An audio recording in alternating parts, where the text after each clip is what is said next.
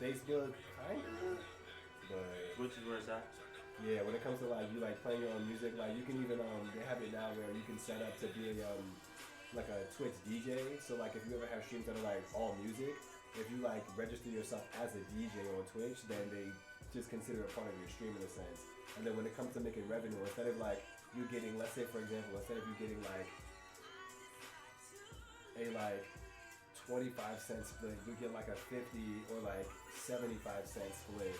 You know what I'm saying? You get like a bigger split because as a DJ, they know you're gonna generate money just by literally being on stream. You're gonna, it's like there's a guarantee you're gonna generate what, like 100 viewers over the course of the 4 hours that you're DJing or whatever. You know what I'm saying? So like they have like a DJ incentive program kind of thing. That's cool. So yeah, Twitch and Kick have been like really doing it, but they're owned by the same company. Like Twitch owns Kick, so it's like the little team version slash. Like on the. Yeah. So that makes sense. What kind of equipment did you need to start up on? What happened? You just needed the camera and then the microphone, right? Yeah, basically, yeah, like computer or a laptop, the camera, the mic, and then for me, because gaming is like the main of what I do, just a gaming system. And then from there, like over time, I was like, well, I want to edit my own videos, and then like we were talking before, and the translating of like video production, wanting to see like your vision come to a certain space. I was like, alright, so video editing is like the next step. Yeah. So at this point, I have the skills to edit video. I have the skills to like shoot video. You know what I'm saying? And I have like the skills to like dance it out. So now I'm like trying to coalesce it all together because I'm like, I have the skills. Now the one thing that I needed to do with all these skills, I can finally put together. You know what I'm saying? So it's just a matter of time. You know, it's like a garden. Like, you know, sometimes it's just the plants just have need time to grow. I feel like I'm taking too long. I feel like it's me. I feel like it's me taking too long, bro. Sometimes things just need time to grow, but that doesn't mean that you just don't put any effort into it. It's more like you do everything you can in your power, and then time will handle the rest. You know, that's how I see it. Yeah, that's how it goes.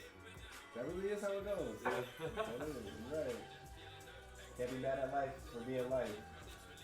Bro, to be honest, that type of stuff is never gonna stop, and I feel like as we grow up, it's just gonna keep it's gonna keep coming our way. I feel like these days I'm like mentally prepared and emotionally preparing myself for when those moments are like, not that they like I'm predicting it, but like for example like that, like I could not really see my mom's like passing, but it helps me prepare for like when my dad, goes too. So it just made me realize a lot of stuff. Right. Yeah. I don't know. Without getting into it too much. No, I hear you, bro. I honestly I haven't thought about that thought in a little bit. So that's another. Again, in your 30s, it's all different. It's different, bro. It's all different. It's different when you're like in this kind of like period of time. It just feels like things that like you wouldn't normally even think about when you're like a teenager or even in your like early 20s. You're like, oh yeah, life, like what's life about? Like I'm trying to be outside and this that. Right. And then that part. Anyway, you already know. Bro. I get it, man. Next thing you know, you look up, you're just like, I'm seasoned. Like I'm the OG. Yeah, like, I'm the OG now, and then like they're the youngins. And it's so interesting how like.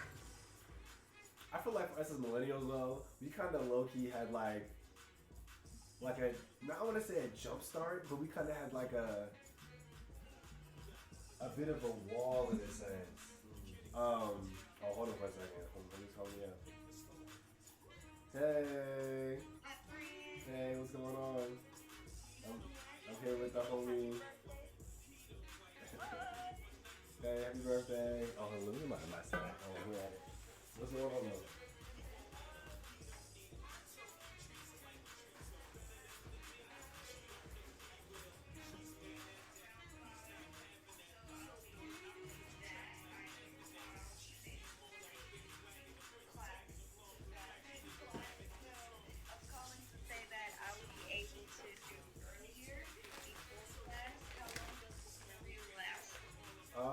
I mean, honestly, it's just like, just like general talking and whatnot. So, I mean, it doesn't have to be a long thing. What's it called? What's a good time for you?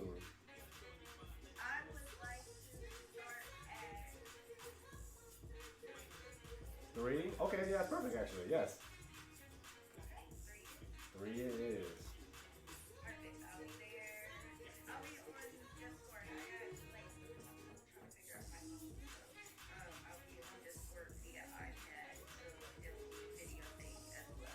Okay, I like your hair. Hey. Okay, I see you though. You doing the thing. All right, I see you at 3. All right, bye. Nice. Okay, I'm sorry. You were saying. No, I don't even remember what I was talking about at this point. I think I was saying something. Oh yeah, I was saying I haven't had that thought in a while as far as like your parents and whatnot. But I think as millennials, I think there it is. I think we had kind of like a almost like a stopgap measure with COVID. Bro, that's facts. Yes.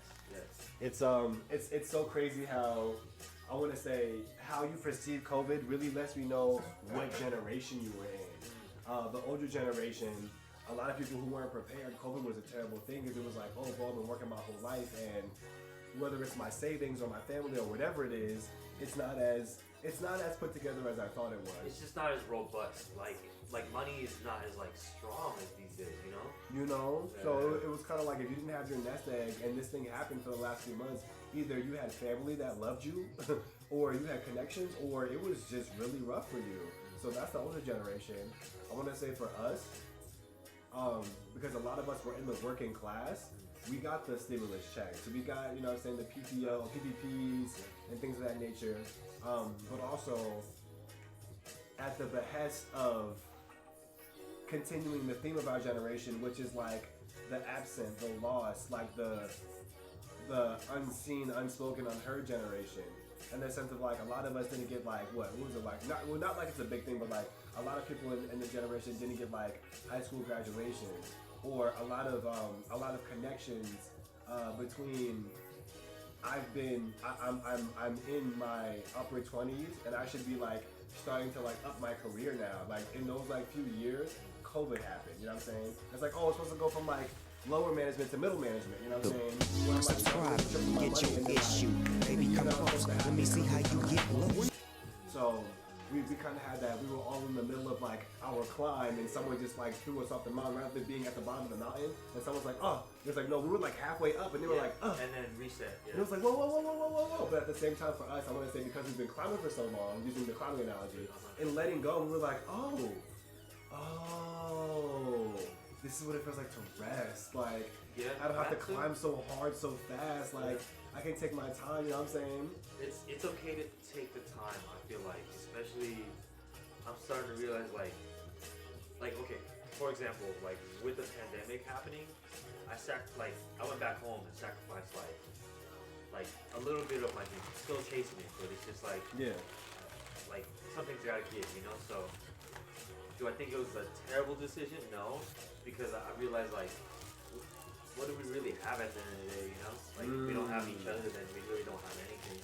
Yeah, like, memories are cool, but like a lot of times, like the book dancers, their relationship with their family suffers, you know, or like they they don't end up spending as much time with their family towards the second half of their life, and I'm like, that's kind of shitty, you know? That's kind of you know, for the like in the shoes of the parents, you know. If I was in their spot, you know, I would want my kids to be hanging out with me, like especially at that age, you know. You're like, yo, things are slowing down, things are, you know, like it's different at that age. Right. So to have like your own kid be there, like for you, that's major. I don't know. No, you're on point. You're on point. That is major. That's why you want some water, soda. Bro, I'm chilling, man. I appreciate you. Okay, for sure. Yeah, sorry, I would have had more party favors, but No, bro. We're here. Like I don't see it as that. I don't see it as like, what can I get from this situation? It's more like, what can I learn from this situation? How can I connect with people? You know? That's it. Oh, for sure. Well, yeah, I appreciate you. But even me again, like being a host and a guest, other guest.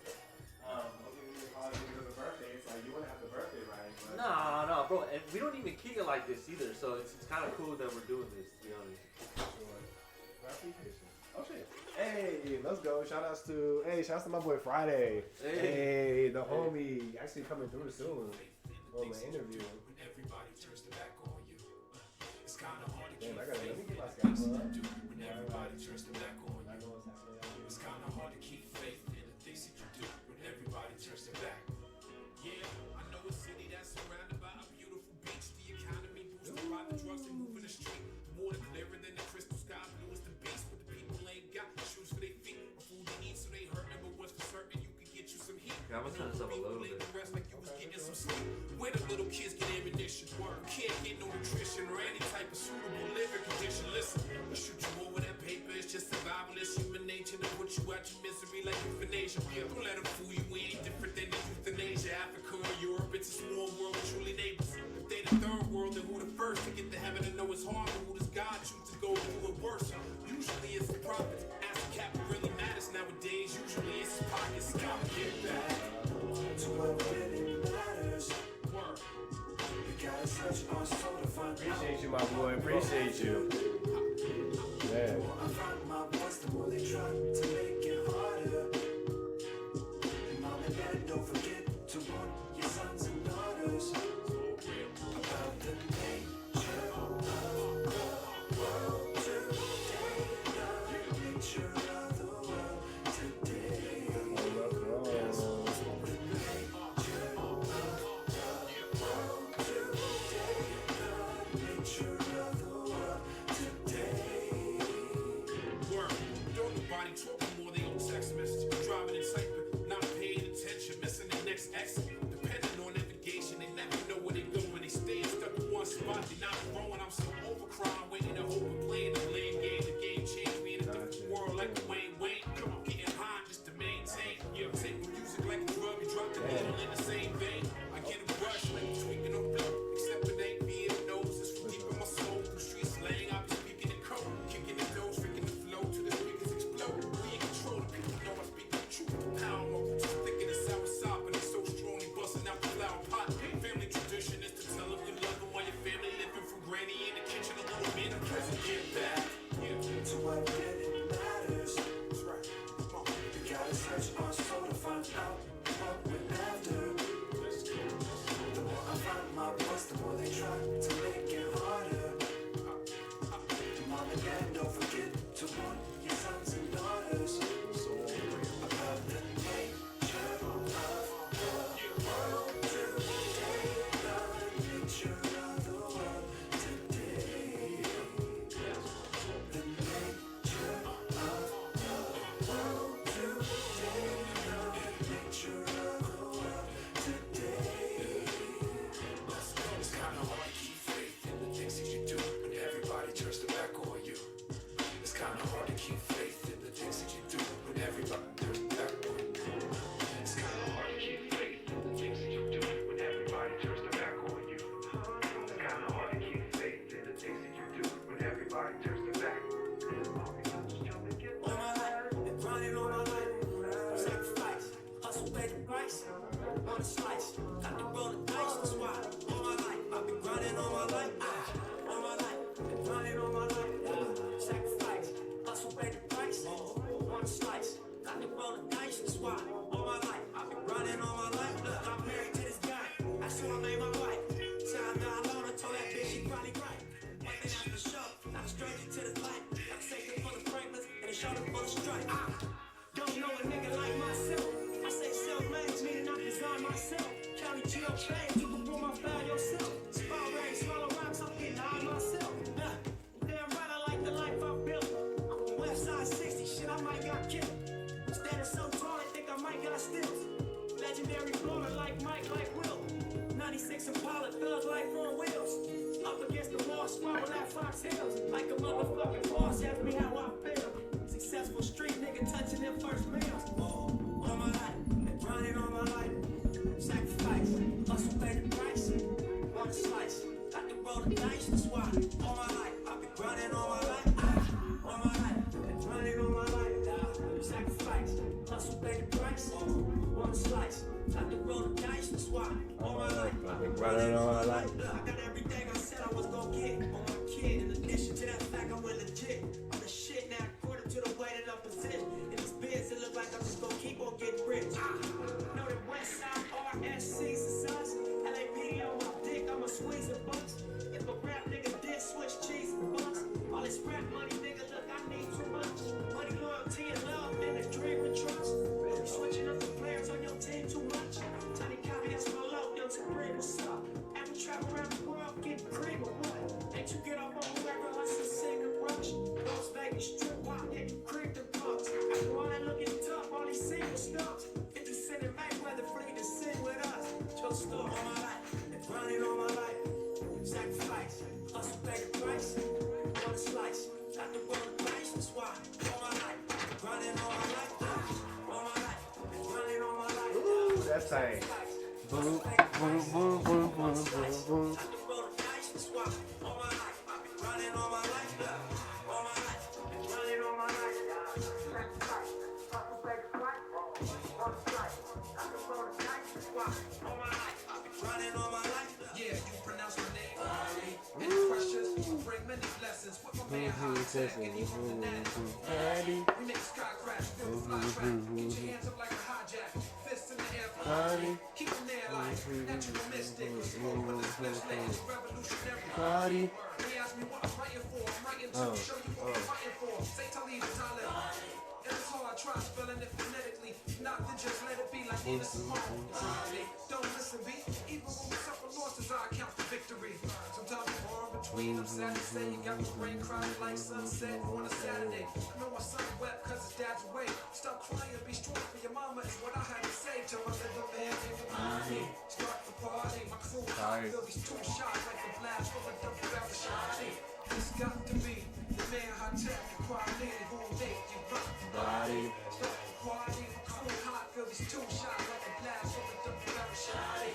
This got to be the man high tech, the quality. I remember when it all started. Back in the day when me and mom first party. Tech from the beginning, I stayed advanced. A young chameleon adapted to any circumstance. Big gang, yeah, there's never been a lazy nigga. Stayed on my hustle, concentrate to get the paper bigger. Stay focused, while other cats stay hopeless. My niggas stay high, I stay low. Stacking my shit to get a full culture. This shit ain't over. Going for the gusto, keep getting that profo. It's high tech, on the track like Flojo. But you ain't even know I have flow though. Body, Body, crew hot, feel these two shots like a blast from a double barrel shotty. This got to be the man hot tech, you got to leave out.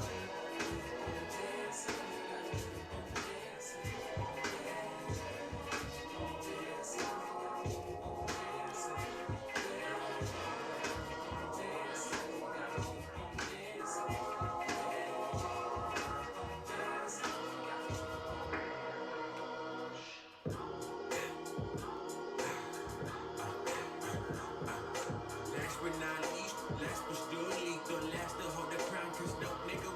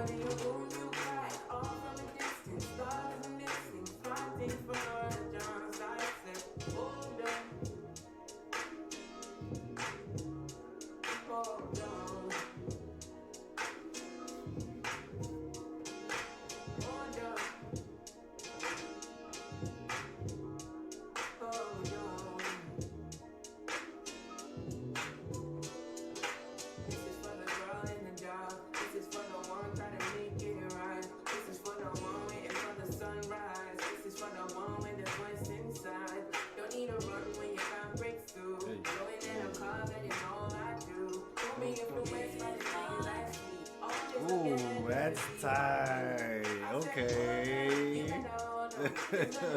Okay.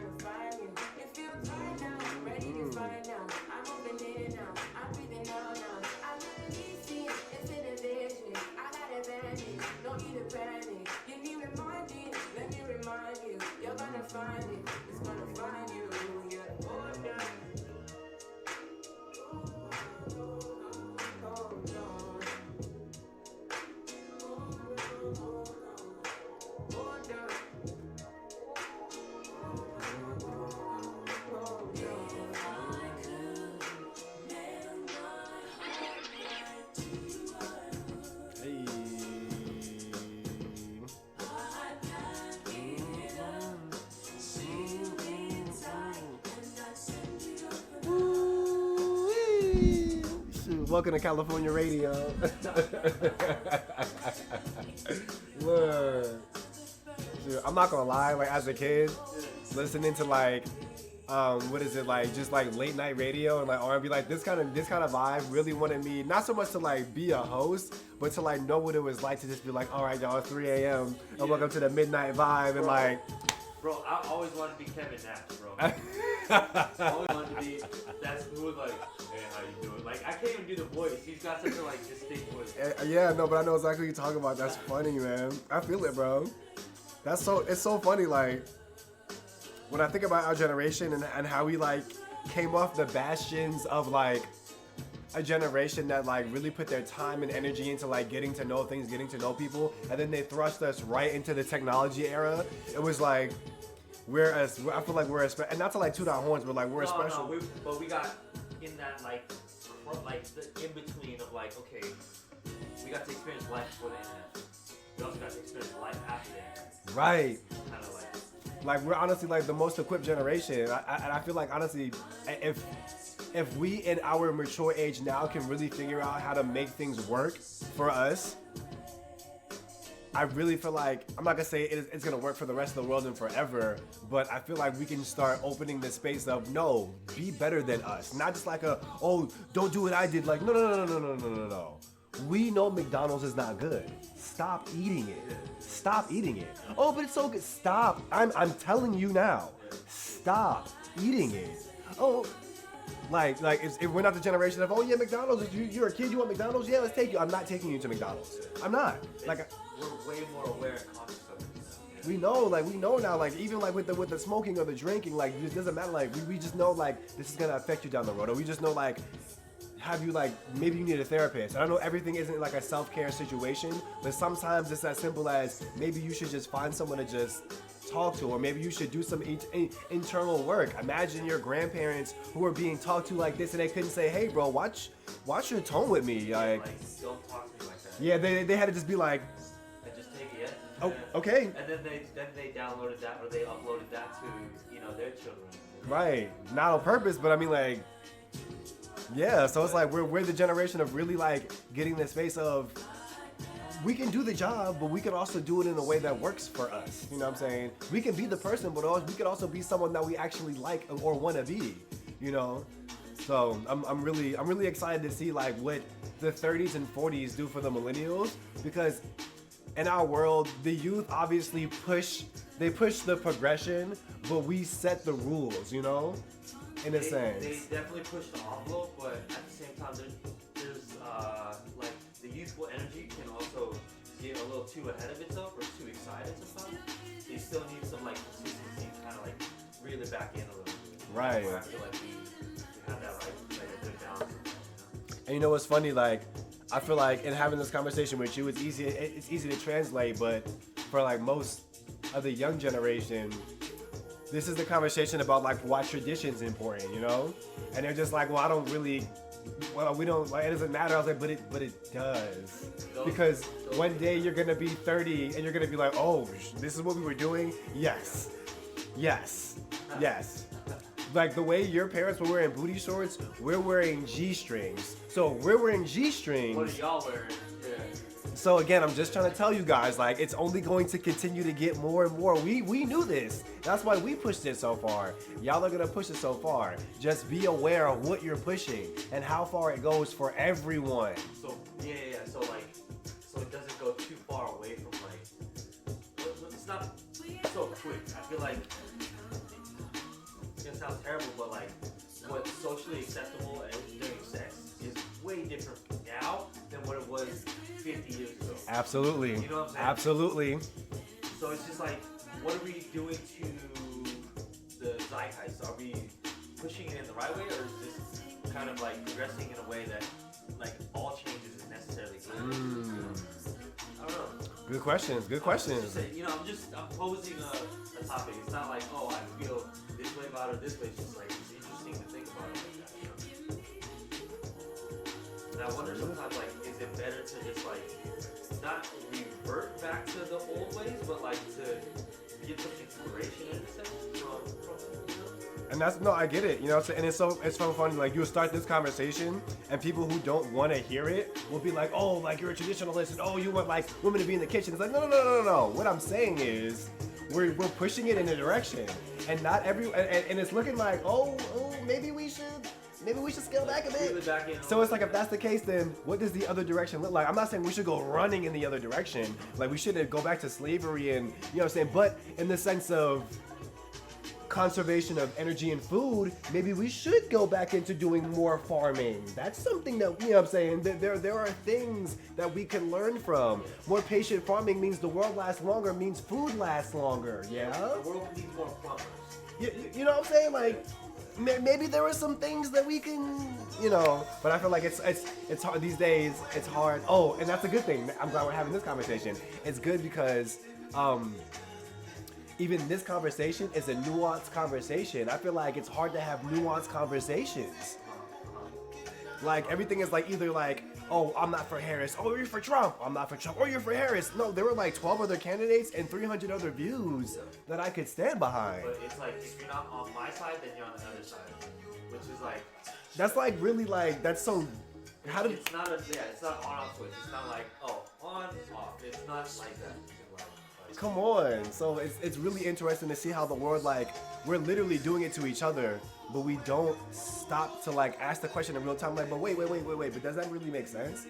It's always like, oh, well, I disagree, I'm aggressive, well, I'm aggressive, and that was a thing, and now we've gone too far, you know what I'm saying? Team, I gotta hate you now, like, it's crazy. Not that serious.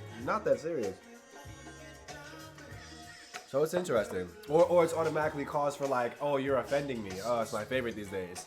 You just offended me. You have to take offense. So unless I'm walking up to you with the intention of being offensive, you have to take offense. So it's not so much me offend. I'm not gonna say that this is not a cop out for all people. No, that's not it. No. But it's not so much someone offending you. It's so much that something that they said or did, you know what I'm saying, triggered or alarmed you, and so you decided to put it in that box of I'm offended by this. But that being said, that's still a you thing. Do you feel like people are too quick to get emotionally triggered by things these days? So, first of all, you're rocking. I just realized we was playing. Yes, sir. Hey. I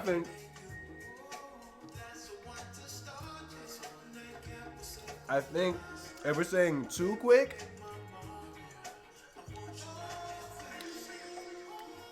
ooh, okay, I'm an adult now. I can answer this question. Yeah. If we're saying too quick, I want to say yes, because I am of the belief that as adult human beings, unless you really have an issue or you really have a problem mentally, spiritually, like emotionally, like you really do have an inconsistency or something's going on, what we do on a daily basis, these are choices we're making. Even if there's a feeling, you still allow that choice to be made through that feeling. You know what I'm saying? These are choices. So, ooh, what? Slow down. That's tight. Oh my goodness. It's gonna hit. I know it's gonna hit. Oh, that's nice. Hey. That's crazy. Sorry. So I think as adults, we're all grown children. Yeah, we're just children growing up. Right, longer limbs, but we're all grown children. So that being said, a lot of people haven't done. A lot of people have lived their life, and I think they're under the assumption or the belief of some sort that as they continue to walk this path in life, things are. Ooh, wow. Yes, a lot of people live in an air of discourse, of cognitive dissonance in their own head. Because a lot of people, when you complain about a situation, right, or bring like worry to it, it's because you feel like things are not going to change, or they're going to change in a way that you're unprepared for. So you try to get ahead of it, or you try to alarm it in a sense, like, oh, I don't like this, or, you know what I'm saying? Anxiety is caused by, not being prepared, period. Right? So I feel like when it comes to being an adult and you have a conversation with somebody, someone says something that you don't want to hear. If you haven't done that inner work, it's almost like you expect yourself to have changed without having done that work to change. So if it always offended you that someone called you, and this is for my people, if it always offended you that someone called you the hard R, at the end of the day, yes, it's disrespectful, and it's willfully disrespectful. Yeah, But if all it takes is a hard R to get you, and now you're flipping tables, now you're fighting people, now you want to shoot up the spot, then you do not have the control over yourself that you think you have. I will say this is that by any means, it's valid. Yes. It's completely valid. It's not like this emotional response is like unwarranted. It's like, yo, if someone said that to me, oh my god. Right, I'm like the first to like swing. Oh my god. Like, who are you talking to? Like, bro, yeah, like oh my god, yeah. So like I'm guilty of this too, and so even putting that outside of that situation, because I can't relate to that. But if I were to put myself in your shoes, bro, I would be throwing these hands so hard, bro. I would. So to say that it's just like, oh, we should be acting this way, it's not like that. It's just it's hard. It's hard. It's tough. You literally have to be like a god or something, or like an angel or something to be responding in that situation, you know? Literally, almost literally have to be God. Bro, like. But I think, oh, that's my jam too. Let's go. You got all the jams, bro. You out here. Let's go. Boom, boom, boom. Hey, you know you're a dangerous thing. Baby, why you texting me? But yeah, man, I just think I'm an emotional creature, bro. I really, like, as soon as I realized that for myself and, like, acknowledge that to myself, Right. that's when I was like, okay, I need to get better at this, like, where people can't just, like, kiss me out like that, you know? But, again, it's not easy, like, it's not easy just being like, Right.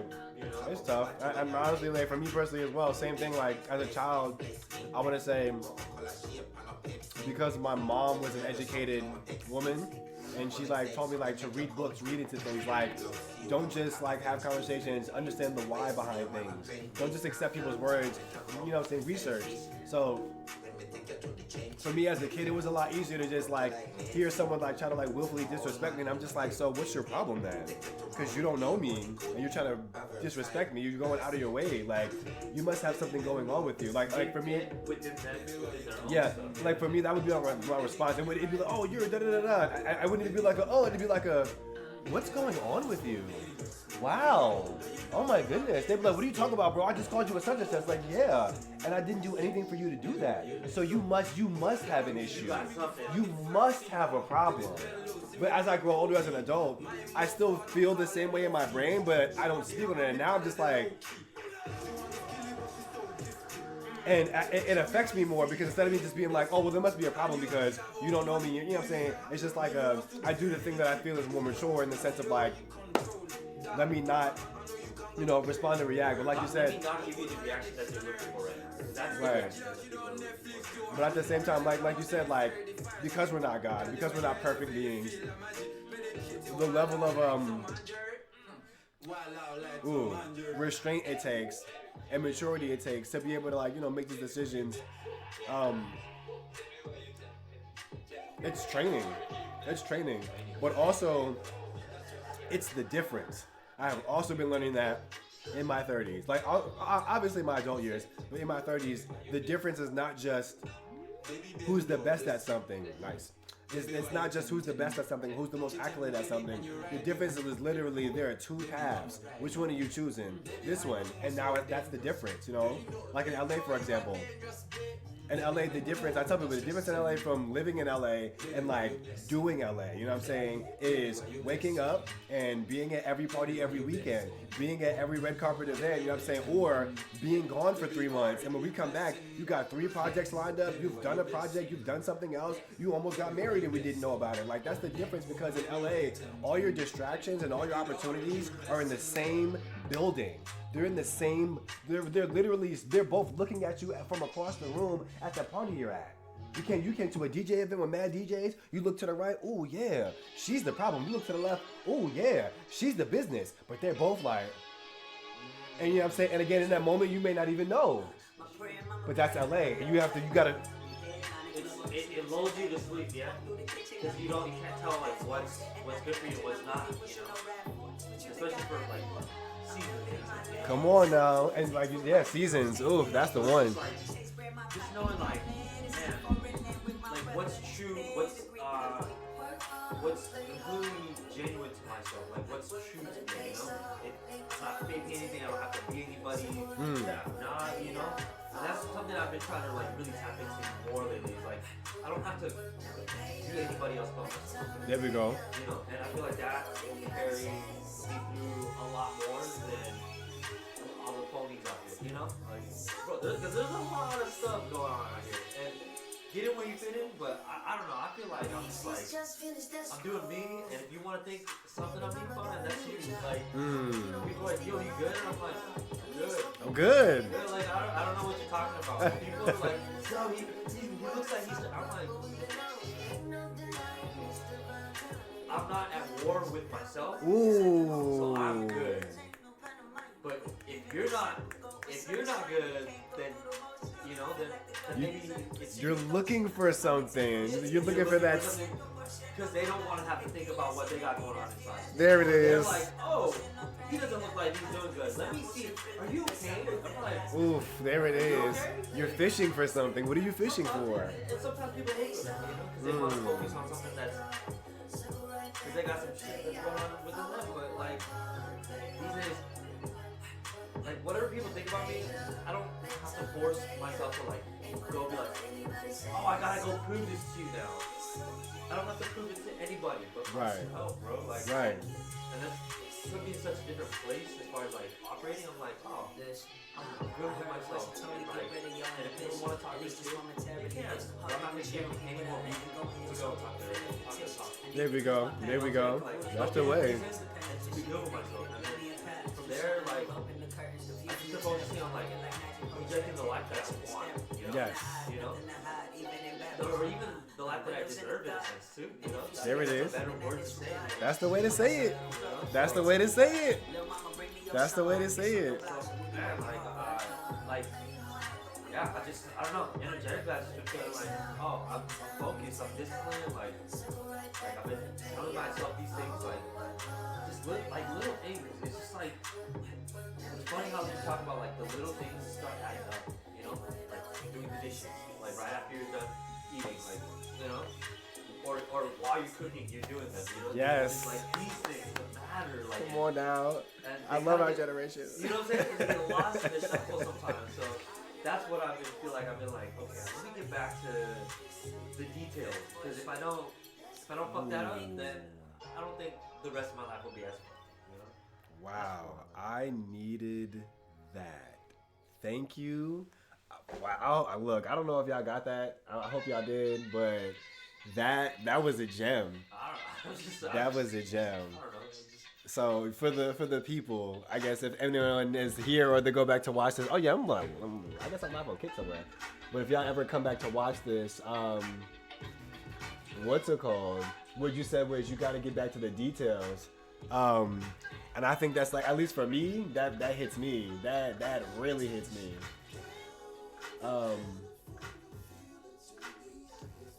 I feel like like I was saying, that's the difference. I feel like as we get older in life, you get so used to doing things. You get so used to closing a deal. You get so used to doing a gig. You get so used to having a conversation, showing up to a class that not so much you forget the details, but the importance of the details outside of yourself, I think we lose sight of. Because I think ultimately the details, yes, they're for you. Yes, they're for you. But ultimately, in the way it reverberates, resonates with the world around you, that's the difference. You know what I'm saying? That's the difference. And I think it's crazy, like for me, when I first moved into this house, like 2018-ish, Instagram was getting into the way where there was like TikTok's gonna get crazier, it's getting bigger, whatever. And so with me watching like what people were doing, I realized that the videos that intrigued me the most before things started getting weird were the videos of people doing like the daily videos, but doing like the detailed day by days, like getting out the bed, me brushing my teeth a certain way, like flossing right after, doing a certain mouthwash, jumping in the shower with my certain like soaps and whatevers. And I was just like, it seems so meticulous, but at the same time, like, it's the details. If I had the time and energy, every part of my life would be like this. And not so much like, oh, I want everything like into such a corner. Nice compartments and it's all neat. But in the sense of like, I would have my bag for my DJ equipment. I would have my laptop case for my laptop. I would have my certain cords, and I would have it in a way where I could it's easily accessible. That's the same level of detail. You know what I'm saying? If I was a camera guy, I would want my camera bag, my cards, my extra lenses, and I would all in one place. You know what I'm saying? So it's like that idea of, as we get older, we're really, I'm not gonna say only looking for convenience, but it's mastery of self. Because everyone's details is different for them. That was tight. Come on. No. I was hearing it. No, it was tight. I'm here for it. Oh, let's go. We gotta follow. Bro, the follow, like, speaking of follow, it's the follow through. Like, the follow through is so missing these days. And for myself, too. Like, I'm so guilty of this, is where like I fail to get through all the way to the finish line. Doesn't matter what place I finish, just getting there, you know? I feel like sometimes I don't put enough emphasis. I'm always so focused on like, oh, I gotta be the first to finish or first to win or does this, that. When I should just be thinking about just running the race and just doing that in its most, like, not simplest form, but like its most like fundamental form. Yes. You know what I'm saying? Yes. No. Yes. It might sound a little too like, oh, it's easy, or there's not enough to it. But I think simplicity is like more so just what creates the, you know, for you to stand taller. You know Ooh, to stand taller. I like that. I like that. Like, I really believe that. And if I can just find joy in those like little moments, like, oh, I brushed my teeth. Like there were times in my life where I wasn't brushing my teeth. Right. That's wild to me. Like thinking about it back then, I was like, fuck, what was I fucking doing? But now I find joy in that because I like, oh, I'm putting in the consistent effort to brush my teeth, and it pays off in the long run. Right. Between you and me, bro, that was me for flossing. And not that like I didn't like want to floss, but it was just like I just never really like found the importance of it. Like, you know what? As much as I don't want to admit to that, even being like someone who's into health and medical, like I'd floss like maybe like twice, 3 times a week type stuff, like Tuesday, Thursday, Saturday, Sunday. You know what I'm saying? Or if I'm really, but like now that I'm in my 30s, bro, I'm just like it's every right. I'm done eating. I'll be like, what are you doing? I'm like, what are you doing? Nothing. Give me a second. I'm chilling. I'm good. I'm chilling. You know, but so it's just one of those things, man. Like, I mean, like, it's things like, you know, when I was younger, I was like, yo, I never understood it. Like, I never understood why, like, the reasoning, the why, the why I was doing these things. But now I understand, like, why I'm doing these things, or like we were talking about the details of like these things, like.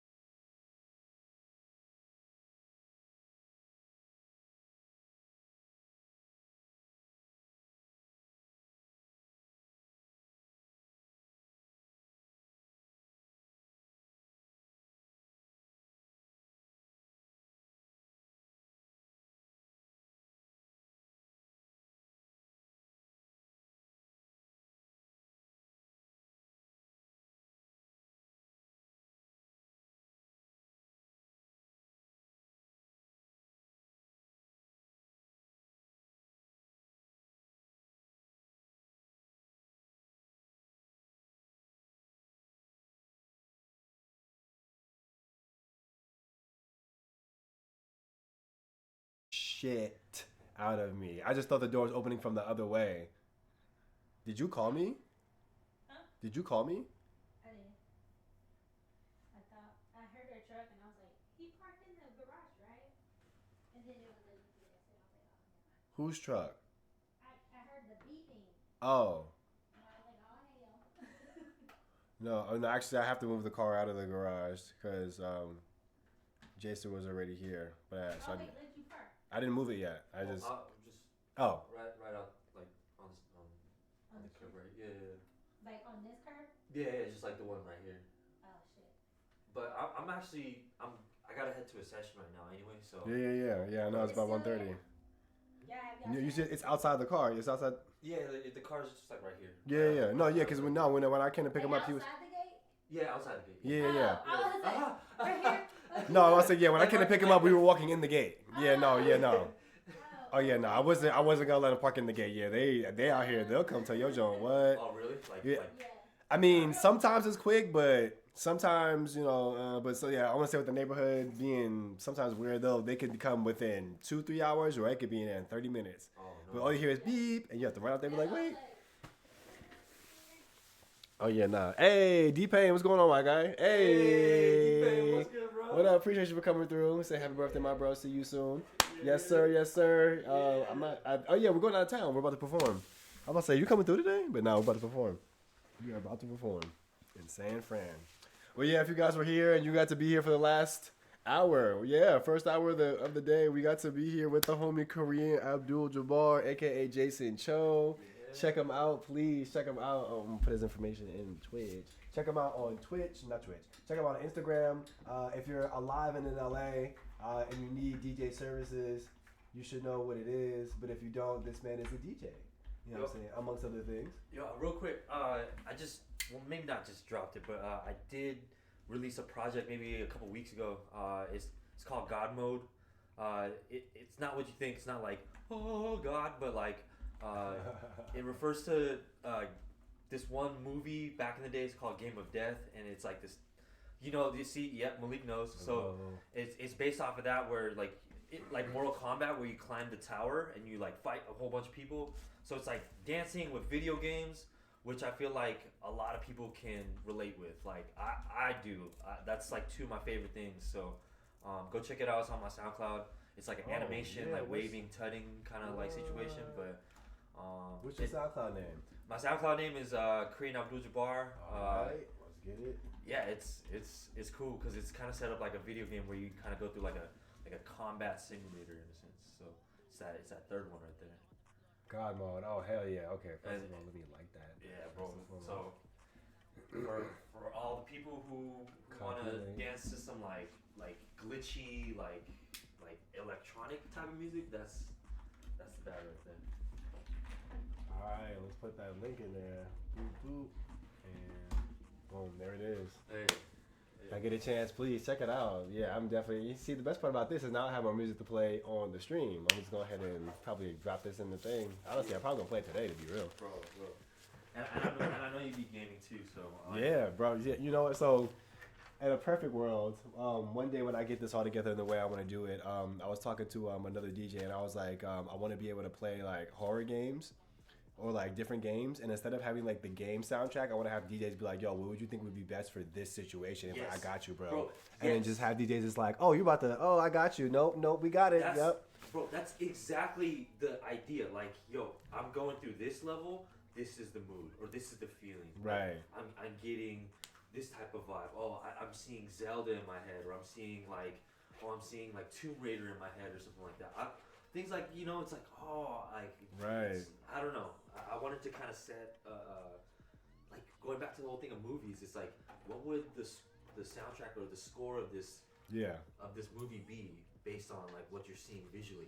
You get what I'm saying? Yeah, no, I do, bro. I see it. We gotta get a session together. Bro, we gotta get a session together because again, like I feel like that would put. No, I wouldn't say. I'm not gonna say like, oh, I'm like the God hand here, but no, I feel like that would help like. Because I've been thinking about it with like Crump, for example. It would help put this form of art in a different space for, again, people who don't really know the difference of the DJ they're seeing. Now they're just like, oh, like you're a DJ, but you also like, you know how to mix your own, like I watched that stream where you mixed the music in real time. Like I watched you do that in real time. Like what else can you do like that? Or, things of that nature. It's a simple thing.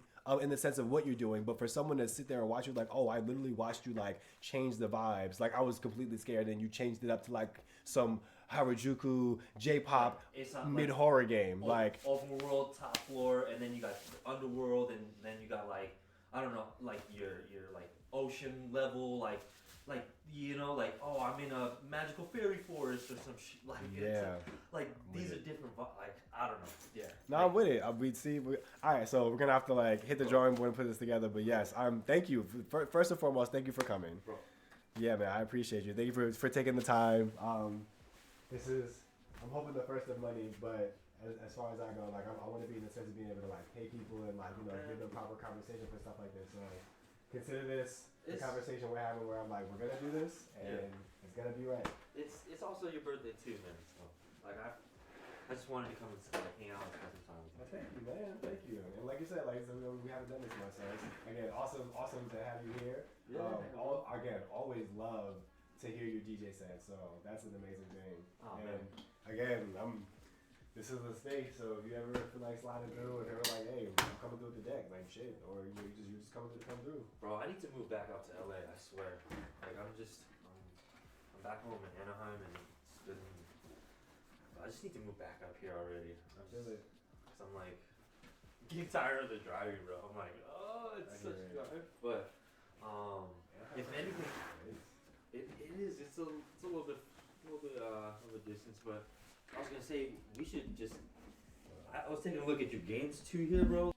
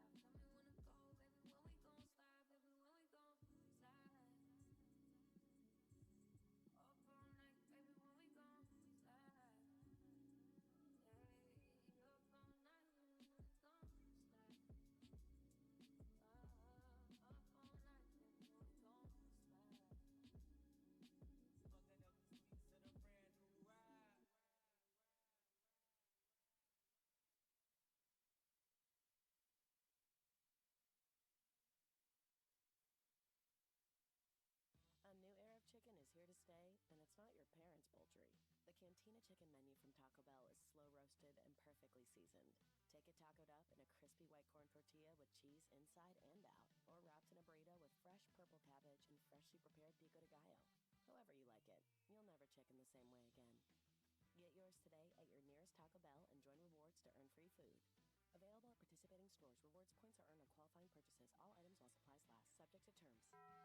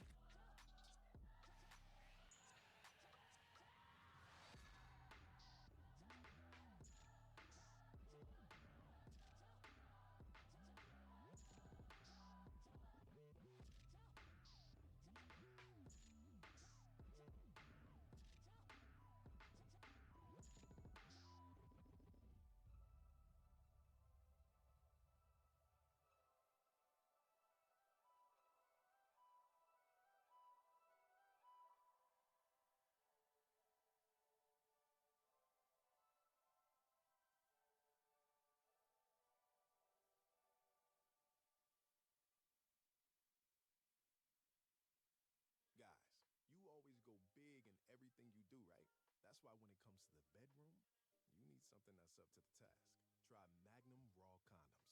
They're the thinnest yet, offering more room and superior comfort, all while maintaining a secure fit. These condoms are designed to keep you safe, allowing you to enjoy life without compromise. Live large with the confidence to handle whatever comes your way. Magnum large size condoms, the gold standard. Accept no substitutes. With Squarespace, you can turn any idea into a reality. That means that when you make a website, you can turn your solo birdwatching walks into a booked-out tour seeking the rarest species. Or your backyard band practice into sold-out shows and sold-out merch. And your smoothest ski skills into a slope school for beginners. Squarespace. A website makes it real. Use offer code SoundCloud for 10% off your website or domain.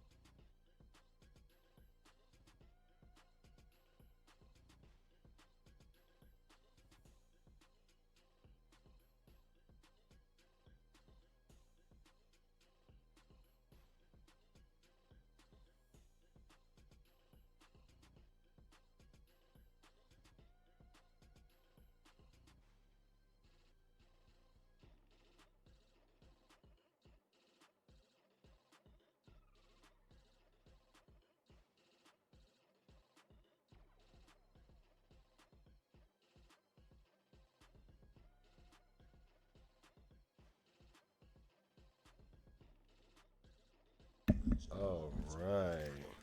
Just got done with the DJ set, and I'm excited, man. I'm excited. The stream's going well. It's a real chill day. Birthday, come through. All right, first.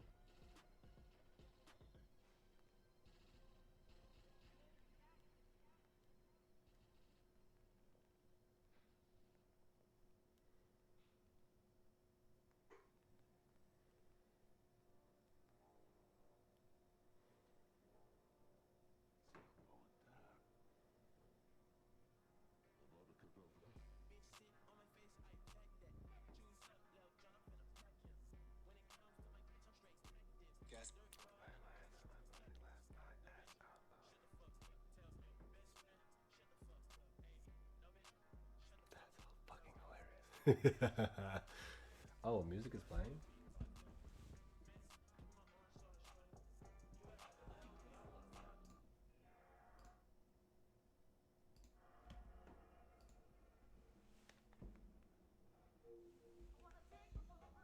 Thank you for choosing .mo. This project is designed to test your skills and challenge your fortitude. Like the video game, each level will get progressively harder. Good luck, player. Level 1. Open the ether world.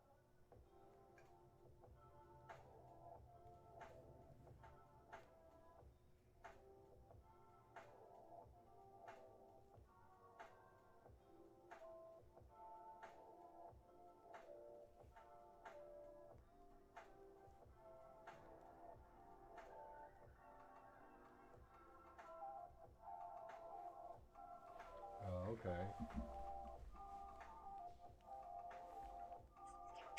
Yo, what you said? Where you at? What? I'm home right now, but when I leave to come that way, the bus that's up the street from you, Where does it drop you off? What's the cross streets? near the train, I don't know. It's literally straight up the street from you. Like, Oh. Got you. Okay, yeah, for sure. I mean, yeah, I'm pretty sure if I'm not like having an interview or whatever, I can swing around, or I can ask someone to like pick you up since you're literally at the corner. Okay. Yeah, just let me know when you're like on the way and all that good stuff. I got you. All right, for sure. All right, later. All right, peace.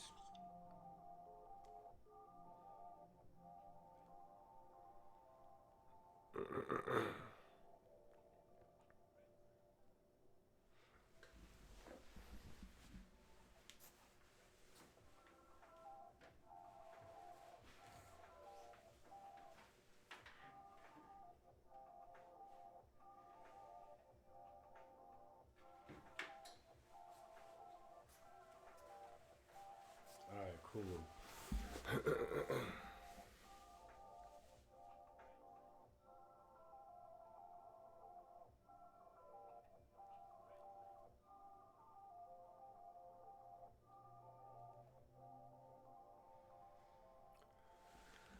All right, what's going on, ladies and gentlemen? Welcome to the stream. It's been your boy Gumby on the ones and twos and threes and fours. Yeah, happy birthday! Happy birthday! It's the birthday stream. Super excited to be here, y'all. A few plans we have going on for today. First things first, we already had DJ Korean Abdul Jabbar. Shout out to the homie, man. Let me follow him right now as well. On Shouts to Korean Abdul Jabbar, man. Commonly known as Jason Cho, formerly known as Jason Cho, now known as the wonderful, illustrious DJ Korean Abdul Jabbar. I've known this man for a few years here in LA. An amazing dancer. I've watched him dance a few times, just a few, and watching him dance and getting to know him as a person. Great person, great guy, really great human being. And so it's amazing that I had an opportunity today to just have this conversation with him on stream.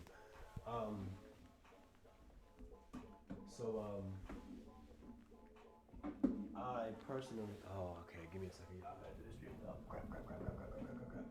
Okay, so today's stream, outside of just celebrating the fact that hey, it's a birthday and I'm getting a year older, I'm taking some time to converse with people who I've grown to know as human beings, whose energy I respect, whose life I may see in a successful way, you know what I'm saying, or whose spirit I may see in a general way. Yeah, this stream is more so, saying to shed light on those people, while also shedding light on the fact that I like to shed light on those people. If that makes sense. Hopefully.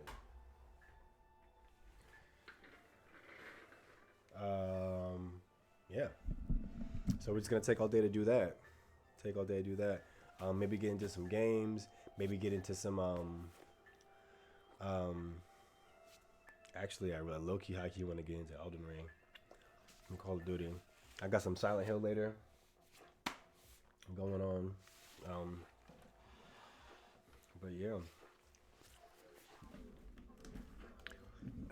If I do this again, have the downstairs stream, I just gotta make sure I have like, I just take more time to plan it, and I put some money behind it. That's it. More time and more money.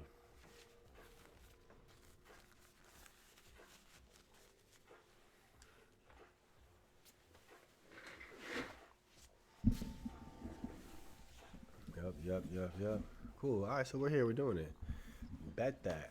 I appreciate it, man. So yeah, so far we have the homie D Payne stop through. You know what I'm saying? We had Pink Elaine. Pink Elaine. My sister Jazz sent me. Thanks, Chad. Thanks, Pink Elaine. Pink Elaine came through. You know what I'm saying?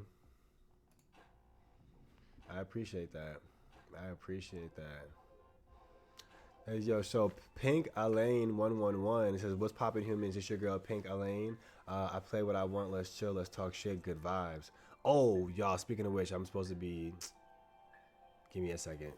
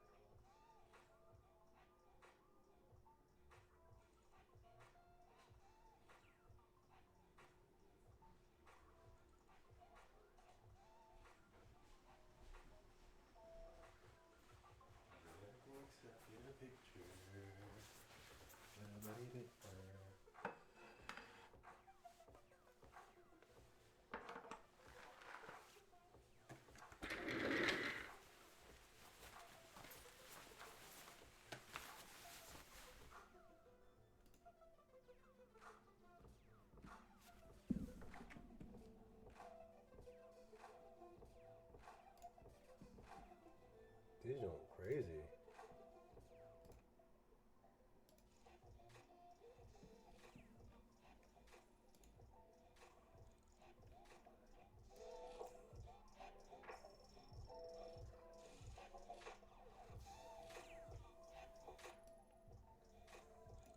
Okay, this one kind of crazy, man. Okay.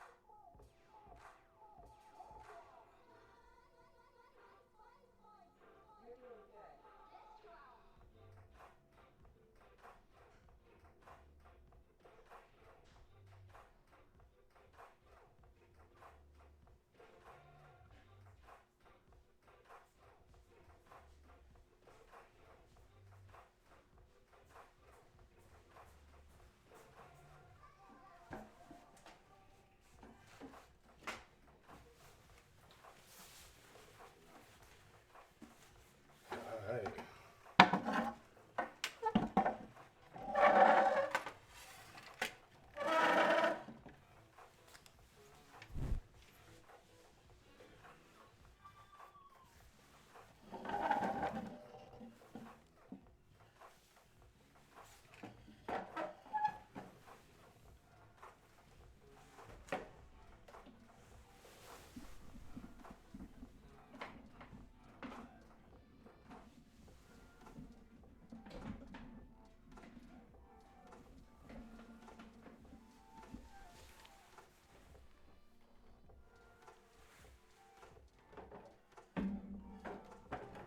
Alright, setting this up. I feel like I kind of want to like have my chair right here.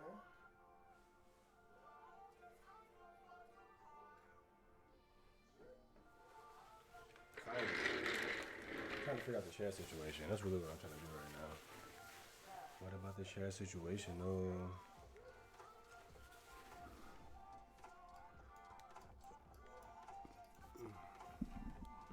What time you want me on? Let's get it.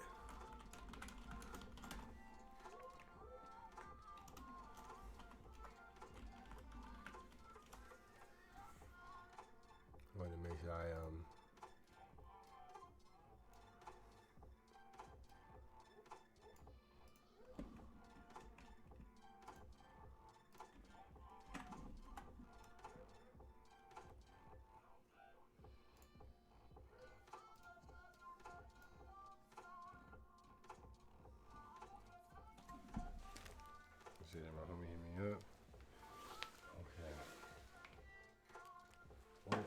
Bathroom break, bathroom break, bathroom break, bathroom break, bathroom break.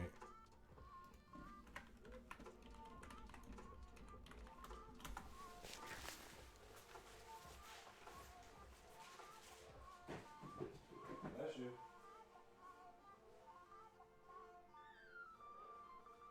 Bless you.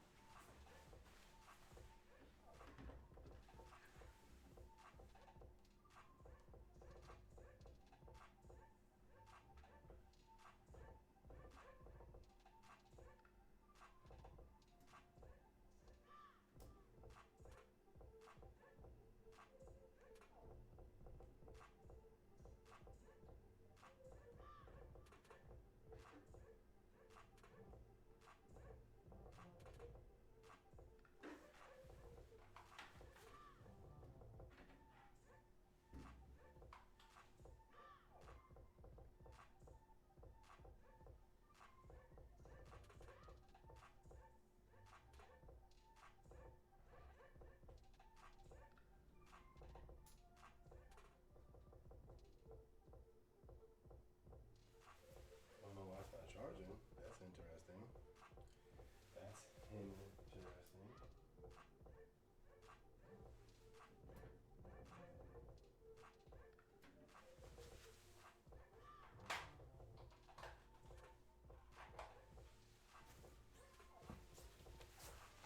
When is this thing start charging?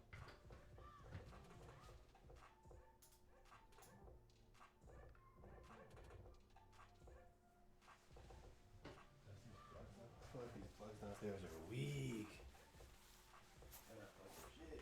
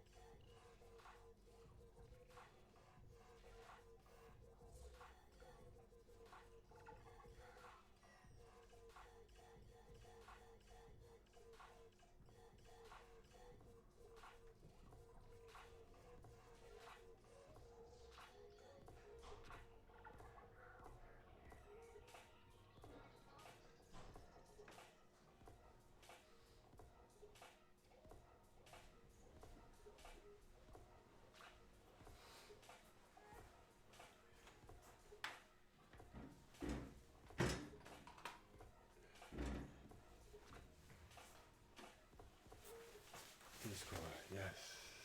Yes, sir. Absolutely Discord. Absolutely Discord. That's the only way. I said it all day. It's like, wait, hey, dang.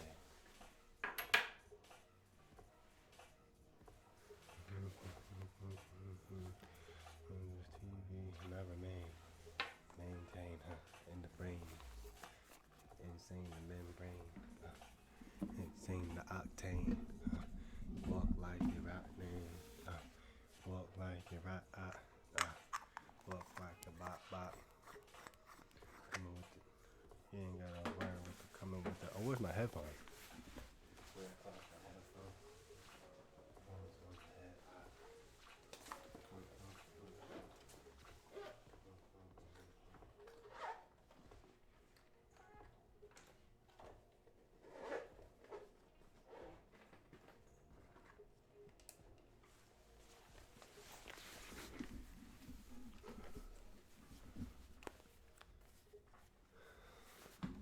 Just in case. I thought I just figured out where my headphones went.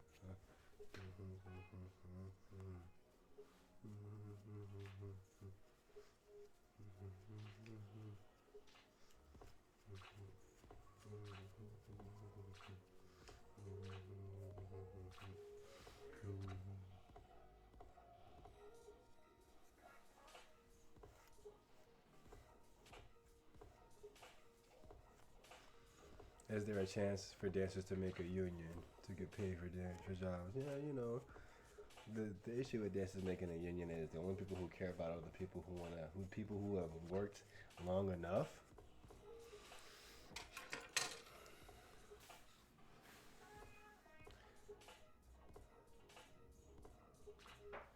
At the end of the day, it's more so up to the choreographer in this particular case. He told us from the beginning that they were going to basically pay for our lodging.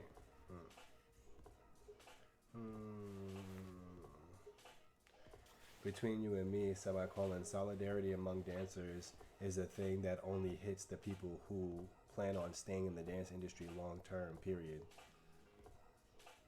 Most people don't, so, these conversations are equated to, quote, you get what you can get, quote, as an artist, period. But like I said, I've done enough sitting down this year to see how many opportunities I could have taken I could have been advantageous within, period.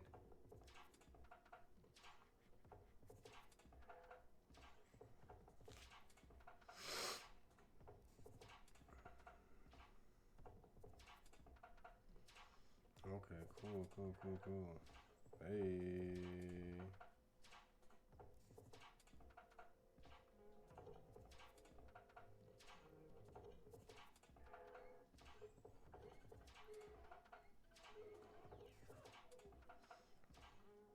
Gotcha.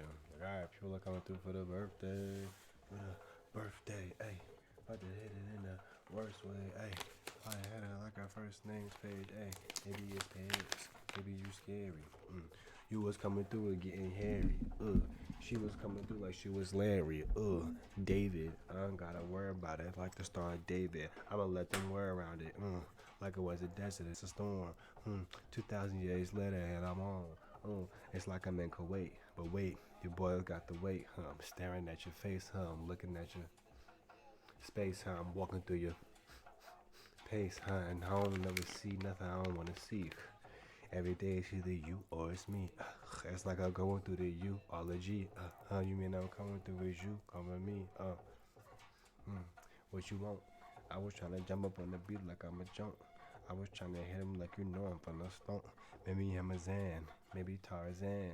Maybe I'm gonna get loopy and hit you with my hands. Maybe it's the wrist too lit, what is this? Maybe it's the arm cause I'm throwing a bomb. So I am not Elway, I am Michael Vick. Super slick. Shish. Coulda said it, what is this? What you mean? I'm the beast all the way from the east. Now I'm selling in the west. I meant the West, take out the E in the chest, and put the I in front of it was next, and then put the R with it. I had to run it like it's R with it, cause it's arm in it. It's the hammer and it came to damage. Shoot and cock it back. I'm a blamer. Y'all ain't gotta worry about it. Please call me Santa. Coming through and killing them dancers. Running up a film like a mancer. That's a Spike TV show, but I'm a professional dancer. The beat coming through and I see the beat rolling you and I think stupid. Who are you? You ain't gotta move me. Chill. This has been like the most chill birthday I've had. You know what I'm saying? Where I get to just have some interviews, get some things popping. You know, the regular. Testing 1 2.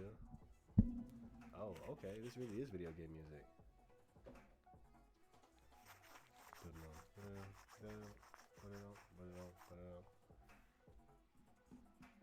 All right.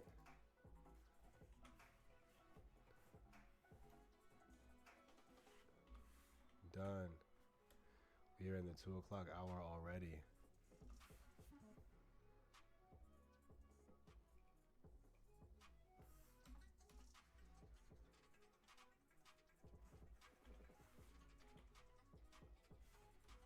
I can't put the equal sign.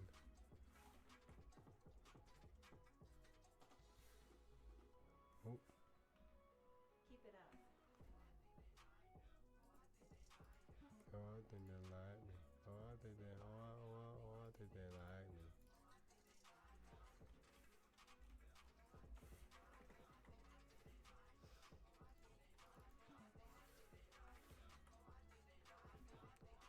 We're in the 2 o'clock hour. Think they like me. Oh, I think they. Oh, I think they like. All right, so far the stream's been cool. It's been dope. We got to have Jason Cho come through one time for the DJs. I really want to. I'm gonna be honest. In a perfect world, I would have had DJ Marv come through. Shout outs to the 757 Virginia Beach, Virginia. You know what I'm saying? Norfolk, VA. We would have had a DJ Marv come through. I would have had the homie Phil the Vibe, aka Phil Good. Would have had Phil come through. Inhabitual B, one of my favorite DJs out here, man. He is amazing. Slater Rose actually might be coming through a little bit later. Towards like the midnight session.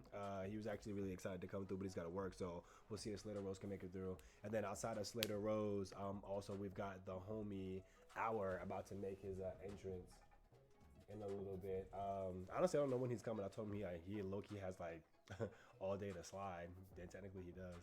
So whenever the homie Hour slides through, we'll be able to get some DJing from him. And Hour is a new DJ.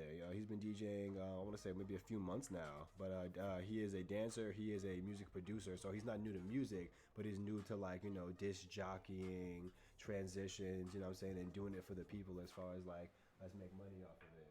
So like I said, it's always nice to see, well I didn't say, but I'm saying now, it's always nice to see the homies break into their new lives and their new energy, and while they're doing it, you get a chance to be a part of that, you know what I'm saying? That's what life's about.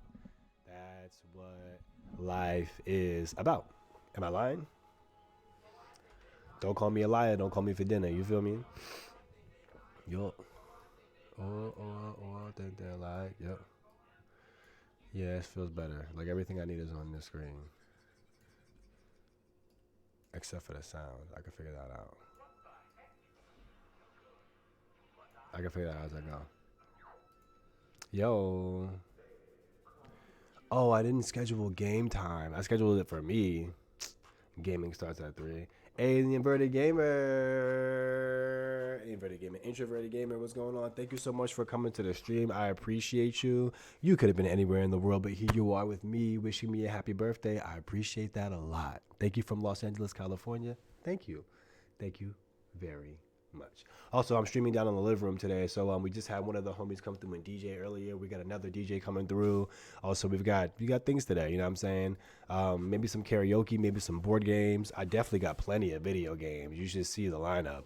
But ultimately, yeah, you know, I'm just trying to take a day to just kick it and really like My birthday always serves as like a reset for myself. You know what I'm saying? We made it to another year. Let's remind ourselves of the good things and let's push for even more things. So, yeah, I'm excited. But thank you for coming through. Thank you for being here. Thank you for being here.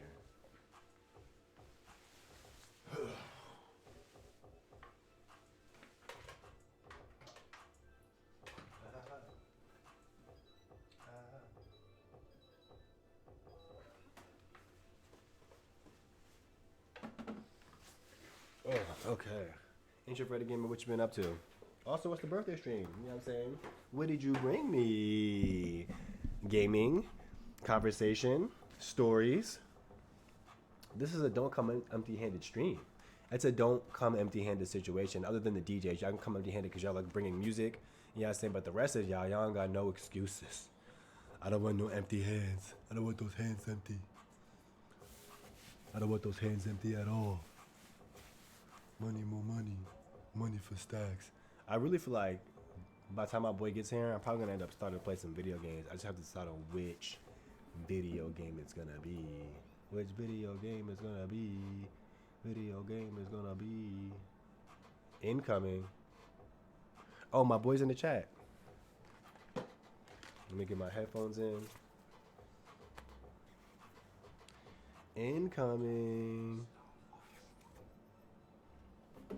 Okay, now that the mic is up and the desktop audio is down, baby. Oh, it just wasn't even that loud in general. Got you. Okay, so let me pull you down to about 50. Yeah. Desktop audio. Boom. All right, testing.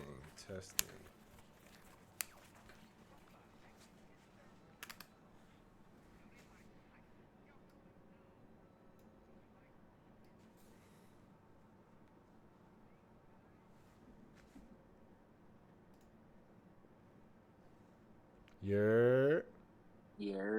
What's going on, my boy? Happy birthday, Brody. Hey, what's going on? It's the boy Friday up in the building. What's popping with you, my boy? Bro, I don't know what's going on my phone and Twitch, bro. It's like, I saw Pink Alien and I see Introverted in here. Those are my homies.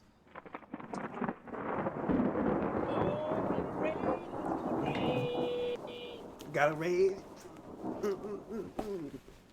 Let's go with the raid. Oh shit! Sorry, my bad. Let's go.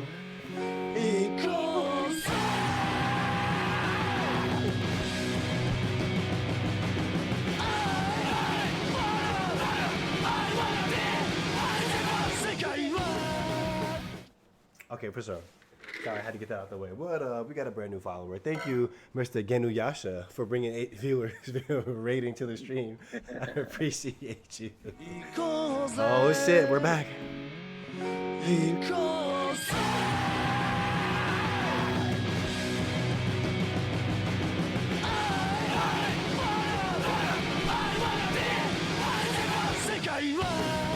And then fire rains down from the sky, and then like pyrotechnics engulf the screen, and then it's like fireworks, and then out of nowhere, both presidential candidates come from the bottom and start like boxing each other out, and it's like, welcome to the stream.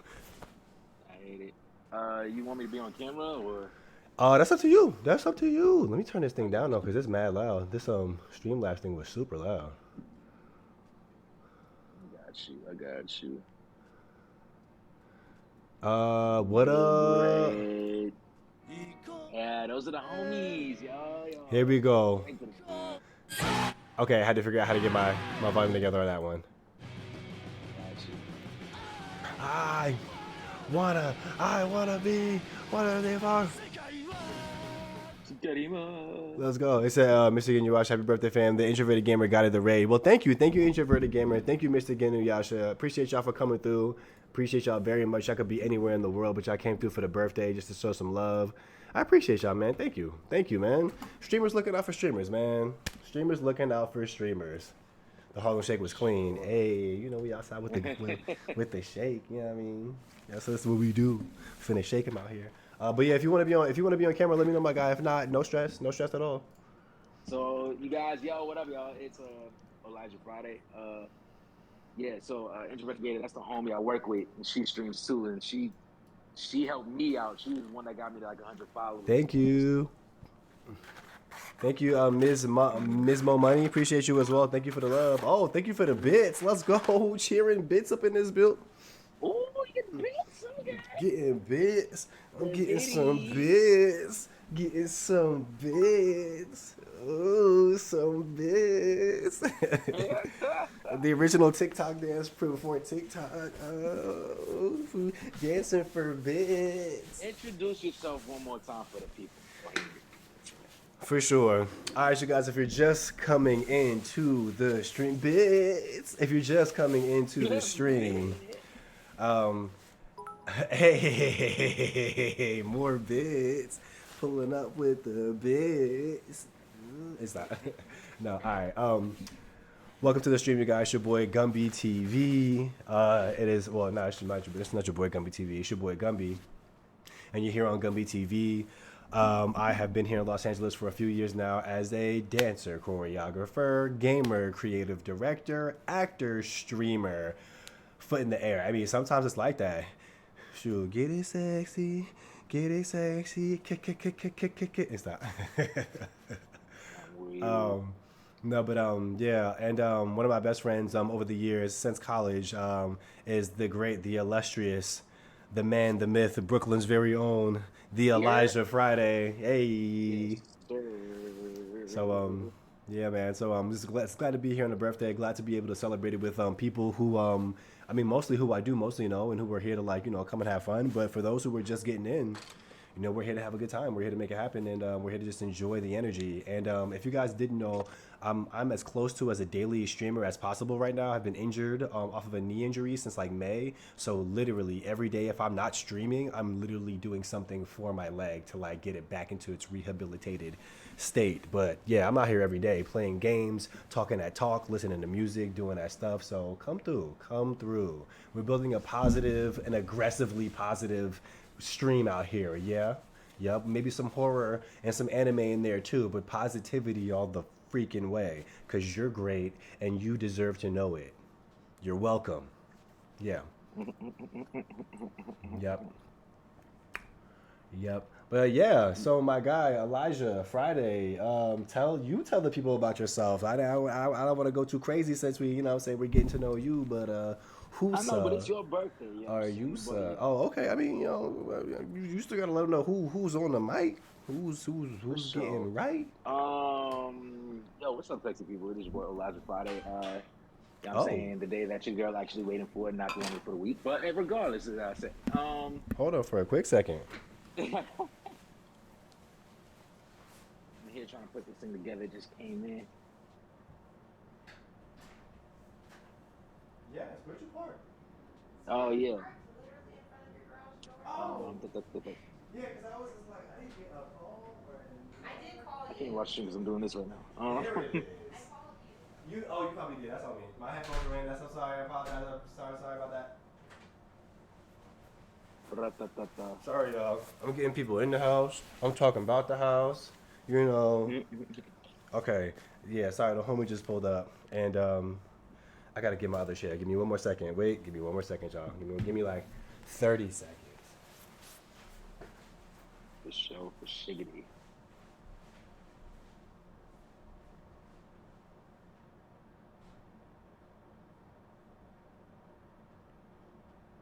Ah, man. Who else here? Y'all get the chat active, man. How y'all doing today?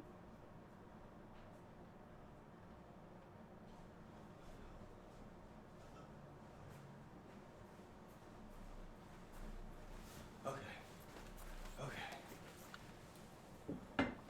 Boom. Almost done. One last second. I can't even. Hold on, let me bring my computer into the kitchen because I'm putting this in together right now.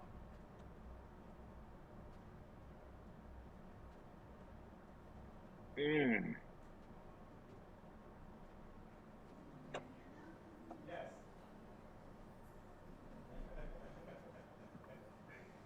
Come on, you're right. No, no. That's hilarious. Not a Wizard Kelly moment.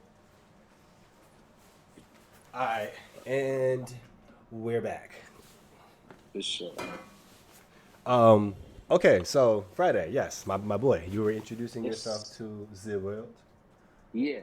You know what's crazy? Real quick, that I opened up the stream on my phone and it has like the funniest pause frame of your face, and I screenshot it. So I'm gonna send it to you.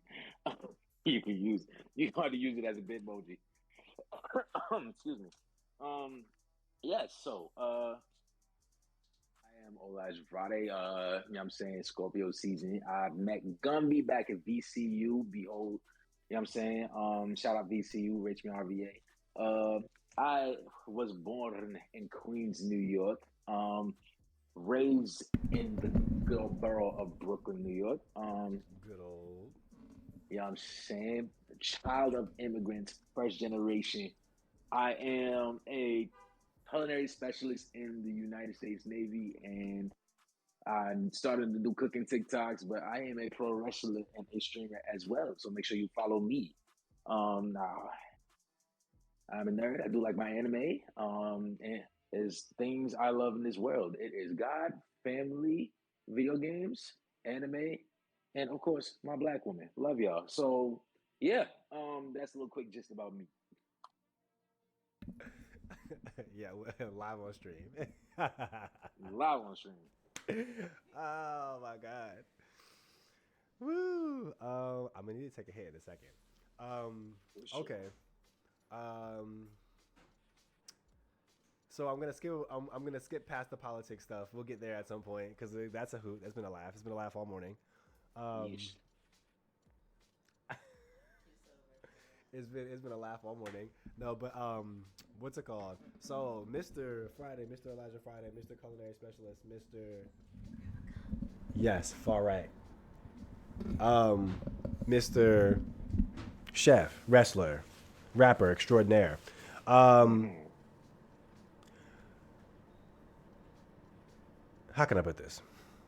In this next phase of your life, as you've been walking into the your solidified wrestling career, what's the next step? And I'm asking you this on the heels and on the light of just recently watching the McMahon interview documentary, where we got to see a little bit of the ins and the outs of what it's like being a wrestler. You took some opportunities to give us some backstory and background about how certain things actually happened, how certain what was it, like the Canadian, the Montreal screw job, and how certain things happened within the wrestling culture and wrestling field that's greatly expounded upon and changed the overall culture. So now for you, who's been a wrestler for years, professional, trusted, doing his thing, what's your next trajectory and your next step within your career or maybe beyond the career? Just to keep going. Like I know I've done a lot, but I know I haven't done enough.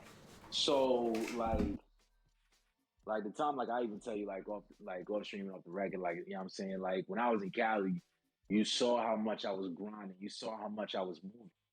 You know what? Like I have a show Friday night, and then boom, I come back to your crib, crash, shower, crash, and then crash there. And I wake up the next morning, and I get up, and I gotta drive like an hour and a half further north, further north to go to another show to do it again. You know what I'm saying? Like with the hustle, and you just got to keep pushing. But also, it's like I can't let this be like my main thing in life because the thing about independent wrestling, it can drive you crazy. It can drive you mad. It's crazy in your mental health and everything like that.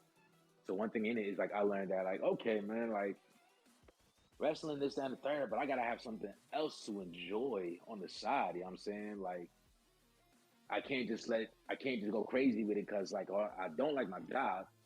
So let me just find something else. And then like, you know, me and Gumby, we've always like played video games. Aside watching anime, we like played video games and everything like that. And Also with our bro AJ, shout out AJ, he should be in here soon. And it's just been like, okay, like playing games with the homies, and then like we could just get our mind off the world and be in that virtual world and have fun. Like be in our own little lane and be kids again, you know what I'm saying? Because I know we adults and all that, but you need that getaway for a little bit. So we've been doing that. But like watching the documentary and everything like that, it's like a lot of stuff. It's like a lot of stuff I already know. You know what I'm saying? But he's not there anymore. So now it's like it's a whole new wave, it's a whole new regime and all of that stuff. But I know just to get there, it's like there's still a bunch more I gotta do. A bunch more people, a bunch more connections to make, and a bunch more self work I have to do. So like I know a lot of great people in the game. I know people that's been on TV, been there, been in the big leagues, been in the Fed, and know people that's currently signed. You know what I'm saying? So I'm just taking that advice from the ones that did it before me. I'm taking every match I'm going out there, I'm giving it my all, putting on the best show that I can. So people can know the name of the Soca Prince himself. You know what I'm saying? So that's really the gist of it, if that's answering your question. For sure, I like how you tried to throw in the last minute what was it, tagline. I'm not mad at all. I'm not mad at all. I see you working. I see you working. I'm working, Shoot. Shout out to Friday. Yeah, you did it. Thank you. Thank you for answering the question.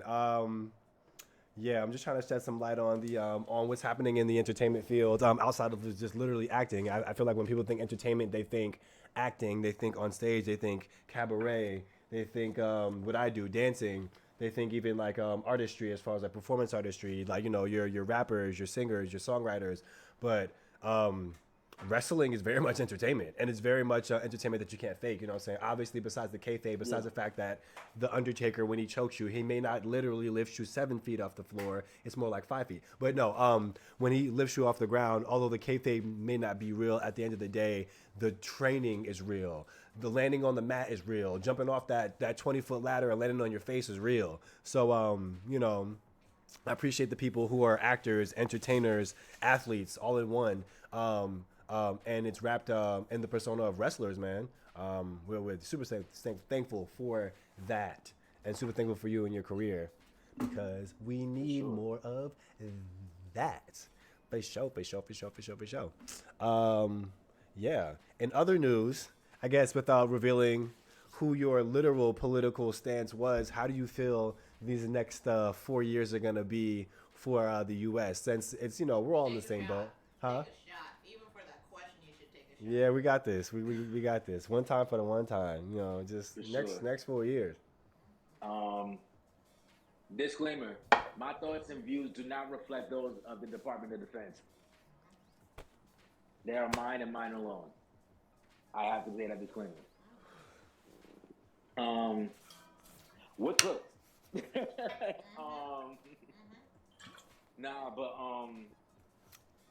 I would say honestly, like, first of all, I hope people really did their part and voted. You know what I'm saying? Like, shout out to the people that stood out there and did that and did their part. You know what I'm saying? Y'all should have did the mail-in ballots. You could have did it 2-3 weeks ago and just dropped. No, that was this guy saying. So, per se, hold on, I'm eating a donut. I just realized you said we're cooked. Nah. Nah, but I feel like honestly, like, I have my doubts about the election and how it went down, because honestly, 4 hours for the whole nation election is pretty fucking fast. But I'm scared because, like, I voted for my grandmother, for my mother, for my aunts, for my sister, for my nieces, for my sisters, my female friends. You know what I'm saying? Because it's their body, their choice. As a man, we have no fucking right to tell a woman what to do with her body, period. I voted for my LGBTQIA friends who love who they love and staying true to who they are because they fought for their right to do that as well, just as much. I voted for the rights for my people, for us that we that our ancestors and others have fought on that fought for, that was lynched for, that was killed for. Excuse me, not unalive for. I don't want to get you banned. Unalive for in different ways, in different places, in different times, in different ways. Even to this day, I voted for those who lost somebody through police brutality and did not receive any justice for it. You know what I'm saying? And when you look at it now and then you see it, it's like y'all seen what this man did for 4 years, and now you want that to happen again, times two. You know what I'm saying? Like, this is definitely not the way I wanted it to go. But it is what it is. But at the same time, we still got to fight for what we believe in. We still got to fight for the rights. We still got to keep it going. We still got to keep it pushing. So what you're saying is you voted for Kanye. Got it. Oh my God. Got it. Heard that. No, I'm just kidding. No, I hear you 100%. I appreciate that. Makes sense. And I think with us and our generation of millennials, we're in we're on the upper 20s, 30s at this point as a millennial. So believe it or not, bro, it's our decision to make. We're the tastemakers right now. So, you know what I'm saying? No matter what decision anyone chose, and this goes for anybody in any case of politics, you know what I'm saying? Because it is a big part of our world. No matter what direction you've chosen, no matter which side you decide to stand on, or which view or vantage point you decide to look at the world, understand that at this time, from your 30s on, you get 1, 2, 3, 4, 5, 6, 7, 6. Nah, like four good votes. 4 good votes. 30, because you'll be like 60 in 30 years. So yeah, you get like 4 or so good votes before you're like into like you're too old for your vote to really matter because you're only getting the Social Security and you're geriatric and da da da da da. Like, we're now the tastemakers. We are now the lawmakers. We are now the fighting force. So at the end of the day, no matter what side you stand on, make sure it convicts you. Make sure that it's something that when you go back and look at it and say, you know what, back in 2008, I didn't think Obama was gonna do it, but I voted for him. You know what I'm saying? Like, at the end of the day, if that's what you say, then that's what you say. But stand on that. I voted for him because I was hoping for change. I was hoping that in me voting for this, I hope that the change that was going to come out of this was going to be this, or I hope that what I was told about what I was going to receive from voting for this candidate is what I received. You know what I'm saying? So this goes for everybody. No matter, like I said, no matter what stance you're taking, just remember that people. If you go to your churches and you have your churches on the other side, y'all still serve the same God. If you go to your dance team and you go to your conversations, I'm not saying accept people just for the fact that they're humans, but I'm saying accept the fact that every human has their own journey. And so their stances, their perspective, and how they see the world, it changes. It differs. Hey, doorbell. I think it's the home. Hey, doorbell. The homeless.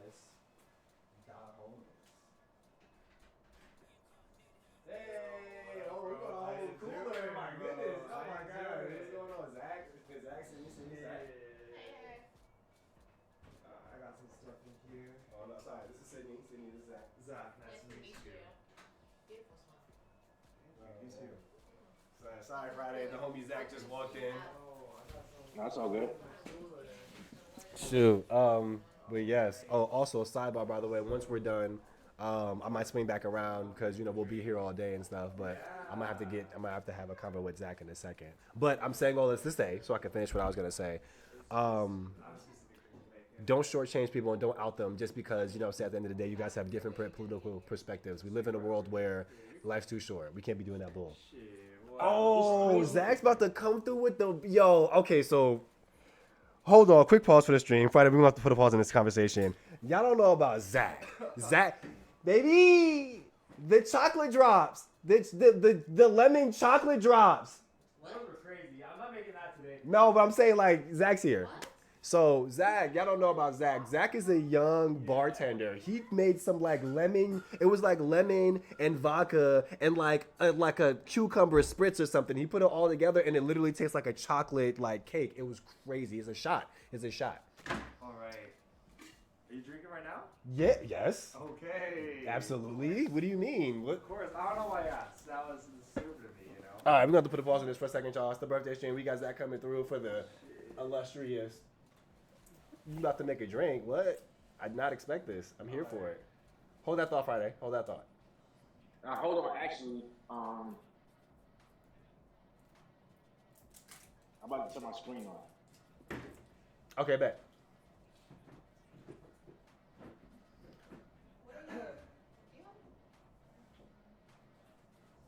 Text me? Okay. Alright, we got Cazadores Blanco. Was it your bottle to keep? Okay. Yeah. Hey, Right. It's getting drunk. Alright. it's getting drunk. Oh, this fucking pour sucks. Bro, Zach's making a drink for the birthday. I am so honored. Y'all don't know this man's a bartender, son. Alright. What? Do you have ice? I do. Yes, I do. What? What? Live drinks on the screen? What? Let's fucking go. If you're feeling the stream and you want a drink, subscribe. I don't know if you're going to get a drink, but subscribe. Appreciate you. On Kick, too. If you're on Kick, hit that follow button because, you know, why not? Why wouldn't you? I'm gonna wash my hands before I wash my hands in the ice, but I have a bong. I don't have any more backwoods.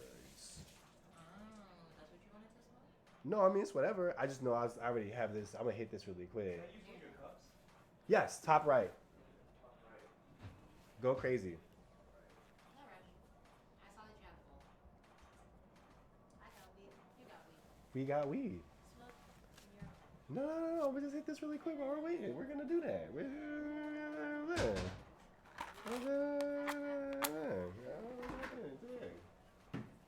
The bartender, though?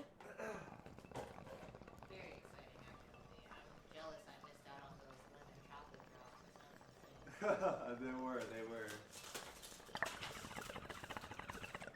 The, I wrote it down the somewhere. official name of it is called the chocolate cake shot. We love a little sweet treat. I was like, it's going to taste like lemon. Uh-huh. What's this? It's What's chocolate. this? It's chocolate. Alright, so this is a Mexican firing squad. Is the official name of it. Call it what? A Mexican firing squad. Mexican. Oh, sheesh. So we got Okay, that's all right. I'm going to clean it up. We got time. We got all day. some tequila, Okay, it's sweet going and down. sour mix. You know, obviously you'd want to have fresh lemon, but I don't have fresh lemon. But it's basically just a mix of lemon juice and simple syrup, Okay. and then 4 dashes of Angostura bitters. Come on, bitters. Okay. Sorry, I'm fucking making a mess, bro. No, you're good, bro. That's what it's for. That's why I got that table. I'm like, you know what? So we can move and shift and do things. And then, not too much, but probably like half an ounce of grenadine because this is super syrupy. Why am I not recording this on my phone? I take this. Let's go. You gotta shake. I hate how huge these fucking shakers are. I mean, you gotta do the job. And with the official drink, Alright. Mexican Firing Squad. Oh, fuck. Let's go. Beautiful. Masterful work. Alright. Give that a try. Thank you. You want water? You okay? I'm good. I'm strong. Thank you. All right, we're doing the Mexican Firing Squad from the official bartender himself, Mr. Zach Grang. Shit. Let's go, birthday boy. Yo, that's good. What does it taste like? Describe it.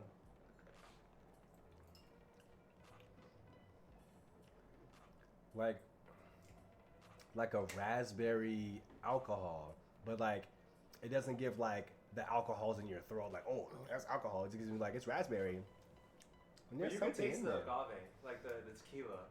This flavoring. is nice. Oh my Yeah, god. I think the grenadine pairs really well with the tequila flavor. If you make the same drink with vodka, the grenadine becomes way too overpowering. You know what? That's probably what it is. Cause I've really never. I think this is the first time in my life I've drank grenadine and liked it. I never liked grenadine, but it's probably always because I probably get it in the club. They like do a vodka with like vodka sour or something.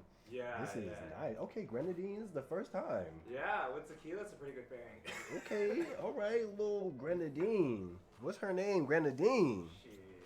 Okay. All right. Look at that. All right, well, wait. How much time do you have? I know you got to go soon. I have a little bit of time. I can stay here for like 30 minutes. Did you want a drink? Always. All right. Not always. I'll make it for you too. Yeah. I wish I could drink too, but I got an audition in like fucking 2 hours at 5, so I'm not trying to fucking. I mean, it's the private audition, yeah? Yeah. Okay, I was gonna say you want to disclose the information, but nah, don't do that. I don't want you getting in trouble. You know what I mean? Okay. Well, all right. So first things first. Let the people. I guess I'll let people know. This is Mr. Zach Zhang. I actually had some questions for you. Yeah, I wrote down a question or two. Yeah. So first things first. Who are you? Tell the people who you are. Shit. Perfect. My name is Zach Zhang. I am originally from Utah, but I grew up kind of moving between Utah and Texas. I moved here about 2 years ago, and now I'm trying to be a professional dancer and I'm a bartender. Hey. Okay, so you mentioned that you're from Utah. Mentioned a little bit about Texas and now LA. How is that journey living in between 3 different places? I want to say like the Mecca of entertainment, the Mecca of all things big and Southern, and the Mecca of Mormonship. Yeah, there's a lot of Mormon shit in Utah. I think like growing up, it was like so weird because being around religious people, right, was just a very, for me, I'm not religious, so like being around like a huge part of like religious people, like it was very shocking to me, especially like with Mormonism, right? Like of course you have like your Christians and stuff like that, but Mormonism is like a whole nother level on top of that. Yes. For sure. Yes, it is. And like, you know, growing up, it would always confuse me hearing random stuff being like, hearing kids like curse like hell. And then you say God and like, bro, are you serious? That's way too far. Like that confused the fuck out of me. You had to hear them like call their teachers cunts, and then whenever it's like fucking like comes to like saying, oh my God, they're like, dude, seriously? Like you're gonna curse? I'm like, bro, wow. That like confused the hell out of me. That is interesting. Yeah. Very interesting. Okay, never knew it was like that. Like you see it in the adults and you think, well, you're an adult, so like you're in this conversation, you're just, you know, you're using logic and reasoning to like, you know, say what you want to say for the sake of saying it. But as kids, it's like, oh no, someone's teaching you. That's the way to have this conversation. Like that's what, that's how it goes. So that's very interesting. Very, very interesting. All right, well, yeah, okay. What else did I have? I have more questions. All right, let me pull up a little bit closer then. Yeah, for sure. Absolutely. How often do you stream? Because I know you stream a lot. So ever since I got injured, well, in a perfect world, I stream every day. And ever since I got injured in May, basically, they've been telling me to like stay off my leg, and you know, other than like working it out and like getting back to like the dance stuff, now I try to stream pretty much every day. If it's not video games in some sort, then usually it's like, you know, trying to do an interview, trying to have a conversation, or I'm watching something, like I do anime or like watch movies, watch content. But overall, like this is like what I want to do when it comes to like streaming and stuff. Like I love having conversations. I love interviewing people, getting the insight in like, you know, what happens in the world outside of Beautiful. What happens in the world outside of like people's perception of you. Right. And I said that it's so funny. It's a great segue. I said that earlier. I had a DJ, Korean Abdul-Jabbar. Oh no way! He came through. Yeah, he came through for like. Yo, that first guy is fire, bro. Every time. He plays fire every battle. Every battle. Every time I tell him, like, look, thank you. You gotta tell him, because like every time I tell him, like, yeah, I'm just trying to do my thing. I'm like, bro, you're tight. you're doing your thing for tight. sure. Yeah. No, but yeah, he came earlier and we were having the conversation. Him and another guest I had earlier, and in the conversation we were talking about how when it comes to us seeing ourselves, when someone knows what you do and how you do it, or I guess like what the ins and outs are of what you do, then there are levels to it, right? Right. So for example, like we know dancers in the room know the difference of a choreographer for bar mitzvahs and a choreographer for what's it called, like a Chris Brown situation. Yeah, you know what I'm yeah, saying? yeah. We know there's a difference there, or even a choreographer for a music video and a choreographer for a tour. You know what I'm saying? Yeah. Even if the music video pays more than the tour, we know that there's a difference in that choreographer. Yeah. There's a difference in that quality. There's a difference in that leadership, that showmanship, that planning, that presentation. Oh, There's a yeah, difference yeah. there, right? So these are people who are in the dance industry. On the outside, when you say I'm a choreographer, that whole level Yeah. situation is not really apparent to them unless they're looking for a certain level, right? So right, exactly.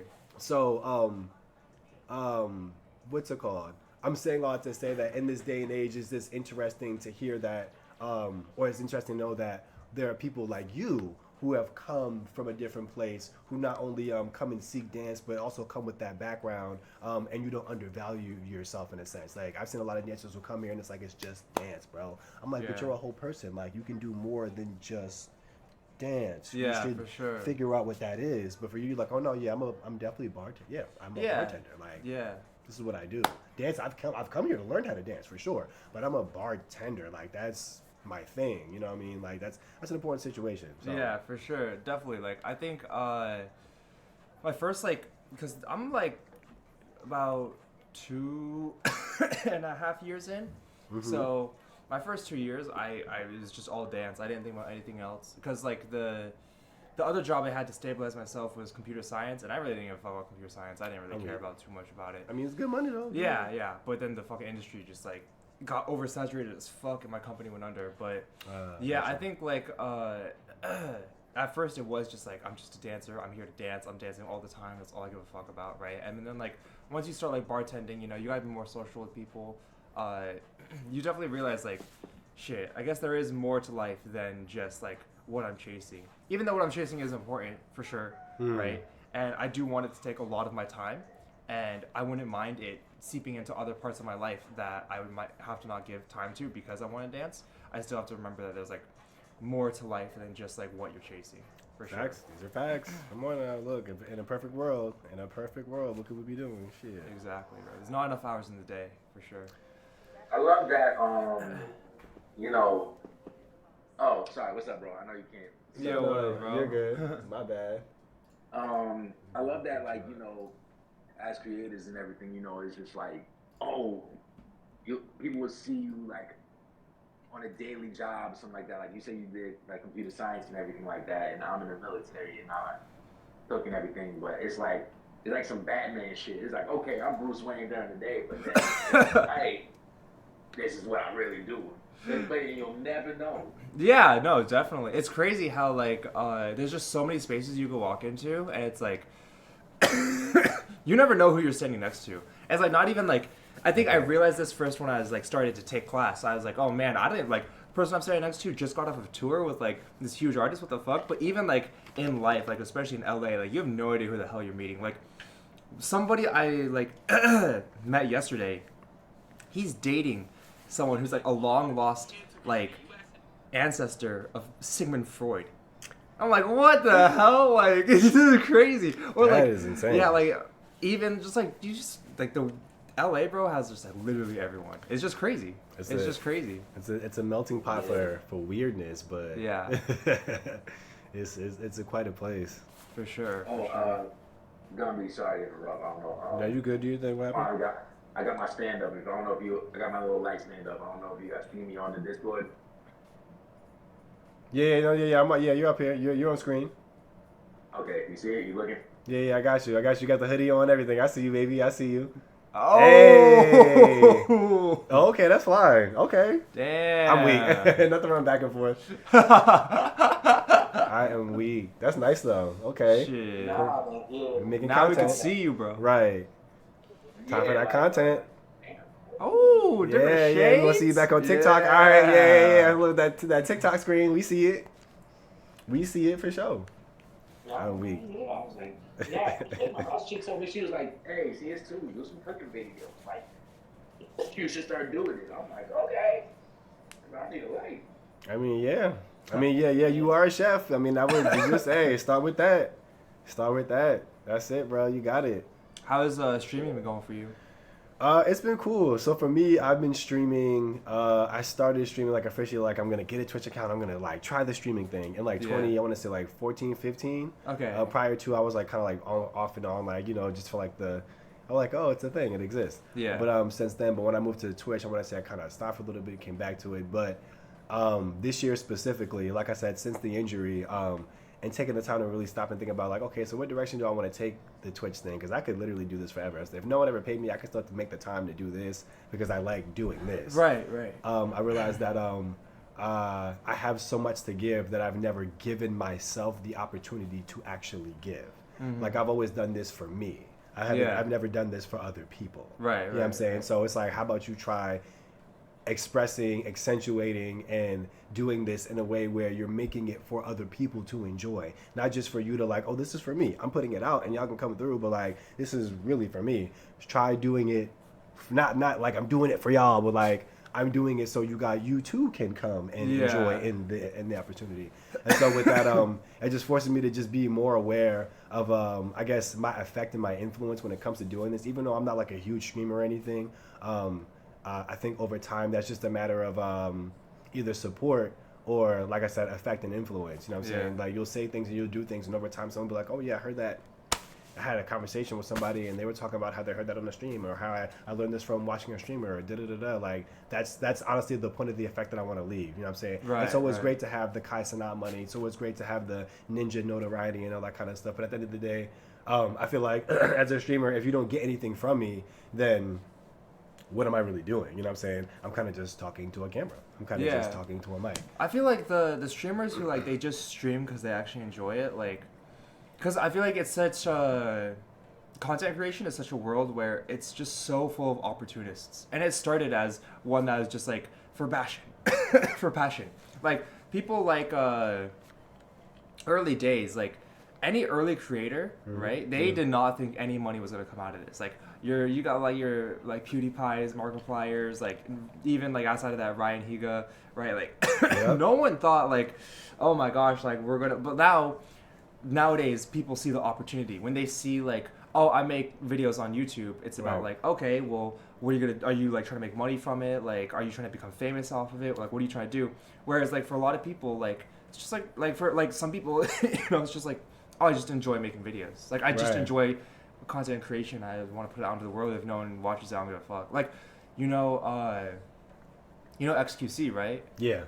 I think a while ago I heard that like he was clocking in the most amount of hours out of any other streamer, and you know what else? He had a backup stream too. Yeah. So what he would do is that when he would be done with his like main stream and clock more hours than anybody else, he'd go and stream on his backup stream that no one even knows.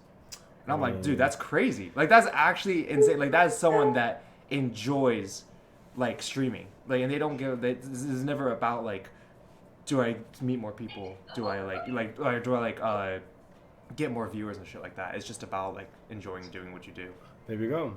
That's how it works. That's honestly the way it works. when you enjoy what you do, it's not a labor of love. Honestly, well, I mean it's labor of love, but it's less of a job. You know what I'm saying? So yeah, for sure. Definitely get it. That's the way. That's the fucking way. Let's go. Let's go. All right, wait. Other questions I had for you? Any other burning questions? Okay. I guess last two things. One, your fictional character was Nightwing. Why Nightwing? Oh, man, dude. Yeah. Nightwing is just so dope, bro. Why Nightwing? Dude, I think the question was like, which fictional character would you want to be friends with, right? Did I say friends with? I think so. Yeah. Okay, yeah. Give me a second. Let me confirm that. Nightwing was, I think, like, out of all of like Batman's like darkness, I think Nightwing was such a good like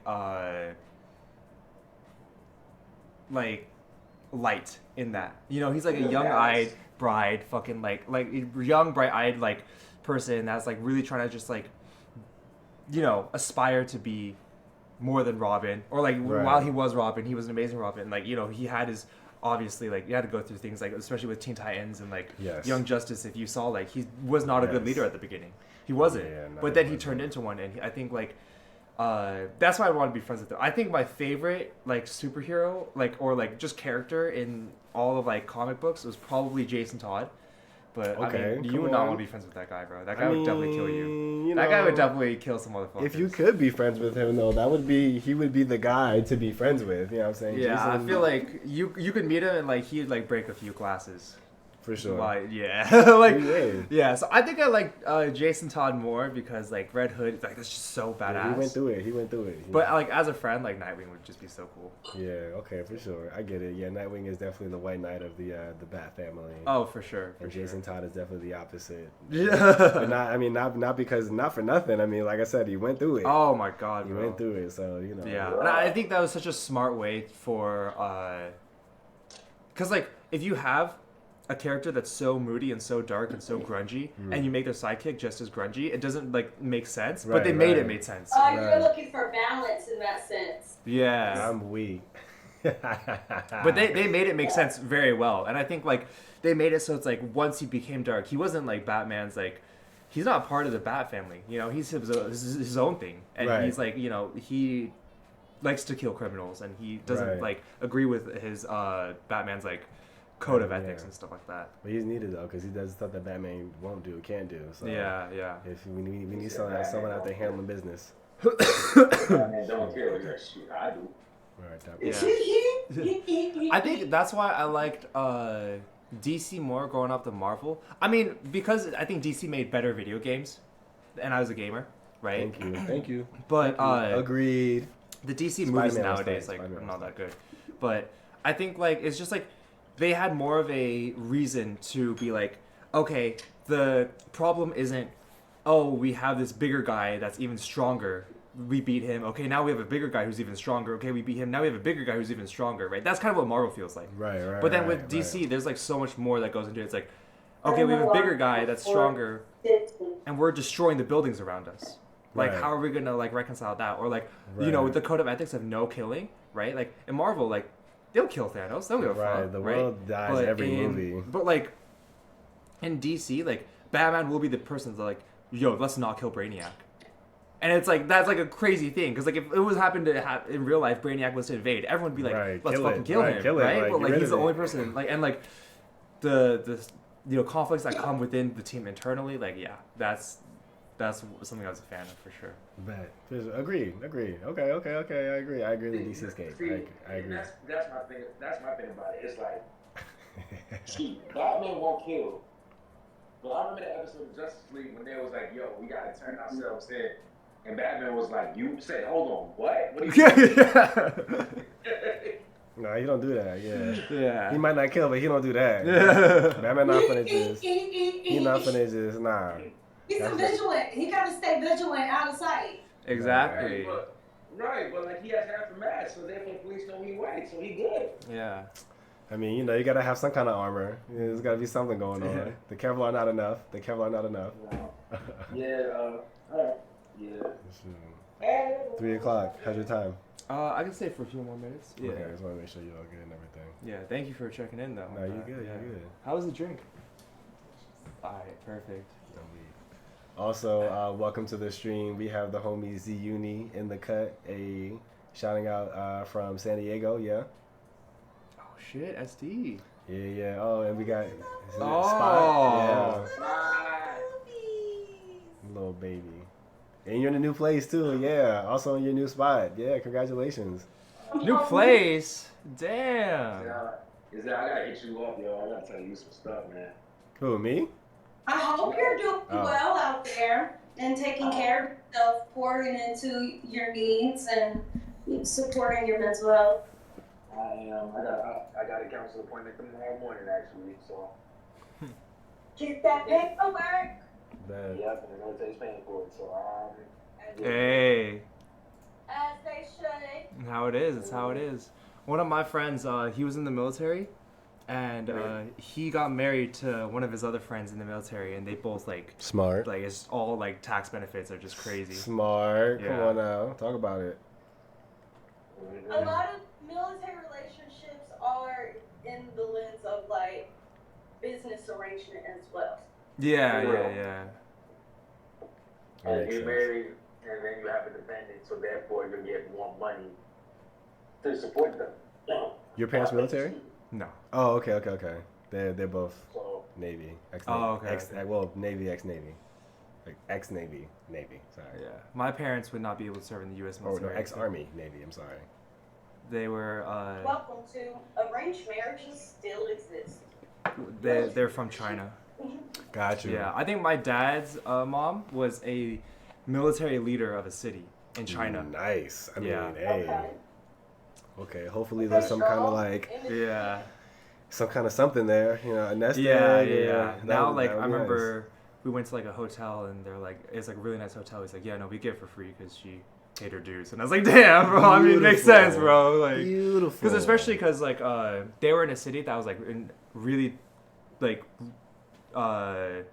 she would get captured by the Japanese leaders, like on a pretty regular basis. Right. So, Yeah. You're in holding, interrogation, Yeah. like, And then let her go, and then they'd capture her again, and yeah. So she definitely paid her dues for China. Got it. Well, yeah. Oh, yeah. Girl, I hope you have a happy life, honestly. Yeah. Dang, that's interesting. Wow. Oh man. Bro, can I show you a few dance videos? Oh, to react yeah. to? Yes, actually. Oh shit, bro. So So reaction? yeah, I've been following. I showed you a while ago. It's like when I was here, and shit, bro. It was it's D League. This is the Japanese league. D League, yes. Yeah, I know yeah, exactly yeah. what you're talking about. Hold on, let me And, move this out the way. So you Their can new slide season just started. Bet. Yeah. Okay. They actually, I think they are. I remember that show. I was like, this is actually kind of lit. Their new round is going to be happening later tonight, but or maybe it already happened. I don't know. You chilling? Big chill. Coming at you fast. Frontier Fiber. I'm surprised you didn't smoke anything yet. Whole home I Wi-Fi just and brought the weed in premium for tech Nikki support. to smoke. Get the 3-day internet package today. What the fuck? Got you. I can ask somebody to bring something. I'll show you like 2 or 3 videos because this round was crazy. So they have this new thing you're gonna see at the bottom of the screen.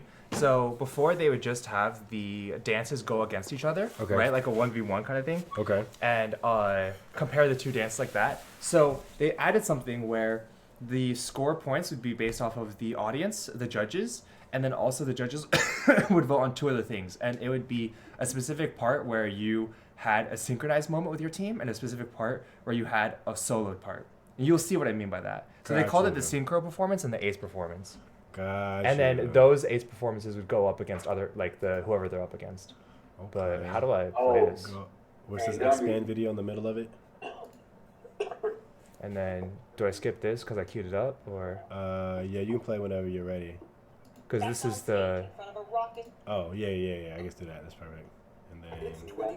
Okay. Here we go. Michelle, what's up? What's up, Friday? I'll tell you after this. Death Battle came back. What happened? Death Battle came back. Death battle?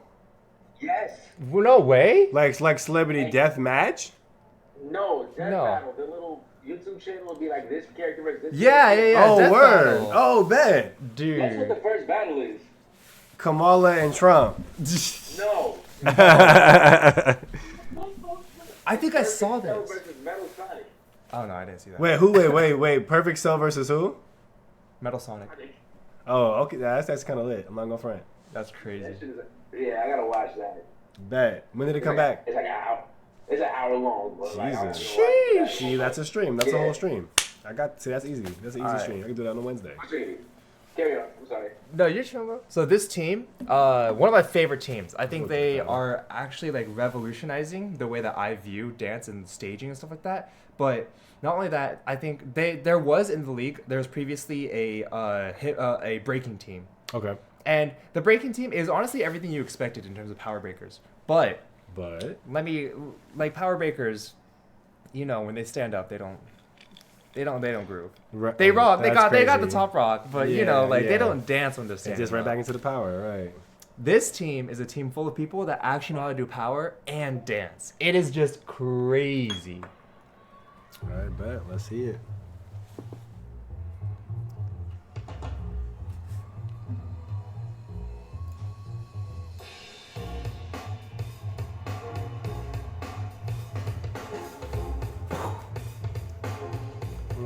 footwork.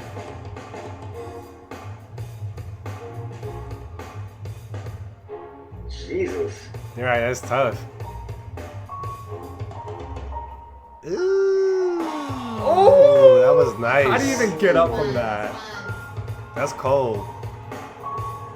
Like what? Cold. Production team doing a fire ass job. Right.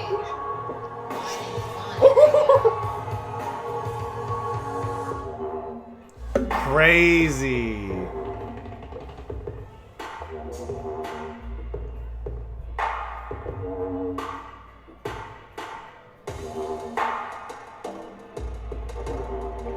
Yikes, that is crazy. Ooh, yikes, that is crazy. Hey, battle. Yikes. That court? Wrong. I feel like they watched Marvel vs. Capcom 2 and just like started dancing and was like, this is what it needs to be. Like, Didn't take people a ride. right. Yeah, that was nice. Ooh.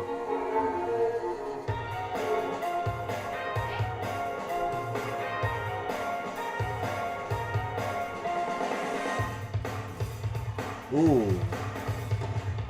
Yikes. Whoa. Suki, bro. One of the best Japanese dancers right now. Nice.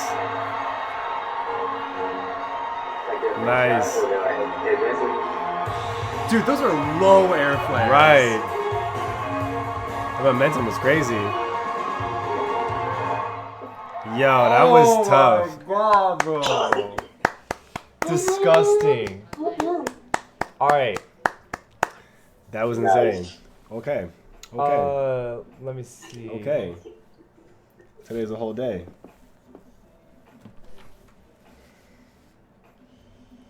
Yo, if you Yeah, that can, airplane was comment, low. can you bring I was like, some yo, is he gonna scare himself? Like, backwoods? hold on. Coming at you. Oh shit. Hold on. Backwoods or just like something to roll in?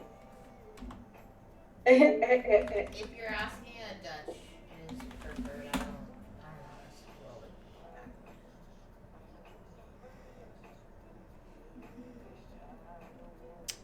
Where's the round one? Why is it only? Oh, okay. Here you go. So. It's time to enjoy the Thursday. Best is forever. Best is forever. So this team has been the #1 team in the past 2 seasons. Okay. They are formed from a bunch of friends from early childhood, where one of them was really good at breaking, one of them was really good at animation, and one of them was really good at locking. Okay, that's a nice little team. So they were able to incorporate their styles. There's sometimes where it doesn't hit, and sometimes it does hit. But this is the first season they added one other dancer that she is one of the best B-girls in Japan, and she's a little homie of Tie-Dye's. Nice, okay. Yeah, so that's a strong-ass dancer. Yeah, for sure. And they had one guy who is a really strong choreo head in here. But yeah, for the past few years, they've just been straight up first seeded every time. Hold on. Run that back. Right, let's do it.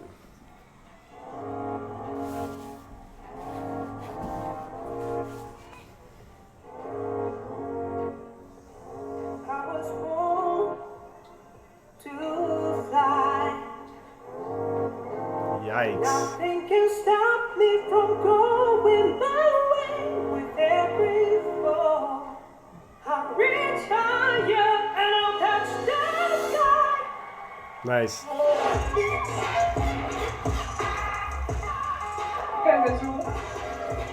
Damn. Right, that was pretty.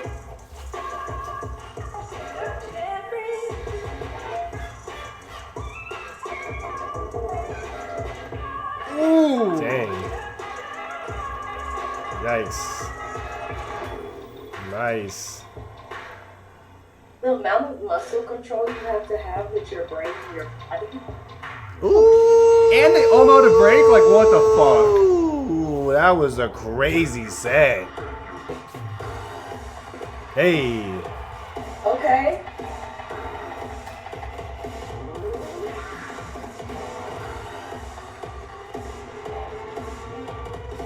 That was nice. Right? And a great transition.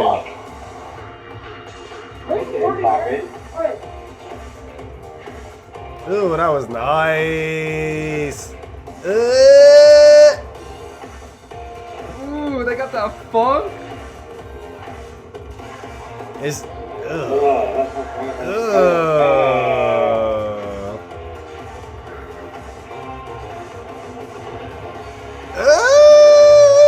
that was ugly.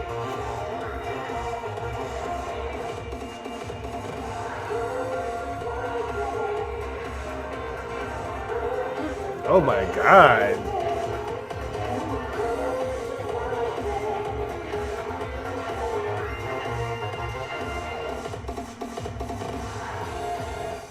What? What? Oh my god. Crazy. That was insane. Yikes. Yikes. Huh? Yeah. So that this is part. like, they treat this like an NBA. So this is a regular season right now. That was just round 1. They do 12 rounds throughout the whole year. And then they end up doing a championship. Got it. D-League. Yeah. So, D-League. this is... Oh my gosh. This is a show we gotta get into. It's like the ad is so loud, but then the actual video is so quiet. Okay. D-League. This team, they had 2 people that were really good at New Jack Swing. Nice, okay. And they had such a good New Jack Swing groove, but I don't think any of their concepts ever really hit. So I think the people that had the New Jack Swing that were like really the leaders and creative directions of it, I think they kind of left. So now the new people that are in it, or like the people that were in it, are taking it their own way. And I think it's a mostly hip hop with a little bit of animation, and I think they're so strong this season. Like, I don't know how. The judging is kind of weird. They didn't win this round, but in my opinion, I think this is like one of the best rounds in this. And like what I just showed you was pretty good too. I think that was fire. This is so fire, and I really like how this team's direction's going. Same team or different team? This is all of these have been different teams. Got you. Okay. Yeah.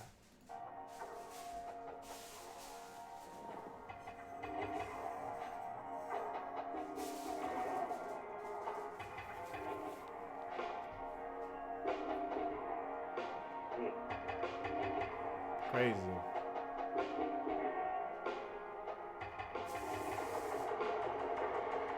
Jesus.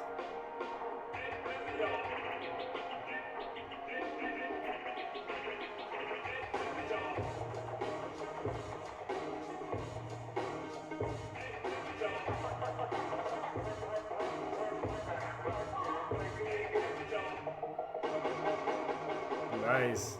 Hella hip hop.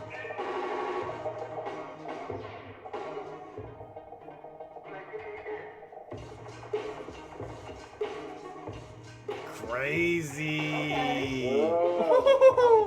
Hella hip hop.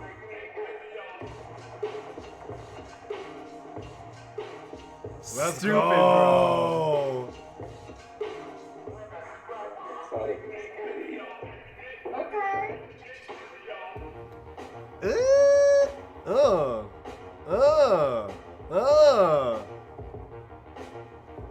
What the fuck?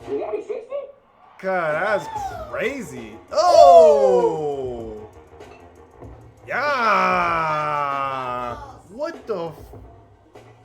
Hey, yo, that was crazy.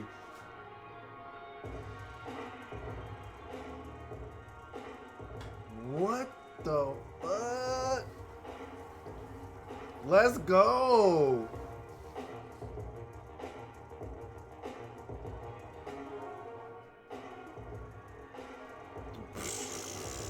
Crushing it. Crushing it.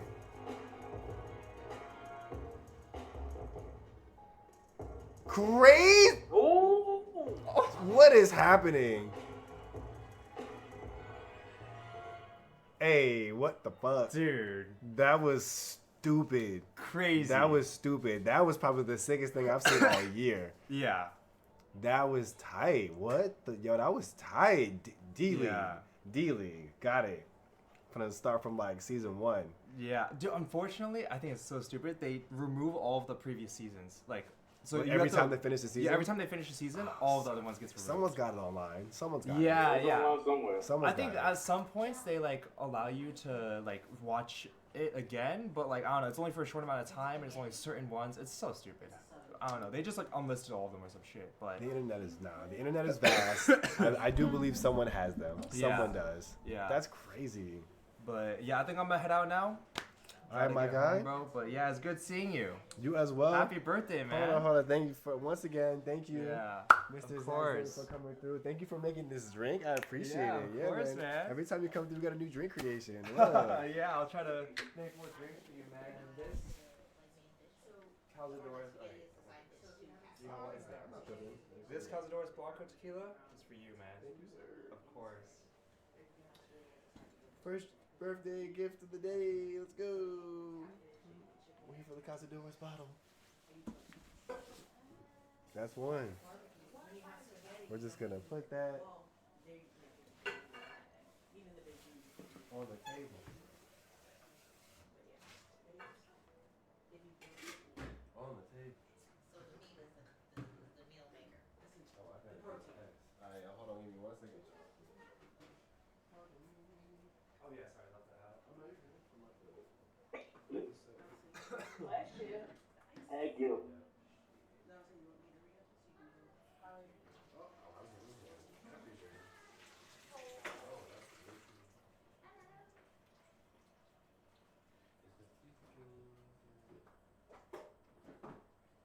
Thanks for the drink. It's delicious. Of course. Making my way through. Yeah. I'm glad you liked it.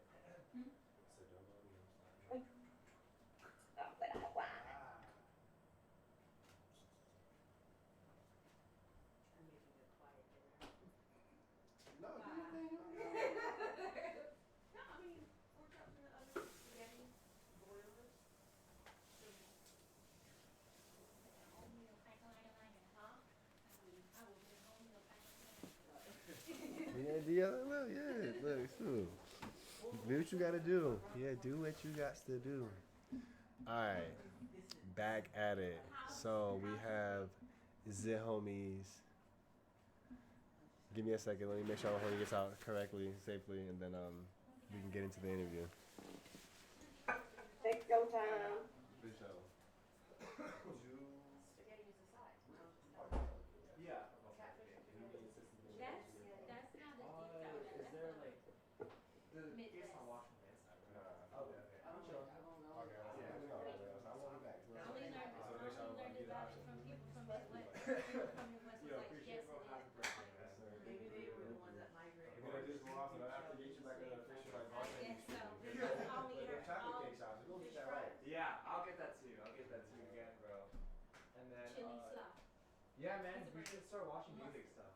Yeah, Like, no, I'm down. Yeah, I'm definitely down. definitely. I'm definitely down. Yeah, keep me on because like, now that the season kind of like comes and goes, you gotta be on it. So Yeah, for thank you sure. for letting me know. For sure, of course. Yeah, see you later, bro. Yes, sir. Have a good rest of your day, guys. Bye. If you don't put meat in the spaghetti, Once again, it's the Zach Zay. you missed the conversation we just talked about. That's so Oh funny. no, she let me know the conversation, but I was like, only Midwesters I know. Okay, so I had Only Midwesters I heard about spaghetti as a side. Yeah. Okay, so I heard it from Southerners too, but the person that I heard it from was from Texas. You said spaghetti as a side? Yeah. So, So did you know wait, that? what's the main? When you like The fry meat. Fish. Oh, got Get fried fish Main. or pork Fried chop or fish. fried chicken, because you don't put meat in the spaghetti. who You, don't put meat in the spaghetti? when you're making it as a side. kind of like if you're doing like salmon and Alfredo, it's like that, but it's like instead of Alfredo, it's spaghetti, and then it's meat on top. Meat No. always go in the It's on the spaghetti. side. No, not if you're making it as a side. So what she's saying is the Wait, so like a steak and spaghetti? Yeah, Yes. you can do that too. So when you Yes, when but you're there's making no meat spaghetti in the as a spaghetti. meal, you Like white people. you put ground beef. You put ground beef. The Disrespect. You put ground beef or ground Or pork or ground whatever, and then you mix the meat and the With the noodles and spaghetti. stuff, and that's the meal, spaghetti. But if you're making it as a side, you just don't put meat in it. You just have the sauce I've seen and it the with, pasta. with meat in it though. I- As a side. Wait. I mean, you can do. The only time I've a side is at a barbecue. And you put a little barbecue sauce in it too. What? So basically, you're still doing the same spaghetti situation, except you're just not putting the meat and sauce in the noodles. You're just taking the protein out of the spaghetti and putting it on the side, like with pork chops or with fried fish or with fried chicken or with the steak. I mean, okay. I mean, yeah, I guess. The fried fish is not. I think if someone did it, I think they would probably think. Have you had it? No. Then you don't know if it hasn't been in your mouth. It's the tomato and the fried fish. Hilarious. I mean, it's honestly no different than chicken parmigiano. Yeah, that's what I was saying. Like, I don't care for that. No, but like. Oh well. Yeah, that's all. I'm like, I don't really care for chicken parmigiano. It's just with chicken parmigiano, they just put the chicken like on top of the spaghetti or vice versa. But it's like the noodles with sauce and then the meat on top, right? Yeah, but you don't have to do that. If it's like a pork chop and stuff, it's just like a broccoli. No, I get it, but that's essentially what it is. The meat, the noodles and sauce and then the meat, right? Yeah. You're just not putting it, but it's. Yeah. What's the other size if it's spaghetti? It's just spaghetti. Just noodles. Because there's no side that you can put with spaghetti. Greens? You mixing spaghetti and greens? What? No, I'm not mixing them in it. You said a side. I'm from the South. It all goes on one plate and mixes together. But it's still a side though. No, sometimes you know Wait. you get salad and lasagna. But that's the wait. I've had salad on a separate plate on the side. I've had salad before. If that's the logic, then the meat on the side is the same thing as having the meat on the top, right? No. So you would have the spaghetti, What? the fried fish, and the salad. Yeah, and a little side salad, like a regular house salad, like you would at an Italian restaurant. Because it'll make the fried fish soggy. Right, you don't want to stick it on there because then if you have fried pork chops, fried chicken, or fried fish with it, it's gonna make the batter soggy. Okay. So answer my question. Thank you, whoever it is on that. Thank you, you get it. That's Rosella. Sorry, Z, Uni. Sorry. This was a regular meal throughout the week, so I understand. Right. So my question is, and so what I'm saying is, essentially what you're saying is this the noodles, the sauce, and then the meat, right? Yes. So that's the meat on the side. So the noodles, the sauce, and the broccoli wouldn't be the broccoli on the side? You said no. No, it would be on the side. That would be a side as well. Like how you set up a plate. How you set like you have rice and broccoli. Yeah. You have your on the side. So so you're not having a shitload of spaghetti on the plate. It's just a side portion worth. It's a little bit. It's a side dish. It's a side portions with. You're not having an entire plate of spaghetti and then sticking 2 pork chops on there. It's a portion of a side. So a big steak, a little like 2 twirls of spaghetti, and then broccoli, just for an example. Yes. So okay. You have the serving plate. I hope you don't mean 2 noodles of spaghetti. Not literally, but like yes, basically. Like a spoonful, like a bite of spaghetti. Yeah, you could even have baked spaghetti as a side. It's a side, just like a spoonful of rice. Is it like a ziti or something? Yes, it's like baked ziti, but just with spaghetti noodles. Okay.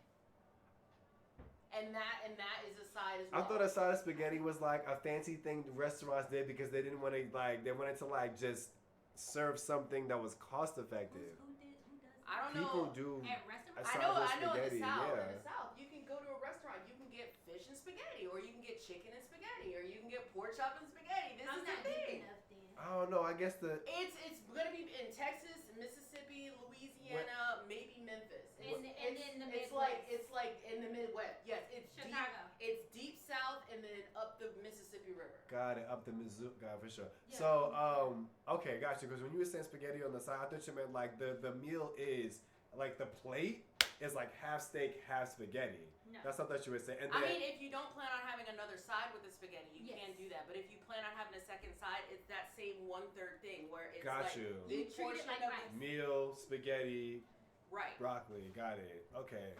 Spaghetti as a side. Yes, for sure. But yes. there's some people who are just like, oh, I just want spaghetti as a side. I don't want a green with it, or they'll. I don't want no cabbage. I don't want no nothing. Right. They're like, I With just just want spaghetti. I just want big piece of meat and spaghetti. No. And that's what I'm about to have. No. But I've had it with broccoli. I've had it with salad, and those are really the 2 greens that kind of go with it. Got you. That I've had.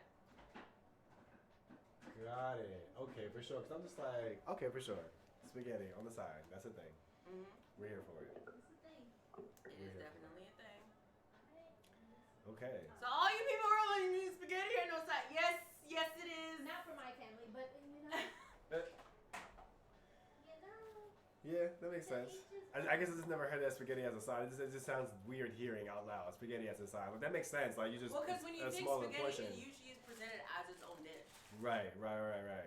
Yeah, definitely. Spaghetti with the meat in it and that green on the side. But I feel you. Mm-hmm. Got it. Interesting. Language.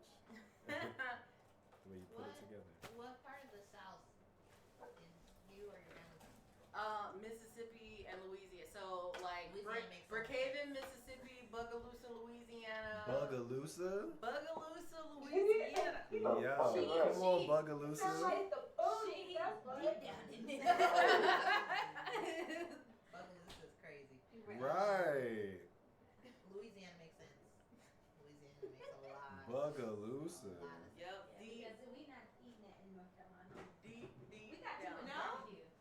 What, Okay. Spaghetti on the side? Absolutely not. That's a To be cold honest, dish. I very much thought that was a southern, maybe even a southeast sort of thing. I'd say like southern to Midwest.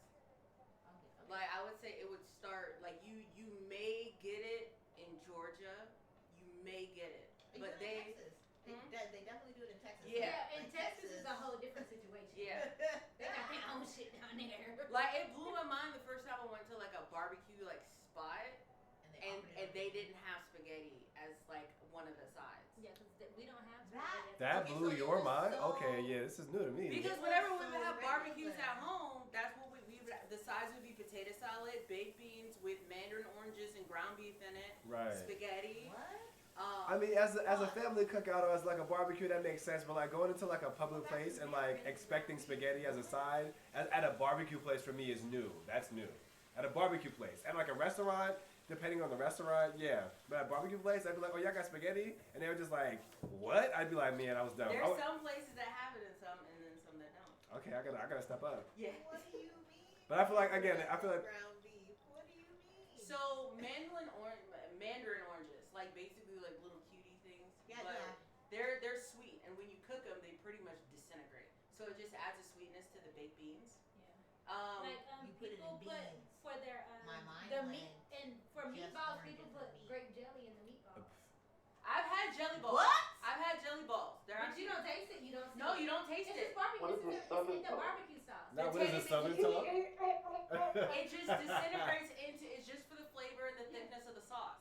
Yeah, Friday, you gotta get these Look, recipes, bro. from the south, you figure out what When you you can go- put in your shit, and When it you go to- disappears. Y'all get it. When you go to a baby shower, the meatballs be lit. Okay. And the reason why I feel like I like don't quote me on this, but I feel like it's a real French thing. You know that again probably started in Louisiana and like the French South and then expanded is because a lot of the base of their food it's like I forgot what it's called, but it's like onions, carrots, and celery. That's like the base. It's not a root. Okay. It's called like a siruppois or something like that. It's basically the start of a lot of their stocks. But if you cook those three down long enough, it disappears.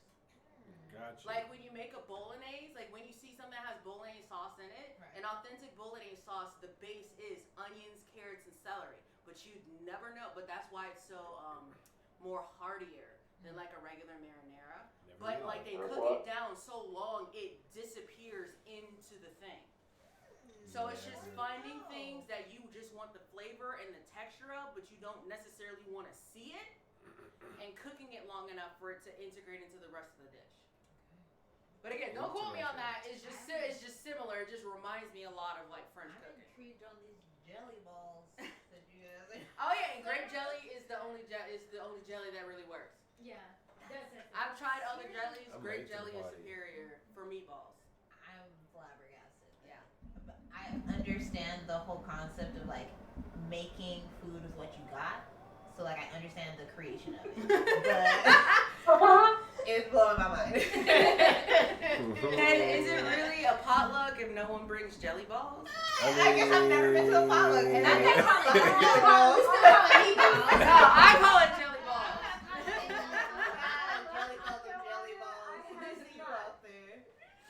I honestly don't prefer it on the menu anymore. I mean, that's only because I don't eat red meat or pork. It was something that I was like okay with giving up. Like jelly, wait. Oh yeah. Like jelly balls in general? Meatballs? Yes.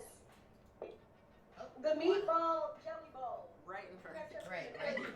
That's alright. We can see you through we can see you through your. It's turkey's red meat, right? No, that's white a bird. meat. It's white meat. It's poultry, right? Yeah, Poultry. yeah. I would not consider red meat. Nah, trust me. Who's red meat? Most birds are white meat, That's if I'm not white meat? mistaken.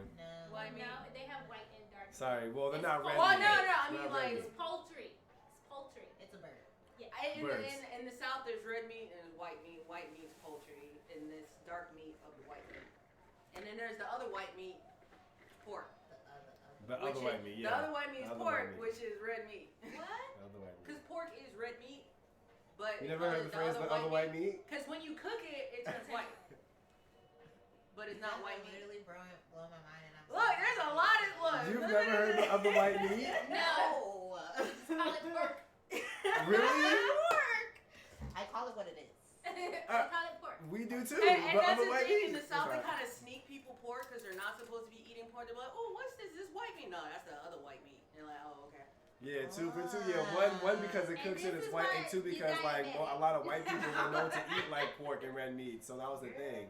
The other white meat would be like the meat that white people eat, at least from where I'm from. So that's how we know pork. It's like the other white meat. It's like got it. Give me the chicken. But dark meat. Right, give me the ground turkey. You know what I'm saying? That's usually like off. It's an off color. It's an off color. The more you know. I want to smoke turkey. That sounds it's really a lot. good. Again, being a military child, I grew up in a lot of places, so it all really Pumpkin mixes spice. together in my brain. I just need a bowl of I think the that. last time I was in Louisiana, I had turkey Subscribe. necks. It was like making me want to move there. Turkey necks are bomb. Like They're neck insane. bones. Yeah. Bomb. My mom. Smothered. My mom was so selfish. She used to get neck bones and cook it all day and be like, you can't have these, and get this big ass platter, put the neck bones on it with a bottle of hot sauce, and go into her room, and we couldn't have none. We had to have spaghetti and fried chicken. That's Damn. That's a trauma.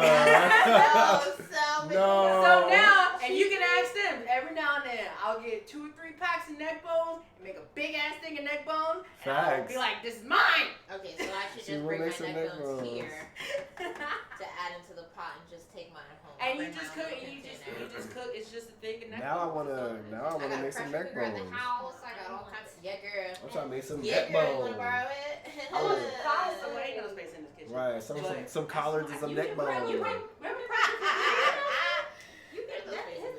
Neck bones. Do you Look. understand? They just save want lives. some They change mixed lives. They're greens so I haven't had a neck bone in good. years. No. For me, it's turkey legs, but it's about the same thing. Big. It's about the same I'm for me. talking about With the piece of you cornbread, could that's lure all. me into Just a the Or bowl or with the turkey soup. neck. They're Stop delicious. playing. That's all I want right now. Stop Somebody did a playing. mix That's with soup. crazy that you know yourself so well. That's not. I always tell my friends if I'm Now, see, gonna I've take had out, they activities. I haven't probably had lure it me in shoot with for, food. but With when food, I do right, mixed crazy. fries, I do actually prefer So for me, honestly, you can lure me in, but every once in a while, someone I got some gizzards, I'd be like, Gizzards get you? I didn't even know what that was until I had chicken I liver. confronted a Gizzards? Oh my god. I don't know what it is. Gizzards. Gizzards like that. There was this gas Just station fry it around the corner from my grandma's house that had the I best didn't know that full gizzards. chickens had that In the there. South, you And can I actually picked it up eat the and- gas station food. Oh, It's gas just, station. wait, no, it's just, it's That just, gas it's just, station be hit. gas station gizzards sounds like a rock band. But That That's right. Gas station fried chicken and the potato wedges. That sounds like a gas station. Where did you have them? I go to the one in Brookhaven, Mississippi. Gas so you were in the station South. gizzards? Yeah. So it makes Jesus. sense that you went to a gas station to Yeah, get food. it's literally like And they it's half have the ribs, they have gizzards, they have fried chicken, You know, they have it's fried like- fish. Gas station gizzard sounds like the equivalent of HEB parking lot crawfish. Ooh. Agreed. Parking lot crawfish. Yeah, that sounds wild too. Yeah. Right, That sounds like But in wild. the South, that's so normal though. That sounds or mad like, wild. or like getting it off the It'd be side of good the as road. hell. It's such a Yeah. It sounds like either you got it or you really don't. Like. Every time you think about brother from South Carolina, we stopped at this one gas station because they had the best fried chicken. Parking lot crossing. They would have ribs, fried chicken, And it was set up like buffet style under the thing. That's fair. That's fair. That's fair. And New York ice cream. Yeah, like a Whole Foods where it has a hot foods and everything. Yeah, it's a hot food section. It's a hot food. That's funny. And gas station. Okay, so it's basically like, is it Bucky's? Buckeyes? Bucky's. Bucky's? Is that the place that like is super famous in the South and everybody goes there for the food? And it's always like a kind of like a big market type of thing. Every single video I've ever seen. And even my sister, she showed me, and it was like I've never half been, store, half restaurant. But I've heard about it. Bucky's? Yeah, it's like I the guy for. I feel like I've heard of it, but it's not ringing any bells. I don't know. I haven't had it. Nah, it's like a gas station, like in Texas and all that stuff. And I heard that beef brisket sandwich is actually fire. Yeah, I hear the barbecue's pretty fire. Word. Okay. Alright, SpaghettiOs aside. The more you know. Not doing it. That was a great conversation. The more you know. Not doing it. Spaghetti as a sign. For the kids. For the kids. I'm not doing it. That is a whole meal. Yeah, the little The Bucky's Beaver. Okay, but Bucky. Oh, that's a real place. It's a real place. Yes. It's a whole like. Wait, yo, what is Bucky's Beavers from, bro? He said Texas. No. But like, it was in a movie or something. Like, it's from somewhere. Oh, somebody was dressed up as Bucky the Beaver, right? I don't know. Like, it's from fucking something, and it's like it's Well, really wasn't that stabbing Easy me in A? my chest. What the fuck? Easy A, didn't he become Bucky? No, he was a No, woodchuck. he was a Woodchuck woodchuck. Woodchuck That dog. was a great scene. What is Bucky's You Beaver? can tell it was like recorded. What is Bucky's? Let's go woodchuck. But yeah, and apparently they're big enough to where they give you like temperature containing things. My aunt Edna gave me this when she gave me a bunch of leftovers to bring back home. She's a heaven sent woman. She is. She got me. Keep your leftovers. She brought me some like gumbo and some soup and some bunch of other stuff. She's from Mississippi. She's the older generation who was like born and raised in Mississippi. Right now she's in Nevada with I my can't. She So, retired.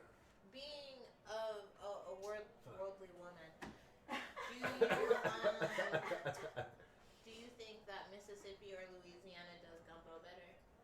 Ooh, that's a question. One more time for the chat. What? I asked, really, being a woman of the South, or really a traveling woman, does Mississippi or Louisiana do gumbo better? See, well, it depends I on. would go to Louisiana. I feel like I'm compelled to say Louisiana just because they're the originals. It's their recipe. Okay. But I tweak it. I lived in Beaumont before I would move to North Carolina, so that was like a normal thing, just driving across the bridge and getting some gumbo. And then also Beaumont is basically Louisiana. Gumbo is right there. That's home. And the gumbo that we make in our family, I honestly don't know where the origins of it from. I don't know if it's Louisiana based or Mississippi based. Okay. I just know that neither me nor my mom like okra.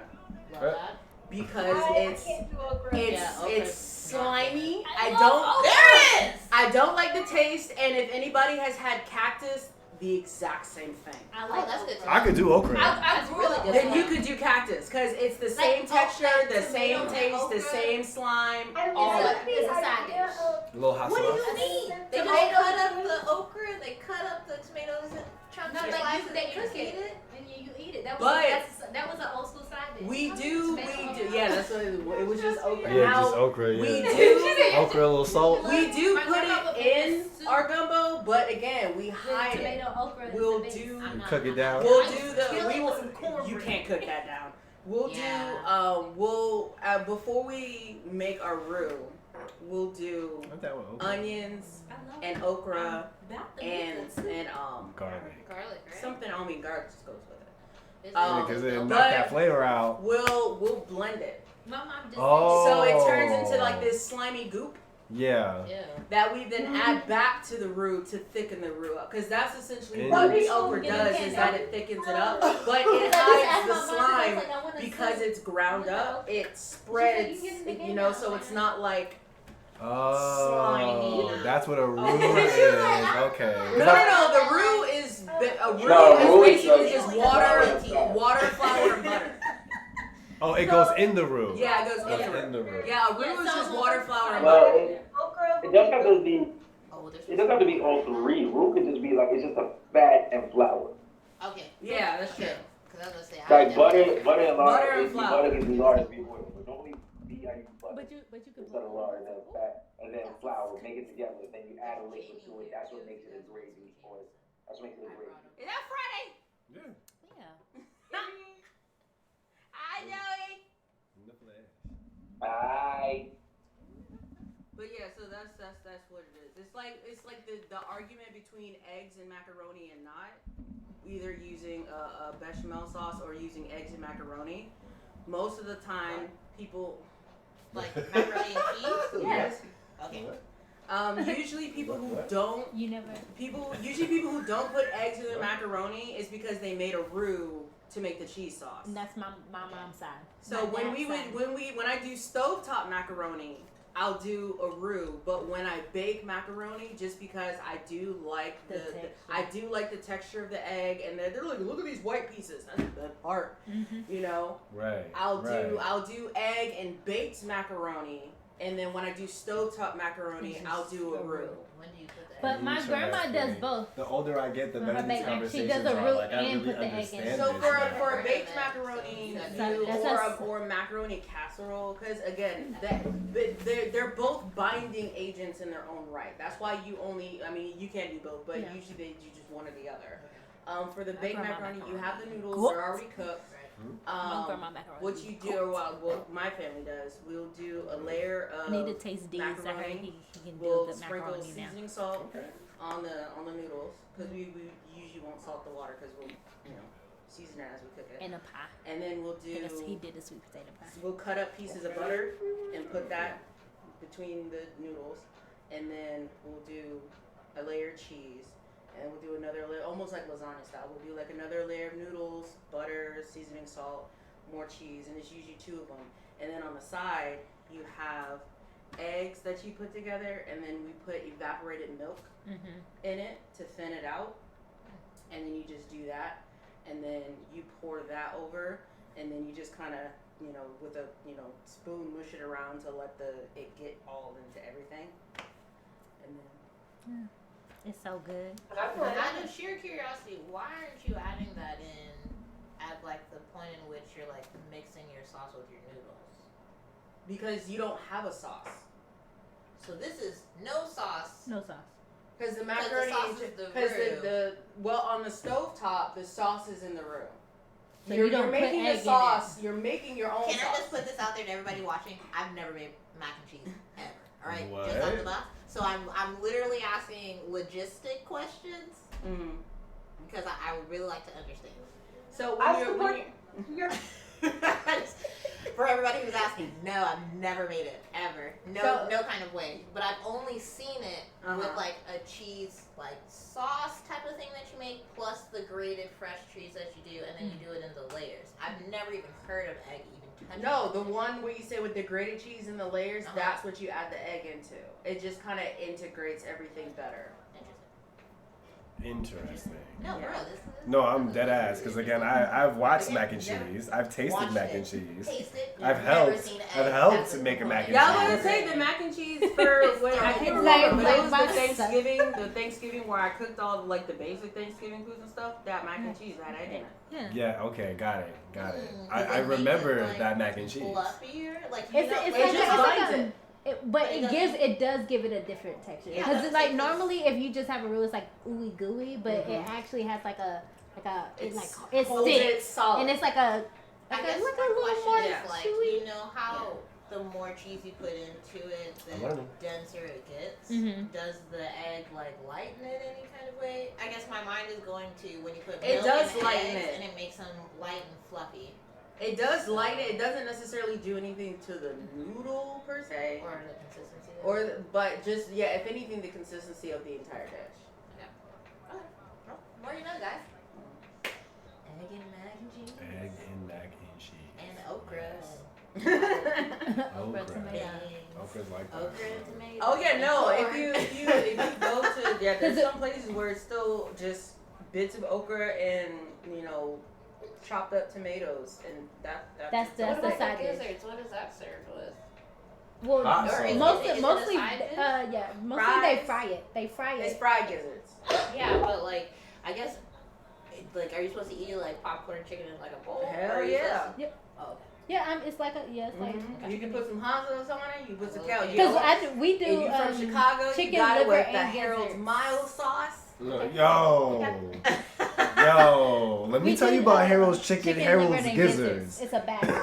If you ever go to Vegas, because the one here ain't it, but in Vegas we tried it. Their Harold's chicken, they were like it tastes just like the Them one gizzards is Harold's gizzards. I'm mad with because they- they don't have. with they both. sauce.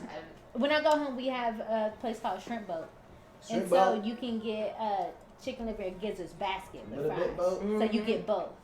So liver is just mushier, and then gizzards is chewier. And I like both. I like both of the textures, so I get that basket.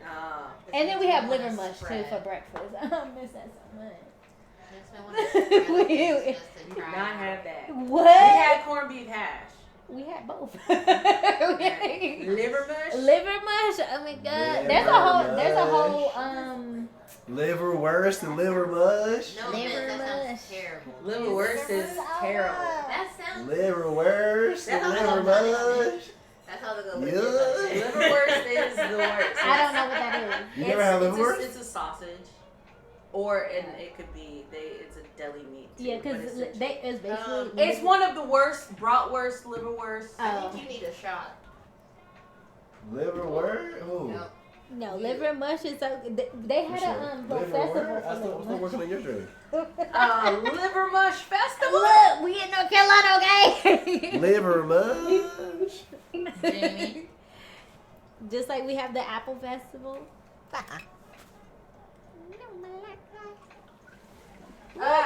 Since I'm kind of on the stream already, I got you a gift. Oh, Yeah. You said we couldn't come in, Danny. for sure. Hey now. Hey now. Oh, snap. I got a Varilon professional beard growth You beard gotta post kit. you gotta post the sharing screen to me. Oh, how do I? I can't. Yeah. I've been trying to go back to the chat where I can see all, but it's just like on the watch together. So, There should be a way to exit out. There should be a way to exit out. I am technology illiterate, so I can figure this out. Check the corners, or check one of the symbols at the bottom that say like share the screen, turn off your microphone, disconnect. I was gonna say worst case scenario, disconnect. I guess, and we'll just reconnect. Okay.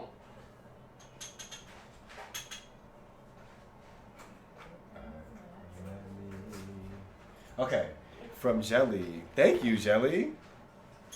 Beard oil, beard balm, beard roller, storage bag. Okay. So I'm getting the notion of taking the beard more serious. Well, I figured it's gonna be around. For sure.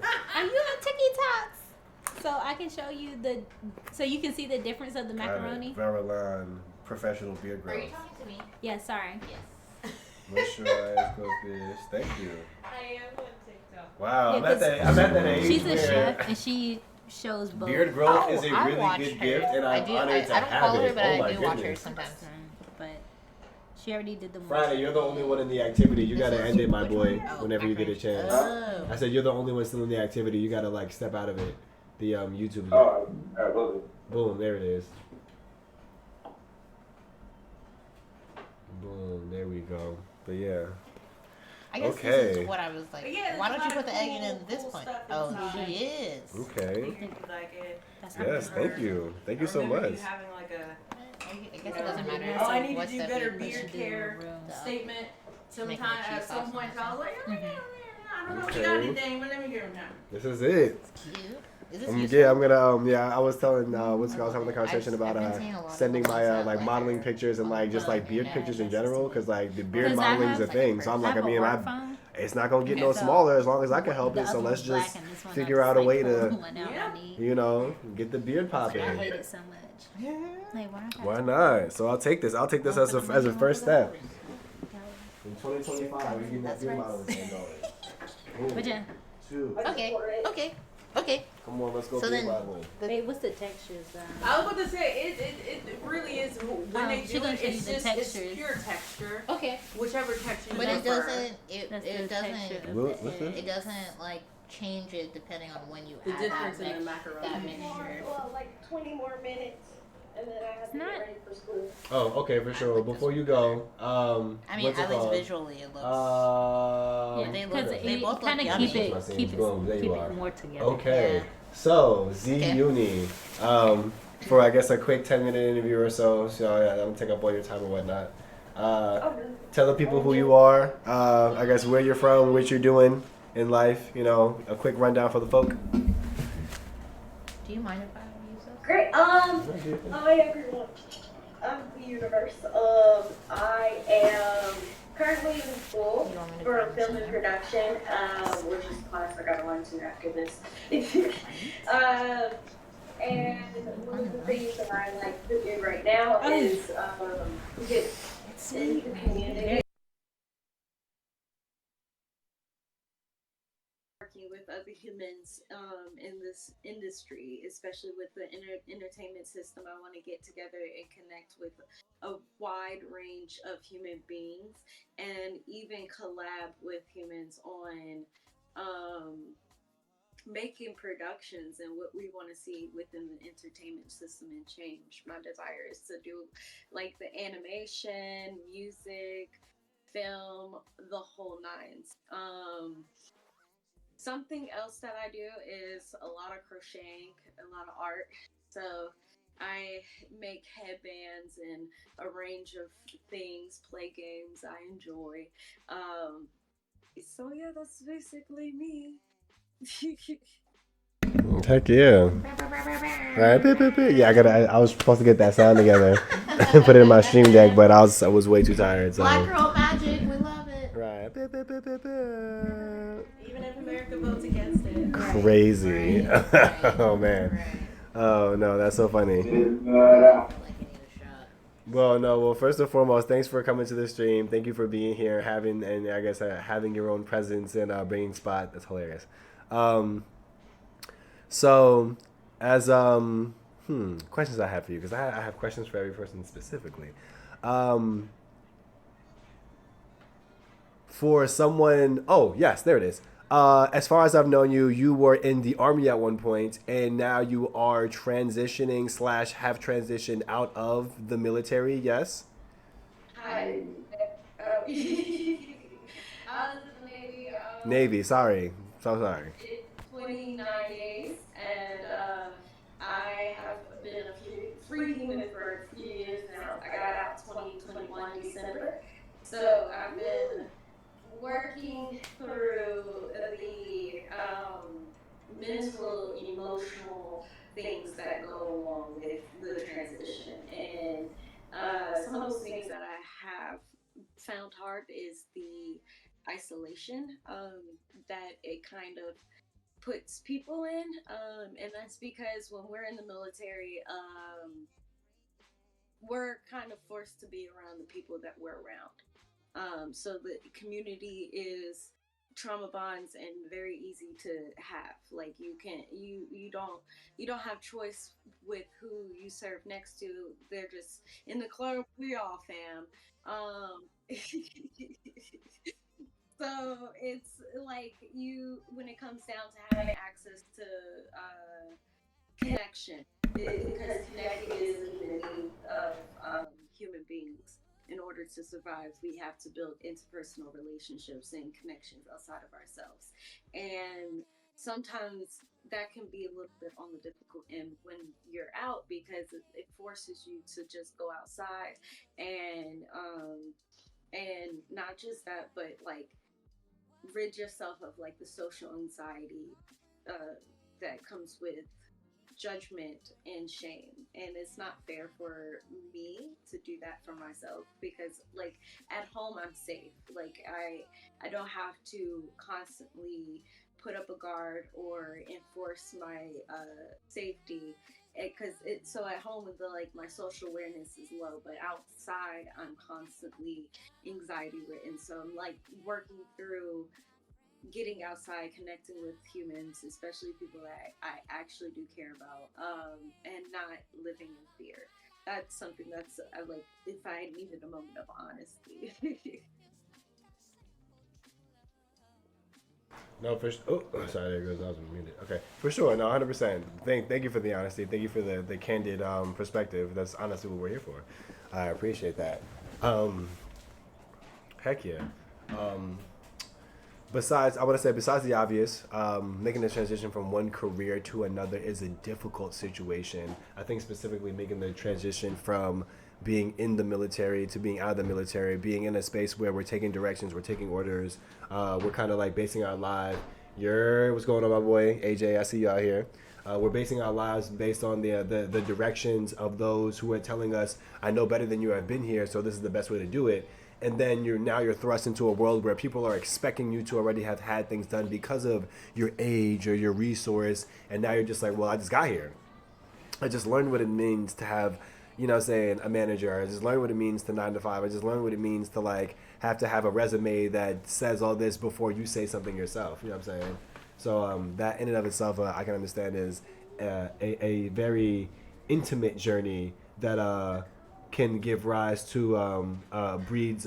How can I say? Can give rise or breed spaces of new character, spaces of new habits, spaces of awareness for ourselves. So from one friend to another, it's nice to see your friends walk through these spaces and to grow within themselves, and to not only know and recognize what they need for themselves, but in the future how other people can benefit from this entire journey and this entire walk. So thank you for sharing, and thank you for being here and constantly putting yourself out there in the space for other people to be able to learn from and learn with you while you're living your life.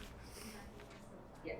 I say that the transition from one job to the next is actually kind of easy, because I feel like this is something that I've always been naturally good at when it comes down to the creative space, and being surrounded by creative minds is very unique and fun for me. The difficulties kind of come in not on the manager level, but the self, what's it called? You said it earlier in the chat.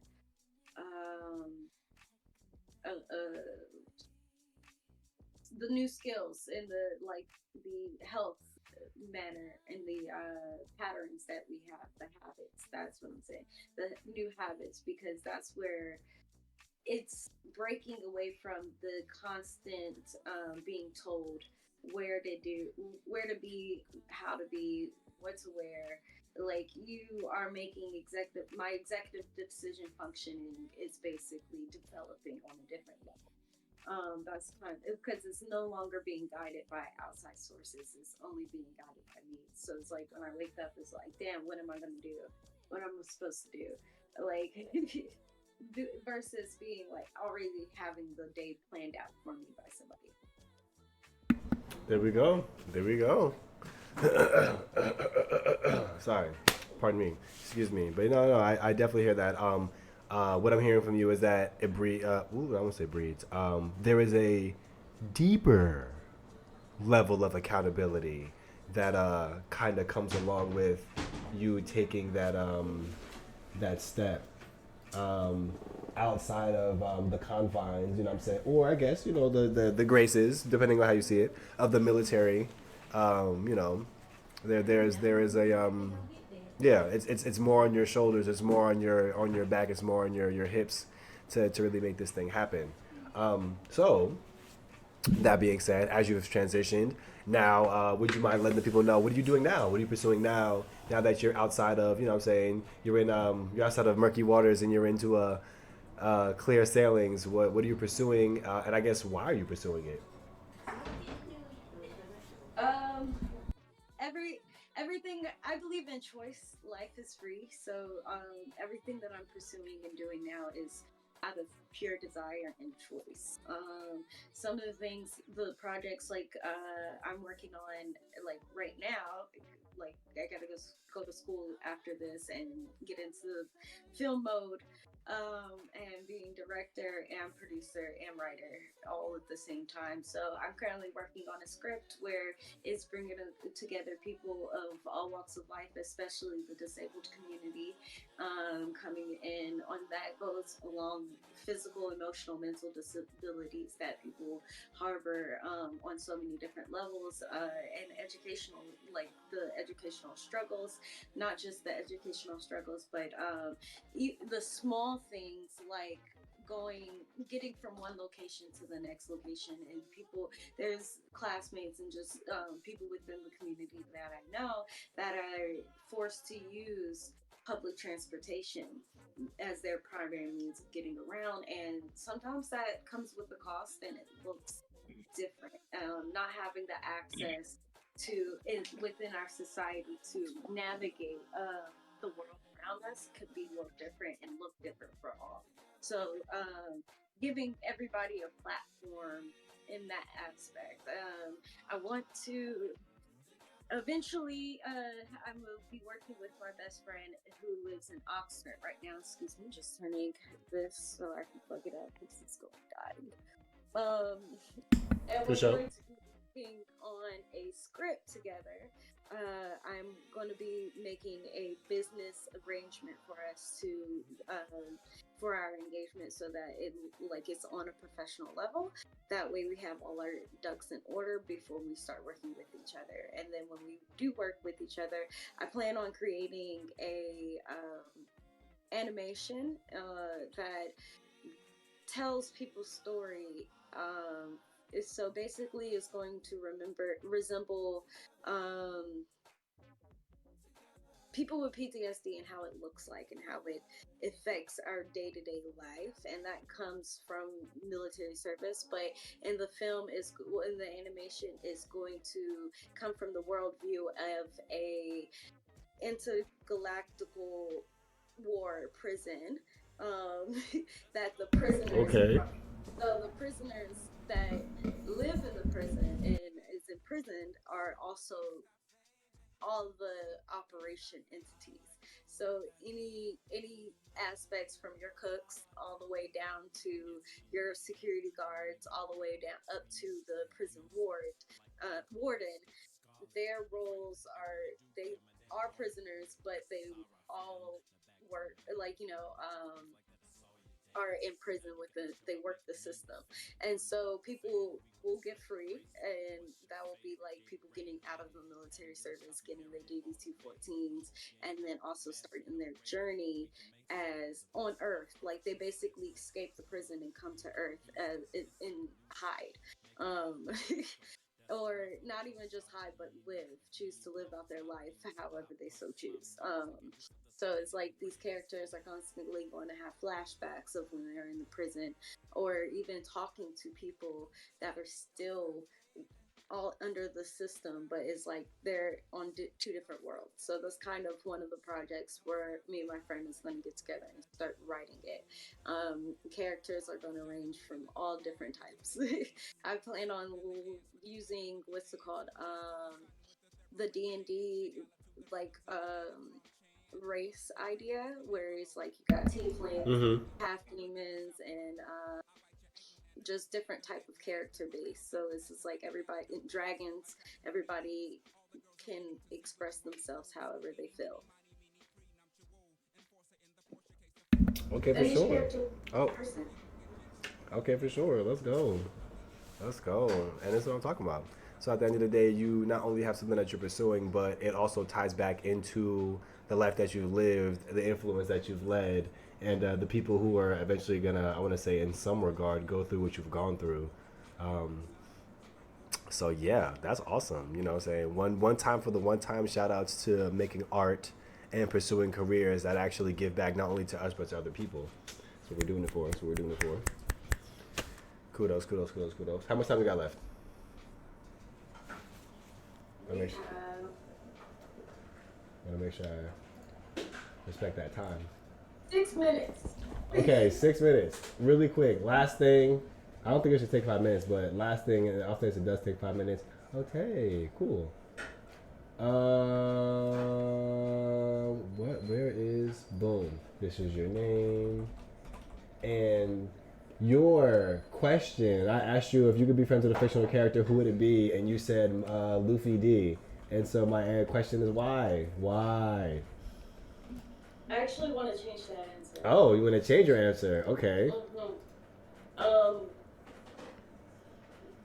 If I was to, well, I'd rather be friends with a fictional character, not actually be a fictional character. I mean, I guess you can answer both. Sure, why not? I would say it would have to be. I'll be friends with Luffy D, and then also Poison Ivy, because with Poison Ivy, I will be able to like have somebody that's a herbalist into the earth, into That's fair. Like, I didn't really necessarily, when I was watching the old Batman cartoons, when it came to Poison Ivy, like, it just kind of seemed like she wasn't giving villain. Like, you know, it kind of felt like her hands were forced in some of them. That's just my justification for it, but I enjoy Poison Ivy. For sure. Okay, for sure. Bet. Poison Ivy is the choice of villains that you'd want to be friends with.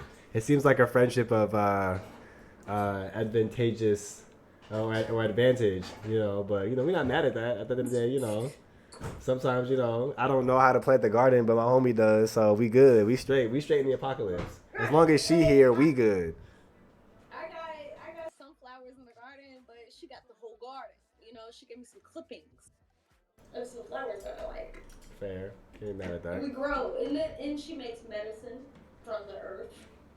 So, seems like we'll have a great time. Fair. Okay, fair. Nah, okay, all right. That's that. Okay, it's a good assessment. I'm not mad at that. Not mad at that at all. Sure. Well, all right then. And I wouldn't mind having him on the side, him from Powerpuff Girls as a friend as well. You said the Powerpuff Girls? Yeah, him from the Powerpuff Girls. Oh, him. Got you. I mean, that's fair. Imagine him and Poison Ivy in the room. The dynamics will be hilarious. Cackling. Gay as fuck. Gay. The gayest room. But I mean, you know, it is what it is. The thems, the days, the hims, the she's, the hers. The hims, the hays, right. The thems, the days, the hims, the hays, right. That's hilarious.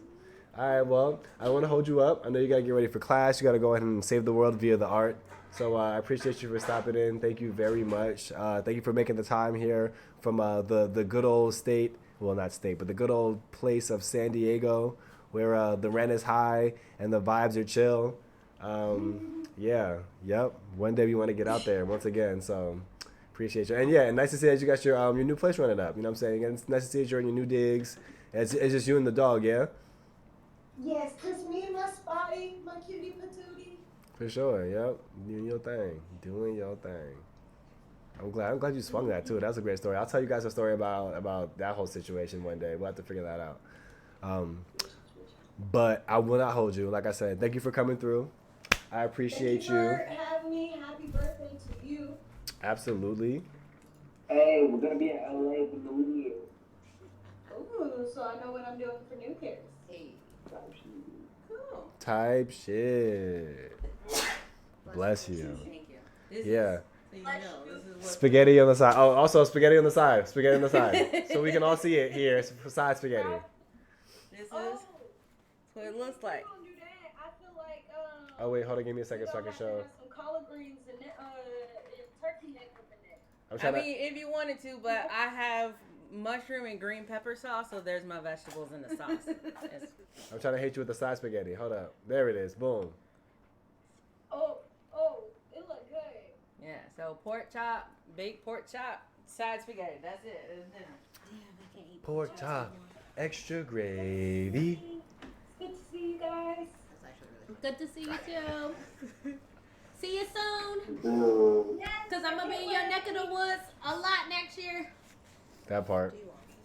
You said you will be in this neck of the woods next year. I'm moving back to North Carolina. When? When? When you moving? I support it. In 6 months, once I graduate, I am flying back to North Carolina. Where part? Where you at? I'm going back to the village. My mother had what's it called? An insulin-induced coma recently. So when she woke, she's bedridden right now, and we're trying to get her back to health. Okay. So I'll be moving home to help out with the village. Okay. Where's the village? In around Raleigh, so it's like perfect. Everybody's in Clayton, Nightdale, Raleigh. So okay. My best friend is in Raleigh, so I'll be there. That's after you. Yeah, my little brother just moved to I think Raleigh. No. North Carolina. To coach? Yeah. Oh, nice. Yeah. Come on, Raleigh. And when y'all come, we're gonna have to collab because I would love to get a building at some point so that I can start doing community events.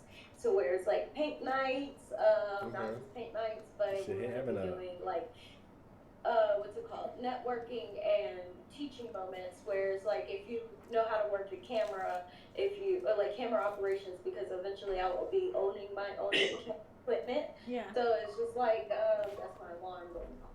So it's like I would want to host those type of nights so where it's like people can actually learn and bring that back into the neighborhood. That'd be dope. For sure.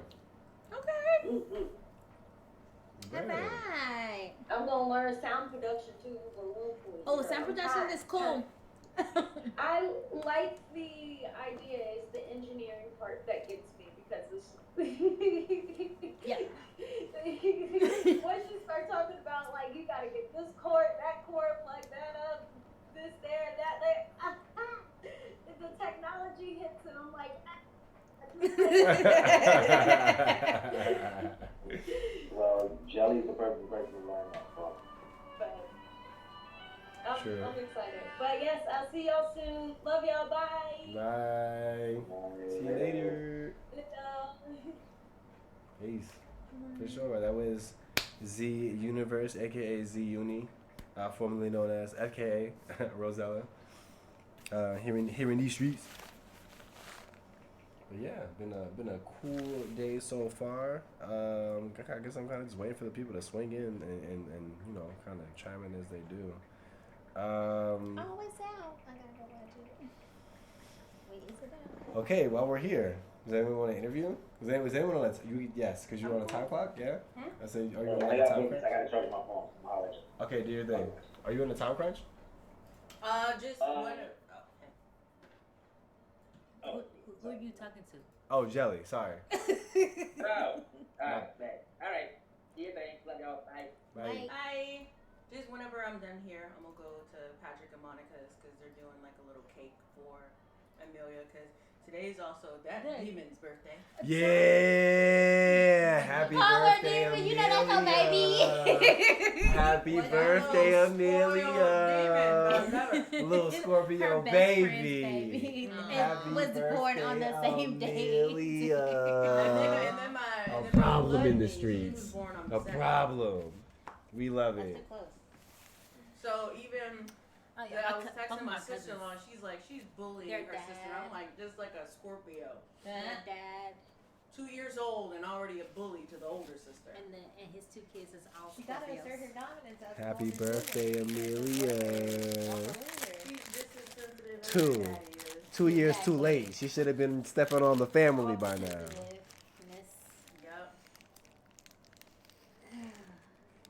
I remember the first time I heard Amelia bullying Adrian. And Adrian is 9. Amelia's turning 3. I was in the living room and they were in the room. You just hear Adrian say, "Amelia, stop!" And she's like, "Nah." Yup.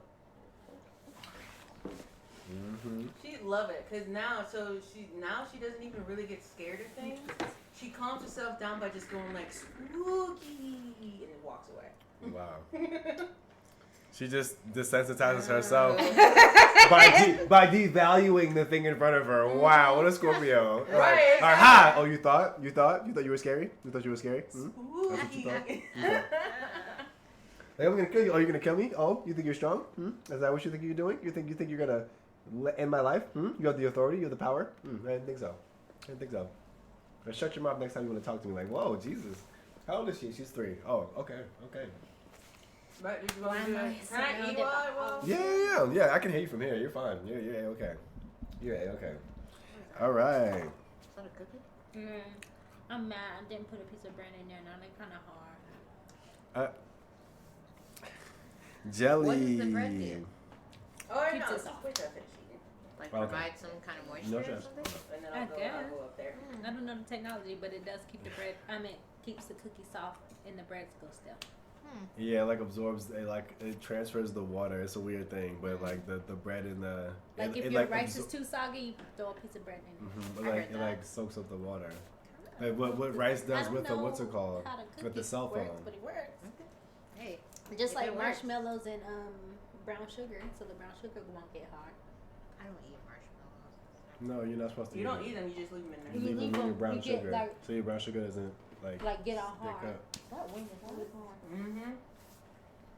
I didn't know that. Now you know. We actually have the brown sugar to prove it. The wind. Yeah. Plenty. This is Trump's America. As Feel like we all semi get a graduates, shot also just on the by way to seeing work, there was Yeah, a semi. right. I was like, look, I was not. Our job said not today. We are off today. They said go home. We're not working today. That's what my boss said. No, tuning it out, Jelly. I'm tuning it out. I'm trying to. But so I was on the highway at like 4:30. There was a semi truck that had an accident. It was a truck, like a regular pickup truck, that was pinned against the cement median by a semi. There were like 2 other cars in a wreck on the other side, and then on our side there were like 2 cars. So we're thinking they were like lifted trucks. So we're thinking they like Came over. hopped the median in the wreck. And then so I get past that, about a quarter mile up. There's just a car that's just on fire. Jesus Christ. And the fire department's trying to get it out. And then on the way down, can't even take the 14. The 14 is still completely backed up. And then I got home. Well, you said the 14. I said, where is that even at? I'm going up to Lancaster. Oh. And then I look at the news, right? 2 wildfires going on right now out of nowhere. Jesus. There's one in Moore Park, and then one that's near Malibu. Damn. The president got elected, world went to shit. Right. Total side note, I don't know if you guys know anything about this. The exit right there on Brantford? Is there weed growing on the side of that exit? Yeah, that big lemonade, that's a weed shop. That's a weed factory shop. No, like when you're literally getting off the exit, It's right there. There's like plants in the ground as you get closer and closer to the light. And I was like, I know that's not weed growing on the side of the road. Oh. And I'm still spending money on it. Because I'll go grab it up. I will go and harvest that. What are we doing? I mean, somebody may have like thrown out Right, some just throwing it out seeds. there, yeah. And it might have just germinated over the Like, time. as soon as I got off, I was like, weed. I was like, oh. I look around and I see plants and I'm like, oh, is this what we do on this side of town? Yeah, you guys just are be planting This is Mexico weed town. randomly on the... They live out here. What they do out here is what they do out here. The fact that you went through that many Final Destination trials, though, was crazy. Right? Say what? What? I said the fact that she went through that many Final Destination trials is kind of crazy. Right on the way home. Right. Like, Oh, that was a lot. I go through Final Destination trials every time I go to my job at Lowe's. Because I'm picking through saw pieces and blades and sledgehammers. Rather not. Rather not. Rather not. I'm okay. Rather not. If it can be avoided. Wow. That's interesting.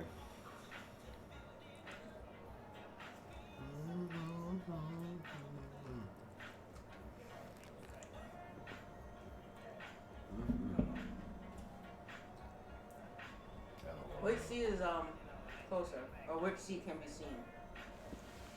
This one? That one? Okay. Yes, it can. What happened? She was asking which seat can be seen. Seat? Yeah. Do I need to move? No, you You want this chair? except like you're like directly behind me, so you have to like shift in a little bit. Oh, okay. So sorry. Yeah, I tried to get as far out of the camera as I could. I'm like, you're right there. So. No, you're fine. You're fine. You're a-okay. You are a-okay. Interview. A view interly. All right. So first and foremost, I thought that said Korean Abdul-Jabbar. It does. It does. Okay. Yeah, that's one of the first guests who came today. Jason Cho, aka Korean Abdul-Jabbar. This One is of my musical favorite playing. DJs. Yeah, great DJ. He's got some great mixes. I'm just gonna restart this one up. All right. Well, yes, ladies and gentlemen, we are here with Jelly, Janelle Warren. I guys go ahead and introduce yourself. Tell the people who you are, what you do. You know, yeah, do your thing. Hey. With my poo still in the thing.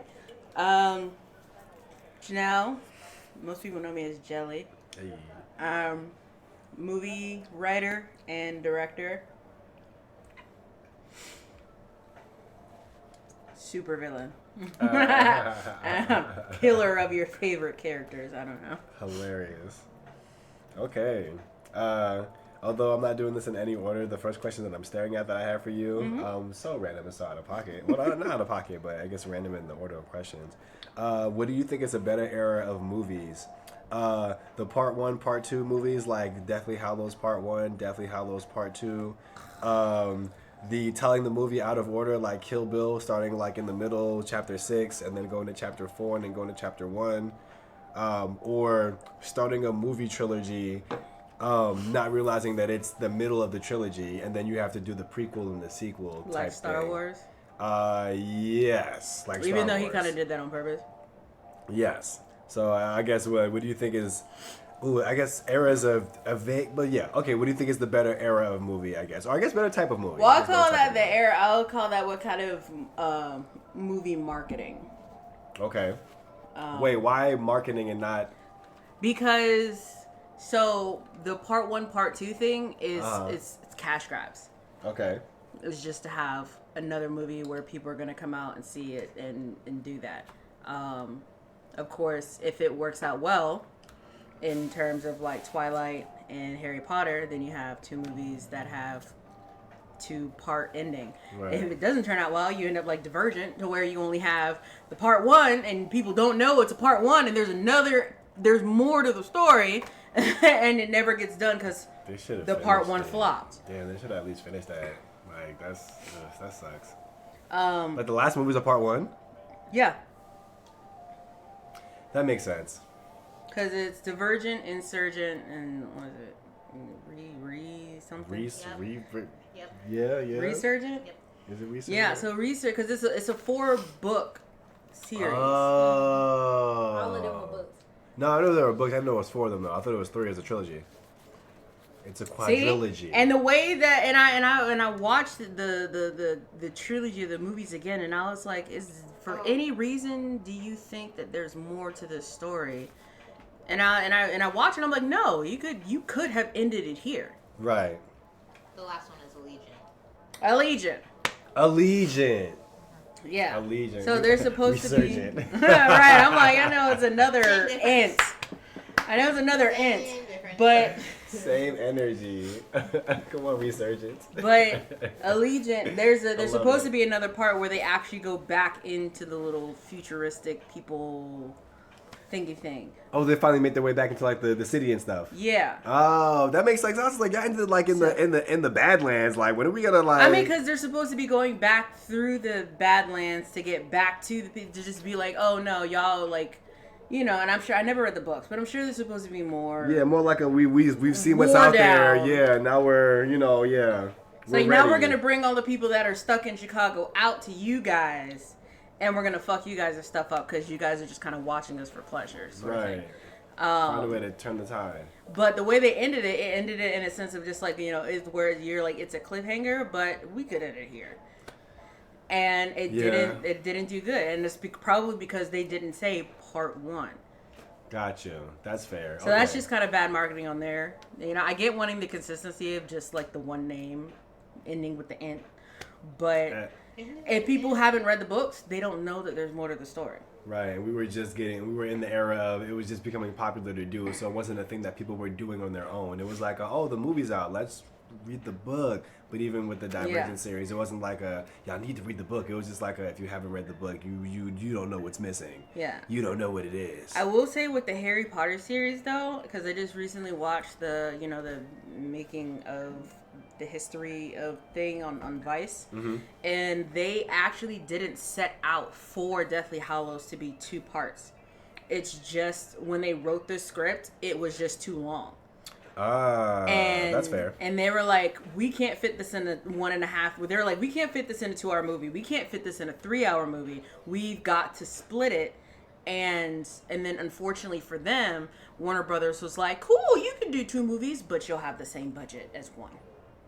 For both, like overall, between the 2. So they actually shot Deathly Hallows 1 and 2 at the same time. Smart. As 1 movie, and then had it cut into 2. And it worked, it worked. It worked. It worked. It did work. It did definitely work.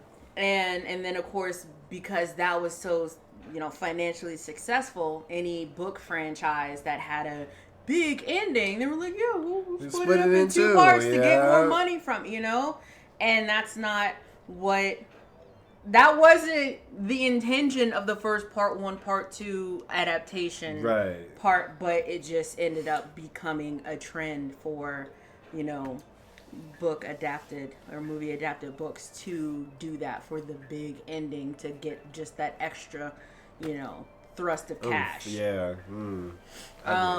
I agree. And then when it comes to like starting a story in the middle and then going back, isn't that what Christopher Nolan does? I was gonna say Nolan movie does it. Right. So Tarantino's done it. And that's it. Christopher Nolan is just within the 1 movie. Tarantino does it within a series of movies, and then of course Star Wars, it was done with the entire franchise. Right. So and with that, I think it's dealer's choice. Whichever way you want to creatively present your story, and that's just the thing. When it comes to which one was better, I mean, I guess I'll do the telling of the story in the middle, and then, presenting it in random parts, just because that's more of like that's a creative decision, not a financial decision.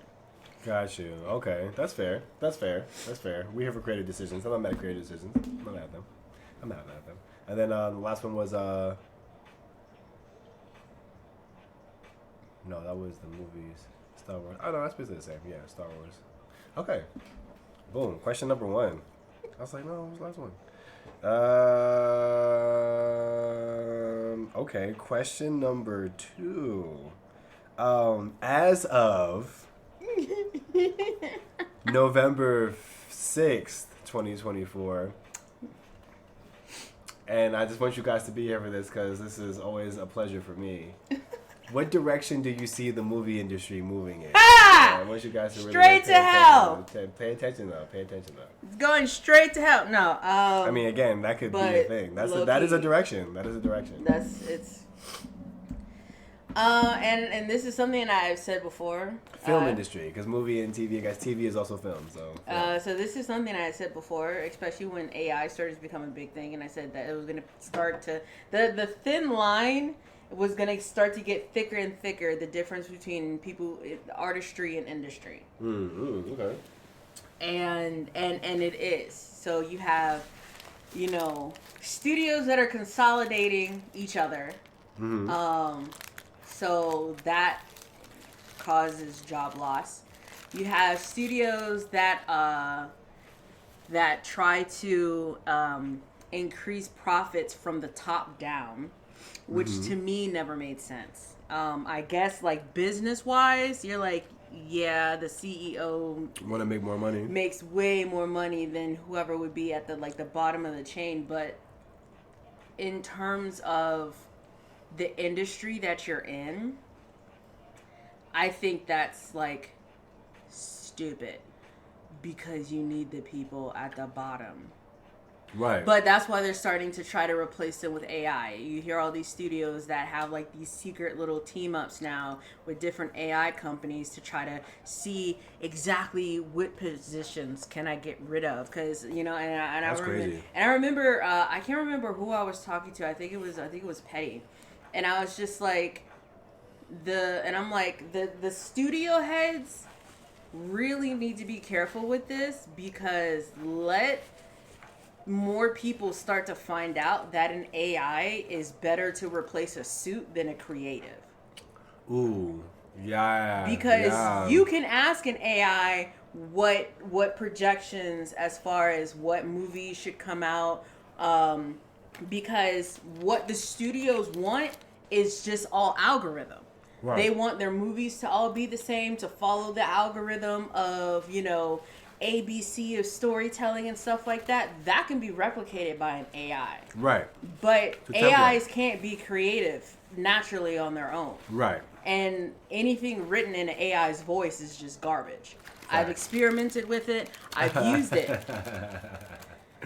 Okay. Now, I use AI in terms of development and world building.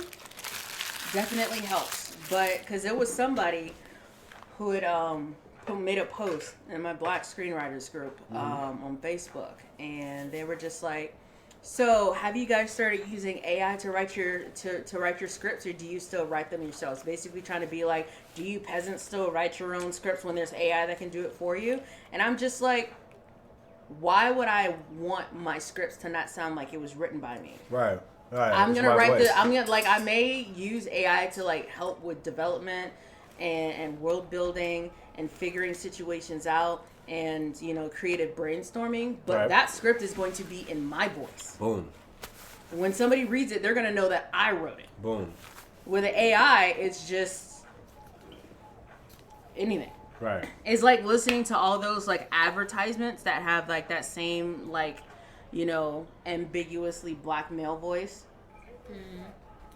It's like, yes. I was going to the store the other day, and it's like it's the same voice that's used over all these advertisements on social media now. So I mean, it's right, and it's like that. So it's just like, again, that's an industry script to where it's just like printed out off the algorithm. They probably read some screenwriting book written by a screenwriter who's never actually been a screenwriter or sold a script, and said, this is the formula that you're supposed to do that works for everybody, but not for me, and not for other people who've done it, because if it was a 100%, foolproof formula, a lot more people would have sold their fucking scripts doing this ABC and formula. So what does that tell you? It's not the formula, it's the writing. And the writing comes from the writer. So, but that's fair. But going back to the actual question, what was the question? I guess. The direction of Hollywood is going. An overall sense. I think it's gonna be a difficult place right now.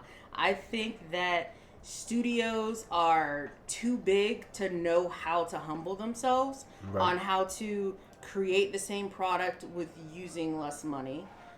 Because you don't need to spend $1 million to, like finding out that Severance was like spending like $1 million an episode outside of actually paying the actors and shit. Yo, you could just go into like an office building after it shuts down, because that's what it looks like. So what the fuck? There's not a lot of graphics in it. Where the fuck is this $1 million going? It's not a big cast. It ain't going on Crafty. So it's like, so Hollywood studios, and again, I was talking to somebody and I was like, I get it, because I had to humble myself, and I ain't even nobody. I had to humble myself because after doing like a feature, and I was like, oh well, I can't do this unless I have at least like $5,000, sort of thing, and it's something super simple, right? And through the short that I did with like Petty here. That was like that was like the whole thing. And I was talking about it with Shay. I had to humble myself through that whole process because it had 2 sets. It had a therapist's office and a psych ward. And I was like, okay, how much it'll cost to like rent these places out? And I'm just like, oh, I don't have that money. Shay, can I use that room and just kind of turn it into a therapist office? She was like, yeah. And I'm like, all right, cool. One location out the way. Boom. Then I was like, okay, how much would it cost to like rent out I just was like, if she don't build these white walls next month. Yeah. And let me go check. Oh, it's been getting. Oh shit! Sorry, and my mic is on. It's been getting all of this. what? Oh. Just like a long document. Did you call? Is that Corey? No. You called me? Oh, okay. I'm about to say, bro, you called? Nah, I didn't need to run no more. Oh yeah, It's gotcha. ours. For sure. I was thinking, oh my bad, bro. Nah, I didn't need no call, no nothing. Hola. Hey, Howard just jumped in the building. I like the brown. Thank you. Appreciate it. I almost wore nude today. I'm glad I did. See? You almost did what? I almost wore nude. See, let's not do that. Yeah, Let's almost not did. do that. Almost did. I was like, you know what? I'm gonna just keep it gray. Hola. Hola. How's everybody doing? Good. You're blessed. You know what I mean? Sydney. That's my little sister. So then I had I'm weak. I think I've seen you at a few dance Really? little sessions. Probably. Yeah. Don't Like mind me if- Coinbase event at the Quick as a session at the museum. Yeah. If I remember, you don't mind me. I smoke a lot of weed. Feel me? So do I. Alright, I'm weak. So just blaming on that and then life. Feel me? A and B. Yeah. That's what it is. So that's why I had the first like set taken care of, and then I was like, how much would it be to rent out a psych room in a psych ward? Yeah. That's where my mind went. That's like how is that legal? Right, I was like, like F the price, is it legal? Like can I was we like, shoot in a psych So I was like, I'm like, what psych wards are around here where I could just use a padded room real quick? And then I was like, girl, humble. Then I was like, all right, is there a standing set where there's somebody who's already built it? And then it's like $800 an hour. And I'm like, humble. Jesus. Then I'm like, how much would it cost to get cotton and build a padded wall? And I looked at the materials and I'm like, humble. And then I'm like, hey, Petty, are your walls white? And he's like, yeah. And I'm like, you have furniture yet? He's like, no, it's just like my mattress on the floor. And I'm like, cool. That's There great. you go. That's great. For the free. Right. You know? We know exactly where you're supposed to be Right. in the scene. Yep. So, right, exactly. And I'm just like, they gonna get it. Ain't gonna be nothing but a bed on the floor and white walls. I was like, girl, if you don't get some cardboard box, Right.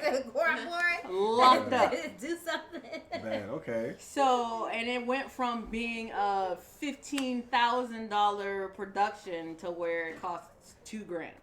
Okay. Come on. That's a nice jump. Shaving off a good 13,000. Right, Yeah. and that Effective. was still like Effective. you know, paying the camera person like Corey and paying the sound person, you know, and things like that. Beautiful. Getting like, you know, Zanku chicken is what we had. Come on, okay. That was good. You know, good. if there's anything, you're gonna get fed on my set. Come As on. you get a test, you get a Shout out test. to feeding on the set. Come on, Right. that's the way. Trying to feed you. Look, that's the thing. Look. Definitely don't worry about it. Because that's my thing.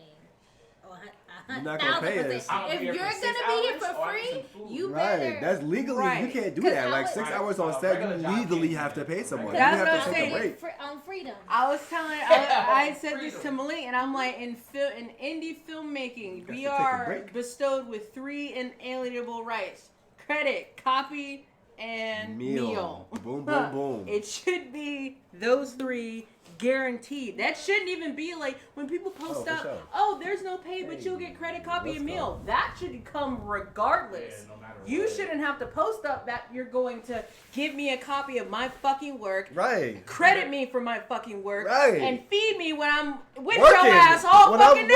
working. That should just come with it. When I Law. That should be the Law. bare minimum.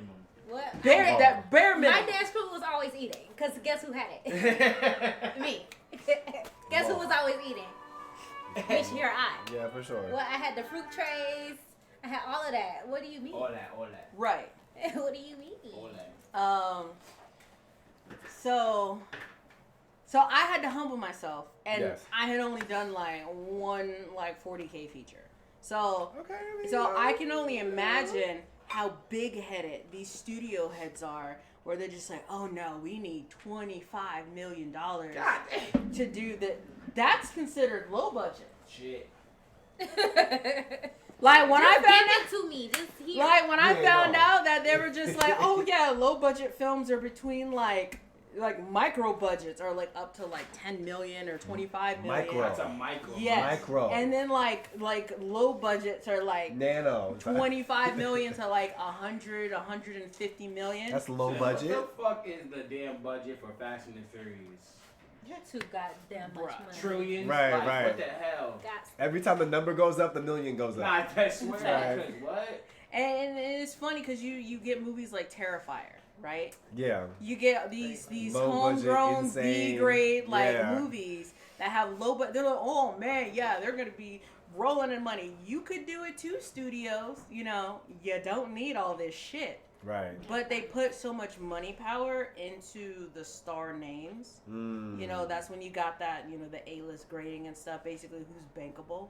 Got you. Okay. Who's gonna bring people to the, you know, who's gonna bring people to the theater? You know, because clearly people have to be lured by faces and can't be by just good story. Good points. Good points. Good points.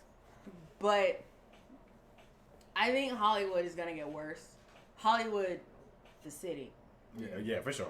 Everybody gone. Yeah, the filmmaking industry altogether, it's definitely widening up with the new tax credits that happened in, I think it was like Italy and like a couple other countries in Europe. A lot of productions are moving over there. Yes. The UK just updated their tax credits. You can keep them for now. And they're enticing people to come over.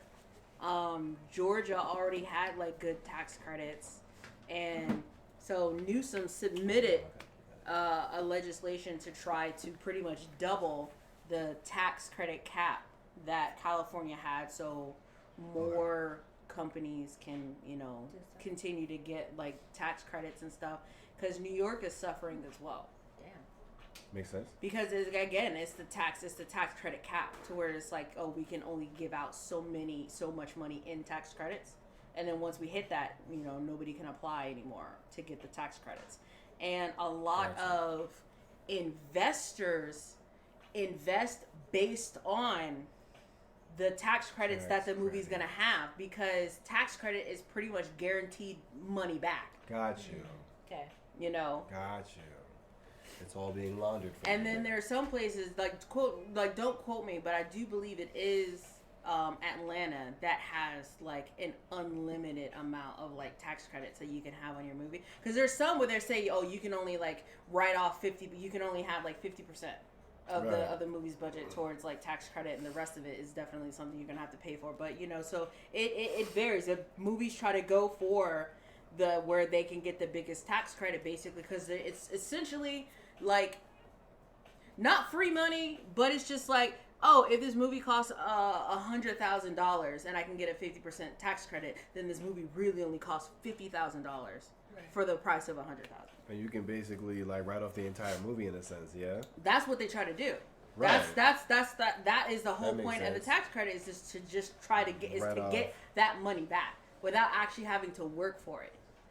So, and this is not a literal example, but just per I guess the conversation we're having as an example, one could go to Georgia or Atlanta, like you said. Go to Georgia, and as long as they have the tax credits, they could do in a year maybe 5 movies at $500,000 a movie, but to them would basically cost them nothing because of the tax credit. They get all that money back by the end of the year, in a sense.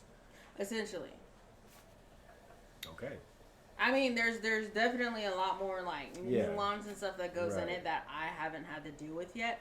But like as I'm getting more into like learning about tax credits and stuff, that's the main thing that people try to go for. So the movie industry is following the tax credit. They're not following the talent, they're following the money. Got it. That makes sense. The industry of filmmaking is following the money. Industry, yes. The artistry of filmmaking is following the artists. Right. But the artists aren't going anywhere without they're not getting without the money. So that's when it gets because in all these like filmmaking groups, people are always like, oh, what's the hardest thing about like getting your project off the ground? It's always the same answer. The money. The money. No one's giving me money. 'Cause of course, no one's just gonna give you money to do it. Right. Or the people who have the money, they think they're the artists. You're not. You just have the money. You just have the money. Yeah.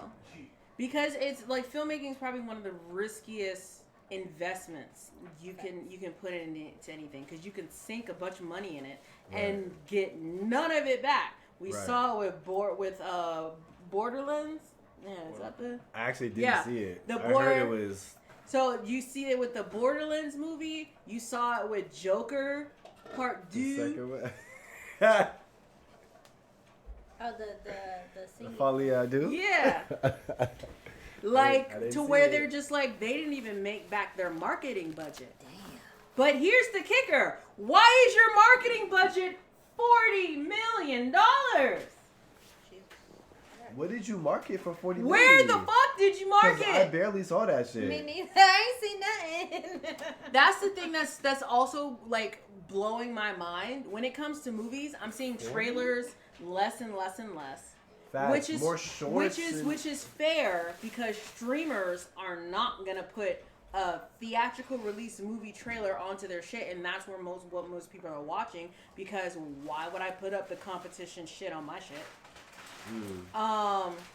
So unless you go to the movies and see the trailers there, or you do like we do when we look up like a YouTube video where it has the movies coming out this year. Right. Most people don't know these things are happening, because I mean, I don't see really big billboards advertising things much anymore. Okay. You don't see like I don't really like look at bus ads and stuff like that.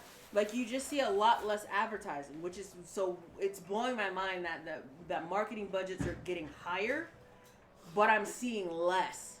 Right. So it's just like, who are you marketing to? Where are you marketing to? Maybe, it's giving social media shorts and maybe like cell phone ads or in between It's giving indiscriminate costs that are going towards somebody's house or somebody's car payment, and this is what they're writing it off as, because that's what, you know, Hollywood is kind of known for. To where they just we'll just put it on, charge it to the movie or whatever, and put it under something and shit like that. Fair. So it's also hard to humble like an entity when they, you know, they get personal advantages out of hiding money into what seems like legitimate expenses.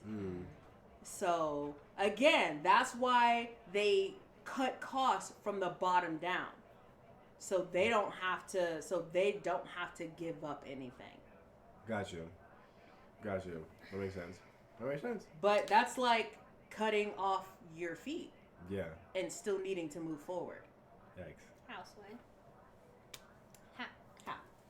I'll have my underlings carry me. I have my youngers. You know, so I think crazy. I kind of wish that studios just kind of move out of Hollywood so the indies can take over. And it just becomes just like a feral breeding ground for creativity. That sounds right. That sounds like it's gonna be dog eat dog, but we're all trying to like win and be creative. Creativity. Jeez.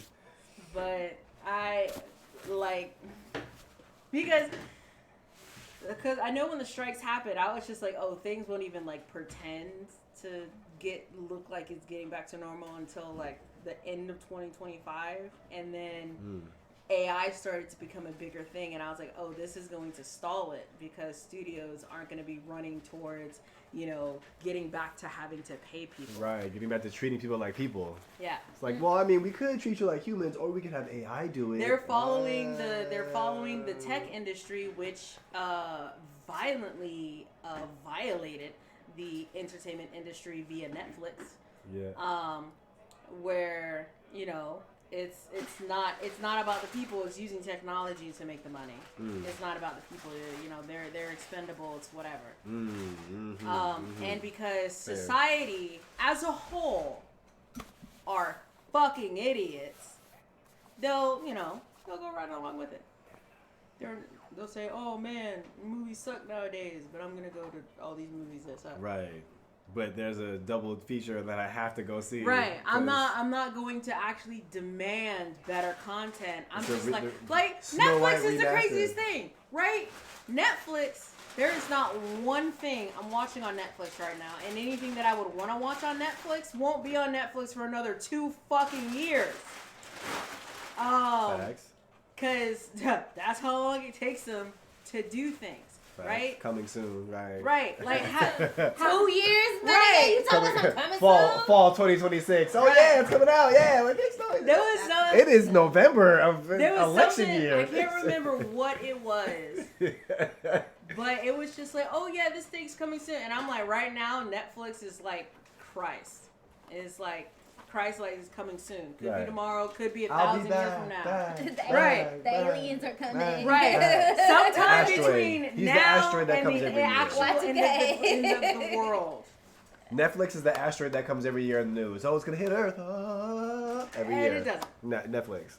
Oh, but it came so close though. Right. Just 2 centimeters off the dilation that would have needed to pull into Earth's atmosphere. There was a little solar flare and it kind of pushed it out the way, and now we're gonna live. You know how dang. bad? I'm just waiting for one of them to. I'm waiting for a Don't Look Up. Yeah, that kind of energy. Like I would be looking at that meteor like the dude from Waterworld who was stuck in the oil pit in the rig. When he throws the match down there and he sees it setting on fire and he's about to die, his last words are, "Oh, thank God." like that would be me. That's how I feel about Earth right now. Everybody feels that way. Like a lot of people feel that way right And now. it's like I won't do it by my own hand. But if it happens, I'm not gonna be that mad about it. I'm not gonna. Apocalypse happens. I ain't gonna fight it. Things die. Zombie apocalypse happen. I ain't fighting He zombies. said, I'm not like the dude said. I'm not out here Mad Maxing. Right. Okay. Like, I would do it for maybe like a month just to be like, I wonder what this is like. But I'd be like, I'm tired. I'm gonna just let it go. Like, give me your stuff or I'm gonna stab you. You can have both. Please. You can have my here's stuff, my stuff and my life. Right. See, I don't want to be here. You seem like you're trying to survive. How about you do me a favor and take both off of my hands? There was like Yes. a friend of mine who was posting up him at the gym, and he was like, Ooh, "Yeah, him at the gym. That's And an Instagram account. him at the gym."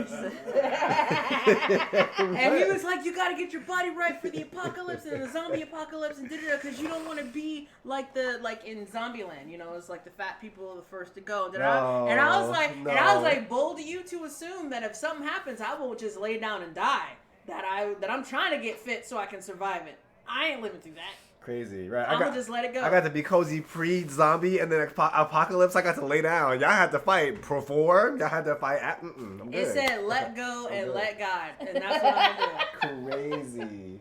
Yeah, my friend, he was like, well, if They said God lay came down. tomorrow, I'll be okay with that. Right. His Lay therapist down like, the worries. I don't know if I should write that down as a, it's like, yeah. No. She was like, should I take a note of that? Give up the worldly possessions in a heartbeat. You ready to go? Yep. Yes, my lord. Let's go.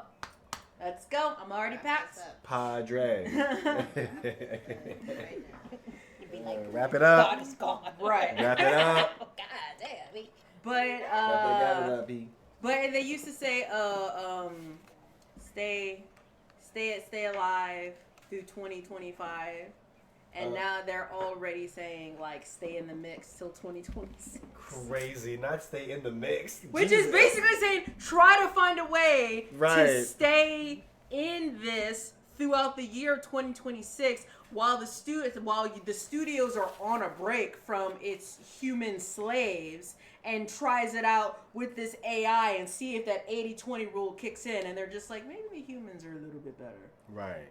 Prepare yourself for when they come crawling back to us. We're ready to sell ourselves again. Like, and that's like the most toxic relationship. Yes.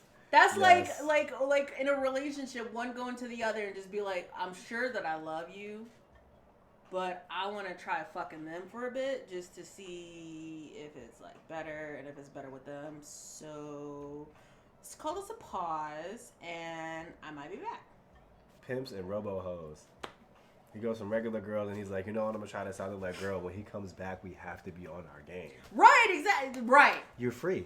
You're free. And, right, and that's what it is. you're Instead free. of letting that person go, you're just like, okay, that's cool. I'm gonna work on myself, so when they get back, I'm definitely gonna be like the choice that they want to get. I mean, in some spaces, that's a good thing, but I feel like in the industry, it just feels like, but we don't want this. They left. Let's make ourselves so when they come back, we're setting the standard.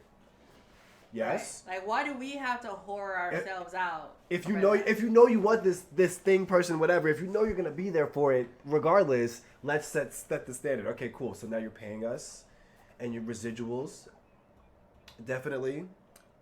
Something like let's make sure we're doing like it. I'm very interested to see what the negotiations between the unions are going to be the next go round and I think it's like in 2 years. 26? No, 2027. Okay. Because technically they were supposed to they negotiated in 2023.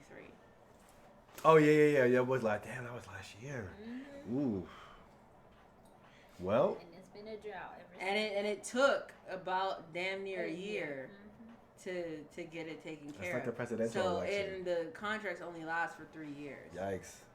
So you just think you figured out so the it gets game. renegotiated in 2027. Right before the Olympics. That's gonna be great. Great for media contracts. Yeah. So I that's what I'm pulling out of the contract. I don't necessarily have hope for Hollywood as a whole. And it's like I'm trying to find like something to blame. I think there's blame all around. You know, I blame the studio heads because they know what they're doing, but at the same time, it's like somebody who doesn't recognize their own fear. Ooh. Because again, it's like I use a lot of analogies. My dragon analogy. Yes. You know, they used to go out and find stuff and gather the gold and bring it back to their cave, and then go out and gather the gold and bring back to their cave. But that included leaving the gathered gold behind to go find more gold. But then when you have so much gold in your cave, then you start to think, maybe whatever gold that's out there isn't worth the gold that I already have. So I'll just sit here and just swim in the gold that I already have, and just keep repurposing this gold that I already have. You know, I think at the end of the day, studios are scared to take chances, are scared to, venture out of their algorithm that even though it worked in the past, it sometimes works now. They'd rather keep this algorithm that works 30-40% of the time than risk changing it and it not work out at all. Ooh, okay. Despite that it could work out even better. But that's the same thing that I realized just with people who work in the industry. I've seen people who are terrible at their fucking jobs in the industry, and they get hired time and time again, and I'm just like, it's definitely an LA thing, because in New York, if you suck, you're fucking out. Yeah, but here, facts in the East. If you suck, they'd be like, but we know how to work around their suckiness. We know how to adapt to how they suck. And we'd rather have this that we're used to than to get somebody else in, and maybe they're worse. But maybe they're better. But it's the maybe they're worse part that stops them from even taking that. It's that fear of possible loss. That shit crazy.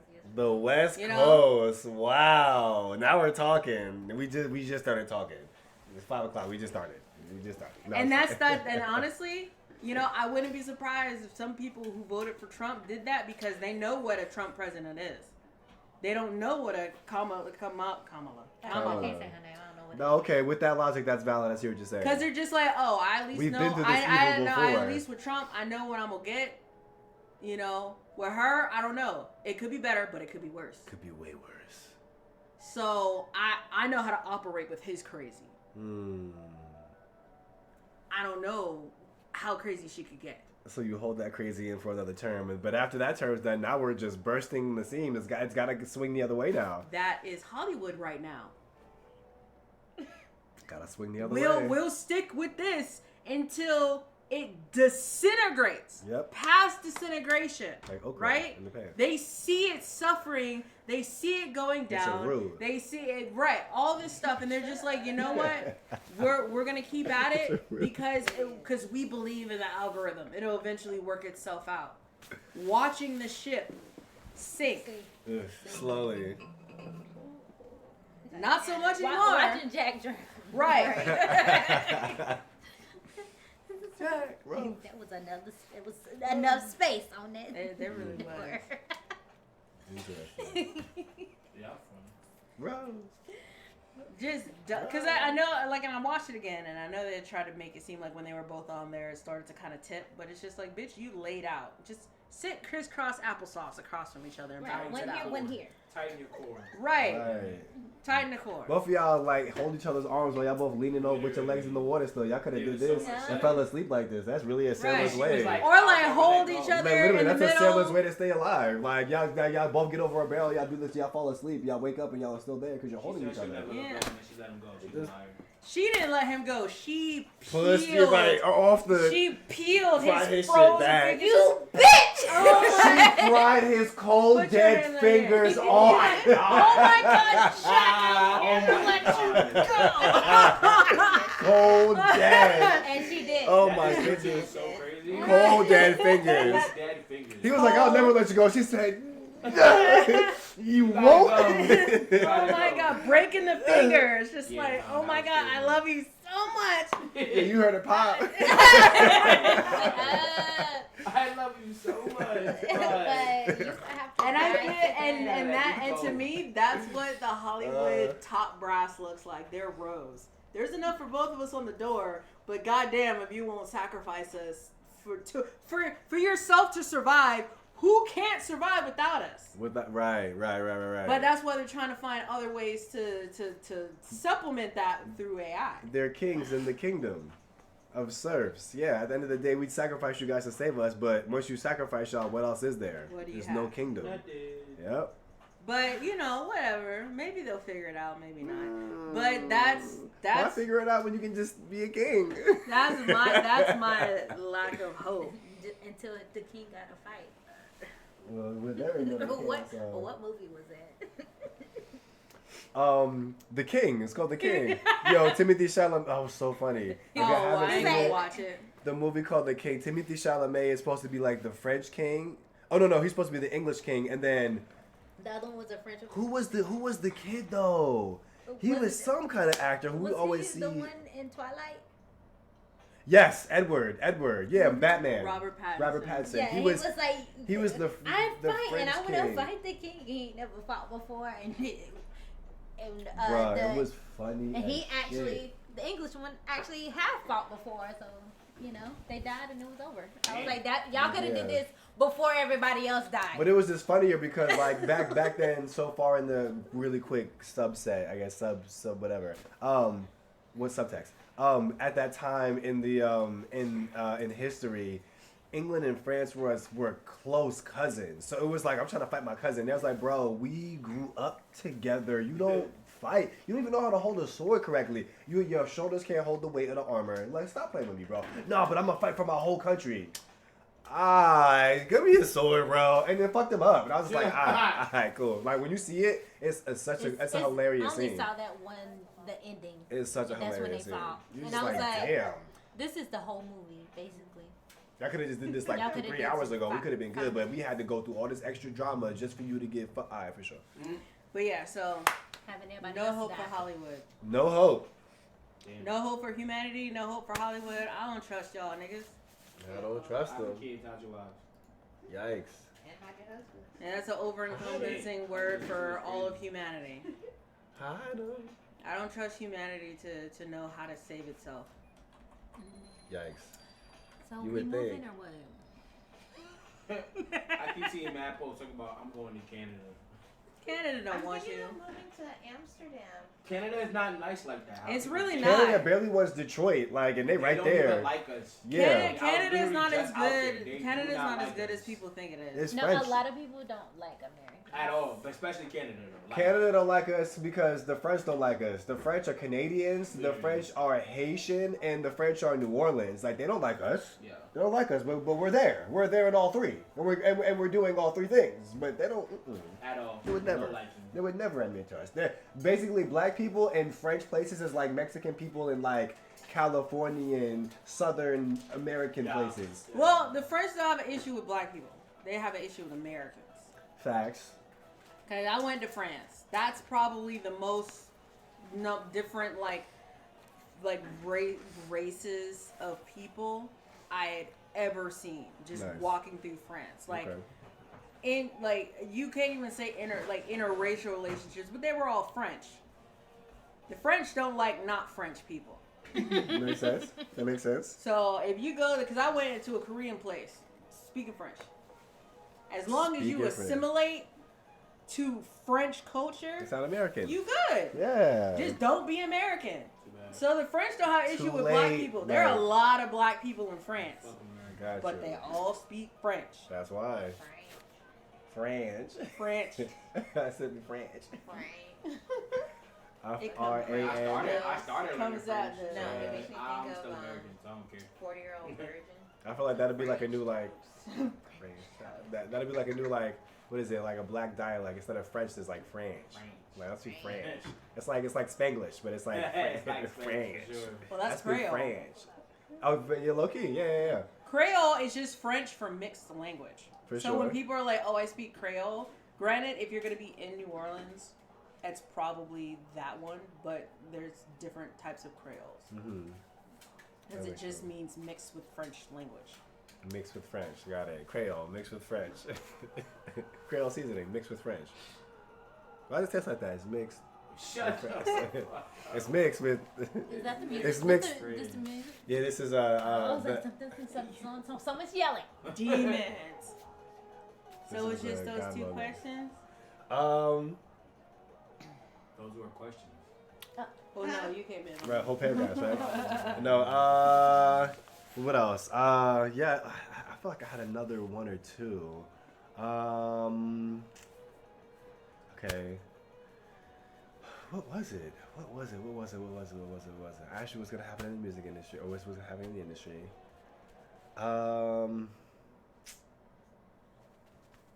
Oh, what do you have going on next? Like for you personally, as far as a writer, as a director, what do you have going on next in the world of industry? Okay, I'm very poorly participating in NaNoWriMo, which is National Novel Writers Month. Okay. Which is November. Hey. Which is when like every day you're supposed to write X amount of pages towards your novel.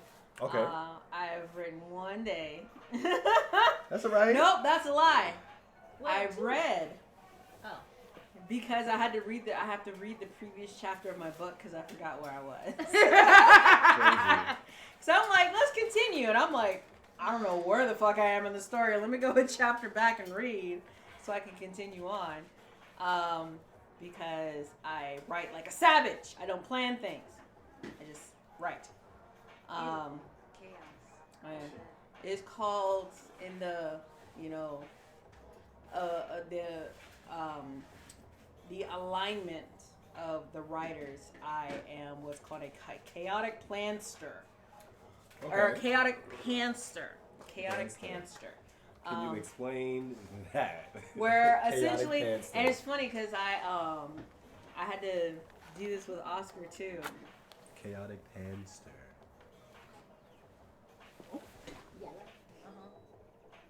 Beautiful. So there is a writing style alignment. You know how they have like lawful, neutral, and chaotic. And Oh, okay. Like chaotic good, chaotic evil, neutral good, neutral evil, neutral, that sort of thing. They have that, but writing style alignments where they have lawful, neutral, and chaotic, but then they have the pantster, the planster, and the plotter. Oh. Interesting. Okay. So, Chaotic Pantster writes completely out of order. What the fuck is a plot? Loves side fiction and writes whatever they're excited about. Okay. So that's me. Got it. That makes sense. Like I may be every now and then a true planster, which is starts an outline, goes off script, and ends up in unexpected places. But that's okay because this is more interesting anyway. So even when I do make a plan, I don't really stick to it. Oh, yeah. I just kind of do whatever. But personally, the main projects that I'm working on right now is writing more episodes of this sitcom that I created. Since I decided I'm going to shoot it myself, I need to get more episodes of that to just basically shoot it all at once rather than an episode at a time. Because it's financially efficient. And I'm currently going through the various sketches and stuff that we did for sketch and release to start moving those into a production direction to do those, and then also writing the Me Without You series. Okay. Let's go. Oh yeah. Yes. Yeah. Oh, sorry. You gotta tell them. I know what's happening, but they don't know what's happening. So the Me Without You series is me invading my friends' lives, dramatizing them. Well, no, it's essentially it's a I don't know if I call it therapeutic. It's a drama series to where each episode is going to be an anthological series to where each episode focuses on a different person, and the overall theme of the show is going to be Me Without You. And the me is going to be whoever the lead character is, and the you is going to be essentially a person, place, or thing, and them trying to figure themselves out without that you in their lives. Like one of the ones I'm starting with is about me specifically. It's a writer who started writing out of like a bad situation and trauma, and then how does that writer continue to write when the trauma well has run dry, when they've healed and therapized themselves through their trauma and they don't have the trauma to pull from to inspire their writing anymore. Basically like shifting who they are as an artist, shifting where they draw their inspiration from to continue to be an artist sort of thing. So another one's going to be about somebody who's like a people pleaser, and they're like in a toxic relationship where that person's always like taking, and so they're always giving, but that's kind of like their habit of what they do. They haven't really done anything else, and then the relationship ends. Now they have to figure out the me without you. Who are they if they don't have somebody to please, to distract themselves basically from working on themselves? Now they have to, figure that out. So it's like, and the end is always like open-ended, but you see those first few steps down that new path, but it leaves it open-ended because they could always jump in another relationship to where they do the exact same thing, or decide to turn that attention onto themselves and grow and develop to loving themselves, so they don't do that with other people anymore. So each person is going to go through that. Who am I without this thing that was tethering me as a person? So who am I without that? So that's going to be the over-encompassing theme of the anthological. I'm excited to be a part of the series. Excited to be a part of it. So those are the three main primary things that I'm working on right now. For sure. Bad. Okay. Got some projects on the works. Yes, y'all heard it here, folks. Y'all heard it here first, folks, ladies and gentlemen, from Jelly, a.k.a. Jelly the writer, a.k.a. Jelly the director. Yeah. Projects coming up. We got some insight about how the film industry is moving forward. And just some overall tidbits about what's happening in the landscape for people who are out there who are interested in getting into movie direction, film, photography, because low-key it's a part of it, direction, production, assistance, just in the film industry overall, and you happen to find this part of the stream, yeah, be aware. Be aware of what direction the industry is moving in. Not saying that you can't walk in and, you know, work your way into a good space and work your way into a workable space, but it's smart to be aware of the nature of the industry or the beast that you're getting ready to walk into, because it is just that. Yeah. And there are a lot of people who are very oblivious to it, because they're just like, hey, I'm going to be moving to LA next week. Does anybody have any jobs? Literally all of them down there. I can see. I see what they're putting. You got a job? That's all I see. Right, I'm thrusting like, I'm about to move out to LA. Does anybody have any advice on how can I get a job? And I'm just like, no. Bitch, we ain't even got a job. I don't even got it. I see like the encouraging stuff, but even in the encouraging posts, you can see that they want to say, why don't you research the industry that you're trying to get into first? Right now, please. Because there are people who've been in this industry for 50 years who are without work. What makes you think you can just stroll up? You really can't just come out here and just get work. And get a fucking job. And honestly, you know what's funny about It's that? on hold right now, man. Right, a whole Please don't move out here. We on hold. We on no pops. What's interesting about that is that unless you've been a part of the industry, you don't really understand like the depth of really researching your industry and knowing like the direction it's moving in. Like once you've done a set, or you're looking for like the season, or you're having the conversations we're having, I feel like it almost comes as like a second knowledge. Like, okay, I should like look into this.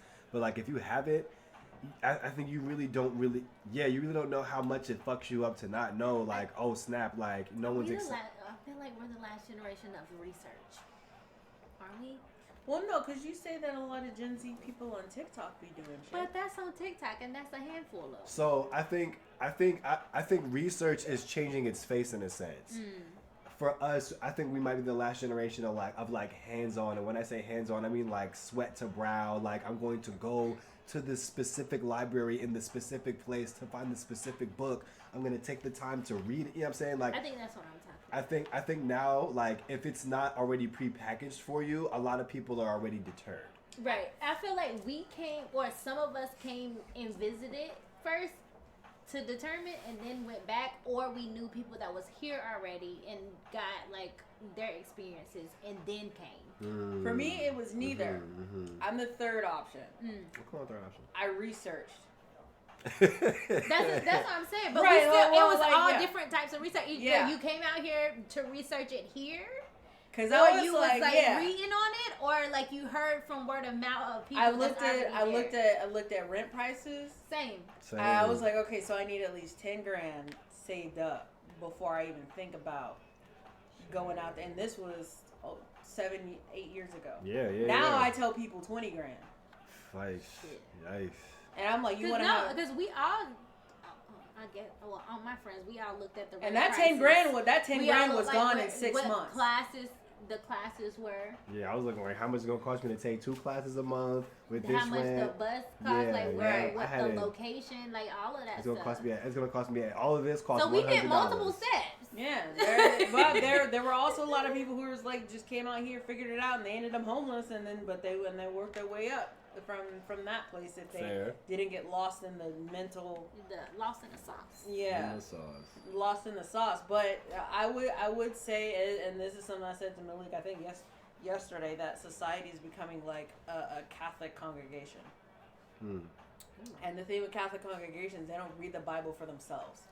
Like the point is the priest tells them what's in the Bible, and that's how they take it as, and that's what it is. And that's what I'm saying. Like the research, yes, they do research, like you said, but the research is like, hey guys, can you help me? And somebody can tell you all the bullshit, and you're like, oh, okay. And I'm like, you don't know this person from Man in the Moon. Like, you don't know this person. And you say, oh, this person said that's out there, that it's like this, and telling you a whole goddamn lie because you ain't researching your damn self. Not even a little bit. All it takes is a Google search. You can ask the fucking AI. Absolutely. You know, go on Chat GPT and ask it, how does how does the Hollywood industry look right now? I would How love does the to Hollywood see. industry look right now? That's funny. I would love to see what it fucking says. Chat GBTs. How does the Hollywood industry look right now? Yeah. Okay, I need to turn this fan off. Off? You hot?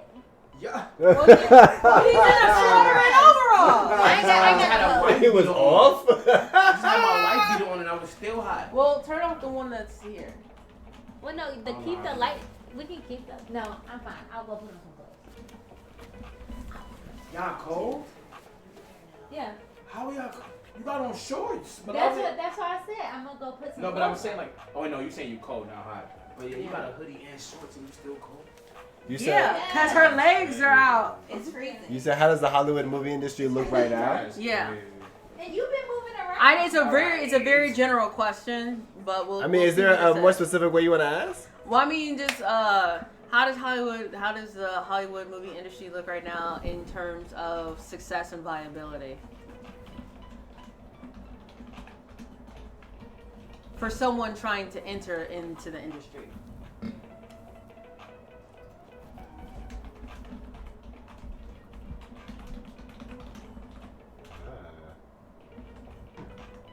Industry in terms of success and liability. Viability.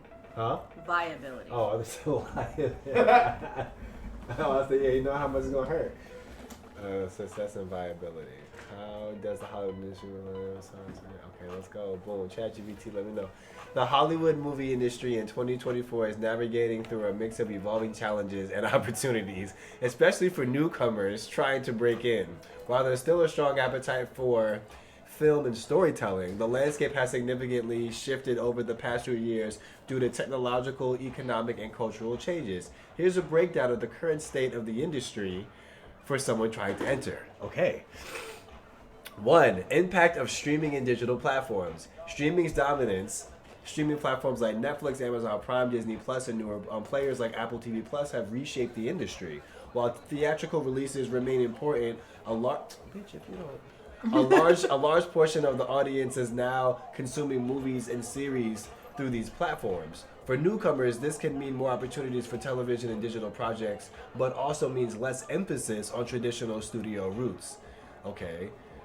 More content, more competition. With more platforms commissioning original films and series, there's a vast demand for content. However, this also means fierce competition, particularly for those trying to break into writing, directing, or producing. The sheer volume of content being produced has raised the bar for creativity, quality, and innovation, which makes standing out more challenging. That's facts. Yeah, okay, so streaming and basically more people doing it. 2. Strikes and labor issues. Ugh, Lord. In 2023, writers and actors strikes, the Writers Guild of the WGA and the Screen Actors Guild, or SAG-AFTRA. Strikes were major events in the industry, stemming from issues related to fair pay, residuals from streaming content, and concerns over artificial intelligence. While these strikes have ended, they reflected deeper concerns within the industry regarding workers' rights, compensation, and the shift to digital-first models. For someone entering the industry, understanding these dynamics is important as they can impact how deals are structured and what opportunities are available. Future labor uncertainty. Okay. Even though strikes have ended, the atmosphere of the uncertainty around labor rights, pay structures, and evolving role in AI creative processes may persist. This could affect how new filmmakers are compensated, what kind of projects get made, and the speed at which things move. God Very, damn. very, very slowly. Yeah. We had a strike last year, so it's like, what are the changes? That's what we're waiting on. Risk aversion, you scared, spineless motherfuckers! 3. Financial pressure and risk aversion. High production costs. Big budget blockbusters like superhero movies continue to be high risk, high reward ventures. Studios increasingly focusing on franchises and established IPs to minimize financial risk. Scared sons of bitches. For aspiring filmmakers, this means getting a green light for an original independent project can be way more difficult. At the Yes. same time, there are opportunities in the independent film, though it often requires strong networking or unique, compelling concepts. Which means you need somebody who's got a lot of money and some weird shit. Bet. The indie film path. While studios are less likely to take risks on original projects from newcomers unless they're like A24, the indie film world is still thriving, with some films breaking through to mainstream success, everything everywhere all at once. Okay. Many filmmakers are finding success by creating original content on similar budgets and using on smaller budgets and using festival, social media, and digital distribution to find an audience. Okay. Got to know what you're doing. Technology and AI, increased use of AI, artificial intelligence is starting to play a larger role in the industry, from script writing, AI-assisted writing tools, to post-production, AI-driven editing, visual effects. This creates new opportunities, but also challenges for newcomers. The potential for AI to replace certain roles in filmmaking could affect jobs in areas like script writing, editing, and even acting, with deepfakes and AI-generated performances. That sucks. On the other hand, AI can democratize certain aspects of filmmaking, i.e. making post-production tools more accessible to indie filmmakers, which might help new talent break into the industry more easily. Virtual production. Technologies like Unreal Engine and LED wall stages, as in used in The Mandalorian, are changing how films are made, offering more affordable options for visual effects-heavy productions. For someone new to the industry, learning these new technologies could give you an edge, as they're increasingly being adopted across both indie and studio productions. Okay. Diversification. Yeah. I mean, if y'all are okay with it. Okay. Yeah. Could you open that window over there, that really small one, and the skinny? Yeah. The skinny. Like, give it like a I don't know. It might be locked.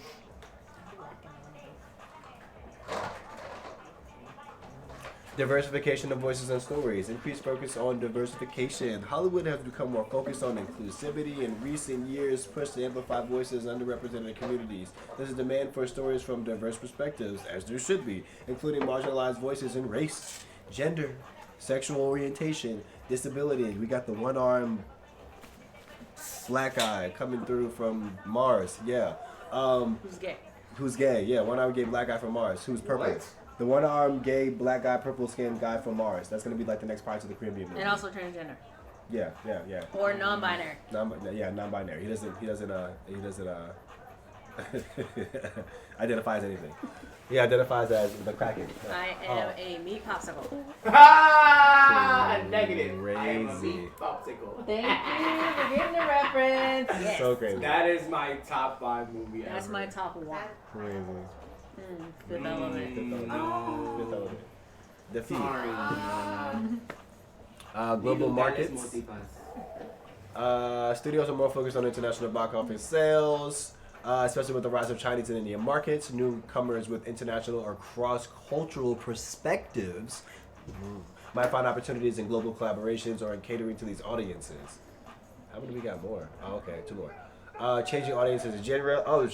Genres are shifting. Let's go. Hollywood is seeing shifts in genre popularity. While superhero movies and action blockbusters are still a dominant force because everyone loves blood, everyone loves the story, audiences are also gravitating towards more niche genres, including elevated horror. What's elevated? E.g. Not Barbarian. B-grade.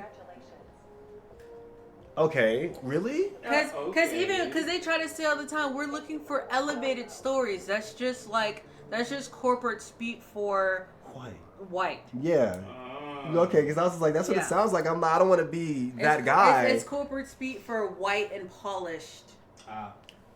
So shot a certain way, budgeted a certain way. That's just it. Got it. Okay, for sure. Got it. Elevated horror. Because I'm like, horror. I'm like, what do you mean all the horror that we haven't done isn't elevated? Because they're like, it's not just like dumb people who are like, ooh, scary movie. We want smart people to be intrigued by this. Got it.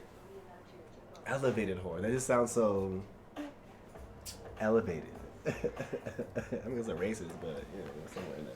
Dramedy and social relevant films. There is room for unique voices and original content to break through, but it requires keen understanding of audience interest and trends. Makes sense? Theater versus streaming. Here we go. There is still a significant market for theatrical films, but the pandemic and subsequent shifts have changed how films are distributed. Moviegoers' behavior is different now, and many films are going straight to streaming or hybrid releases. studio. That used to be like a bad thing too. You go straight to DVD. It's like a right. They're like, oh, that's a straight to DVD sequel. That's a whack. Now it's like, bro, you went straight to Netflix. Whoa. Niggas know you ain't made no money. Right. You with the DVD? Oh yeah, they ain't made no money. Either that or it's bootleg. Crazy. Shit. That's crazy. Studios are being more selective about what they release in theaters, so it's important to understand the current preferences of both audiences and distributors. Okay. Which they still don't get. Makes sense. How to succeed as a newcomer. Thank you. It's what I've been asking for. Newcomer. Breaking into Hollywood and still largely about networking. It's about a relationship-driven industry. So attend film festivals, industry events, connect to other creators, producers, writers, directors, agents. That's critical. Got you. Well, see, here's why I say AI is wrong. Because, and this is something that I put out on a trends thing, because of how because it's becoming more tech forward, it's not a relationship based industry anymore. Yeah. Oh, okay. So it doesn't matter. I mean, yeah, it may help if you happen to know somebody, but when it comes to somebody breaking into it, developing relationships isn't really the way to do it anymore, because it's not a relationship based thing. It's how well they can use you for the least amount of money. Yep. Most amount of time, most amount of work, least amount of money. Hear that? So first to get on, last to leave. Independent projects. A common route for newcomers is to create independent projects, whether short films or web series or features, with platforms like YouTube, Vimeo, and social media. It's easier than ever to showcase your work to a global audience. If your content resonates, it can open doors for more traditional opportunities. And here's my qualm with this. When it comes to independent projects, right now I'm seeing two major, seems like kind of like independent people. You have the one side where they are independent, but they are expecting to be paid like they're on a union project.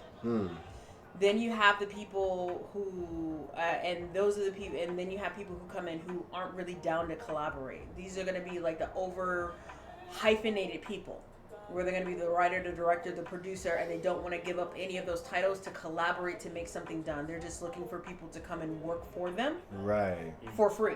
Right. And they don't want to coin it that way because no one wants to do that. Right. You know what I'm saying? They want to collaborate. And then you have the people who they are willing to collaborate, but in all honesty, they're not as good as they think they are. And they're not willing to take like advice from people who may know more than them. So they're kind of hard to collaborate with. Because you're just like, I see you want to build something, but your materials are kind of rank, and I can kind of help you upgrade your materials, but you're so stubborn in how you want to get there. You don't want to listen to anybody else. And so we have to try to build something out of your rank materials, even though my materials could be better. And I'm not finna do that. So I gotta go elsewhere. I hear that. So those are like the well, I said two, but those are the three main like environments that I've been seeing as far as like independent projects. Like there was a post I saw in my Black Screenwriters group that was just like, does anybody get agitated when somebody doesn't want to do writing or want to learn how to do writing? It was somebody who they wanted to collaborate with people, but they just had like ideas, right? Now granted, their ideas weren't fully developed. That's something I was just like, that's something that they need to work on, because I'm like, but that's why in the services that I offer development and screenwriting services separately, because there's some people who just have an idea and they're just like, oh, it's like blank plus equal this twist, and I'm like, that's cool, that needs to be developed before that becomes anything, but that's a good start.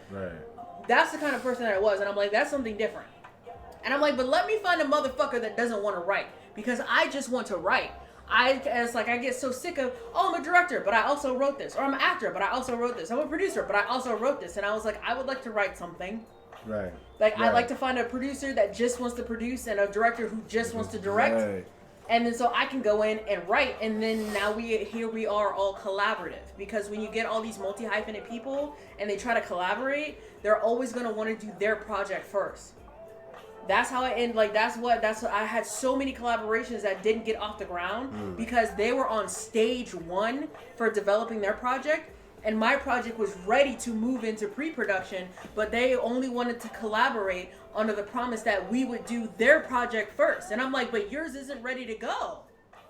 Mine is ready to go right now, and if you're just like, if you're willing to do mine too, right, then why not just do mine first so we can get that out the way and get the right. ball rolling, That part. and then while we're doing mine, we can also develop yours so there's no pause between it. Instead of sitting around doing nothing for 6 months to a year trying to develop your shit to the point to where it's ready. Right. You have projects that are ready to go. They're just not fucking yours. So it could be head after head. Yep, I hear it. I hear it. And never got anywhere. And guess what? Their shit still, years later, still not developed. Yikes. Yeah, but continue. I'm probably going to have a qualm with each of these things.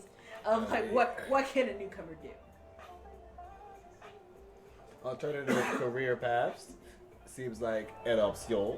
There are more ways in Hollywood than traditional director, writer, actor paths. Many creators find success as content creators, VFX artists, editors, and social media influencers who pivot into film. Establishing an online presence and portfolio can increase your chances of being noticed by industry players. I mean, that's okay. That's the thing. Whether just like, get in the door any way you can, because once you're in, you can then navigate the room. Facts. Go ahead and put that. Persistence and flexibility. The road to success is long enough to feel the rejection. Flexibility is key. Being open to working on a range of projects in different capacities, such as production assistant roles, script coverage, can help you build experience and make valuable connections. That seems legit. Yeah, and getting out of your own fucking way, getting out of your own fucking pride, getting out of your own fucking ego. That's valuable. Okay. Overall viability. The Hollywood industry, Marco, is still viable for those with talent, creativity, persistence, and the right networking opportunities. But it's also more competitive and unpredictable than ever.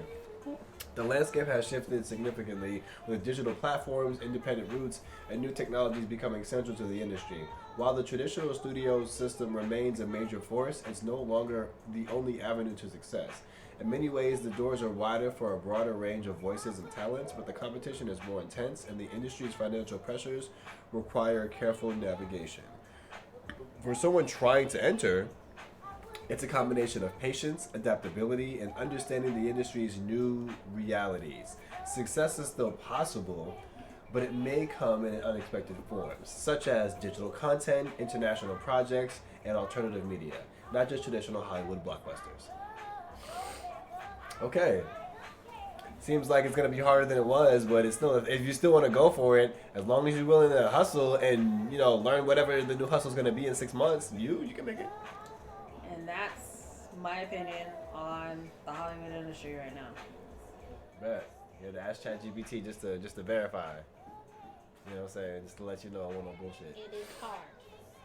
It's terrible. No, it's You good. thought it was hard before. It's harder now. Right. It's much harder now. Much more difficult. So you walking up and saying, hey, so I'm moving to LA in 3 months. What's it like out there? If you're asking that question, don't even come here. You're nowhere near ready. You're not ready. Not even close. You're not ready. Gotta do your research. Gotta know what you're getting into. He wasn't ready. Gotta know what you're getting into, ladies and gentlemen. Well, thank you. Thank you for coming through, Jelly. I appreciate you. Y'all, once again, this has been Jelly, a.k.a. Janelle Warren, coming through with the ones and twos, letting us know how it is being a writer, director, so many things. Writer, director, producer, actor, what else? I don't want to do anything.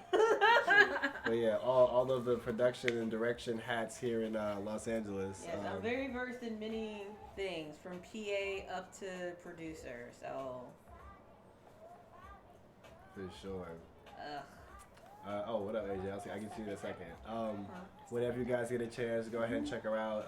Jelloquake on Instagram, or Jelly the Writer on Instagram, Jelly the Writer, all one word, or Jelloquake, Jellow. I'm gonna put it in the chat. Quake, Quake, so Quake. I'll put it all in one. But yes, make sure you follow Jelly. Check her out. More projects.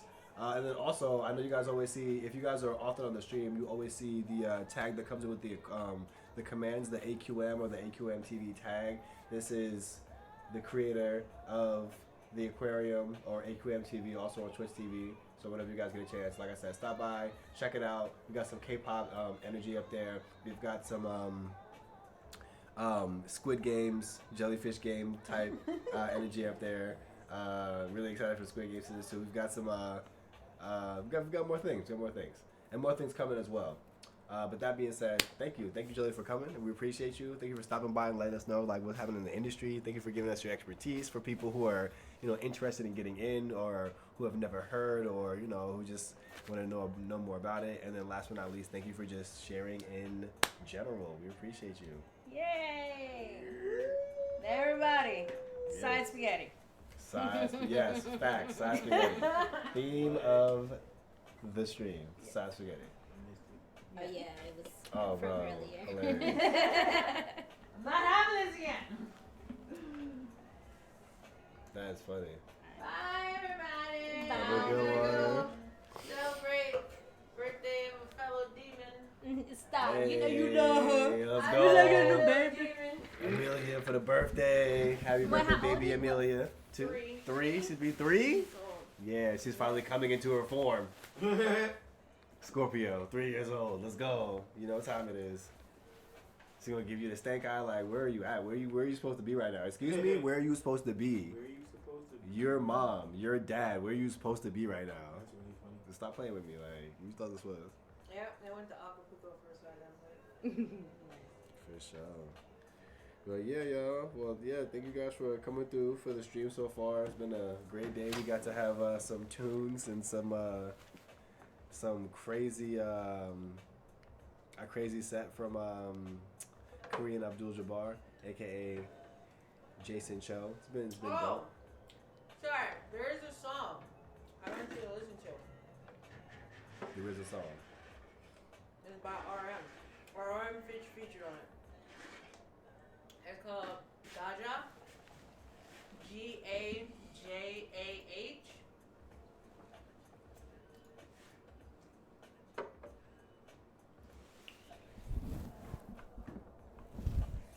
By Gecko. Gaeko.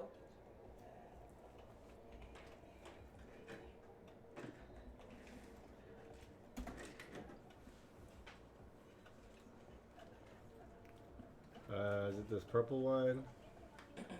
I don't know the name of it yet. I listened to it on Spotify. Yeah. I mean, that's the title looks right.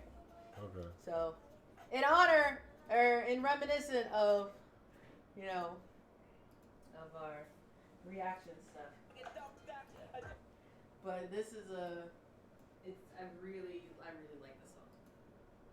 Man, let's get into it. What's going on? The reaction video is about to get into a good old reaction. Let's do it. Well, the YouTube is always. Yeah, man, get up and out of it, chill down, make you felt the gum and dope down. The suit chances on the little boy, though she got a duck, you can't get dope down. I just can talk to her, how we had it, so she's a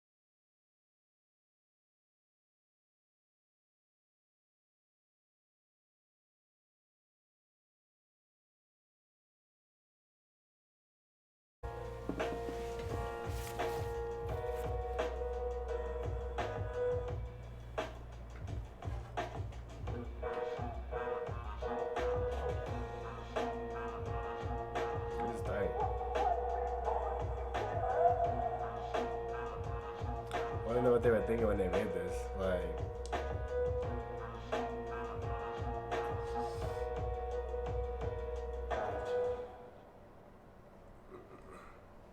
Cool.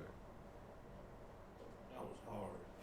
Yeah, but I would also highly recommend RM's solo album. Word. It really shows how fucking weird he is, and I love it.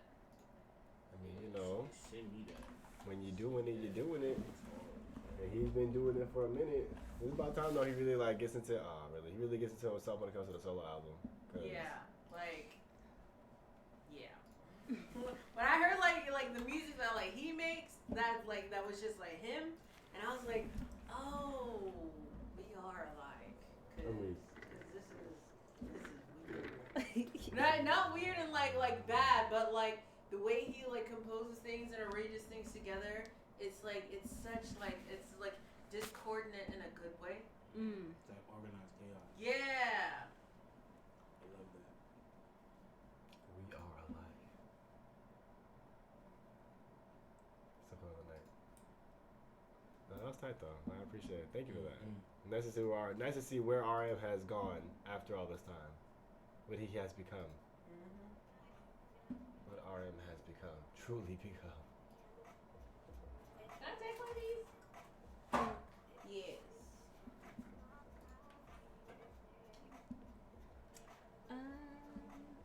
My wrap in the fridge. Are you what? Which fridge you put my wrap in? The small fridge, I think. I didn't want to like put mine in there and like. Yo. Alright, have a good rest of your birthday stream. For sure, I will. You have a great time with the birthday girl. Tell her I said happy birthday. Do your worst.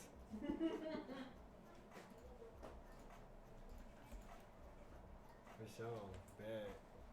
Bad. All right.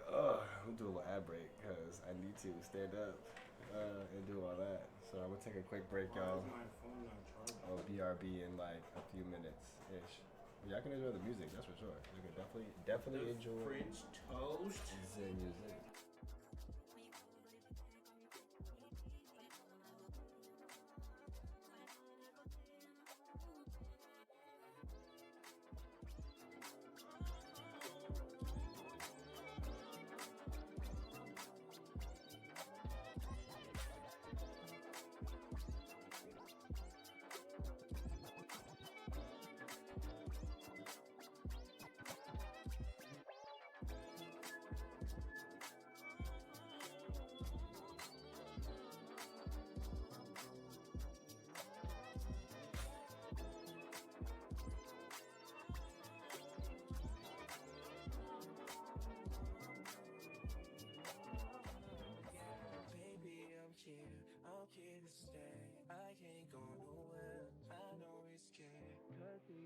Velvet Love Jams. Lost in your eyes every time that you look in mine. Promise to be all that you need. I won't leave you, baby, no. Cause I just wanna love you. I would never ever put nobody up above you. I just wanna kiss you, baby. I just wanna hug you to the end, baby, to the end. And I'm right here. Ain't nobody gotta hold you. Cause I'm right here. Ain't nobody gonna control you. Cause I'm right here, yeah. I'm right here, I'm right here, right here, right here, yeah. Right here, right here, yeah. Right here, yeah. Say you'll be mine, say we'll be fine, say we'll be together. Selfish of me to ask, since I be the reason we gon' last forever. Wish that you knew all that I do to make this thing go right. Promise to be all that you need. I won't leave you, baby, no. Cause I just wanna love you. I would never ever put nobody else above you. I just wanna kiss you, baby. I just wanna hug you to the end, baby, to the end. And I'm right here. Ain't nobody gotta hold you. And I'm right here. Ain't nobody gonna control you. Cause I'm right here.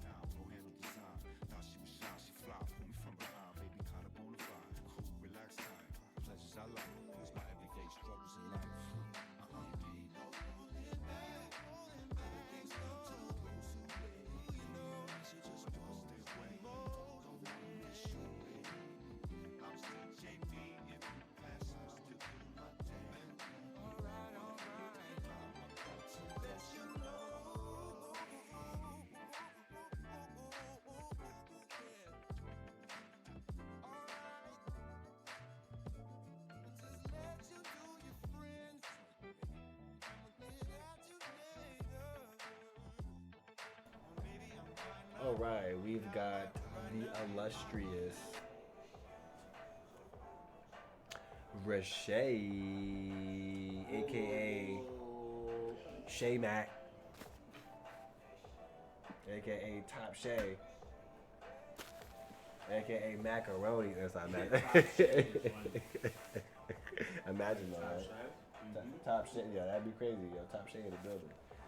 All right, so tell the people who you are, where you're from, what you do, you know, the regular rundown. Who am I? Who are you? Who am I, Lord? Hi, my name is Rashay. I also go by Shay Ma, or Auntie Shay, or Coach Mackey, or Miss Mackey, depending on what location I am at.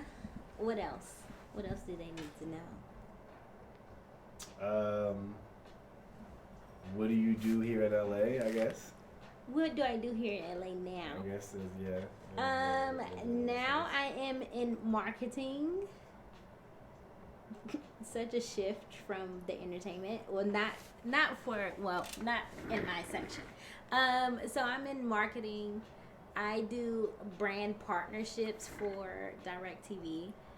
So I am in the sports section because we have an entertainment and then we have sports. I'm in the sports section of the partnership. So we partner with sports teams or entities, like Big Ten. So that's like college. And then we just signed with SDFC, which is soccer, a new soccer league in San Diego. So so we host different things at these partners events and partner with them, doing different things with them. Like for Big Ten, we were the presenting partners for the 10K that they had.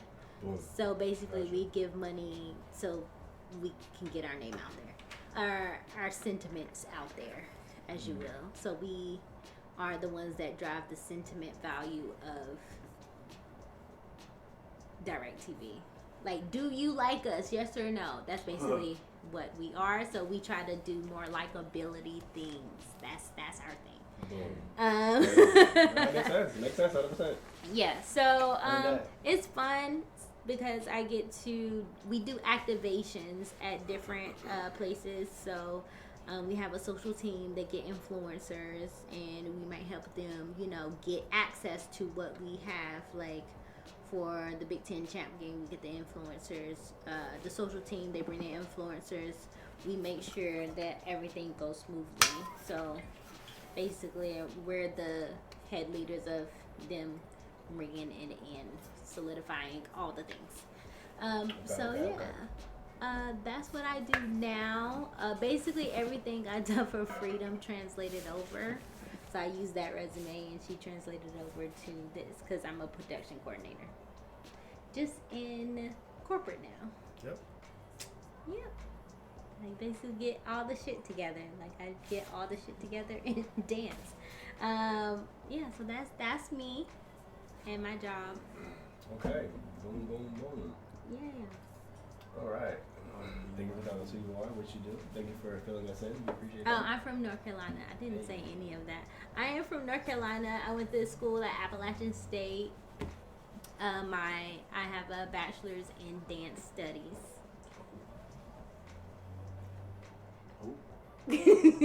Yeah, so when I be like, go take class, I mean that shit. From the bottom of my heart, I really do mean that shit. I don't like culture vultures. Especially when I had to learn dance studies and all these white people that got the credit what they took from Africa.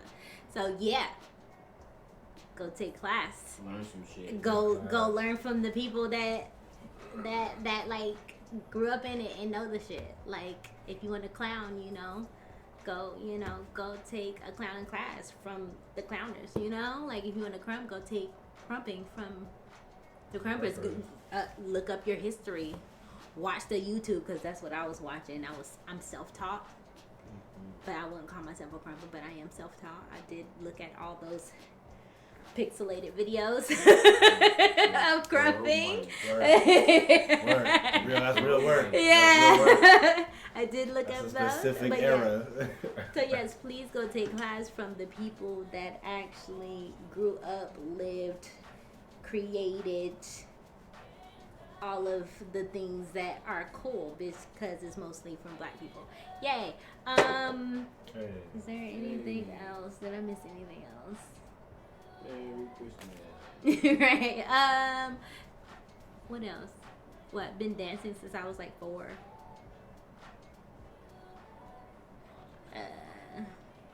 Keep it coming. Keep it coming. Yeah. When did moved here? When? 15. 2015. I wasn't gonna stay here. I was gonna move back home, but that didn't happen. I was like, nah. I was just gonna come for a year and then leave. That didn't happen. I'm still here.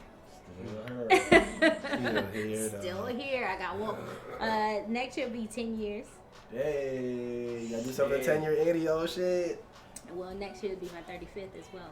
Oh, it's 10 going years down. after they said you was gonna leave after one is crazy. Yeah, right. That's I was like, I'm crazy. not going back home. I can't do it. I can't do it. I went home and I was That's like, fuck crazy. this shit. That's 10 years. 10 years. Tenor. It was Like be a 10 tenor, as they years. say across the Well, pond. a tenor. 2015 is gonna be 20. Yeah. It's a 10 tenor. crazy. Yikes.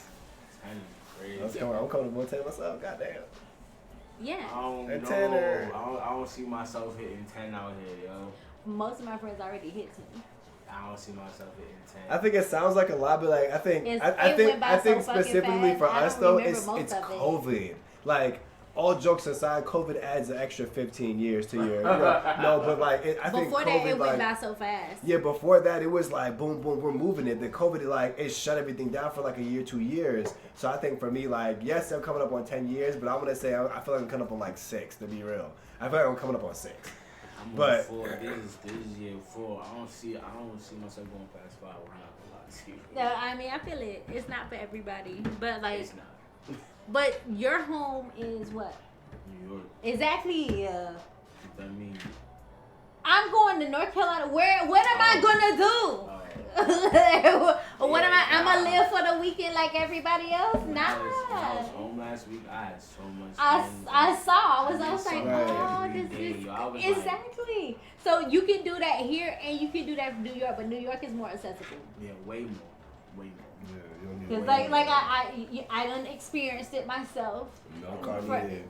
I I done miss went it, with you, yo. then I went with when I had to work and I was out and about. I was like, yo, like this is kind of the. It's Love not it. the same, but it's kind of the same. Like, yeah. So you, of course. Love it. What am I going home to? Yeah, Dark North road- Carolina is cool though, but yeah, it's That's not when here. you go It's to cool. retire. Yeah, Own land, retire right? for When you sure. own land. Definitely retired.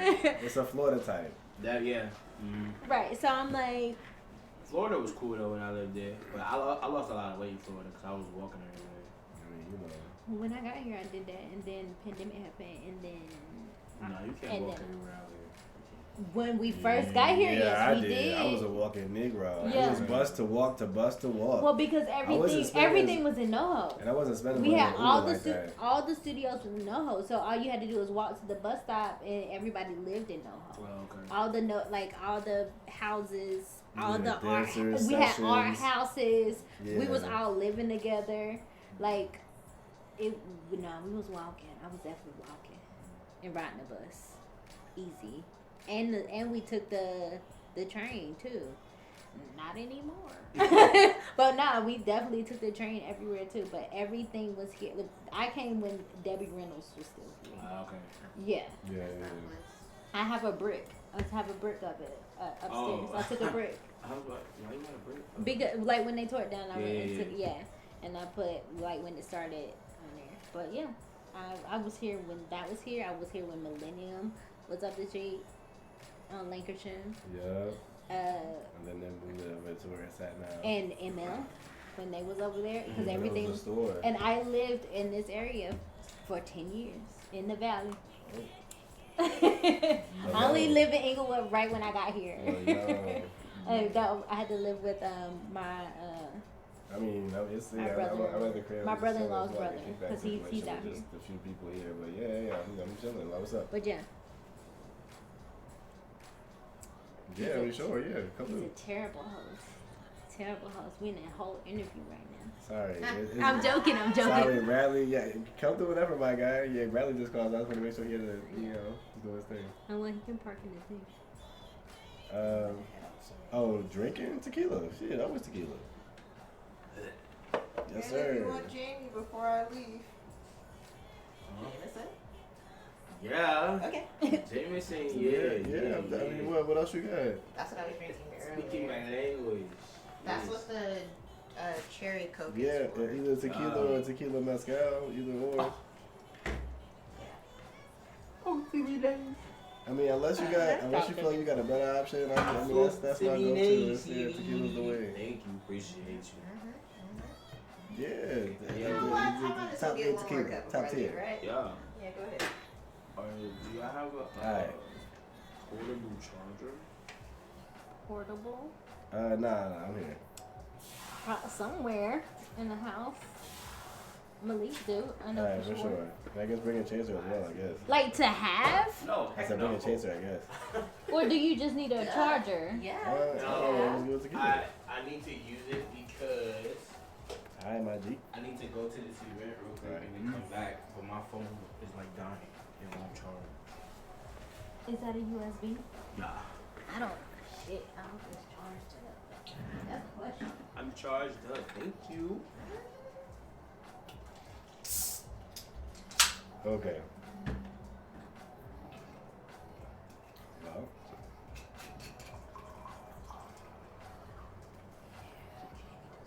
We got the good old intro. Every time. You about to head out? Yo, brother. Okay. You have a portable charger, eh? Portable?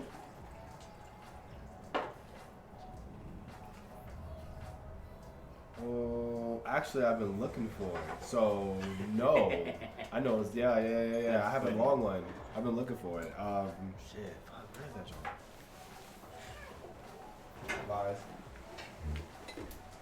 You said lies? Do you have the cord that's like USB to iPhone?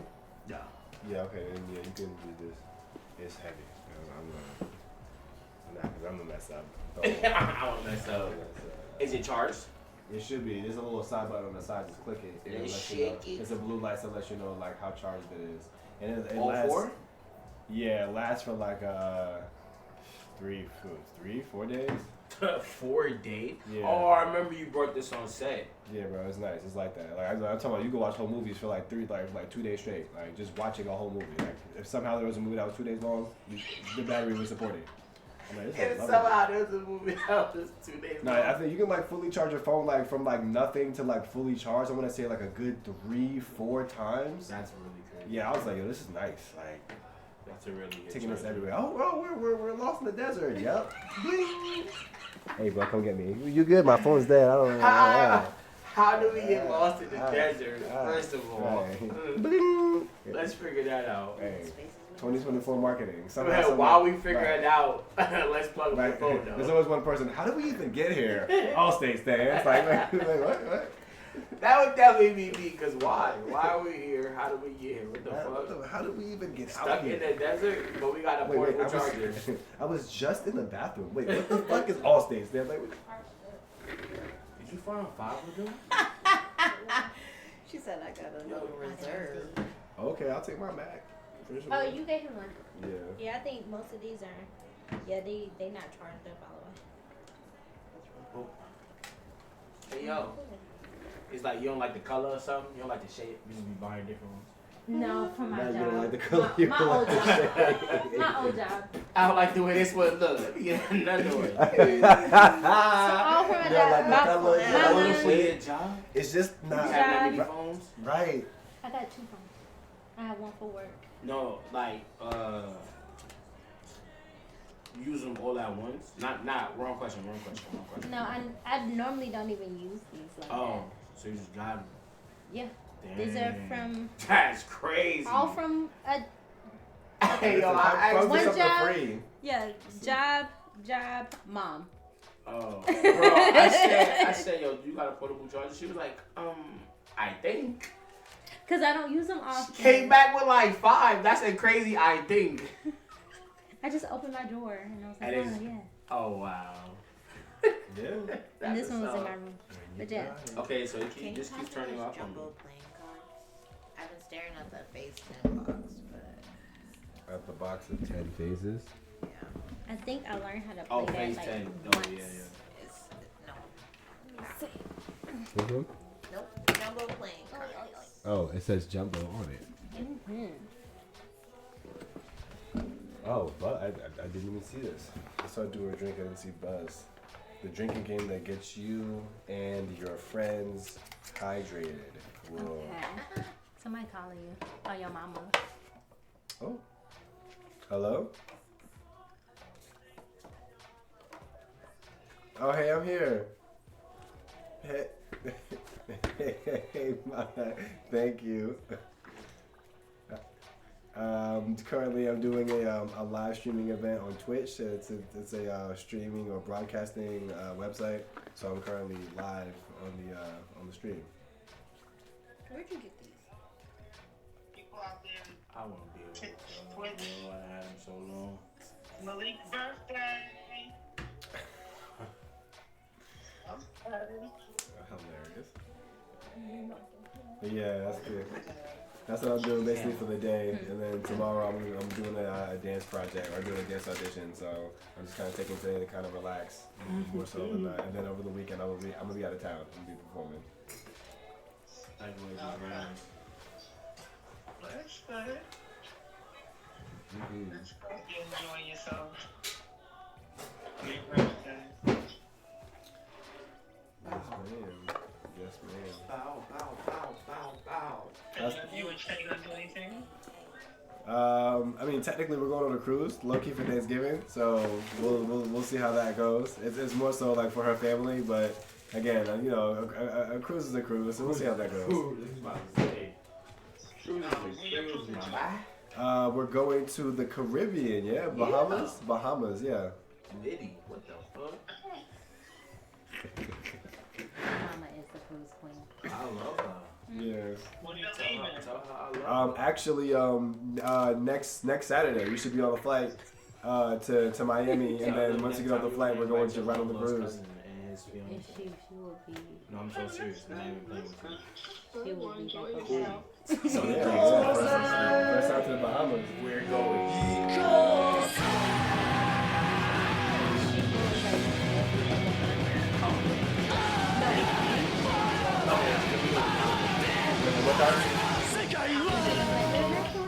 I think it's like a 6-day cruise, I think. So basically for the full week, and then we'll have right? Yes. Full week, and then we'll have like a day to just like kind of like kick it in Florida before coming back. Pie pie. Okay, tell Shay I said hello. Shay said hey. Alright. Well, have a happy birthday. Is you 32 now? Yeah. I'm thinking Charlie likes me. Getting up there. Getting up there, we're doing it. Alright, well, enjoy your birthday. Don't get drunk. All right. Stay sober. Yeah, right. can't guarantee that. I love you. Love you too. Take care. I will. All right. Bye. Alright, bye-bye. Not specifically don't get drunk, stay sober. Like she don't know who you are. Like, you know your son. Mama knows. she knows. Right. Like, She knows exactly really, who I Mom? am. Really? When am I ever sober? Really? Whoa. There are times. There are times. They might not be frequent, but There are times. When am I ever sober? Whoa. What's on the slander? There are times. There's no slander at all. Slanderous. The Alright, libel. are we done? I would say what she was saying, what she was thinking. These aren't my words. I'm just helping her. Slander. Get her thoughts. That's the slanderous regardless. It's crazy. Oh yes, I've been asking people off and on. So without I guess being so obvious about your political stance, because it really doesn't, it's not really necessary. How do you feel the next 4 years are gonna be for us in the U.S.? For real, I gotta do that right now. No, you're not. Okay, give me the and I'll get I'm already stressed. This was a whole cup. It's okay. It's okay. I'm like, yeah. There's not enough alcohol here. No, it is, but no. I feel that. That's fair. Yeah, no. Can we not? I've been dodging the election. Fair. Another question, please. Fair. Okay. Okay. So we talked about. You like Tyler? Can I answer? All right.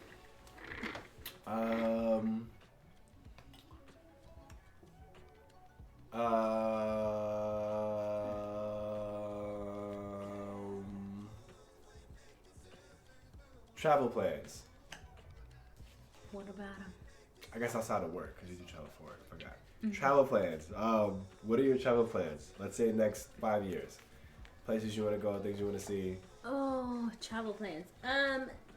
Things that are happening. What are my travel plans? Things that are happening, or what am I planning to do? Because I don't know. I haven't thought about that too far. I do. I'm probably gonna go to Germany to see my sister. Okay. Next year, before she moves. Probably, I'm gonna hit her up and be like, "Hey, you wanna have a packing party?" And I'm gonna come and help you pack. Okay. And so, I would do that. Germany is probably one. We already going to the Bahamas and them on our cruise next week after that or something like that. In 2 weeks. Not even. I don't know. I haven't planned that far. Oh, maybe back to Mexico, but in a different part of Mexico with the girls. Oh, Mexico, hey. In April. Damn, that's a lot. I'm gonna figure it out. But yeah, in April, we're supposed to be doing a girls trip with, it's a bridal shower situation. And I also supposed to be going somewhere in February because my best friend is getting married. Let's go. But I still don't know the destination because this help would never text me back. Oh. And it's in February. Oh yeah, you mentioned that information like now. Right? You feel me? Like she already tried to book it in October. I said I'm not coming home. Yeah. So yeah. How many Those weddings are you been things. to as an adult? As an adult? How many weddings have I been to as an adult? Oh, as an adult? My cousin, when I was in a cult. No, Nah. I was at the cult and then I went to the wedding. She was still in the cult. One? Like actual weddings or receptions? Actual weddings? Like I was in a wedding. Anything that As a cult. would constitute as somebody getting married. So the ceremony, either they had the ceremony or they had like just the reception part. Either way. 4. I've been to none. I think I've been to a few. Yeah, 1, 2. I've been to a few. In LA, not so many, but it's as an adult. Yeah, no, as an adult, like 21 and up. 21 Oh, and yeah, up. for sure. Yeah, definitely. 4? Yeah. I want to say, 3 maybe, 4 maybe. I was in 1. 3. 3 and I was in 3. 1. 3 and I All was mine in was as a kid. Didn't know. I was in 1. You didn't know. You just in it. Like I knew her. I was in a cult.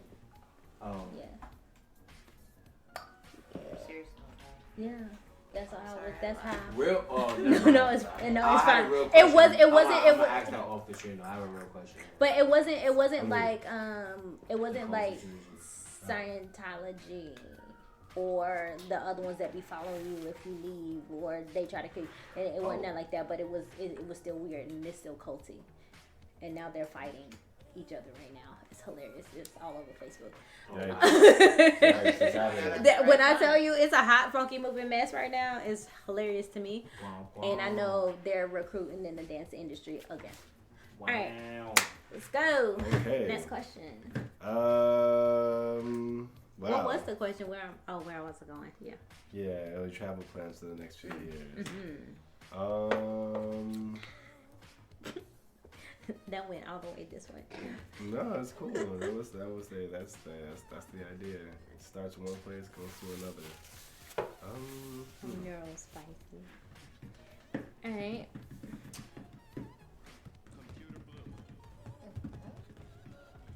trying to find a way to ask this question. What was that? As long as you know. Yeah. The fact that you know is smart. You have the game. You know, I appreciate that. That's right. Know your spouse, my boy. Mm-hmm. That's right. Nah. Mm-hmm. Smart. That's a smart man right there. That's funny.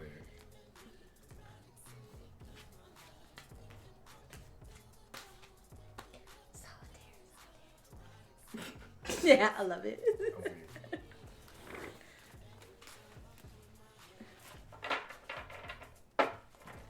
Okay, so you and I often have conversations about black male and female relationships. I'm trying to make this as PC as possible. No. Okay. Black male and female relationships, about the state of the culture and the idea of how African American, how black people, the black diaspora in an overall sense, see each other as mates, as partners, as human beings, as creatures of emotions, as people in a sense. Mm-hmm. And so I guess in the light of those conversations, is there any advice that you could give to the youth of this generation? Oh, shit. Okay, I'm listening. When it comes to being able to recognize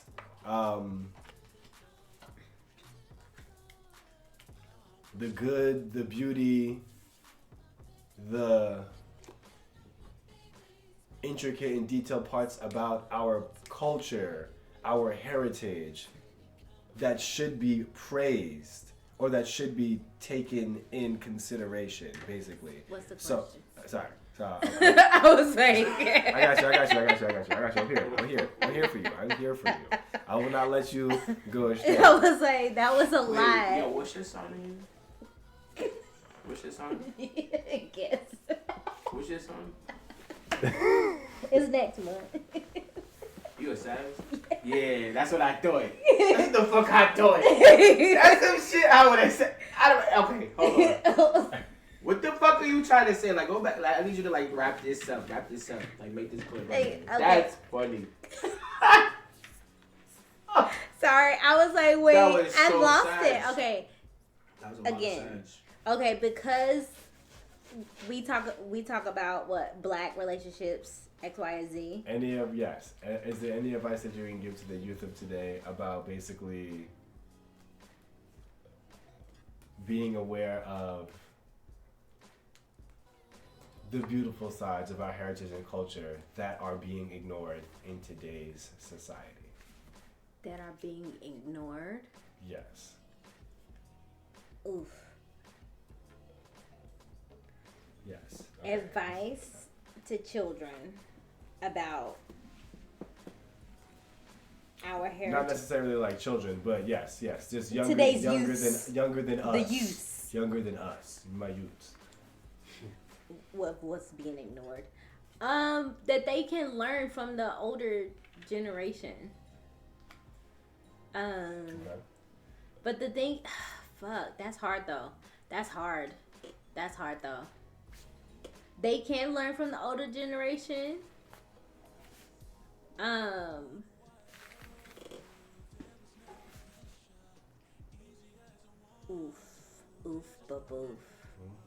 Because it comes from us first. So I'm like, but I can't really say that if the older generation is not listening to the younger generation. So what the fuck?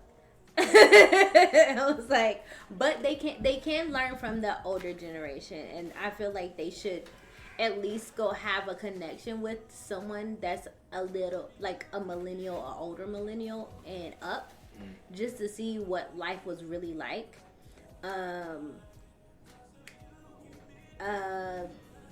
Disconnect from social media from time to time, because that's what fucks them up, especially with the relationships. Because back then they didn't have all that shit. Back then we was outside.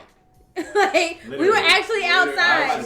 Literally. Like we didn't take no, like we didn't have no phones at the clubs like that. Like It wasn't too dark. It's too dark. We were too busy dancing for real. It's right. So exactly in our business casual attire. We was really like outside. It's corporate wear. We're not corporate wear. Like that blazer was hitting. What was the question? The question was what advice to give people on how to be aware of the things that are being ignored.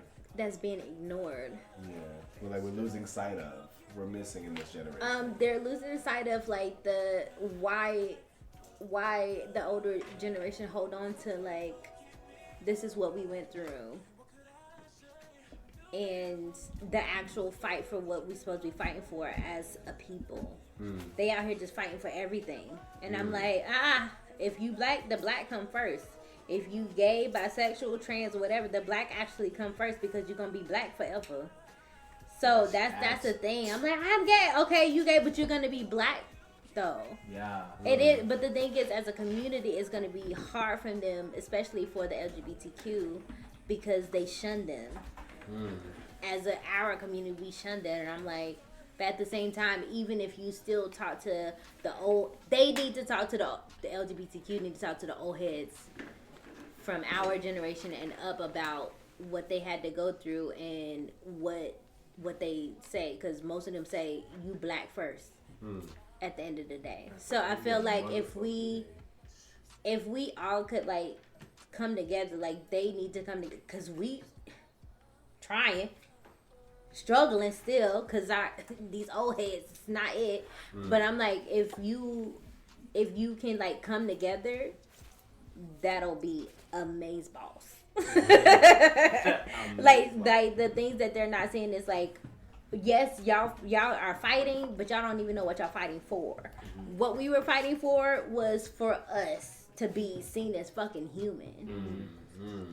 And you're black, like I said, you're black in the day, whatever you want to be, but you're black at the end of the day, and you cannot do anything about that.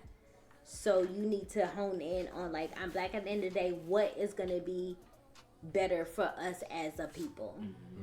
And as you can see with these polls, now we can go back to that question. You see with these polls, like, fuck that POC shit. It's just us out here in these streets. Y'all wanna be, let's be. Y'all trying to include everybody. And y'all, we can't include everybody. You see where they got us? You see where they got us? Even if you do your history work with the feminism movement, we were not, the black women were not really up in there like that. Exactly. They did not like us. They still called us niggas and bitches. Like the white women was not, they were fighting for white women back then. They was not fighting for black women. No, they were not. Because they went to their men was like, for real, these black women about to have more rights than I do. Like, what? Whoa. Not lying. They was mad because the black men had more rights than they did. That's why they were fighting. Yeah. So I would do more research in your history. Is what you're not like looking at. I would go back and I would go talk to the old heads in the spaces that you're in. If you're like alternative, if you're LGBTQ, whatever space that you in that you keep putting yourself in a box in, we try to get rid of that, but you keep putting yourself in a box, which I don't understand. That's y'all generation. I would go talk to them, like yo, what's the fight? And most of the fight is like, yo, we black, and so we got to stick together. And so we have to be more quick to educate than put down people as well. Yeah, I think that's what it is. Okay. For sure. Thank you. So eloquently put from Riche, aka Big Shay.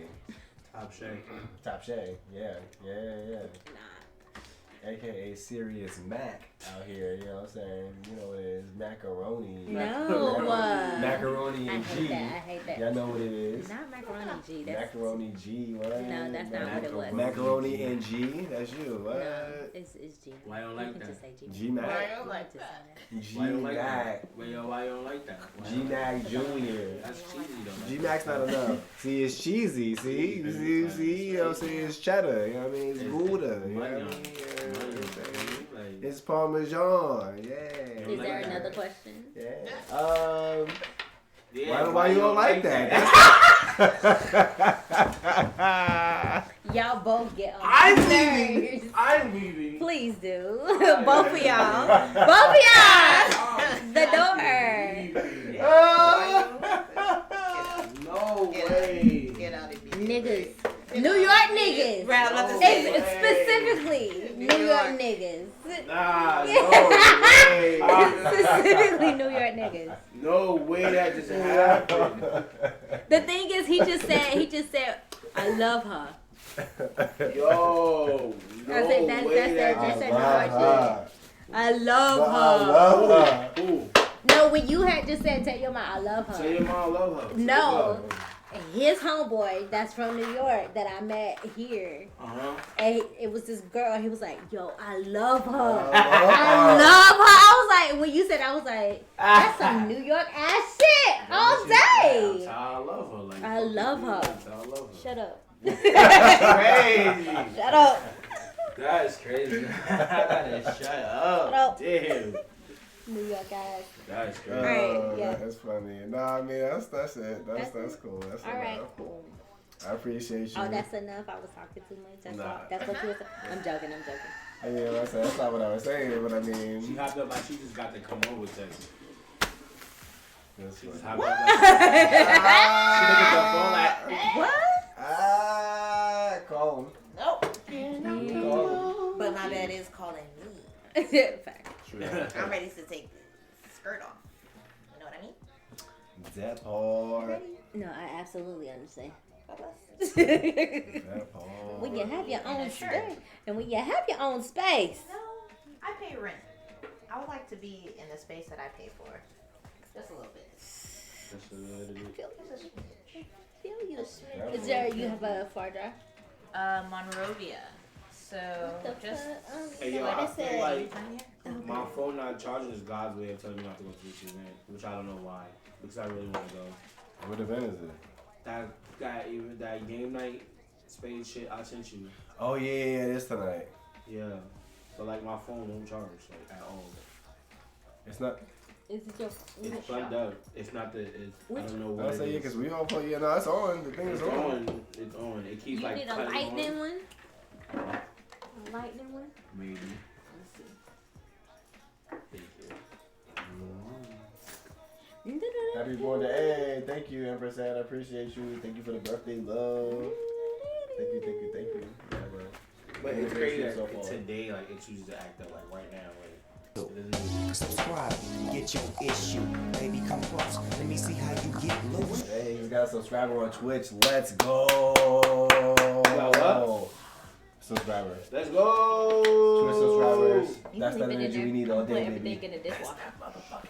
Let's go. Do you guys want these? I brought them. Sure. Chaser. If you don't want them, somebody will drink them. Yeah, I done drank like 3 of them. I don't want to think. Okay. Okay. Okay, for sure. It was like, I don't want to think. I At feel all. that. I don't even want to make a decision. But this is what you put with the Jameson?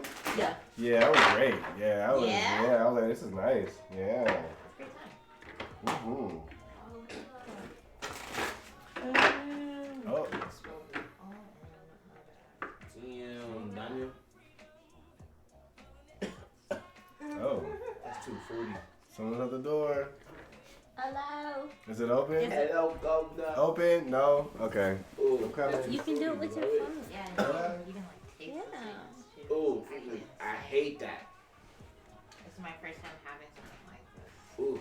Hey, I like OGs. AC in the building. I like OGs and cheesy smells. That is too fruity. Oh my god. Candy sweet. Yeah, that's what. I hate it. I don't know how you smoke that. It's up to you. You know, like I said, it's However the you first feel. time. Yeah, it's I've for been there's blending different it. strokes, different folks do your thing, you feel me? So, I've been blending it now. Hello. how you doing, boss? Yeah, nah, do your thing. That's what you know. You Should I feel me? top you off? As I head out, you want to be topped off? Yeah, that was Right. That was Yep. yes. Yep. That was. Yep. That's what that was. Thank you. Do you want to add more liquor to the cup? Yeah. Yeah. Thank you. Yep. I need Can somebody let me out the garage? Wait, oh yeah, you're in the garage. Cool. You said what happened? Bar right here. I guess that's the gift space, but yes, I guess it's all one and the same, to be honest. Grab a drink. Okay, let's go, Tino. I'm Antoine, by the way. Where's Shay? What's up, Shay? Hour. Sydney. Huh? We're all about to go unlock the garage. Really cute jacket. Papa Squat, I'm about to unlock this garage. Be like, All right, would you park outside the gate or inside the gate? Would So you I park? actually Uber. Okay. Okay, cool. Bye, you guys. It was lovely hanging out. Nice seeing you. Thanks for the drink. Safe travels. Thank you for that. Hopefully your phone stops. Yeah, tweaking out. Yeah. For sure. Because why?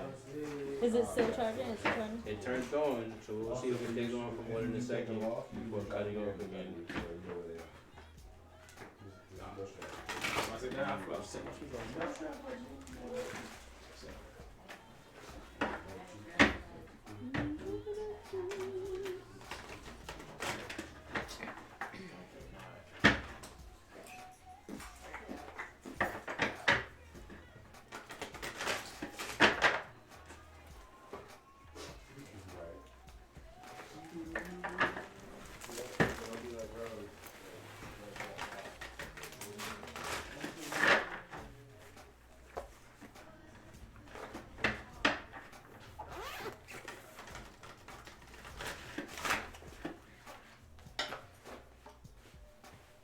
You all just chilling?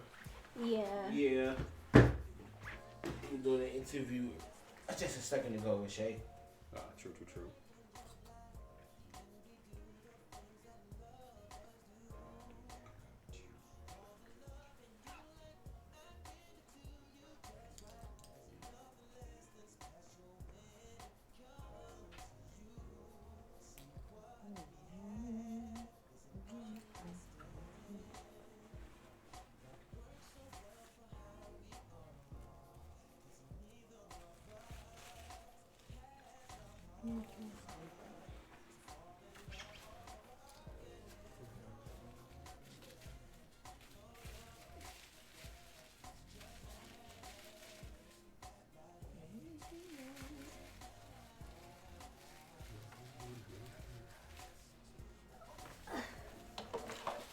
How long y'all been here? I live here. Oh. Comfortable. I ain't mad about that. So you been here for a while. Not that long. Probably like under an hour, but like more than 30 minutes. True. And my phone just How do you randomly know died. Malik? Huh? You see. I hear what you said. I said, how does he know Malik? Oh, yes, ma'am. We did a fashion show together. Oh, nice. Which one? Tay. Oh, I was there. Yeah, we did this fashion. Oh, nice. Yeah, we cool ever since. Yay. Yeah. How you know? How do you know? I'm his girlfriend. Yeah, that's what's up. Love is in the air. I love to see it. Yeah. We want to strangle each other sometimes, but you know it's work. It comes with the territory. It does. It comes with the territory, I promise you. It I'll be does. wanting to string my girl up sometimes. Look. It be like that. Nah, for real. Make her slip in the shower. Oh, well, that's real. For fake though, you know, like. For play. You know how you slip like and then catch yourself like that? Yeah. Yeah. For play. Now what do we learn? Stop fucking playing with me. Stop.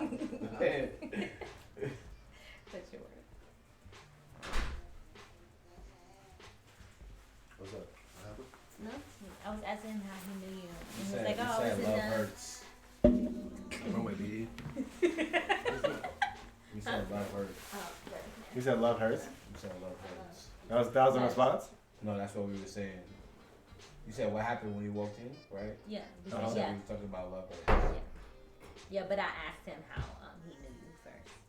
Before that part. Gotcha. I was like, wait, what happened? Oh, he went to hydrate. Hit me with hydrate. He was like, oh, I did the thing, and I totally forgot. It was a lot of y'all. Speaking of water bottle, I just got hired as a hydrologist. Hydrologist? And it's like a barista. No, a hydrista. A hydrista and barista. Hydri.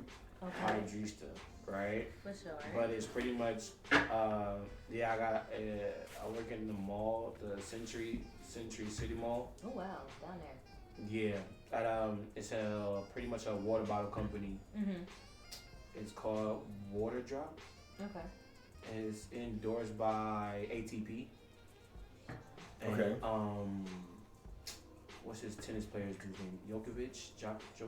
Yeah. Okay. The one that a lot of people don't like. Yes. Him. It's endorsed by him and pretty much selling tablets. To put in the water. And then we're selling the water bottles as well, and then you can do custom like engravings in the water bottles. They're not gonna put you at Westville and Sherman Oaks. I don't know if they have one over there.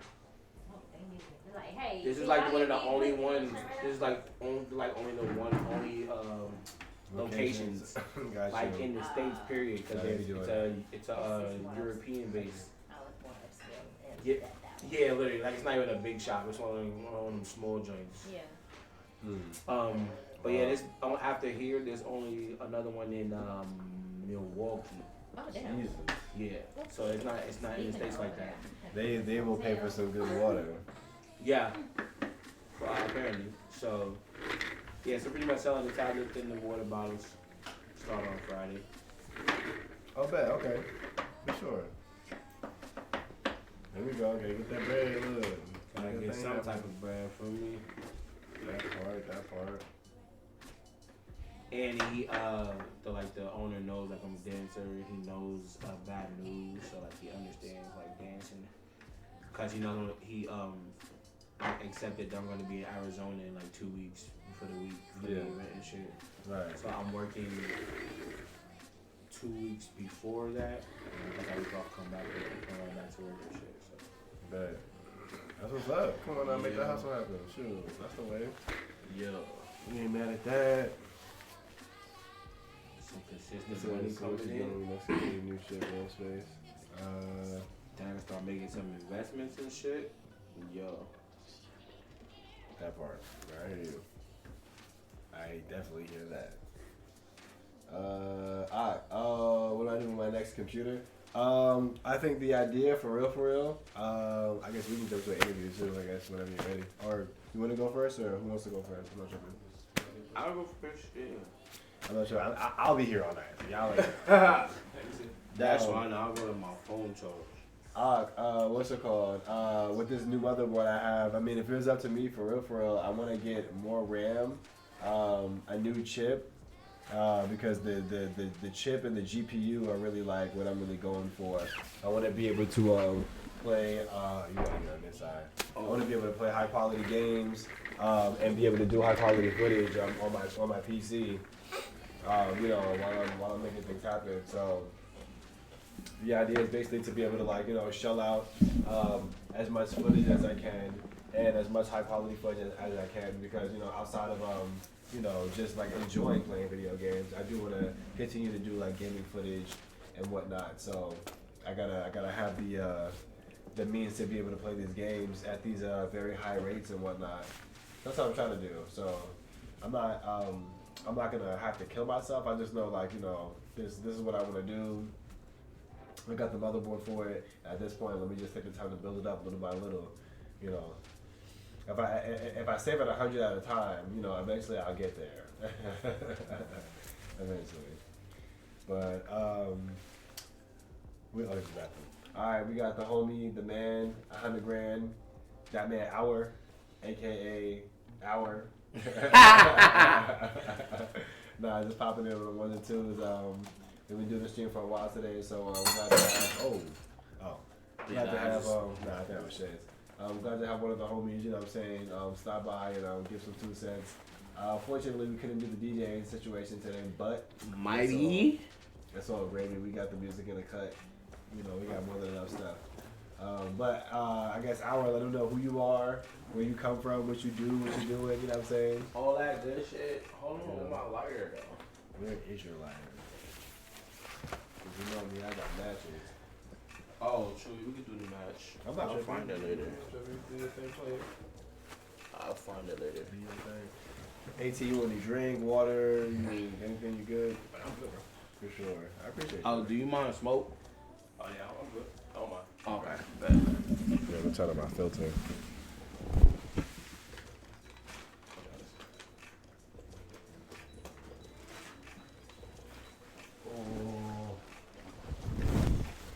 But yeah. Oh yeah, I'm supposed to be sitting on it. It's my fault. I know. Yeah, you go. Yeah, introduce yourself. You just sit. What's Yeah, good? My boy, it's your boy. Hour like Tom, not hour like hours together, or not Howard. People always say Howard. Or I'm Howie. weak. I'm so serious. They say it like it's hour like time. Then they go, oh, hour like that when I say it like that every time. Such a funny thing, bro. But yeah, it was good. I dance, I act, produce music, I make content. I just started getting into DJing. I already understand music and all that, so I'm pretty much just Lies. No kidding. Imagine. I pretty much understand music and the concept of DJing. I know how to my playlist is always A1 and shit. I stream as well. So yeah, I'm just learning mechanics right now of DJing actually. Yeah, like I said, I stream and I play games as well. I'm a gamer a little bit, not a lot. I don't play a lot of stuff, but I game. Yeah, that's pretty much it. Oldest at 7, father of 2. Bet. And so if you guys didn't know Hour, which some of y'all might, some of y'all might not. As far as I know, Hour is from New York. Dancer, actor, model, producer / beat maker. As you guys just recently heard, DJ. But I want to say out of all of those, in my opinion, as I walk around, with the matches, right here. In my opinion, most notably known for his work in the crump field and in the dance industry. So in that space and that energy, I'm pretty sure you're asked all the time, but what's it called? For those people who don't really understand what crump is, can you explain what crump is to the layman? The layman being the common man who just goes to work 9 to 5. I just work construction, bro. You know what I'm saying? I'm just out here at the Denny's. And then someone was like, yo, crump. I'm like, yo, what's that? And I saw Rise. I saw Stop the Yard and was like, oh, it's that one thing. And you were like, nah, it's fill in the blank. Man. You'll get different answers a lot of times, depending on who you ask. But mainly, crump is just raw expression. Like, every ounce of energy in your body exerted through physical action in whatever time frame you dance in.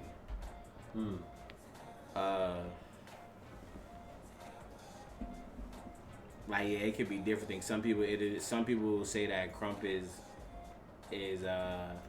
some of the things they can't verbally say. Like, that's what crump does for them. It gives them a way to speak.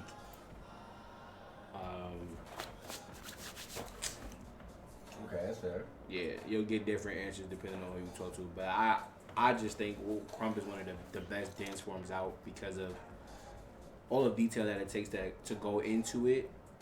To be good and to be different and set apart from other people because everybody has the same foundation. So it's like, what do you do with those same basics, that same foundation that everybody has? How do you make it your own? How do you stand out? That part.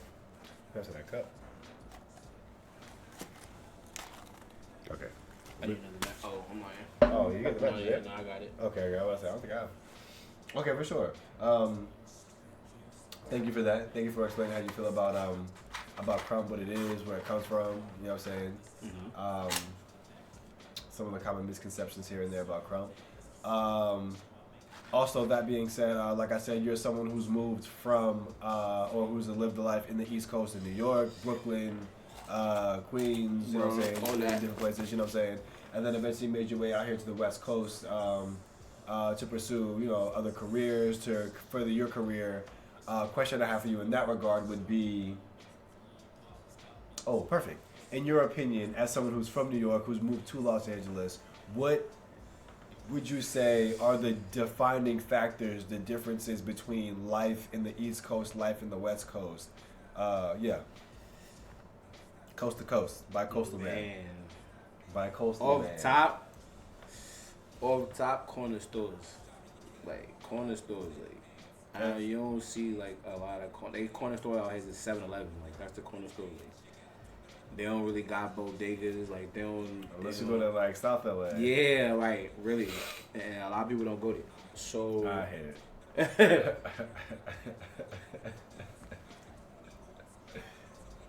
Besides that, the people definitely, because unfortunately, like, a lot of people in LA aren't from LA.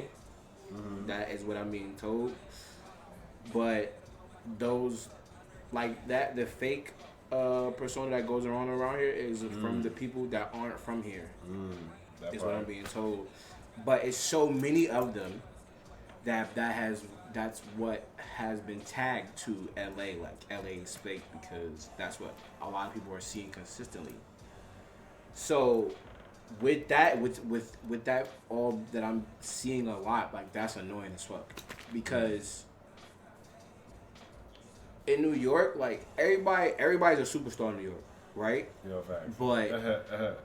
But it's respected because we understand that, like, you don't need to boast about it. Like, we already know. You don't gotta, like, throw it in our face. Like, just be about your business. So, you know, you'll be a celebrity over there, I'll be my shit over here, and then we don't gotta, like, talk about each other, do shit like that.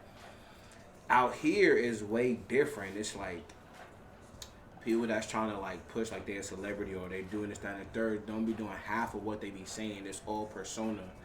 It's all word of mouth, and from that word of mouth gets them into places that they shouldn't even be in because they don't have the credentials or the talent, skill, whatever, to be in that place. That's the difference. Out here, it's like on the West and especially LA, it's word of mouth, but on the East, it's all grind and hustle. It's all grit, grind, and hustle, blood, sweat, and tears. Like, blood, sweat, and tears out here don't really mean the same as it does on the East. Like, yeah. It don't mean the same at all. And then out here is super, super duper clicked up. Like, you gotta really know people out here. Like we were saying earlier, them people that's coming out here like, oh, how do I get this job and how do I? Yeah, no, it's not like that at all. Like, if you don't know nobody, you're really not finna get to nothing.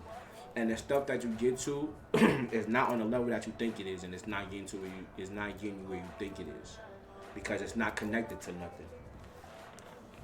The stuff that's connected to stuff is in the circles of people that know shit. That's why you don't hear about it. It just happens. You be like, when did this happen? Or, right, wow, big ass project, right? How did you when did this happen? How do you know about this? It's because they know somebody and they hit them up. And that's all it is. Yeah, for sure. Thank you for weighing in. I agree very much that the East is about. I guess the way I present it to people is the East is about who you know, and the West is about who knows you. In the East, very much your resume speaks volumes. Very much when you walk into rooms, to be able to say that I've worked with this person, to be able to say, like, you know, say I have the credentials, like you said, I have the credentials to say that I've done these jobs, I've been on these sets, I've done these things. That gets you a step above. But out here, oh,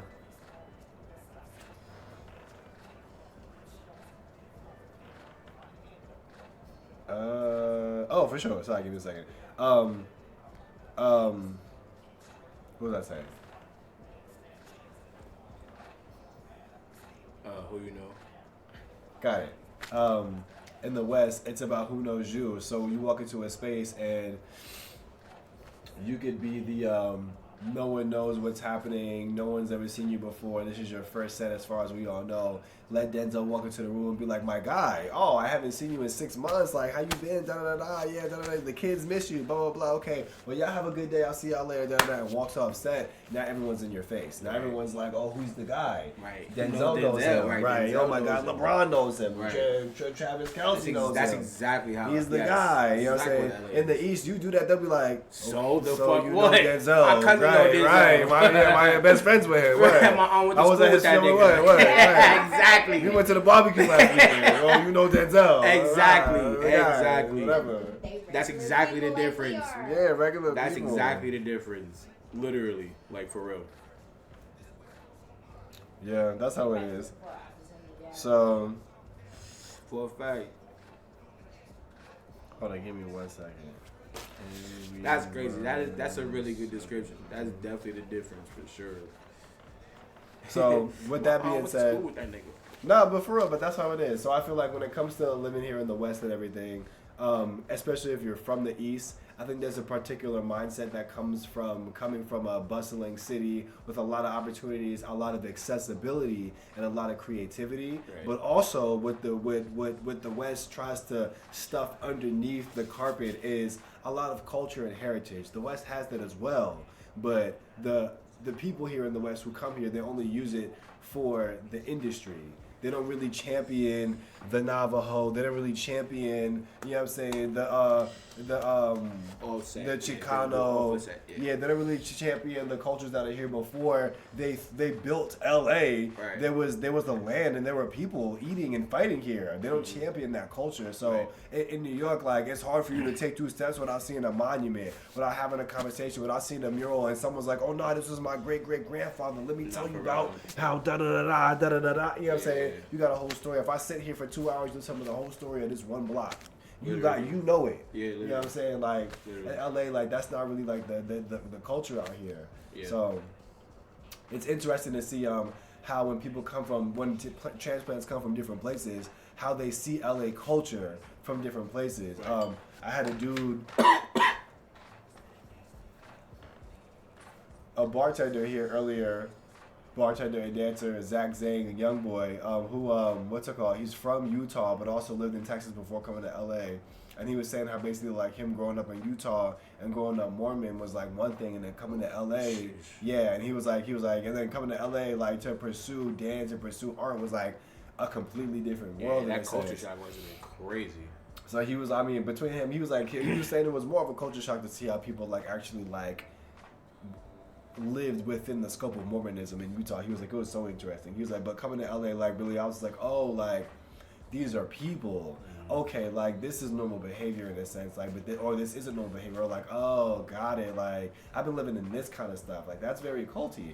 Oh, you know what I'm saying? I was like, you know what I'm saying? So, no shot at Mormonism. I'm just saying as a that's what example. He said. That's what as he an said. example.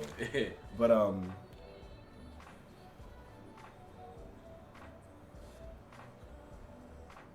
sorry to the hit. It is, yes, it's very interesting to get the insight of someone else who's from New York who's come to the West to be able to see it from the perspective like how it feels. In that regard, in that conversation, with you outside of Crumb, outside of dance, I know you're working on your music, you're DJing, you're modeling, you're acting. How are these avenues working for you while you're here in the West? It's hard. I'm not gonna lie. But like you can't stop submitting. You can't, but you have to take breaks sometimes. Cause out here,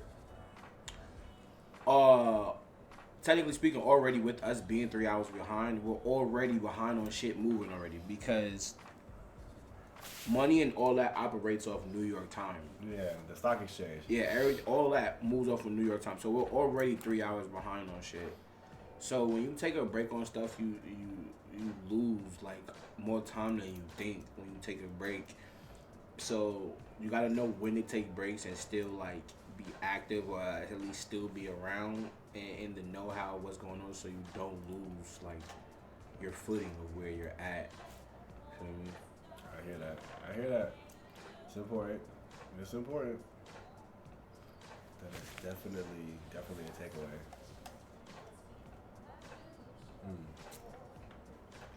Okay. Get some gems out here. Get some gems. What else? What else I was gonna ask? What else was I going to ask? Oh, yes, recently. As far as dance, being a professional dancer and traveling. So, like one of the conversations we recently had, you've traveled to a few different places. If you don't mind, like talking about that experience of like dancing, traveling, performing, battling. I love. Yeah. I love traveling for dance. I'm a battle head. I love to get booked to battle, but what I actually love more than battling is actually teaching. I actually love to teach workshops. Anytime I get booked to battle, I always ask like, do you have anybody teaching a workshop? Do you need somebody to teach a workshop? Like, I'll either teach it for free or cut it half price just because I love to teach because I see like a lot of people not wanting to learn, or I see a lot of people like not being receptive to what they're learning. Like they're trying to do everything at once and not piecing everything together. Like so that's what I like to help teach when I do teach. But okay.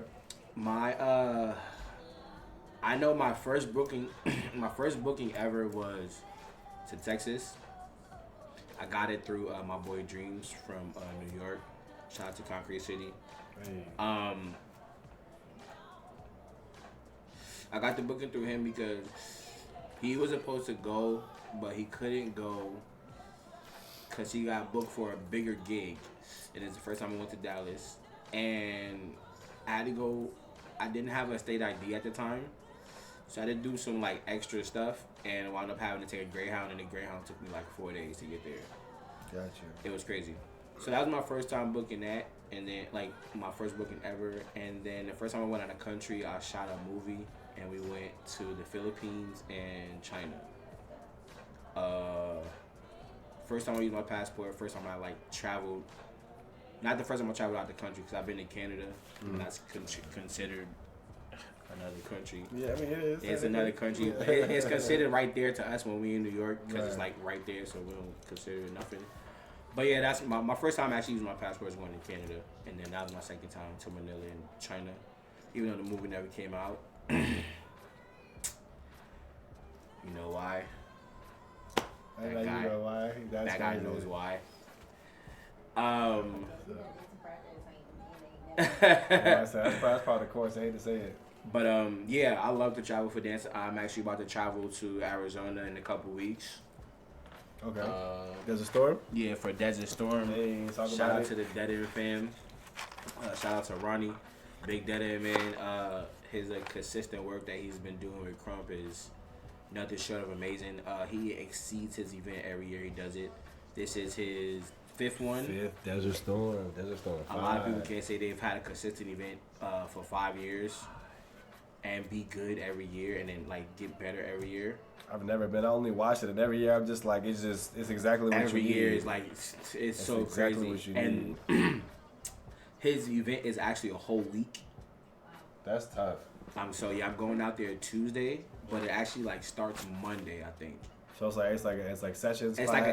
So it's pretty much called a Crump Festival. Like it's all week. So that's sick. I thought it was just battles. No, it's not just battles. Okay, so I'll break down the week for y'all. So Monday. Run it.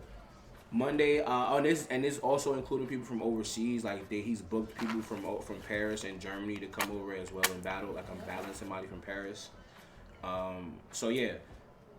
Monday is like a meet and greet. Everybody gets to chill. We're gonna eat, fellowship, all that. Tuesday is gonna be the first official night. That's when the kids are dancing. Ronnie is definitely heavily into the community and the next generation of kids. I think it's the Jukebox Academy. That's the studio in Arizona. He's has a heavy hand in the community with the kids and everything. So he definitely always puts them in the forefront whenever he gets the chance to. Tuesday is youth nights, all about the kids. We got kids battling, kids performing, and then sessioning. And then I think we have a couple performances. Then Wednesday, we got the beat maker night, and that's a beat competition that's gonna happen. The winner gets $2,000, a beat machine, and a belt. Damn. Yeah. That's tough. Then there's gonna be a performance from Daisy, Proof, Spartan. Oh, and then the kids win money too. There's a battles. The kids win money for their battles too. Yeah. That's Wednesday. Thursday, I think, is like content day. We're gonna meet up. Everybody's just gonna shoot a bunch of content and shit like that. Oh no, Thursday is the tournament. There's a tournament for the adults. 1v1 crumb tournament. The winner gets a ticket to either the King of Buck, which is a crump event in Japan. Yeah. Or some event next year. But they're both overseas tickets and some money as well. And that starts on Thursday. Dope. And then they finish it on Friday. And then Friday starts the battles. All the exhibition battles. And then it finishes up the tournament. And then Saturday finishes up the rest of the battles. We end early, and then there's supposed to be an after party.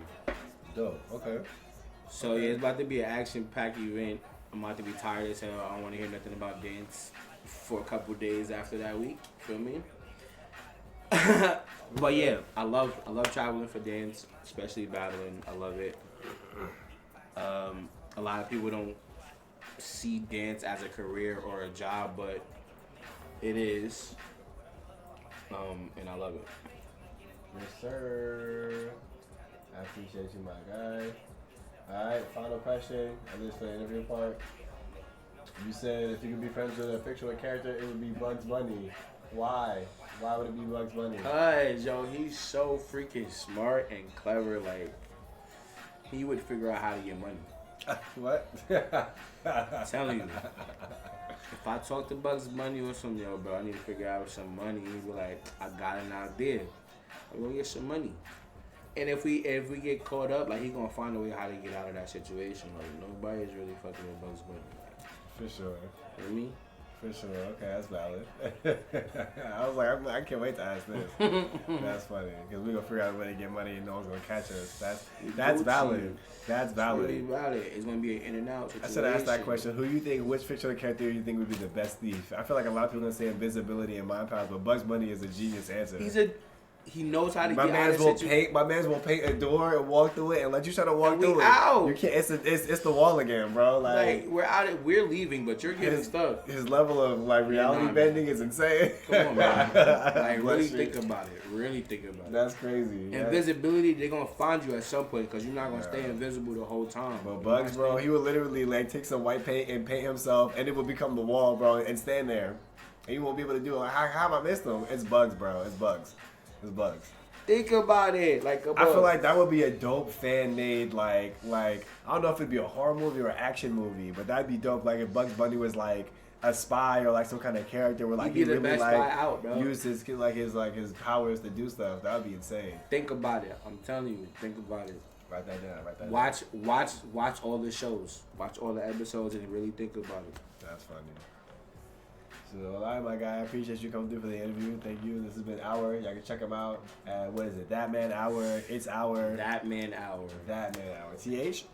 That Man yeah, Hour. not the Ebonics way. I did it the English way. Oh, where is this? Instagram? Politically correct. Yeah. Okay. Instagram, TikTok, Bigo, YouTube, Facebook, Snapchat. Everything. That Man Hour.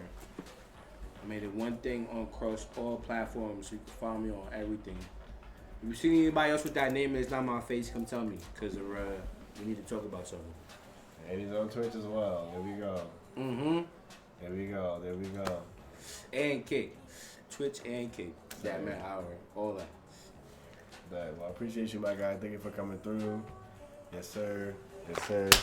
You're welcome to, chill and kick it for a day. You know what I mean? I got one of my homegirls who's coming through digitally to do this interview. So I'm waiting for her to hit me back. She was saying 7:15 at the time she's going to get on. What's you looking like? How's your time? Like, are you in a rush or anything right now? No. Alright, I think because she's ready to start in like a few minutes, I'm probably going to get her out the way because she's digital, and then we can run it up. I just want to let you know, I went to ChatGPT, and I was like, Agent Bugs.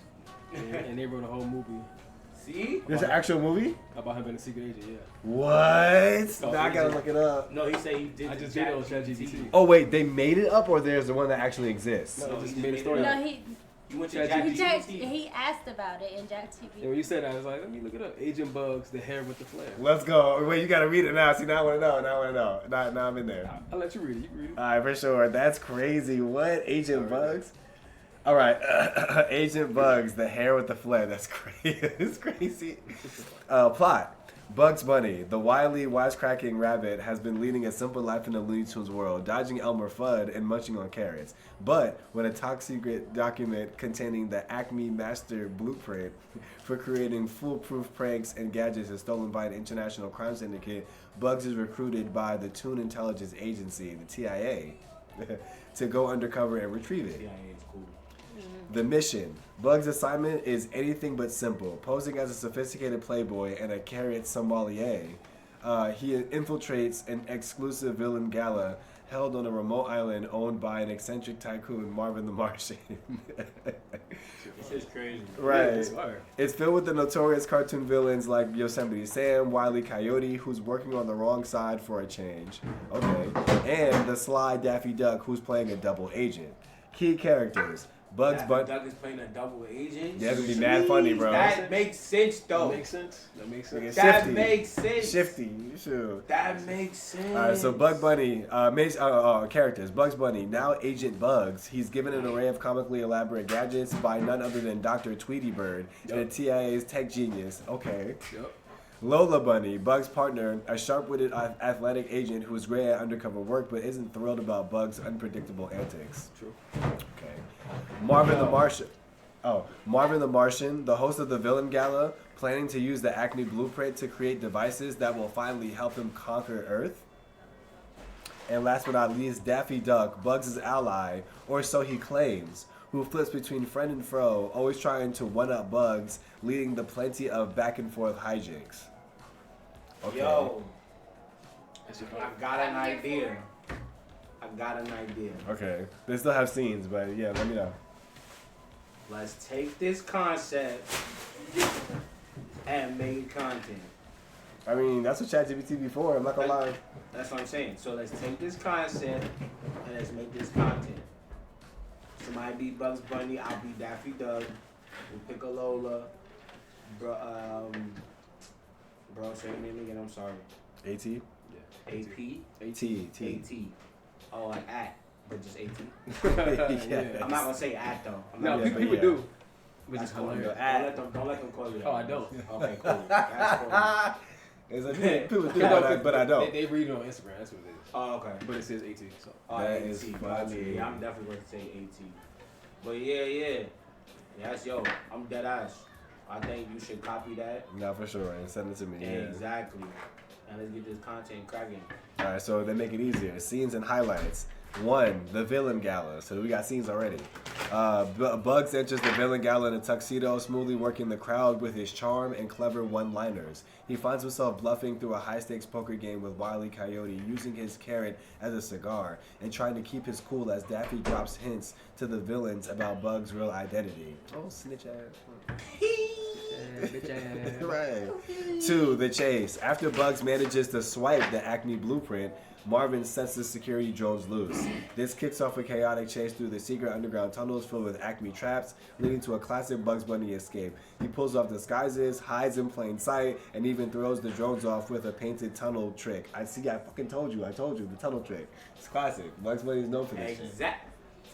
What the fuck are you talking about, Joe? 3, the showdown. Bugs and Lola team up in a cinematic face-off against Marvin, Yosemite Sam, and Daffy, who keeps flip-flopping for his own game. Oh, bitch ass. Bugs uses his wits and few unexpected Acme gadgets to disarm his opponents, saving the blueprint.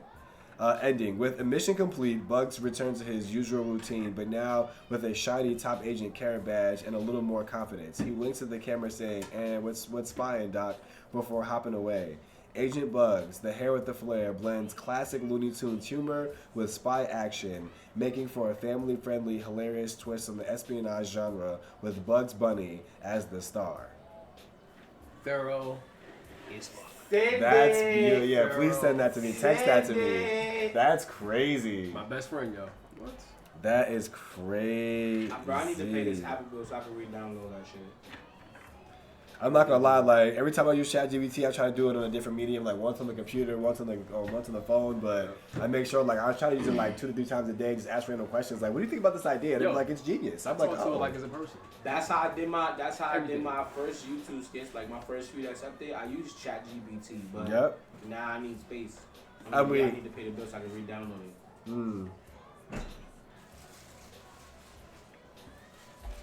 I need to get a second phone again too. My other one died on me. Look into like the like partner programs, or like the Obama phone, stuff like that, because these days they're like iPhone 12s these days. Really? I'm like, yeah, they up. They up these days. They are up.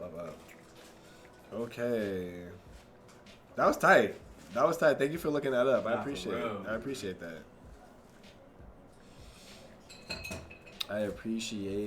that. All right, we're supposed to have my homie Rochelle Demetra, aka Demetra, pulling up in a second. I think she's gonna call in, so. But I want to make sure, I get like other people who are like being digital and that have like time constraints. I want to get them in and have the conversations. Oh yeah, I just saw your text. Thank you. Tell her I said thank you. He was like, how did he like the donut? I said, he told him her. Yeah.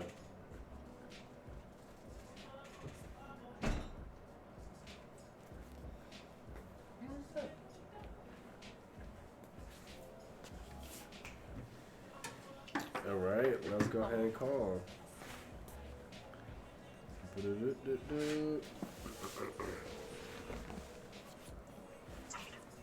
What up? What's going on? How's things? Things are good. How are you? I'm doing good. For everybody who's just joining in, this is Rochelle Demetra. This is the homie popping in. Oh, yeah, definitely the cars in the background. This is the homie popping in. I appreciate you for stopping in. I guess introduce yourself. Let us know who we're talking to, and yeah, where you're from, what you do. All right. My name is Demetra, but you can call me Demi, like demigod. I have a degree in psychology, and I am a mental health advocate. I want to pursue a career in art therapy, where we apply art to your sessions and be able to explore your emotions through different mediums like painting, drawing. So that's me. Right at the moment, I work at Trader Joe's, but I also work with kids with autism. So that's what I'm currently doing. But the dream is to apply arts, to give arts therapy to everyone. Boom. Okay.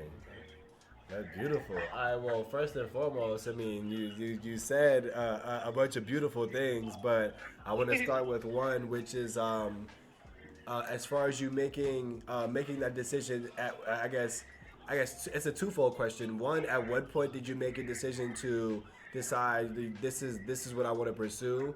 And then two, when you made the decision, I guess what was that transition like? And when I say decide, I mean like. Really take the time to sit down with yourself and say, of all things to do in life, like, this is the path I'm choosing, I'm going for it, this is it, you know? And then what was that process like?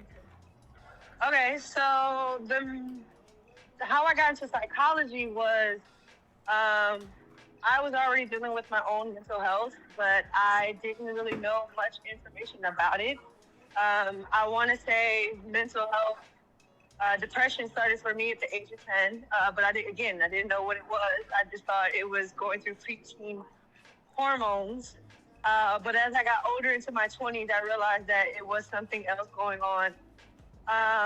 But I really got into wanting to change. I used to be a theater arts major, and I transitioned to psychology because a close college friend ended up, unfortunately, taking her life due to mental health.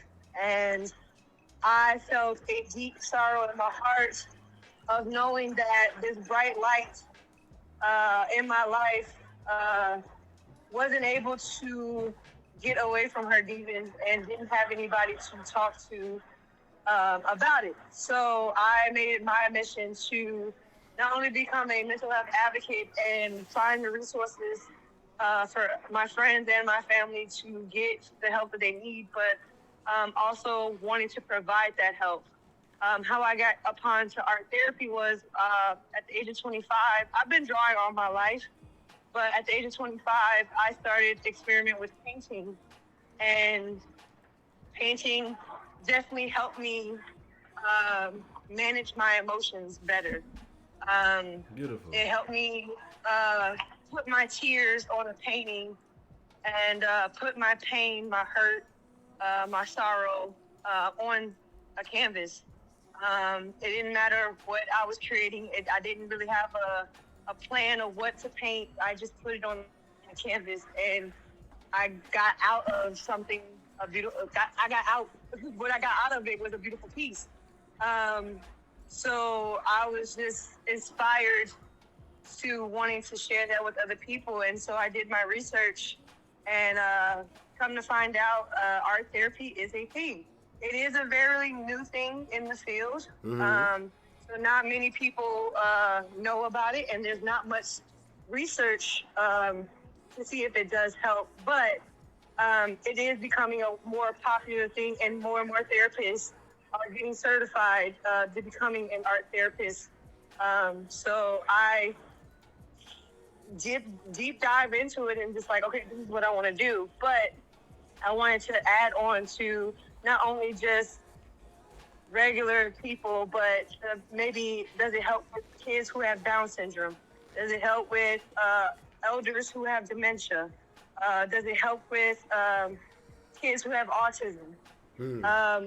They do have research that music therapy does help kids with autism, but there's not much research for art therapy. So I'm like, let me see what can I do to apply that as well. So I'm getting opportunities left and right. I've got an opportunity to work in group homes for teens who grew out of the foster care system and are now transitioning into adulthood. I got an opportunity to work with kids with Down syndrome. They're saying that they need people who do art therapy. So there is opportunities there. I feel like art is a beautiful thing, and it doesn't die. So yeah, that's kind of the transition that I'm going through right now. Okay, beautiful. A beautiful transition. A lot of awareness. Yeah, no, it seems like a lot of awareness, a lot of education, but a lot of purpose. A lot of like really getting to see yourself and the effect of what you're bringing to not only just your own industry, but to the overall community in life. Yes. Beautiful. Okay. Wow, that was great. Okay, so that being said, I kind of asked this question earlier to another person. I guess like kind of like almost like knowing the answer to it, but for you, not so much like a question that you have to have an answer to, but I'm curious. I've gotten the notion that you're the travel type, like you like to travel to a fault. And so, with that sense, are there let's say in the next 5 to 10 years, and this is not like in a reality-based sense because who knows what the world's gonna give, but are there places that you'd like to travel, places you'd like to go in the next 5 to 10? So crazy enough, I've had this idea in my head for many years as soon as I got to mental health. But I would like to do a documentary about mental health across the world. How do other countries deal with mental health? Do they have the programs? Do they have the healthcare? Do they have the therapists there? Yeah, but I want to do a whole document series about mental health across the world. But to narrow it down, I would love to travel to Tokyo, Japan. And as well as Hawaii. And as well as, I'm thinking small at the moment because I just want, these are the places like right now, like short term. So Japan, Hawaii, and New York. Long term, it doesn't matter. Long term, wherever I feel like going, I just want to go, have the freedom to go, whether that's financially or time-wise. But short term is New York, Hawaii, and Japan. Beautiful. Okay. Come on. Very nice. Beautiful places. I haven't been to Hawaii and I haven't been to Japan, but I am from the Big Apple, and I would say it is going to be a great opportunity, experience, and depending on, I guess, how you see the big city life and New York life, it might be a culture shock. I mean, I know you've been through Chicago, yeah? Yeah, I'm from Chicago, so and I have family that I've been to New York, but as a kid, so I don't remember. I want to go as an adult, and I have family in New York, so I'm like, I feel like it wouldn't be a big deal, especially coming from Chicago. But I'm in love with the big city and the cultural there too. For sure, and I think you'll do fine in New York then. I mean, honestly, at the end of the day, like, yeah, it's really big city vibes, big city energy, but it's an international city like LA, so, you know, we for shall see sure. what it is.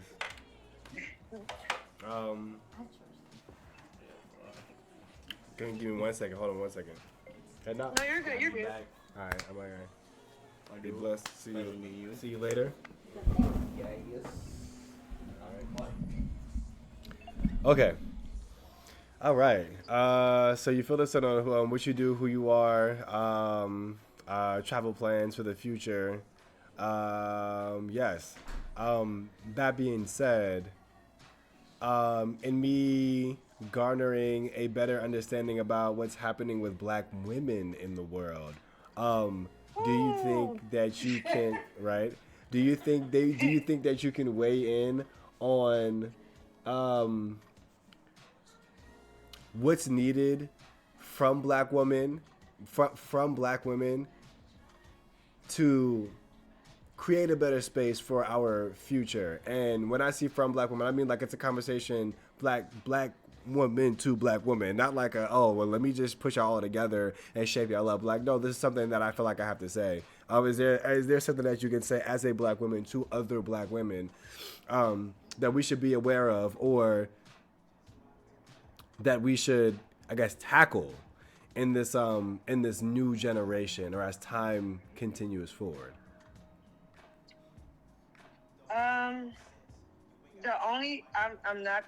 I'm not gonna lie. I haven't really been paying attention. I've been in my own world and in my own mental space, dealing with my own issues and trying to collect that. But the first thing that comes in my mind when it comes to Black women is this community. Being able to fix each other's crowns and be able to hold each other accountable. That's the first thing that comes to mind when it comes to Black women. Not saying that there are not Black women out there who are doing that, but I just feel like one, it needs to be continued, and it needs to be a little bit louder. I mean, I'm not really on social media as much, but I've noticed that the idols of Black women that we have now, I don't quite, see myself as. I'm kind of missing the Claire Huxtables and the the ladies from the 90s who were, they were intelligent. They're not saying that these women these days are not intelligent, but it was just the way that they carried themselves that made you kind of be proud to be a Black woman. I'm trying to be choosy of my wording because I know some people can be, take it as an offense, and I'm not trying to be offensive to the Black women who, I may not, prefer to look up to. But I'm usually not a person to idolize after celebrities, but I would love to see some, who are like, oh, I can see that as my mentor, or oh, I can see me becoming, it's nice to see that Black woman in that position. And like I said, there are women who are out there. Like I do follow those women, but the media is going to push out what the majority wants. So I hope that makes sense. I'm trying to choose my words carefully, but hopefully that makes sense. No, it definitely does. Definitely does. I appreciate the awareness and the discretion. These days, you know, people can take things left or take things right, but honestly, it's their perspective. So, you know, here we are. Yeah, I'm trying. Like I said, I try to tread lightly because it's just sometimes some people don't like to hear the truth, and it's sad. Because where I come from, we speak the truth. Chicago, they speak the truth. They gonna say their opinion and say whatever they're on their mind, whether you like it or not. And sometimes you can take it or you cannot. But it shouldn't be to the sense of like you're just like, okay, that's your opinion. All right, cool. Respect that. I've seen a lot of posts, especially surrounding these politics. Whether you chose Republican or Democrat, at the end of the day, you should still love thy neighbor. Right, exactly. It's time to put that to the test. I got family who vote for Trump, but I still love them. I'm still going to show respect. And we just don't talk about politics. Like, hey, that's your opinion. That's who you choose. I respect that. But I'm not going to have I'm going to follow you type situation. If you still continue to respect me and show love to me, then I will show love and grace back to you. So, yeah. There we go. Boom. Appreciate that. I was going to say final question because I was trying to keep these interviews to 15 or so minutes. I was going to ask you about your fictional character, but you said you're actually not sure. No one comes to mind. Oh. Yeah, nobody comes to mind. Like I said, I've always been the type of, ever since I was little, I never really looked up to anybody. The only person I look up to is God. That's the only person I look up to. Hey.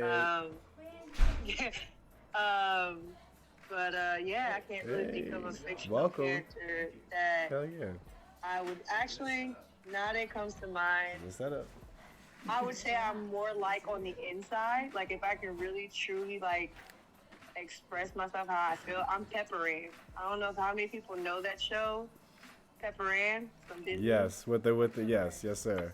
Yes, ma'am. As I go through my childhood, I was either Pepper Ann or old girl from Rocket Power. Got you, for sure. Yeah, a mix of those two. Gotcha, for sure. Hey, good characters. I understand both of those characters. I get it. I definitely get it. Yes. For sure. Yes. That's crazy. Like, wow, Racket Power, man. A part of me feels like they're gonna take the time to remake it, and we're not gonna like it.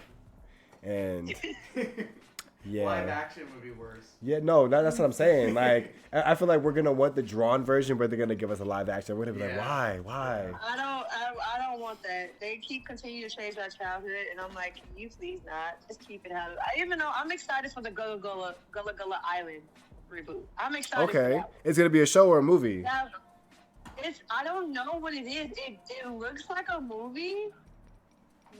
They're bringing back all the original characters because it's based on him. It's based on his family. Like, this is their real family. The show is based on their real family. So I'm excited that he's telling the story and not somebody else.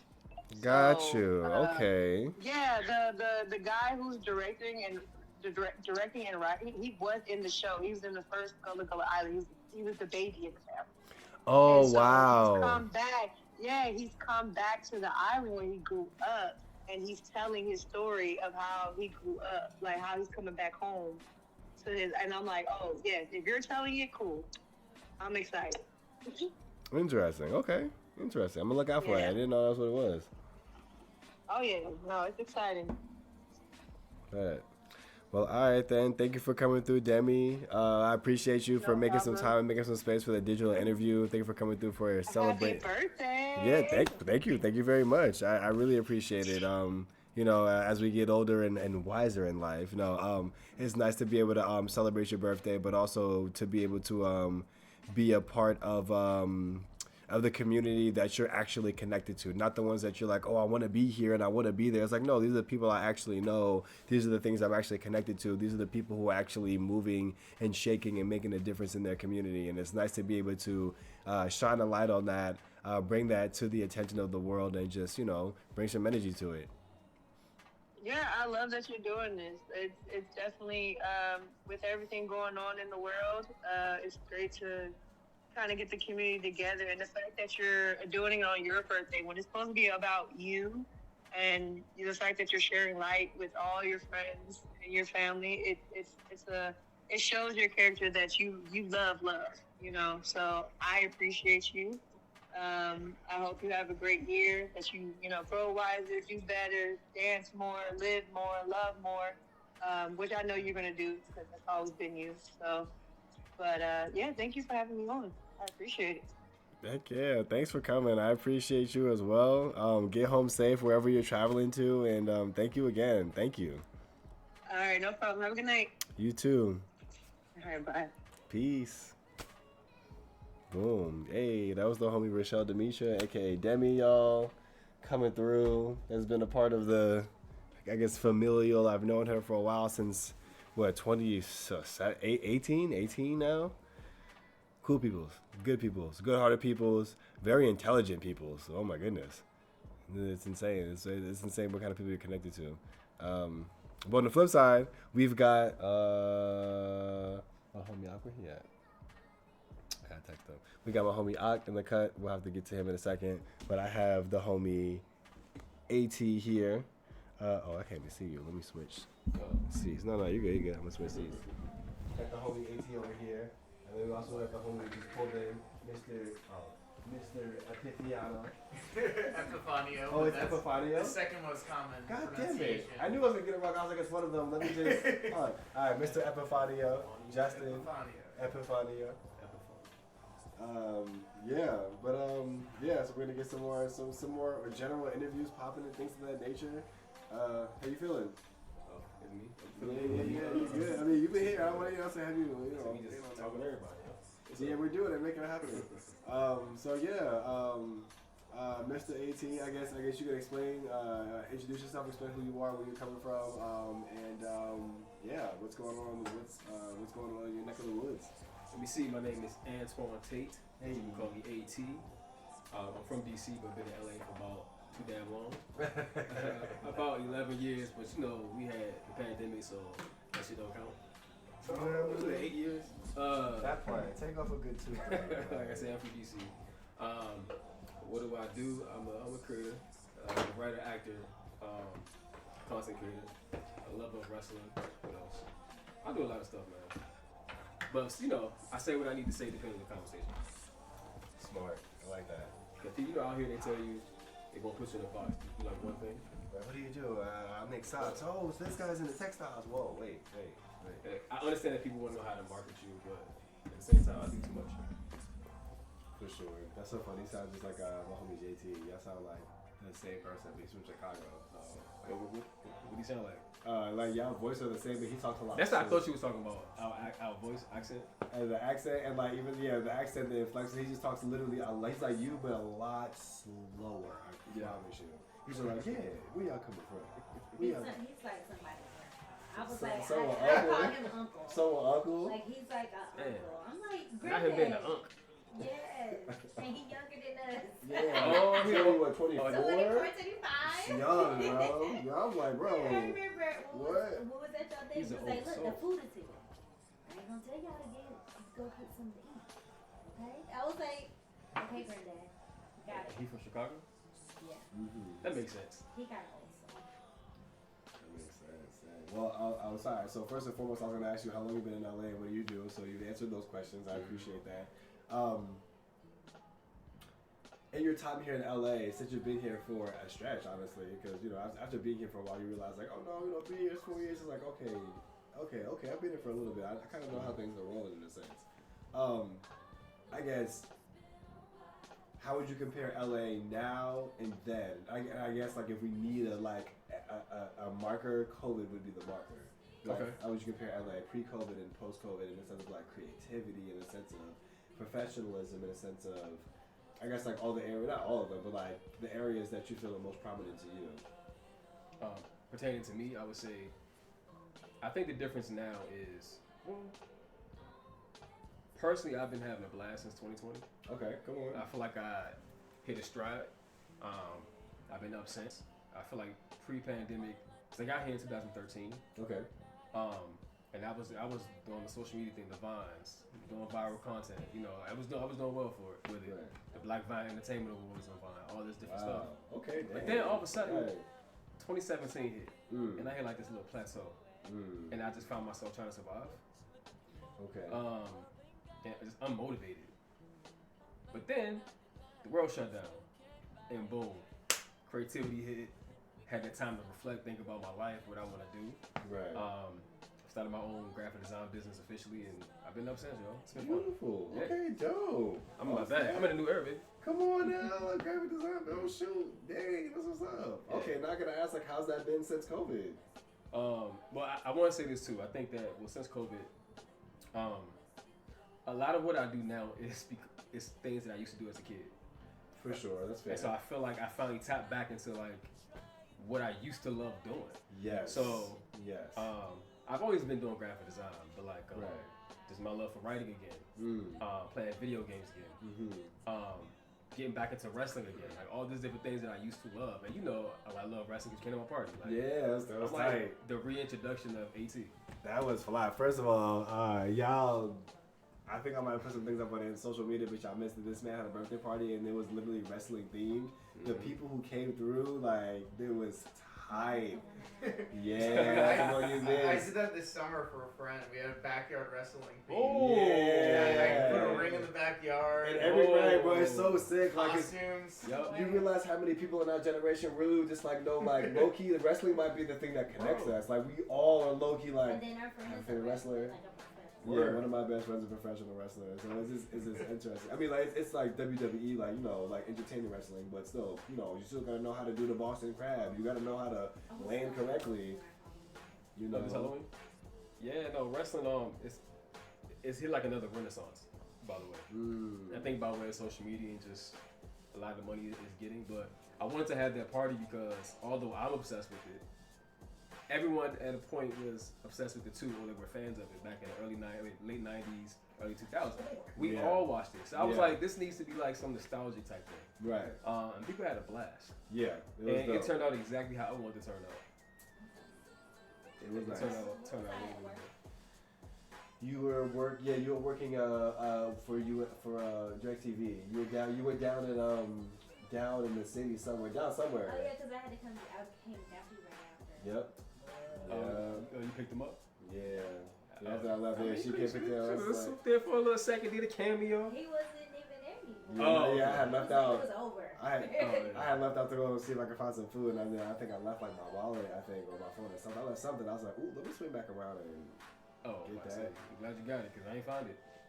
No, I got it. Oh, okay. I think it was like, I think I given it to the DJ for something. I was like, you know what, I don't want to lose this. He was like, I got you, Robbie. He was like, as long as the music's going, I'm here. I said, bet, cool. Left out, came back and said, you got that? Yeah, for sure. Nah, but thank you for coming, man. I'm glad you came. Glad you had a good time. I had a blast. Yeah, it was dope event. Simple things, man. We're getting to that age where it's like, kind of got not so much hang on to like your generation, but almost like hang on to the ideas and the can't say ideals because things have changed to the point. Hang on to the ideas and the joys of your time period. And as you get older, I know that like there are some things I'm just like, y'all were like smacking women in the face. That's not okay. But I feel like when it comes to wrestling, it's almost that we know it's entertainment. Yeah. So when you're watching this, we're watching it through the lens of, ooh, that would never be okay.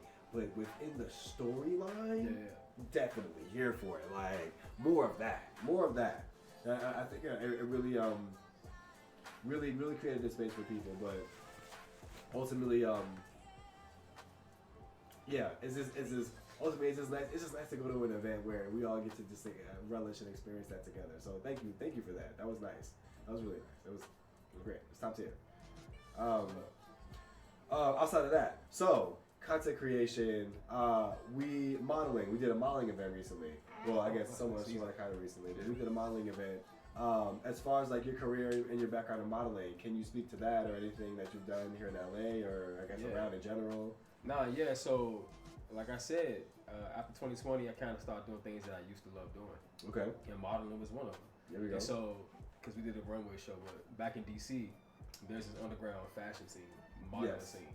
Huge. And so, for those on the East Coast who went to HBCUs, you may know about some of the teams they had in those schools. Yeah. But DC is like the mecca of that world. Yes, yes it is. And a lot of what we do, we go back and we show other colleges and high schools too. So I feel like that was I got into it in high school. I was trying to be in the drum line at my high school because the band was popping when I was in high school, but I was too afraid to join it. But the year I joined, the band director stepped down, so I was there for like a semester. But some of the guys on the drum line who I really wanted to be like, they was like, you should try out for the fashion team. I'm like, the fashion team? But I was like, why would I model? What? I did it and I was great. Yep. I was like, yo, this is the first time I feel like I'm good at something. And I fell in love with it, man. Beautiful. Held my confidence, fashion style, all that kind of stuff. But then I moved to LA and I stopped doing it. Was it? I'm assuming it was more because of the survival, like having to just like figure it out while you're here in LA, rather than like I'm sick of it kind of thing. Well, survival, but also it just wasn't a priority, and also there's not a modeling scene out here. Yeah, no, it's not like back at home. Yeah. Where we from? I'm from North Carolina. Okay. Yeah, so you see, I still. Can we talk about that? I'm part of North Carolina. Gastonia? My parents are in Charlotte right now. Yeah. Cool, that's one world. Hey, we all outside. You Charlotte as well. No, I'm born in New York, raised in Virginia, so DMV. Okay, so you get yeah. All the people that was a female mostly East Coast. East Coast, right? East Coast energy. But nah, yeah, but they don't really have that scene over here. But my friend Pac crazy to say. she does the ballroom scene. Oh yeah, Pac Rat, yeah. So Pac Rat, legendary, yes. Pac Rat. Philly. So Pac Rat, we was that's my girl, Gvmby'S back in the day. Yeah. So one day we in the coffee shop, and this is what I remember. She might tell a different story, but we in a coffee shop. For sure. And I'm like, Pac Rat, we kicking it, and she goes, yo, so I'm starting this thing. I can't tell you what it is. It's like a secret, pretty much. And I'm down. I didn't even know what it was, for real. Right. Because it was a secret. And then she said it was ballroom. I was like, oh, I already know how to do runway. Let's go. And jumped straight into it. Yeah. Fell in love with it. I was like, I already have experience in the DC version of it. So I'm like, yeah. For sure. And I was like, we have music and all of that. Like the lean back is my favorite to watch. When they walk with the lean, I be like, yes. This runway is like regular, degular, smegular. I was like, this is not what I'm used to watching when I watch a runway. Especially going to like anywhere that's black as fuck. Yeah. And they have like a runway team and the music goes and then it's 2 and 2 and it's 3 and 3 and they come all over the court and then they spin together. And I'm like, no, it's not like it's not the same. So I do understand what you're saying. No, it's not out here. It's not. I'm not a connoisseur or anything, but it seems like to me, from what I've gathered, the runway here is more about like the styling of it and the outfits that you wear and the designer behind that part. Where the runway in the East seems like it's more about the overall presence. Like if you got yourself a model who was underneath and she was underneath the height and too big, you got that for a reason because when she walks, she does something. We're like, oh, you know what I'm saying? Like out here, it would be like, oh no, like she was perfect for the outfit, like, and she knew how to like walk with the outfit, so we got her. Like that's what it was. She could do like, and so the outfit shows the feathers and it shows the. In the East, she needs to do that strut. She needs to turn and do it backwards and turn around and do a split and get back up and keep strutting. Like, F the outfit. It's about the model, like, in the present. You know what I'm saying? Right, that presence is a different situation. So, yeah. I feel like the fashion world in general, it's always about the clothes and the designer. For sure. Black people, we just always create shit out of everything. And either we create it or we create something out of something and make it just our own. And that whole scene is really unique to DC, but also HBCUs now. And I've always wanted to bring that out here. That's always been a part of the things that I write about. DC is what I write about, the fashion scene. I was hoping I would be the one to bring it to the mainstream first. But after the Victoria's Secret show, fashion show, they did choreography similar to what we do. And everyone was trying to figure out, how that went. Right. Deep with Devonna. It's not a part of our scene, but what she did was pretty much what we do. Similar to what they do in the East, Yeah. I was like, damn, they got the white girls doing it now, but. I was like, God damn, every it's about to pop up. She not doing it. She not doing it. You see it in every facet too. What Diva? And like it was similar, but I was like, damn, the white girls did a Victoria's Secret fashion show. I seen like, dang. But everybody said it was not. No. Everybody was like, y'all should have just kept to the template that y'all had last time. Oh, word? That's what's up. That's how it be sometimes. You know what I'm saying? It's hard to take something from other people and expect it to be as good as it's supposed to be. Like that's a tough sell sometimes. Yeah. Especially when it comes to things that are not only solidified in its own culture, it's low key heritage. It's part of the heritage. Like for people who are considerably ethnic in any ethnicity, fashion is a heritage. You know what I'm saying? The way the people, Asian geisha, you know what I'm saying, Navajo Indian, African, you know what I'm saying, the way people wear their clothing and the different clothing they have, obviously, like, usually your clothing, like, determines where you are in society and things of that nature, but, like, again, like, the fact that, again, your body moves a certain way, you dance and you present a certain way, like, you listen to your music or your culture, again, Japanese, your culture says that you're to be either strong, a strength of pillar, or, you know what I'm saying, quaint. You know what I'm saying, patient, to the point. And so, like, your outfits give, you know what I'm saying, that monochromatic, that very solid situation. But in our cultures, like, we come from a place where purples, golds, greens, you know what I'm saying, oranges, bright, loud, you know what I'm saying, like, you know what I'm saying, big feathers, you know what I'm saying, like, basically what pimps wear, but, like, on 10, that's where we come from, in our heritage. So when you see people do it now, like, bro, why you gonna be so dipped up? I don't know, bro, it came to me, bro, that thing just hit me like that, yeah. But we all have a tune that we walk to. Yeah, I'm saying so that's... when the music hit with the strut, it's just something else. Yeah, I'm saying. We got our own thing. What's your theme song when y'all walk? That's a good question. That's a very good question, because I don't even know the answer to my theme That's song. a good thing. But too, since you're here, what's your theme song when you walk? Take your time. Well, I don't model, but when I was wrestling and doing like combat sports, I had a song that I would come out to. Like, what is it? Listen to my headphones. No, it was a song by August Burns Red. Okay. I think it was called like Deliverer, something like that. What's the genres, like hard rock? Hardcore metal, yeah. Like, word. More like metalcore. It's straight metalcore. Yeah. Got you. Okay. Yeah. Would that be like your everyday song? Sure. Oh, you like my Buffy shirt? That's my favorite show of all time. Oh, that's fly. I didn't even see that. Favorite show of all time, baby. Nice. No, so would that be like your everyday song? No, I would go crazy if that was my everyday. Okay. So I guess everyone to consider for like 30 seconds. What would be your everyday like theme, walking around theme song? This is tough because like it's hard. I feel like it's about the vibes too, like your mood, but yeah, I feel like it changes. But mine's changed. That's facts. Okay, well I guess like if one that you can think of, and I guess explain it. So we already sound like, but what if? Like I guess just one that you can think of, or if you want more than one. Dang, that's now I'm thinking like, wait a second. Listen, it's on my phone somewhere. Let me cheat real quick. I'm weak. I go right to my Spotify. I had AT's World something. I feel like I want it to be like jazz. You want it to be jazz? I want that's it to like be. That's what jazz is. You want it to be something. Like, exactly. You see what I'm saying? You see exactly. I want it to be something cool and eclectic. But I think about it just like every day, that would burn me out. Jazz is the music for people that play it. Facts. I like that. That's not me. I like that. I respect that. Thank you for that. Thank you for that. Sometimes the homies gotta put you in your place. I appreciate that. When you play jazz, it's really fun. I appreciate that. But if you're listening to it not knowing what's happening and not appreciating like all of the weird musical things, it can be taxing. Right. It's like, oh, whoa. So there's one song that popped in my head immediately, but I was trying to see if there's another one. I'm weak. It's no, that was the first one that popped in my head, and it's Evanescence, Bring Me Back to Life. I don't know wake me up inside. Can't wake up, it's the same. Listen, don't take me to karaoke. That album beat 50 Cent for like best new artist in like 2002 or something. He is still salty about it. I'm gonna be honest though, top to bottom, 50. In the Club was the shit, but Wake Me Up Inside touched a part of a generation that will never be recognized.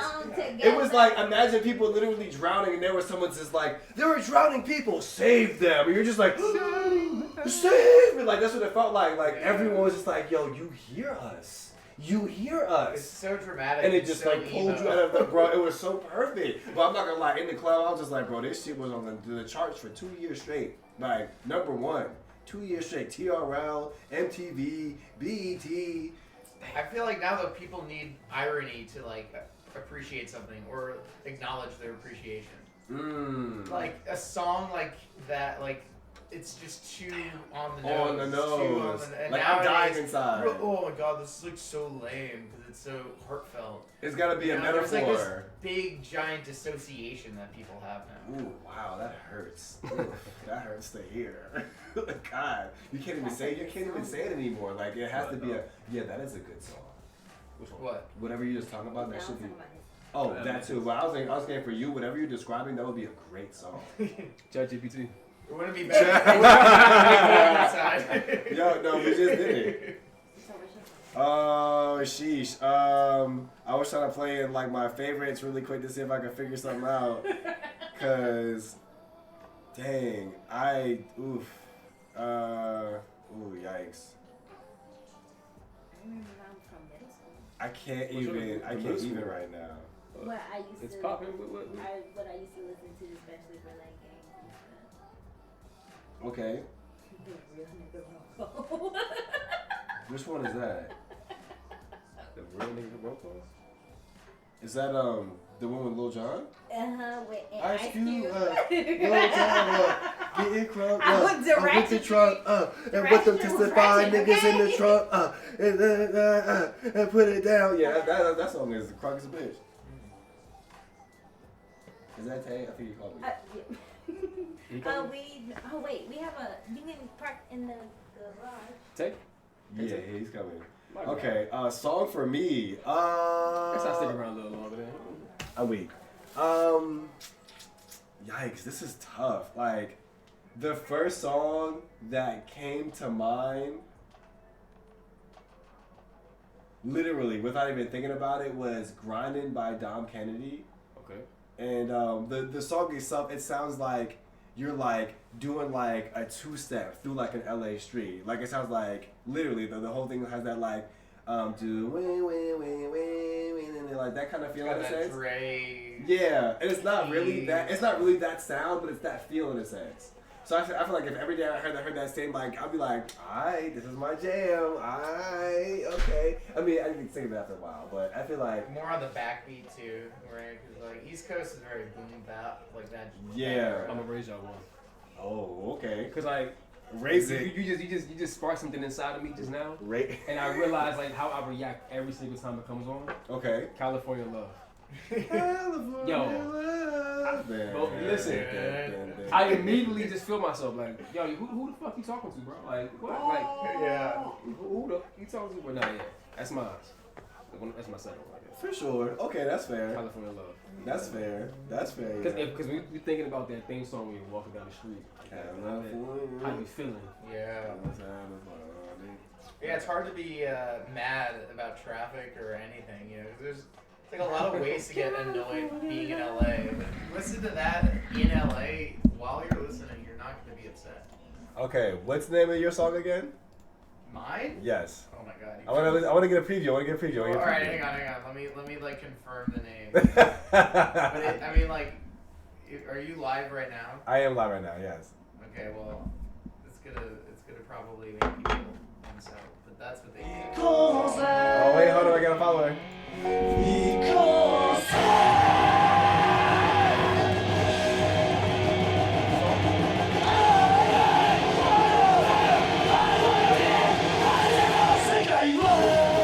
I would like stand up and dance, but like I don't have like pyrotechnics, huh? That was you play that? Oh yeah, I just got a new follower. That's my follower situation. Oh, I'm like that's your theme song. I like that too. Oh no, it's not. But Sorry, I'm an anime fan. That came from Soul Eater. It's like their what is it? Their outro, I think. Okay. But when they go real metal on some of the. Usually they have 2 outro songs. Right, exactly, Like, right. Why did you double down? Like that's so much extra work for the animators. Anyway, mine is They do called it. Truth of the Liar. Truth of a Liar. Thank you, Wildflower Adventures, for the follow. I appreciate you. Thank you so much. It's the birthday. We're doing it. Truth of a August Burns Red. It came right Yeah, up. this is from like high school though. High school, college. This isn't like something I listen to. Shakespeare sodas? Yes, we do. Oh, yeah, a nice beer. I feel like I'm on a podcast. Okay. So just imagine like prepping for a fight. With this Okay. Yeah, orange juice. And then there should be some like soda down there, maybe.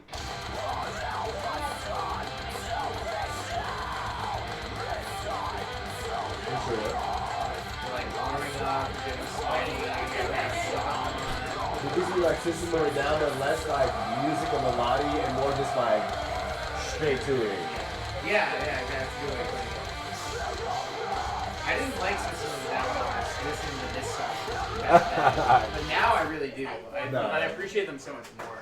No, I was gonna say at the end of the day, I feel like as a youngin, I'd probably like appreciate this because it's like this is what I want to do. I want to scream. Yeah. As like an older, like having that melody and then knowing that your lyrics are so intelligent, that gives me like System of a Down. Like, yep, this It is what I like. elevates it, and it's culturally specific too. Nobody else is doing like Armenian sounding music mixed in with like new metal, right? And so there's nobody else that sounds like that. Thank you, and it works. It works so well. I mean, it does. Let's go sit. System of a Down. Huge selling albums.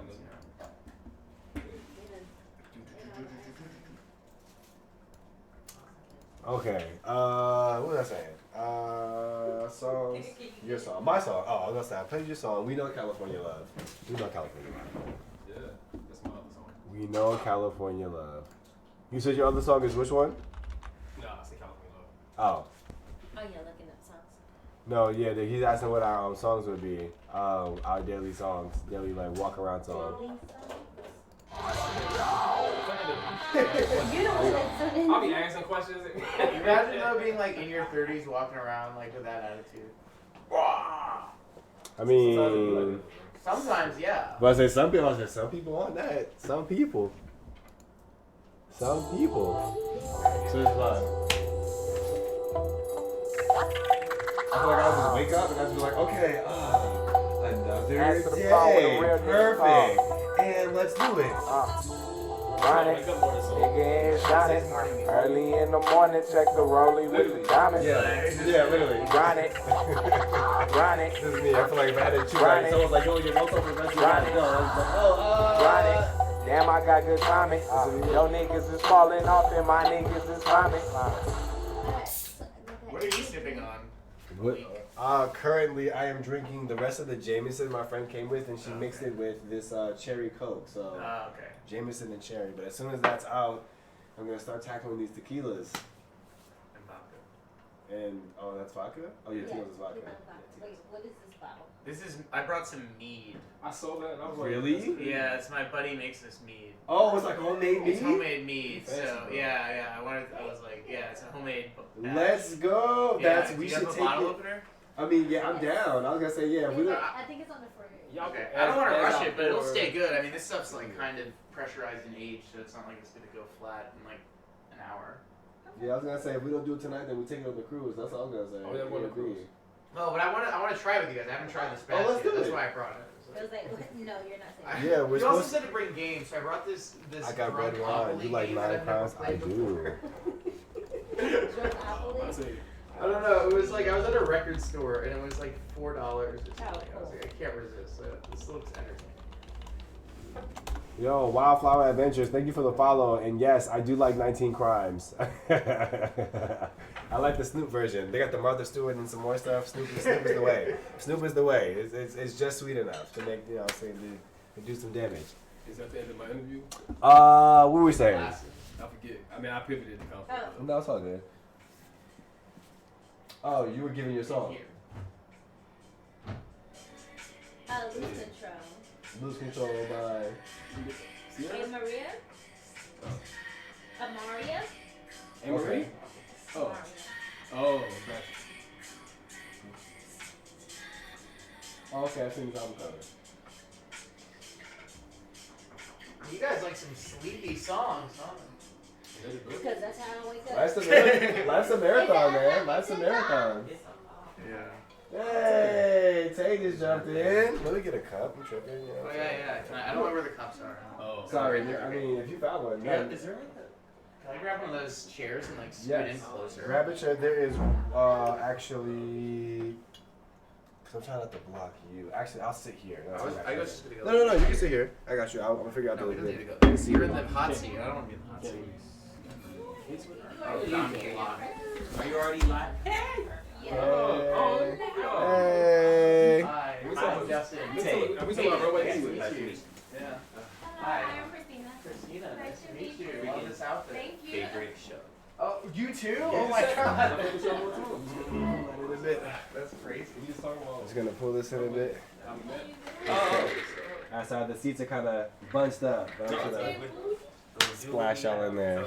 And then there's one or two white chairs in the back. Right here. We have a full couch. That's true too. Yeah, Mind if there's all the if space. I sit here since I've got the next one up? I had a question for you too. But I want to make sure you're done. Who has the meat? I'll get it in a second. I'll get it in a second. I'll pass it. Everybody's watching you right now too? Yes, this is basically the current scene.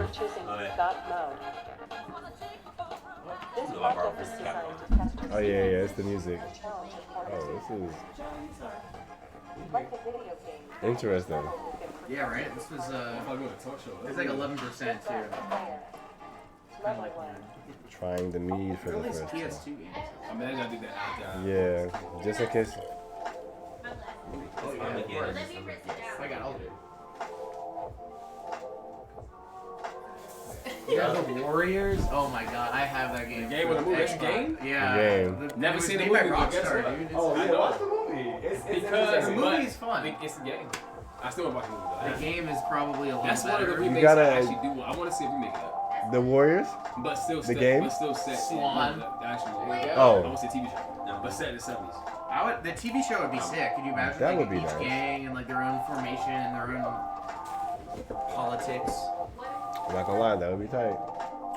Actually, you might. Oh no, I'm not gonna say. I'm like, how close am I? I am as far as I could be out of the frame. Sorry, you guys are really bunched up here. Malik, don't shoot me in the face yet. I have another rehearsal I gotta go to after this. So I'm like Okay. popping in the show as much love as I can show. No, you're good. We're gonna have to just keep. We're just gonna run through the interviews and whatnot. You do it. Can I come tomorrow? I was gonna ask you if I could. Can I come back tomorrow in the morning? Or you end it? If you, I think I'll be going until maybe like 5 or 6 because I want to get a little bit of sleep because I have that thing in the morning at like 11. Oh, yeah. So yeah, I'll be going until like maybe like 5 or 6 in the morning, and then from there I'm gonna see if I can get like 3 or 4 hours of sleep. Are you doing 24-hour straight stream? I wanted to, but I got called for an audition at like 11, and my stream was supposed to end at 12. So I'm just like, oh, I would have to like miss the audition. So I'm just like, well, if I cut the stream and get a nap, I can do the audition. It is what it is. I'm not tripping about it. I can always, yeah, we can. Yeah, we will have time. I have time in the way. Okay, questions. What were we saying? Oh, since you're just getting in, Christina, you too. Theme song. If you had like a daily walking around theme song, what would it be? For you, we have. I got two. Bring Me Back to Life, Evanescence, and California Love. I love both of those. For you, you got August Burns Red. That was just my high school walkout song. I mean, hey. Okay, if I had to pick a song right now to be walking around in, it would be They Not Like or Not Like Us. Go on, Not Like Us. Dun, dun, dun. No, honestly, during spooky season, it's perfect. Dun, dun, dun, dun. It's like impossible. I would just literally just be like, the whole time, like, what are you doing? Shh. The whole time. What are you doing? I'm listening to Kendrick. I'm listening to Even Kendrick. more now that like we're in California and the rest of the country is so weird. It's like it's even more They Not Like Us. Okay. No, but it's like an awareness thing. It's like it's not that it's divisive. It's like look at us and our community and how cool that is, and like that could be yours if you were more real. Cool. Okay. If you were more real. How you feeling? I have two different theme songs I think that pop into my head. For me, it's the X-Men theme from the X-Men. The 90s. Yeah. Yep. That's hard. That's hard. It's between that and then Michael Bolton singing "I Can Go the Distance." That's really different. I mean, The Hercules song. Yes. I agree with the Michael Bolton. I hear you now because it was a hitter. It was a hitter back. I was just like, this is better than the Aladdin song. This is hitting, bro. Yes, It was a hitter. I don't know why those two. Sometimes I feel like an X-Man. Sometimes I feel like Hercules has lost his way. I hear that. Valid. Okay. Okay, valid answers. Thank you for that question. It's a lot of sage, but it's good. Right. It's mellow, but it's sagey. I thought it was gonna be like thick and with the flavor, but it just feels like you're ingesting something with alcohol in it, and it doesn't feel like you know what it is until like the aftertaste. You're like, oh. Right. Oh. First, like, this is healthy Like, what is for it me? like? Yeah, we just. PlayStation 2 was such a great system. Like, it's so good. Still holds up. Tekken was that was my favorite as a kid. Tekken 3.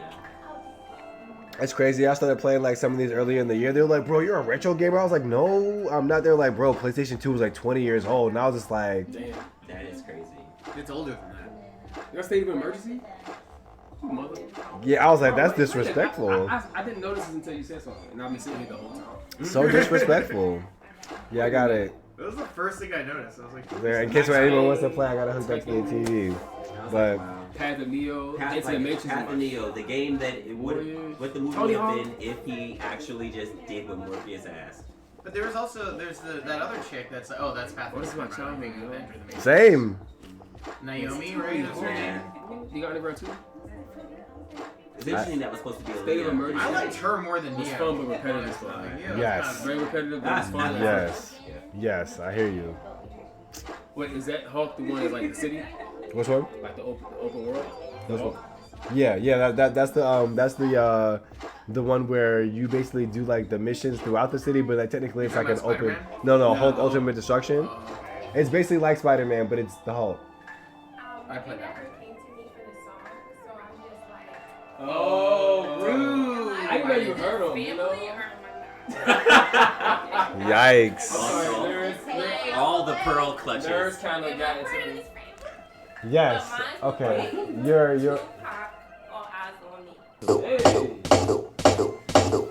Subscribe, get your issue. Baby, come close. Let me see how you get loose. I just got like 5 subs. Let's go. Thank you, Wildflower Ventures, for sending me 5 subs. Let's fucking go. Yeah. Let's go. I don't know who you are, but thanks for the subs. We're here for it. All of ours was basically like a Dre. It was for sure. It was because she said Tupac. For sure. Bet. Yeah. Michael Bublé. I mean, happy birthday. Thank you. Thank you. Thank you. Thank you. Thank you. My God. Okay, so Tupac, Dr. Dre, Michael Bolton. Not like us. Not like us. And then what did I say my was? Dom Kennedy. That's an interesting little. Okay. I kind of want to keep with this theme because this is a really good question now. Can we get character intros before we continue? Okay, for sure. For context, right? We need to know. Let's do it. Oh wait, so what is this? Wait. Well, AC already introduced himself. Well, you guys have to introduce yourselves. Okay. So tell the world who you are, what your name is, I guess like what you do, but give like it's like a small 20-second bio rundown, boom, for the camera, for the people. Oh, for the people. For the people, because I know you, but they don't. Hi, people. My name is Tay Ryan White. I'm. Hazelnut. Let's see. What can I say about myself? What can't you say about yourself? I love to dance. I do that professionally. I design clothes. I have a men's fashion line. I also work with a men's fashion modeling group. So we're taking over the globe. Through these streets, bringing everybody together. I'm weak. Together. I'm weak. Oh yeah. Are you guys familiar with Handsome Boy Modeling School? It's a musical group. Okay. Okay. Dan the Automator, Kid Koala. It was like an offshoot of that first Gorillaz record, but. Oh, I was like, Kid Koala sounds familiar. You should check check out Handsome Boy Modeling School because it looks like it's so good. I was like, I am a male model. I love it. I love Write that down. Yeah. Handsome Boy. And I'm useless. Yeah, exactly. How do you sing in country? Like no, Handsome Boy. They got a Jack Johnson appearance cameo. It's their feature, or whatever. I love that. It's all over the place, but yeah. I'm definitely gonna look that up. Handsome Boy Modeling School. Okay. That sounds like a stream. So he's how we met on the runway. We talked about that. Oh, really? Yeah, I got connecting people. He had the fashion show. Connecting people. Yeah, I had a great fashion show about men's mental health. Malik jumped awesome. in, like, literally jumped in, and then initially I was like, oh, can you just freestyle for this one part? And then it was like, hey, Malik, you're rip and cut. And such. Put on this. You like how they look? Throw this on too. And then put this on. And then put that on. And then next you know, Malik was in the fashion show. As a model and a dancer. And I'm so grateful. Christina actually helped me. So you was coming. Okay. It wouldn't have been a show without her there. No, facts. Keeping me from crying and jumping out the window. Oh no. Well, no, she didn't keep me from crying. I still cried. But but I didn't jump out the window for sure. So yeah. For sure, man. That was a beautiful time. Yeah. Oh my goodness. Wow. Yeah, when's your next show? You know, honestly, I'm literally trying to get past this show that I got going on. It's a dance theater production called Shadows of the Mind. And so yeah, so I've been in rehearsal with that, doing the choreographer Thug Thizzle and the business Thug Thizzle for that. It's been crazy on my brain to jump from business minded to dance minded, creative mind. Oh my God. And the lag in between is like boom, and then lag, boom. Dang. So yeah, it's been interesting. It's been very interesting. But I'm working on that now, and as soon as I get this done, January the 17th, we perform that. Okay, there's a date. Okay, let's go. Yeah. Bad. January 17th. Okay, And okay. But then after that, I do. There's so many different projects that I want to do with that. I actually was talking to my dad, who's been my fashion designer inspiration, and so he's helping me make some of the costumes for that. So that's actually really cool too, making it in collaboration with him too. So that's fire. But I have so many different plans that I have for the modeling treatment. And this kind of fell in my lap, and I've been really trying to go gung-ho and hard and crazy with it. And so once I get that out the way, I'll definitely cut back on and get behind the needle. I have a lot of ideas in my brain too, and I've been like writing them down or drawing them out a little bit and then putting them to the side so I don't forget them. As you should. Let's go. Do you walk around with a notepad now? No. I do a voice note, so I describe it. You said draw, so yeah. When I get home, if I'm home and it comes, I'm like, just draw it out on my little pad that I have there. But no, I don't walk around with it though. That's why I just use my phone. That's the way it should be. Look. And y'all too, I guess. What have you guys been up to? What do you have coming up? What are you excited about? You can go first, ladies. You talking to me? Yeah. Oh, yeah, I would love that. Are we best out of 3 or just 1? Okay. Rock, paper, scissors, shoot. Ooh. Rock, paper, scissors, shoot. Ooh. Rock, paper, scissors, shoot. Ooh. Rock, paper, scissors, shoot. Hey! Psychology undergrad degree. This guy. Screaming loudly. Crazy. You never lose. It was a pressure. My name's Justin Epifanio. Not Epifiano. Sorry. It's all good. Epifanio. Not really. It's spelled exactly how it sounds. Epifanio. I'm a filmmaker, and I started a production company this year. Hey. So I've been doing a lot of producing for studios, HBO, Amazon, Apple, like all that stuff. Nice. But this year I was like, I need to start doing something with my life that has more meaning, like in the sense of giving back, and like helping people with like my gifts and my skills and my abilities, and instead of just like doing what's fun or doing what's easy, but going out and maybe telling stories that will have an impact, even if it's not all like money and accolades. It's like people that watch it will like feel compelled and like have some awareness of the world that we live in that they didn't have before.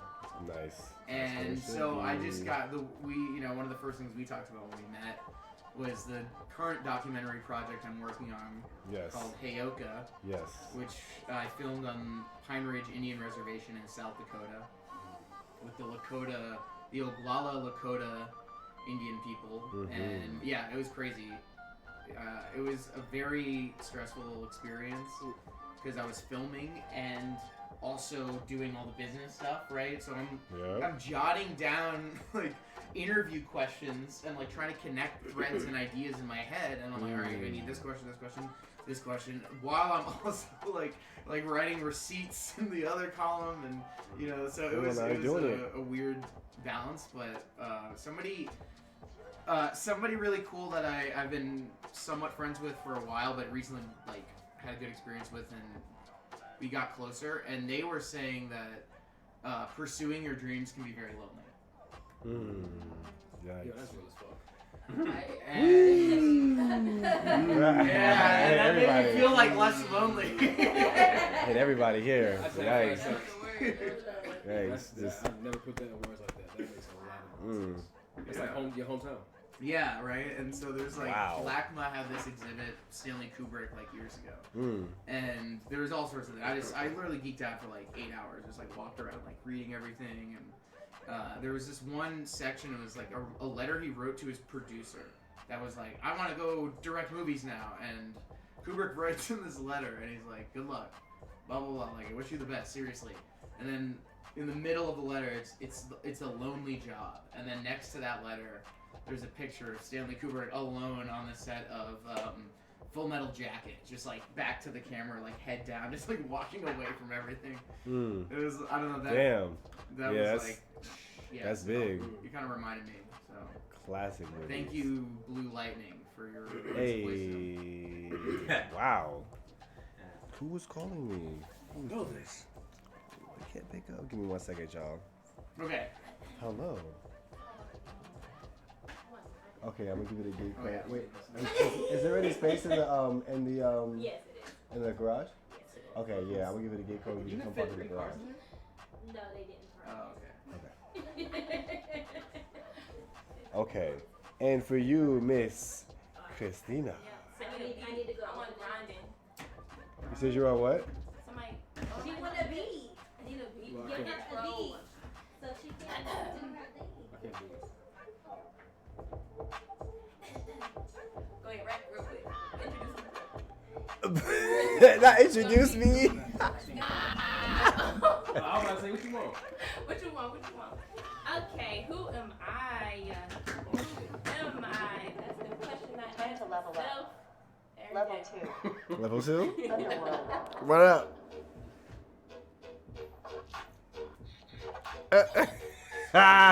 Screaming. Sit. Oh, you could have worked it. Okay, I'm back. All right, let me do it. Hey guys, my name is Christina. I'm from Philly. Getting jiggy. I'm weak. So now, yes, I'm Christina. I am Malik's sister. I am a dancer, choreographer. I love fashion. I really love fashion. I just got back from tour. Hey. Yes, What's I'm going just on? getting back here from tour, and like, yeah, I'm excited to be. Water's in the excited building. To be back. Yeah, Hold on, I'm my like, guy. Sorry. No. You gotta have an intro. So you What gotta make tour? sure. Oh, wait. I was waiting for her to say that. I was with You Megan know, Trainor. water. Oh, yeah, yeah, gotta see yeah. it. That's what I'm saying. I knew that. I was with Megan Trainor, which was really fun. I go back on tour end of November. Oh, y'all back on tour? Yeah. Oh. You just taking like a 2-week trip. Oh. Yo, she on break right now. Oh. She take me out. Where y'all going? What island y'all going to? Yeah, but watch. We're doing the Jingle Ball tour. So, Oh, nice. yeah, it's gonna be fun. That's New York. Y'all going to like? Yeah. Okay, got it. Y'all doing the ball drop and everything. This. Wow. The Got retro it. queen herself. Crazy. Okay, come on, money. I'm not mad. I can't be mad. So I'm really excited about that. And to be in New York for like Christmas and stuff is fire. Okay, for sure. That's always a dream. And getting paid. Like, come on now. It's just 2 for 2. Living my dream. Come on but now. yeah, everybody, they all know me as like dance and fashion. And I guess I do want to do more commercials and I want to act more. I'm a full-time comedian. Nobody knew that, so I want to put that out there because I just think people need to know that. Come on now. and, Come on now. Yeah, I don't know. Honestly, obviously I'm working, but yeah, whatever God has in store for me. Yeah, the next year I just want to try things that I haven't tried. But yeah, that's it. That's all I can say. You know, how you doing? For sure. Okay, bad. Okay. Bad. Okay, looking forward to it. Okay, everyone's making moves and doing things. We've got a new addition to the couch. This is Waters in the building. You know what I'm saying? I guess you can introduce yourself. Let us know who you are, where you're from. You know what I'm saying? Okay. You know, a little intro, little something. My name is Waters. I am from Chicago. I say Chicago, although I'm from a small town outside of Chicago. It's very close. So, all the time. Anyways, right there. I songwrite, I sing, I produce TV, film. So we're trying to do some stuff.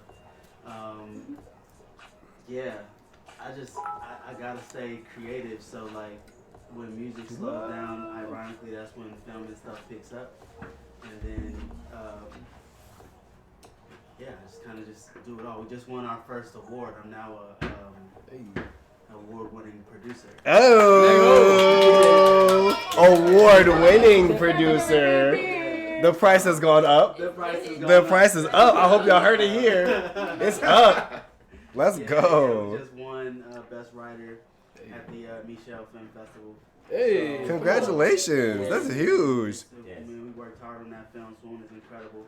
It should be on Tubi soon. Let's go. We love Tubi.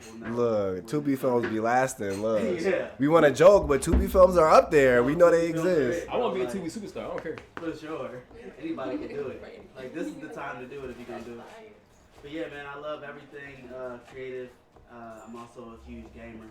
Hey. I've been playing Black Man Wukong, and this is actually me taking a break from that game because I was getting my ass whooped. That's by some Wukong. crazy. So I was very frustrated, and I'm gonna tell you, I hate losing, especially video games.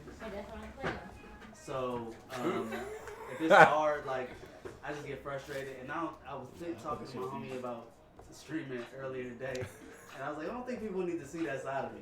Like, for real. Because I'm a completely different person behind the sticks. Nah, love. But yeah, so that's what people want to see. That's who I am. What's poppin'? What's up with y'all, man? Yeah.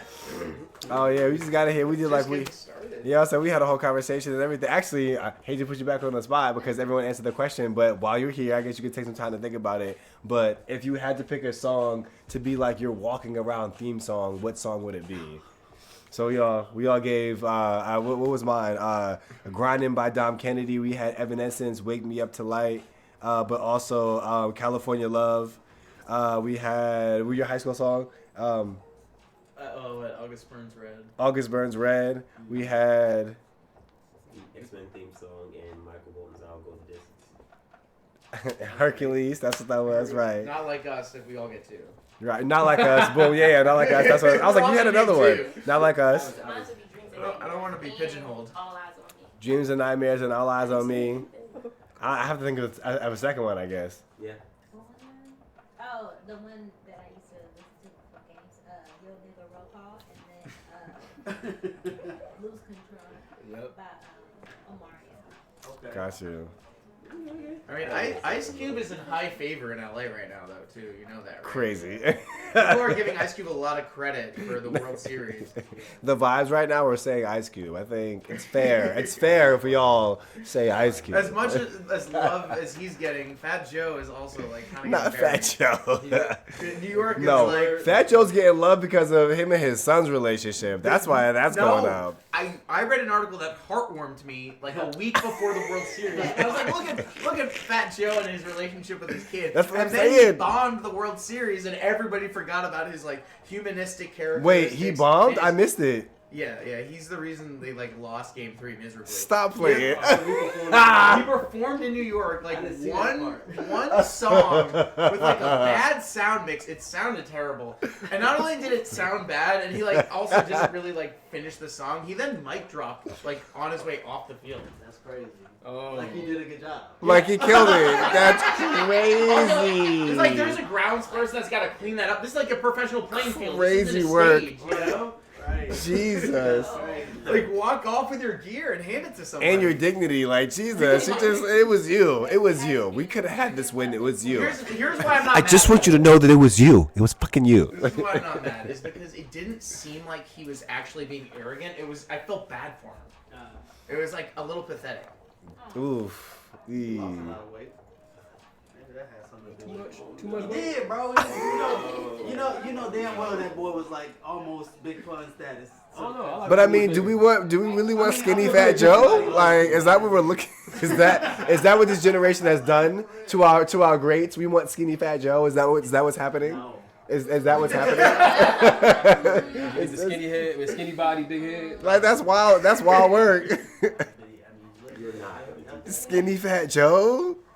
Skinny Joe, come on. Because Rick Ross had happened. Rick Ross had happened. We get it. But like Fat Joe was from an era where it was okay to be yourself. Like. Oh yeah. I think now that's funny. Nowadays it's more like body positivity, right? It's more body positivity these days. But if you're not on Ozempic, Yeah, but I'll take a jacked Rick Ross over a jacked Fat Joe any day of the week. who you think would win in the fight? Rick Ross. That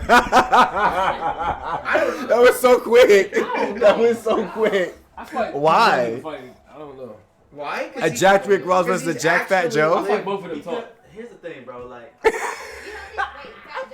No, a jacked Rick Ross versus a jacked Fat Joe. If they both like slimmed down and got like their weight together. I would say Rick Ross, but I feel like neither one of them. But he wasn't in these streets like Fat Joe was in these streets. That don't mean you can fight. I feel like Fat Joe He might was- shoot him, but actually fist fight, I don't know. If you're dealing with criminals, It was a though, they collection train of you a awesome. little bit. Yeah, you've got some Yeah, I was training. like, and he was in New York fighting. Yeah. No, Rick Ross is a correctional officer. No, I'm talking about Fat Joe. I mean, he was in the streets. New York is the hardest But I can't see that guy throwing a punch. He's not like fat like a boxer. I feel like they'll fight, but I feel like neither one of them will fight. I don't know. But also, they both will give me up. So I think it's because in my mind, Rick Ross looks like Rampage Jackson a little bit. That's And crazy. so I'm like, a just little bit. a little bit, like in terms of like when they have the Long beard hair going. Yeah, with the beard. Nah, that's fair. That's fair. But Fat Joe, like, who does that look like? Like, there's someone out there. We got a group now, bro. What questions we gonna talk about now? Right. Let's get deep.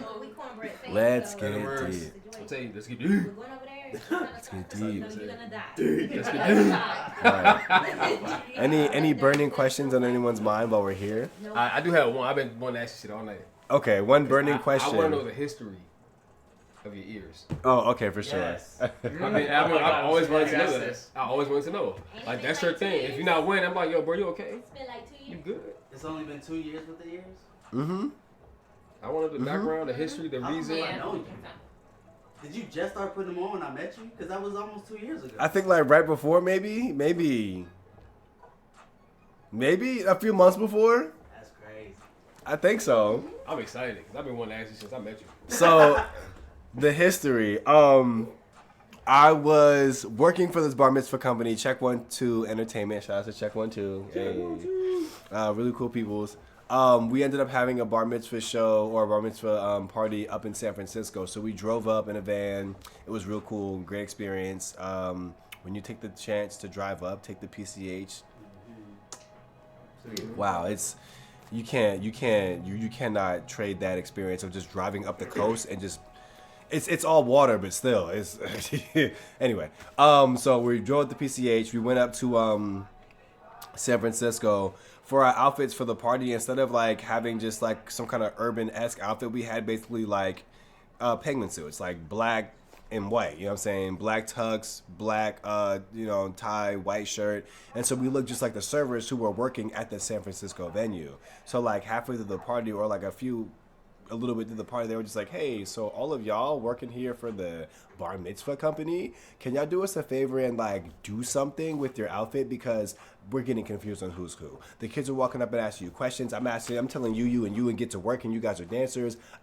We don't like this. Figure it out, please. Thank you. Yes, please. Okay, cool. That gotcha. And so we're like, all right. So we like look around. There's party favors. I'm like, oh, there's bunny ears. So I happen to put on a pair of white bunny ears with like pink, I guess, ear parts. So party went well. Went off without a hitch. Everything was cool. But like mid party, close to the end of the party, I'm just like, I'm going through this like midlife crisis. I'm going through the artist's midlife crisis. Like I'm about to be 30. My life is over. What do I do? And so and me like really considering like this moment I'm in, I'm just like, you know what, not just in this moment, but in me putting these bunny ears on, I'm like, this feels right. It doesn't feel like I'm trying to like do something for the people. It doesn't feel like I'm trying to like, oh, like, hey, like It doesn't feel like I'm trying to like do something. Honestly, like until you asked, I forgot I was wearing them on today. It doesn't feel like I'm trying to like impress the folks or do something for the attention of others. But I stopped and asked myself, I guess like as the party was ending, as you walk into this next phase of your life, there's only one of you. You know what I'm saying? In the shoes that you fill, on someone's best day, they could never fill your shoes because they're catered and customized to you and your experience, your walk, your journey. So what do those shoes look like for you? What does that feel like? When you wake up, there's one of you. There's one Kanye, there's one Barack. You know what I'm saying? There's one Michael Jackson, there's one Prince. You know what I'm saying? So when it comes down to it, who is that? You know what I'm saying? Whose reality are you building with every breath that you take, with every effort that you put in? Whose business are you building? Whose company are you building? Whose art are you making? Whose message are you transcending? Are you translating? Like, you know what I'm saying? What are you really doing this for? Because you could quit right now and get a 9-to-5 and be okay. Yeah. You could work at a construction company and be getting $700 a day, working 5 days a week. And be good. Give it like half a year, you're straight. Give it a year, 2 years, you're good. Give it 3 years, I'm set. The plan, it could happen in 3 to 5 years. I could be good. But I'm still doing this. Why? So this reminds me, for me in a sense, like at the end of the day, there's a part of you that will pursue this without cause, without pay, without accolade, without high five, without anyone telling you that you're doing it. There's a part of you that will continually pursue this. And so that's the part of you that knows, like, this is who I am. When I go to sleep at night, I don't think about, makeup, or I don't think about, I want to be a air fighter pilot. I think about, I want to do creative direction. I want to make that project. I want to do that dance move. And then we reverse it. Like, this is what I dream about. This is what I am. The ideas keep coming. They just spring out of nowhere. Like, it just reminds me to be who I am. And then on a flip side, after wearing them in LA, I realized that a lot of people approach you with the energy that they're comfortable with. So, for example, I've had someone come up to me and almost whisper, like, in my ear, I would never let you around my kids. And I'm just like, my name's Malik. Nice to meet you. Like, you don't know me, but that's what you felt comfortable just walking up to me and saying. I could have stabbed you, bro. You don't know me.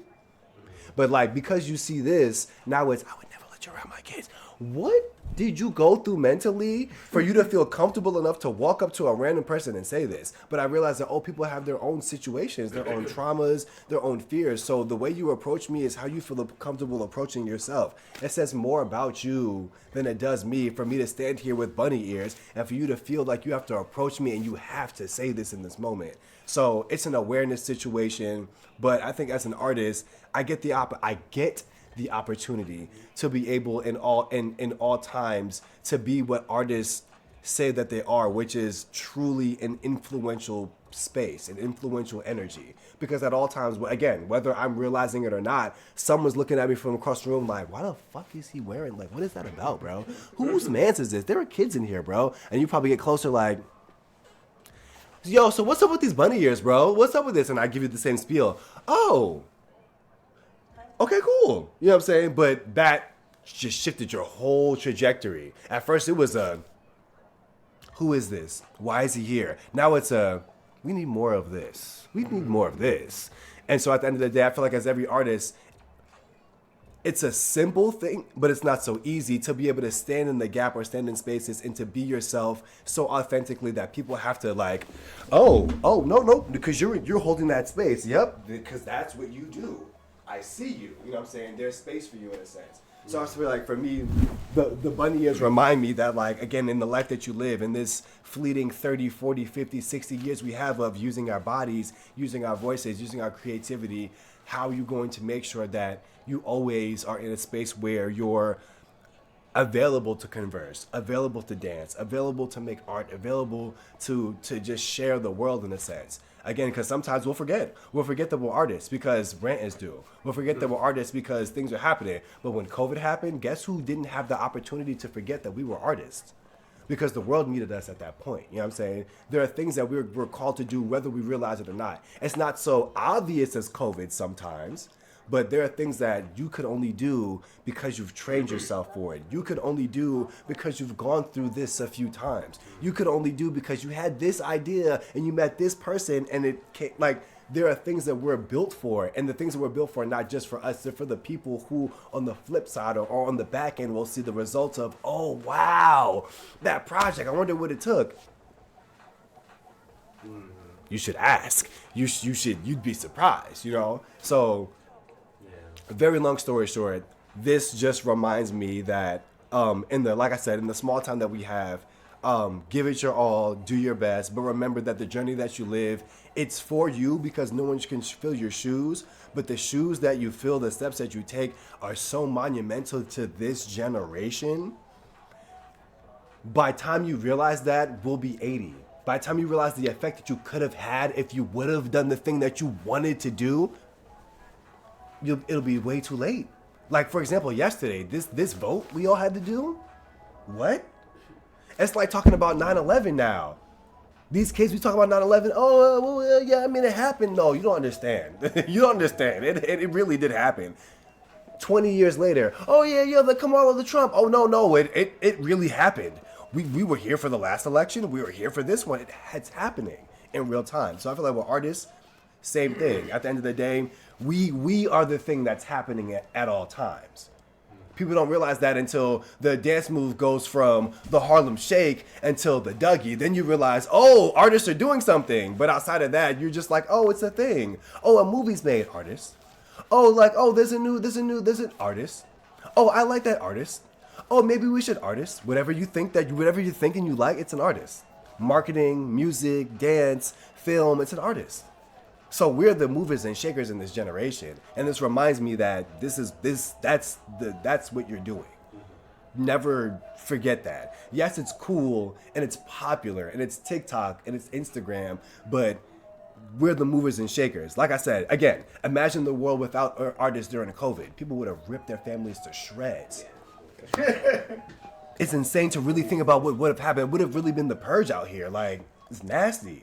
Because artists, we just decided, you know what? Well, no one's getting paid for it. F it, I'm gonna just do what I do. And that 6 months of us doing that, the world woke up. We should floss more. I should recycle. Let me call my mom. I never had a relationship with my people. I never got that until I saw this video of two people struggling to dance together. Now I get it. Artists, that's what we do in this generation. So this reminds me of that. Long-winded answer. I'm so happy you record. This was recorded. Yes. Because like, I just want to know how you got the earrings, and boom, you gave me a sermon. You did a great job, just speaking from your heart, but still bringing it back to the original question. Thank you. I did public speaking stuff. That was fun. That was great. Thank you. Well, thank you. Nah, real shit, I was doing. I feel some kind of way. Kind of like a creative lightning rod that you were wearing on your head.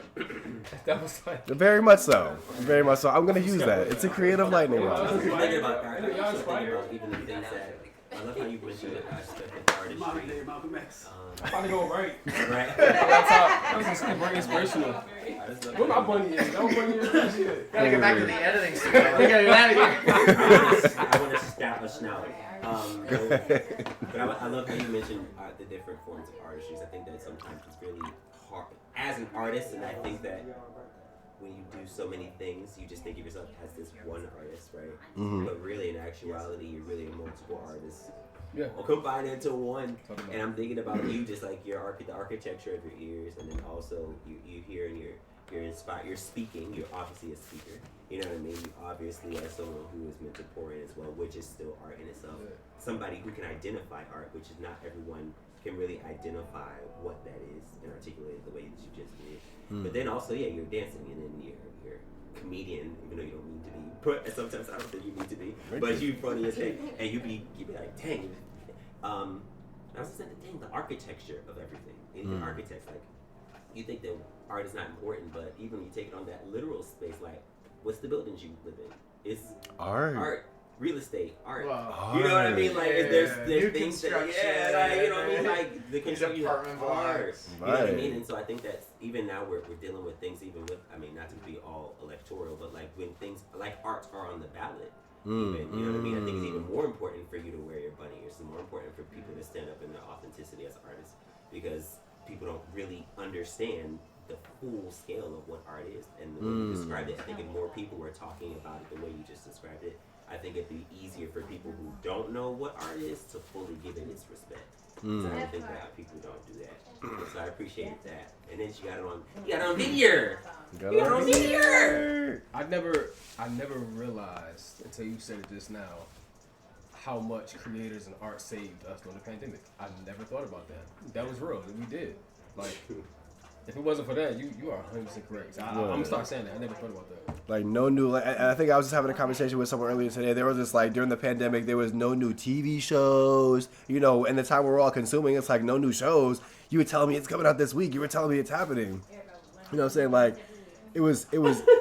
But I also, what I will say is that at the time, oh, you're giving me the scrolls right now. At the time, the pandemic also showed me a very interesting thing, which was that we live in a world where the ambiguity or the kayfabe, sidebar, kayfabe. Oh, yeah. No, kayfabe. No, but I will take the drink. Oh, yes. okay. I went 2-2. Wrestling terminology, Kayfabe. wrestling terminology, people. I'm here for it. For people who don't know, Thanks for the call. I didn't know what you're talking about. No, I got you. I'm about to explain. So thank you. Kayfabe is basically when you're watching wrestling. The kayfabe is basically believing the lie that's being showed. So if the Undertaker like grabs you in your you know, saying your throat, and you're like, you're not dying, and when he slams you, you're not breaking your back and you're breaking your bones, but you playing off of that energy is the kayfabe. The kids love it. The adults understand it's fake, and so they play into the kayfabe. So when it comes to living in this world, yeah. All right, that's our yep. Mm-hmm. Yeah. When it comes to living in this world, bro, like it's such an interesting thing to see people just really like play into the kayfabe, but at the same time try to act like, oh no, it's fake, but it's real enough for me to like pay for. It's real enough to be a fanatic over. It's real enough to me to make excuses for. It's real enough for me to follow. It's real enough for me to go out there and be like, I stand on this, but it's not real. So like, I think the less real something is, the easier it is to like completely stand on it and like not even think about it, not have to like rationalize it or explain it. And that's how it works. That's because where extremes come from. That people, literally, you just like you create this like little safe shelter within the extreme, because writing the line in the middle and being balanced requires a lot of work and critical thinking and awareness. And you have to like be able to feel bad about yourself in order to improve yourself. Mm-hmm. So if you're not willing to do that and you only want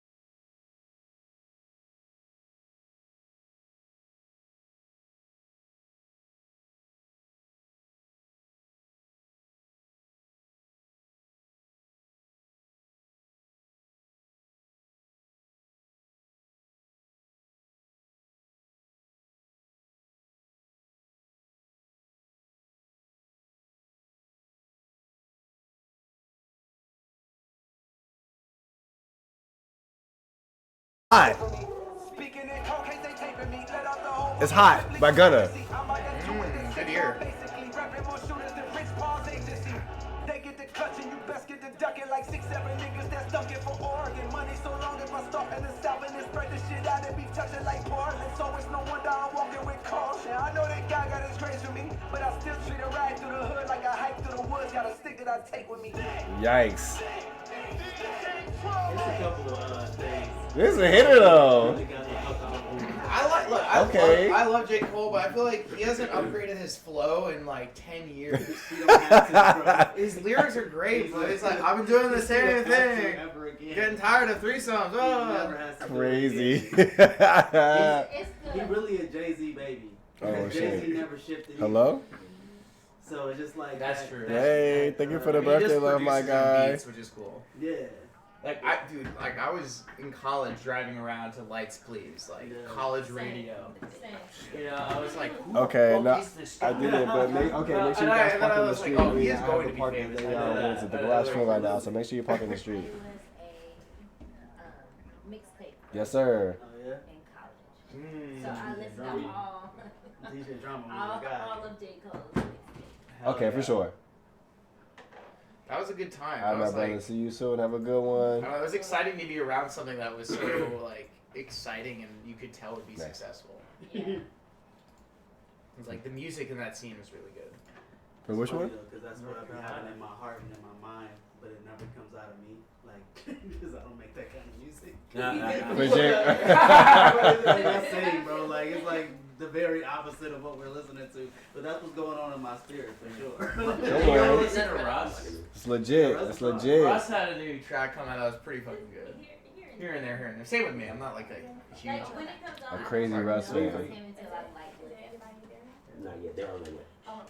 You about to head out? No, I'll get about 5. She's coming from Glendale, so it's gonna take her a couple minutes to get. Do y'all thing. Do y'all thug this one. I get it. I get Well, it. you got 5 minutes. Your time Yeah, is I'm valuable ready. now. Speak some truth. Okay, I was gonna say, yeah, Tell us something. since you guys are headed out, Tay. Yes. Since you are leaving, you said that your best friend fictional character would be Zelda. Yes. Tell us why. Why, sir? Okay, Expound let's- on the let's- Zelda let's- mythos. so, check this. Like First off, Princess Zelda? Princess Zelda. Princess Zelda. Absolutely. You shouldn't say nothing. I want to. It'd been Princess Zelda. Absolutely. Why? But why Princess Zelda? Because let's just talk about her layers real quick, alright? Let's just talk about her layers. Because she's, to me, I understand the knowledge that you're very special, you have all these giftings, all the things, but you're not quite sure of the power of it until after, like, calamity takes place. So it's like you work with dealing with, okay, yeah, you got responsibility because you're a princess, right? But you also have, like, you can make a whole shield. You can teleport. You can make arrows out of light and, like, obliterate darkness. Yes. No, yeah, she's nice. Nah, Zelda's nice. No, Zelda's nice. Like, and then you get to Twilight Princess. What is her responsibility as a princess? Her responsibility is the rule. Not only Hyrule. Hyrule.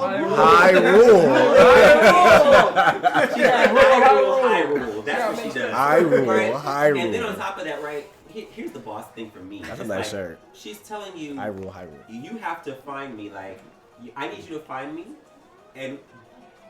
but I'm helping you find me the whole entire time.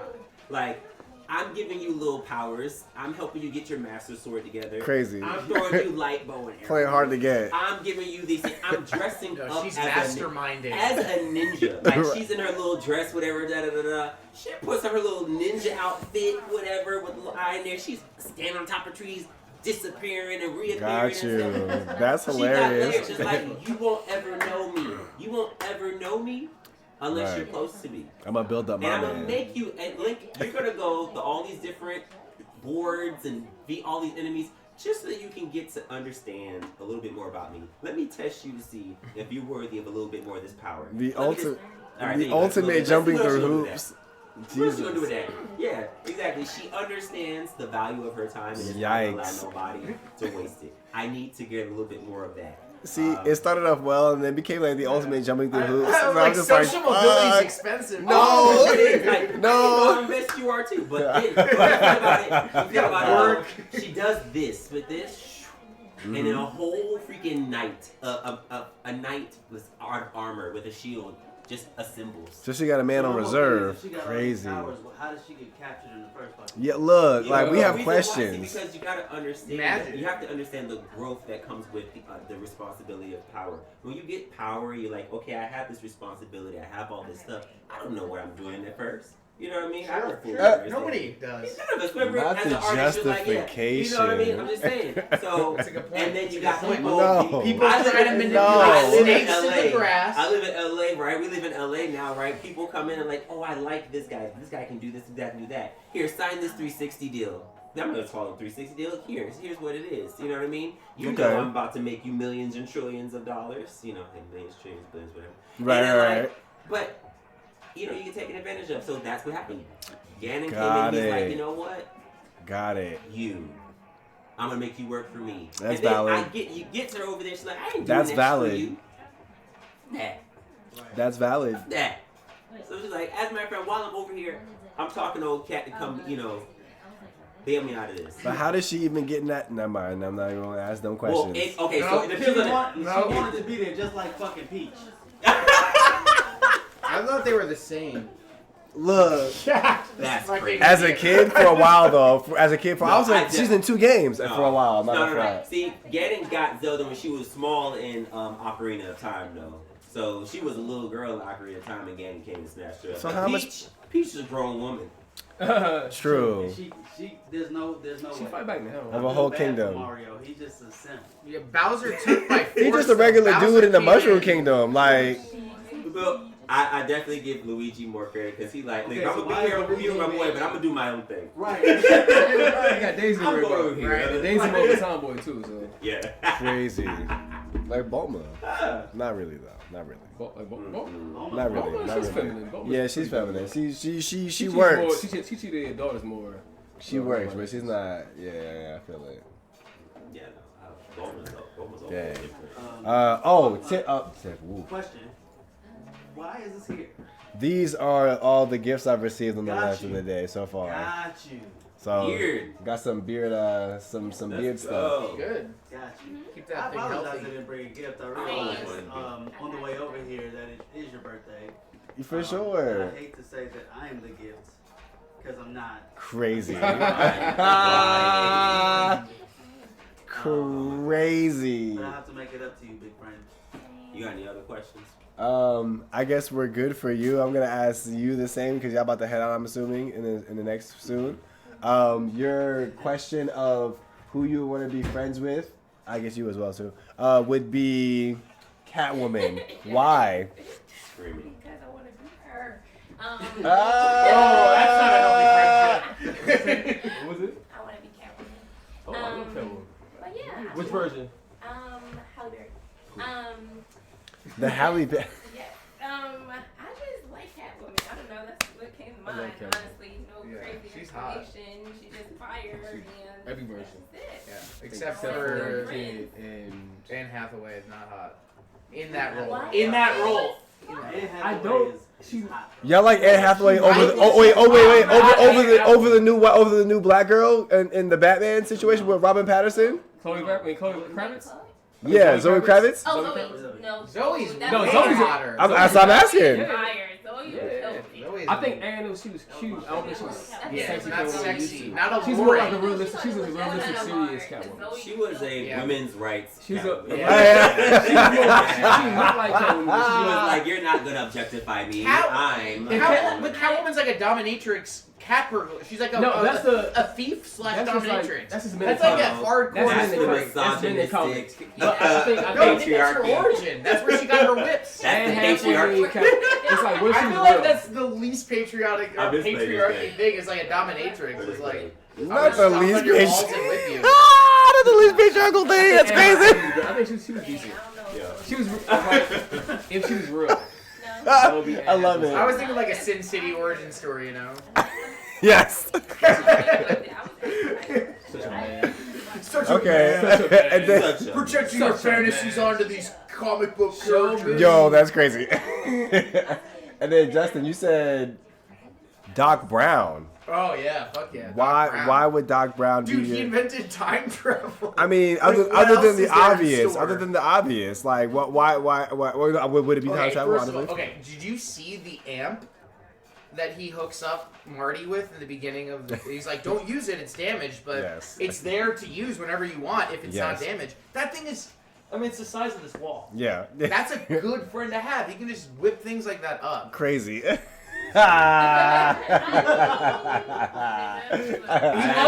loves animals. That means he's got a good heart. Okay. Logic. It's it's sound. He's a risk taker. Okay. He's not afraid of the government. Okay. He's got I a don't backbone. think he pays taxes, so he's got plenty of disposable income. For sure. Okay. We're making a case. There's a deleted scene where he pays off a cop, so he's willing to do the dirty work to get the job done. Okay. Sounds like Batman. Sounds like Batman. Hey. What up? We got some people coming to the party. What up, y'all? The party getting started. I guess. What's going on, my boy? Yeah, come on in, Papa Squad. Get comfy. What's going on, y'all? Oh, y'all came through. Oh, sheesh. Came through. That's crazy.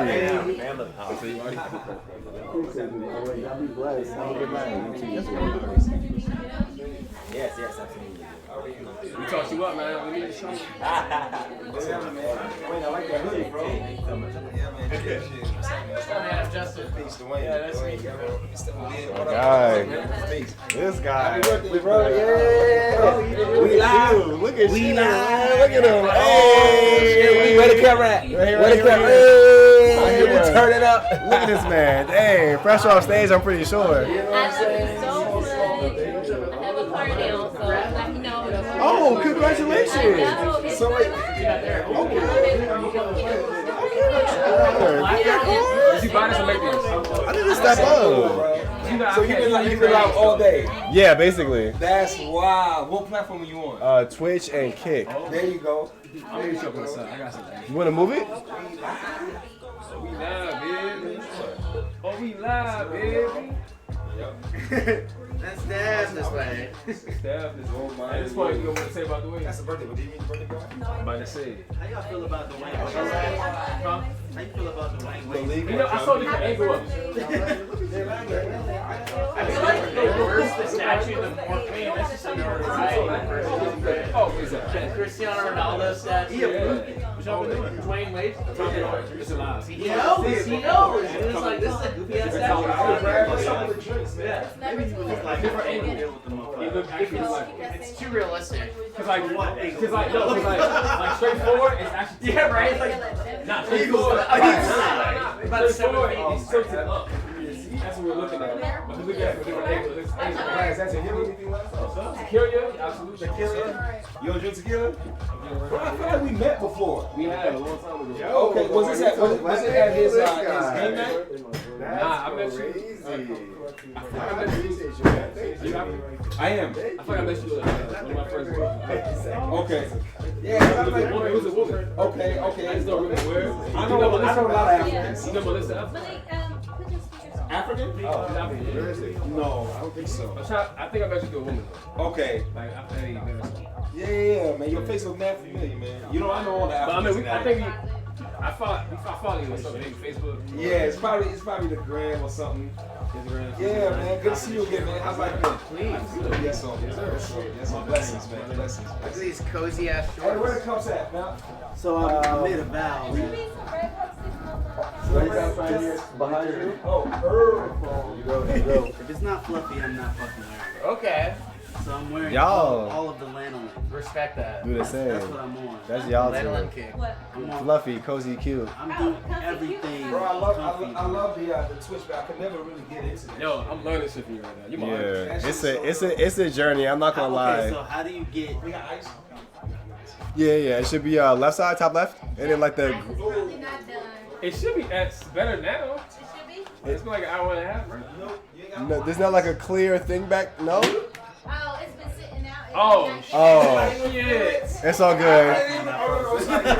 No, that shit melted, bro. Sorry. Still got some ice in there. My bad. I didn't even know what's out. Somebody else had got something. Dang. I'm sorry, were you asking a question? Or? Yeah, how do you do this? What do you? I see a lot of fucking wires. No. Oh, wow.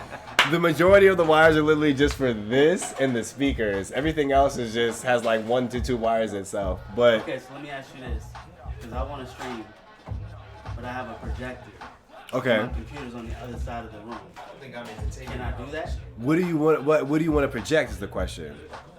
The projector's just for me.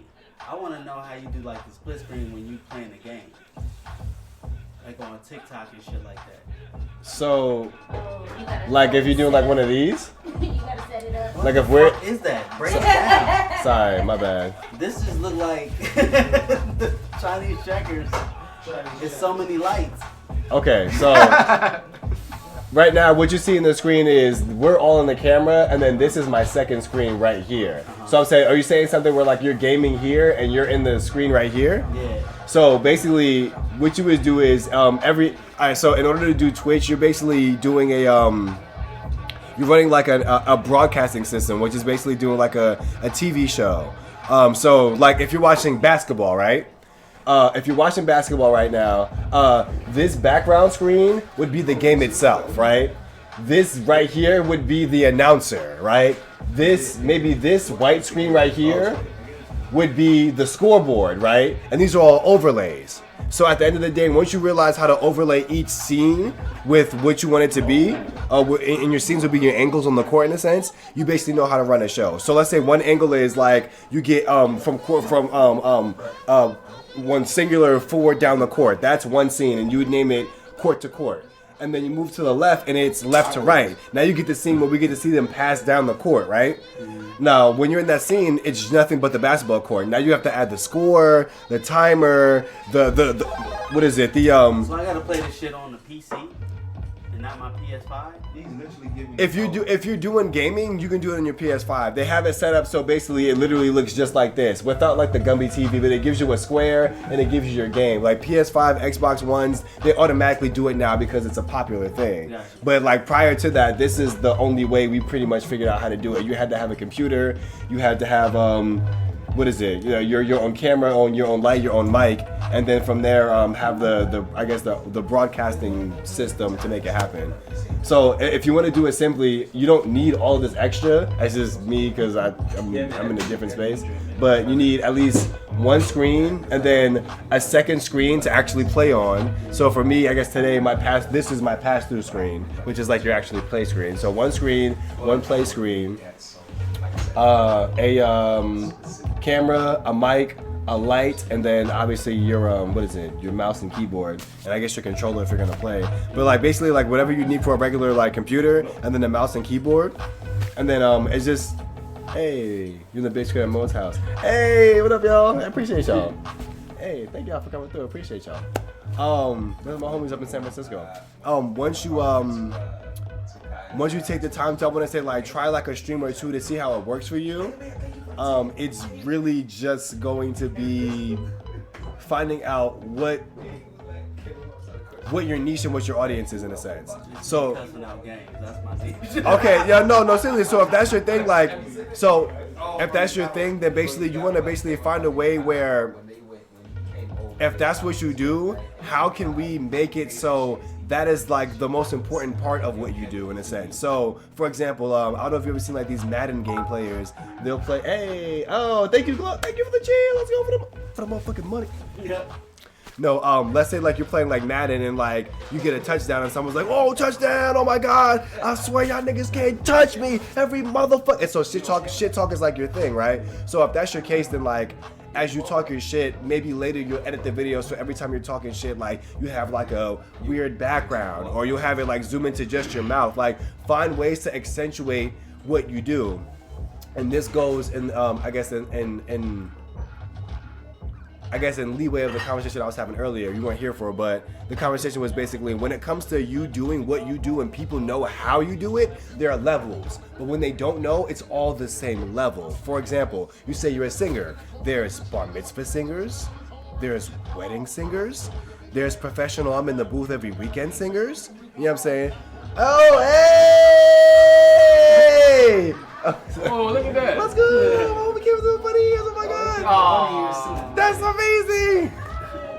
So I'm saying a lot to say that when people don't know what you do, that distinction, that level is not really a thing, you know what I'm saying? But when they know what you do, there's that difference. So at the end of the day, when it comes to this as well, start where you start, and as you begin to grow, just be like, well, hey, look, I know what I want to do with it, but this is where I'm at. I'm a professional singer. I have these skills, but I basically, you know what I'm saying, I want to be able to stream with my screaming of the game and maybe my singing of the whatever. How do I do that? You know what I'm saying? So I feel like these days, if you're doing anything more than just gaming, you're making it. Because let's say 90% of gamers just game and get frustrated. So if you're gaming and you're giving advice, if you're gaming and you're stopping to sing a song, if you're gaming and you're just like, all right, bro, let me take a break because mental health's important. If you're gaming, you're taking your shirt off and you're like, all right, I lost 20 push-ups. Anything other than just gaming puts you at a step above, because who you're marketing to is the generation of people who don't know how to be disciplined, who don't know how to stick to it, who don't know how to do anything other than like go from thing to thing. They come back to you every time. This guy's still gaming. This guy's still singing. This guy's still on it. So for them, it's more, oh, you're doing it. Like, this is what you do, rather than like oh, today you're on it. Today you're hot. Today you're getting paid for it. Today you're popular. I haven't been popular for 10 years and I'm doing it. It's like, oh, you do this. I realize like that when it comes to streaming, that's your bread and butter there. People, they want to see the authenticity, but they forget that it takes time to breed that. So they want to just. How long you been doing this, 2015. Oh, nice, bro. Yeah, I want to say like I moved here in 2016, so I think that's like one of the reasons, outside of like dance, that's one of the reasons I moved to LA. I realized that in collaborating with more artists, more dancers, more I guess entertainment industry people, it would be an easier way to like kind of get up. But as I came to LA, I realized that there was more of a need for like authenticity. Correct. Yeah, because I got here and I'm just like, yeah, I could just like, collaborate with everyone in this room and give it 6 months and I'm up, and I'm just like, but if I do that, like I have to keep doing that. And like I did it because I wanted to like get somewhere, not because like that's what I do. So I realized it's better, at least as an artist, to be authentic in this day and time, because like I've been saying before, you'll look back on your effect, you'll look back on your influence and realize that either I cut corners to get here or I took my time to get here, but either way I'm here. People don't care about the here because it's another step. They care about how you got there. They care about what you became on the road there. That's where we're at. That's the journey here. Last generation didn't get that. Last generation looked up and they had 3 kids and was like, oh shit, I'm a shitty father. Rather than, before I decide to have kids, what kind of fucking life am I living? You know what I'm saying? We get the opportunity in this generation to do that. Yeah. So boom. Boom. Dude, on that note, actually, I finished cutting the trailer last week. Hey! Yeah, so okay. I'll send it to you. Please. Yeah. I'm excited. I'm really excited. I'm excited to see this happen. Yeah, I'm turning it over to the colorist tomorrow. Okay. It's happening. Let's go. Official documentary. It's a documentary that is about the Lakota Indians. Well, it's about a specific facet of this society called the Heyoka. They're basically like a sacred clown, sort of mischievous, contrarian figure. Court jester style, but yeah, it's really good Indian, Native Americans. But then even I don't know, John Trudell has this whole thing where he's like, "Don't call me American." It's so nomenclature is interesting, and I think that people, it's the only way you can truly identify a Native American or an Indian, whatever you want to call it, is by the name of the tribe. That's the only way that it's gonna make sense for real. Interesting. Semantically. Okay. Because then you're like, all right, Lakotas, but then it's well, what band are the Lakotas? You have the Rosebuds, the Loguala, right? There's damn. The black, there's so many different. So it's just when I was up there, they were like, oh, we're Indians, and we like the Kansas City Chiefs and the Atlanta Braves. Crazy. You know. That's crazy. And it's weird, I don't know, the Cleveland Indians, that whole mascot thing was kind of like a caricature, but it's, I don't know if we're improving things just by changing the names of stuff. I guess you could say it's a step, but no, I understand. Like in a sense, like is a step really enough? Like, Well, they're like, I mean, it's like the Redskins, right? It's like that's a big one. Now my aunt was half Native. That was her favorite team. She was super upset. Man. They changed it. There are Native American leaders, Indian leaders that are like, oh, that's offensive. Like, but then when I'm on the reservation, they're like, oh, I don't know, man. We do have kind of Redskin, you know? crazy. So it's like it's like the only way you can really even have a thought on it is by like living with people that it affects. Gotta be in the culture. You gotta be in the culture. Because otherwise, come on, man, you spit facts out here. Look, gotta be in the culture. Really, Stop playing. within anything, right? With anything. That's tight. At first, I was a girl skateboarding shirt. I was just about to say that. It's a bigger brand. Oh, okay. It's called Man. Gotcha. I was thinking it's girl. That was my brand back in the day, bro. I was like, it was girl and zero.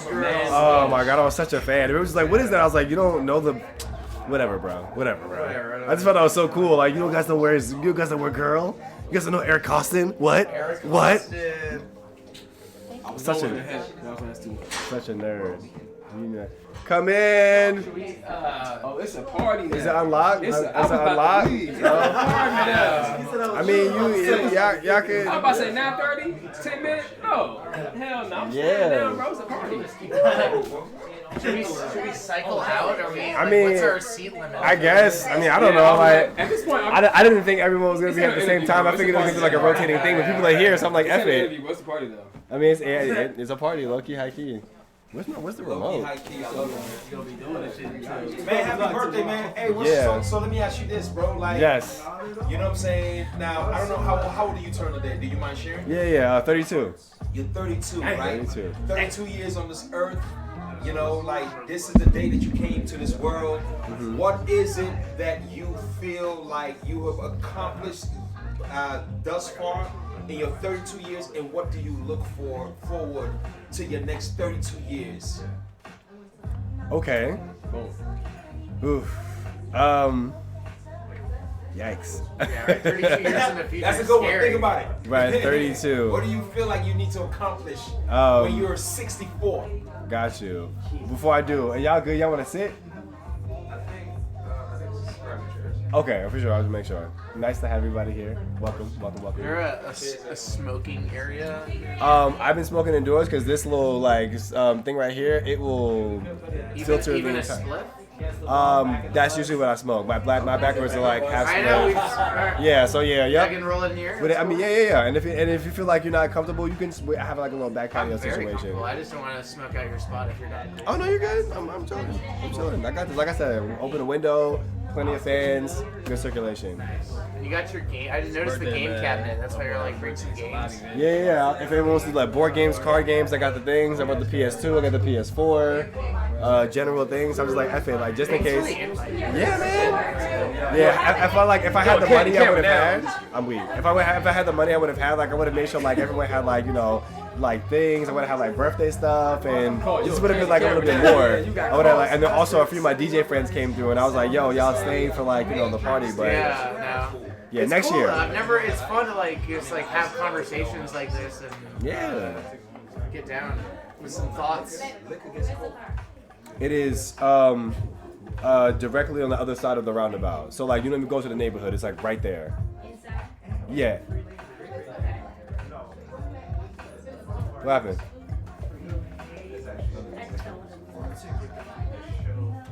Oh, gotcha. Dang. Okay. Question's still on the table though. Got you. Okay. 32. 32. All right. So in 32 years, in 32 years of being alive, the obvious is I've made it to 3 decades because that's a thing. That's a thing.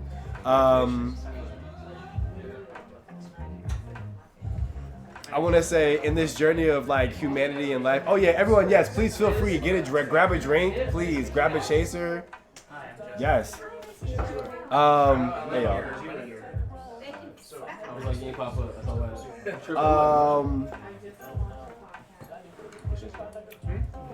I think oh, in this life that we live, I think I realized that 32 I'm looking at it and comparing myself to last generation's adults. Okay. When I was 12, 15, 11, so on and so forth, I looked at these adults, I'm like, you're 35? You're 40? Like, oh my God. And now that I'm 32, I'm just like, oh no, you were like just figuring it out. Correct. You were in a place where you were in the prime of your like physical, but your mental was still doing this. Correct. So now that I'm here, I feel like not only do I have so much time, but with that time, there's so much more accountability wrapped up into it. But now I have the opportunity to be able to move in that accountability. Instead of being the 12-year-old, like, oh, the world sucks and we should recycle more and, oh, why do we do this to each other? It's like you're 30 now. Yesterday, we voted for who we thought was going to make the best choice for the next 4 years. That's the power you have now. So for me, I think in the 30 years of being alive, I feel like I now feel like, oh, this is what the power feels like. So that feels nice. But also, I look back and I was like, I was just 15. I'm 30. Like, I'll be 45 tomorrow. Yeah. You know what I'm saying? So with that energy, making more aware steps, making more of the day and the time, really taking the time and energy to consider not just the influence you leave and the life that you live, but consider like with everything that you have, like what are you really doing with your time? Right. Like I said before, I could quit my entire dance career and art career right now, get a safe 9 to 5, and in 6 months to a year, I'm good. I'm almost set for retirement. I could be good if I just get a job and start grinding, but that's not here. In 6 months, I'd hate myself. I'd be working, but I'd hate myself. So A lot of people live like that. So I feel like for all people in this room to be in a space. What does that mean? It's a new follower. Oh, okay. It's like a new follower.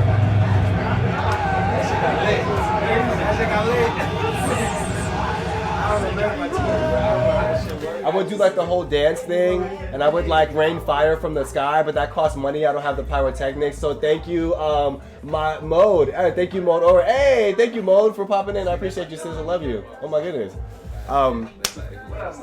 Hey, yeah, Mode. We got the people in the back. Hey, Swin says what's up in the orange. Anthony says what's up in the black.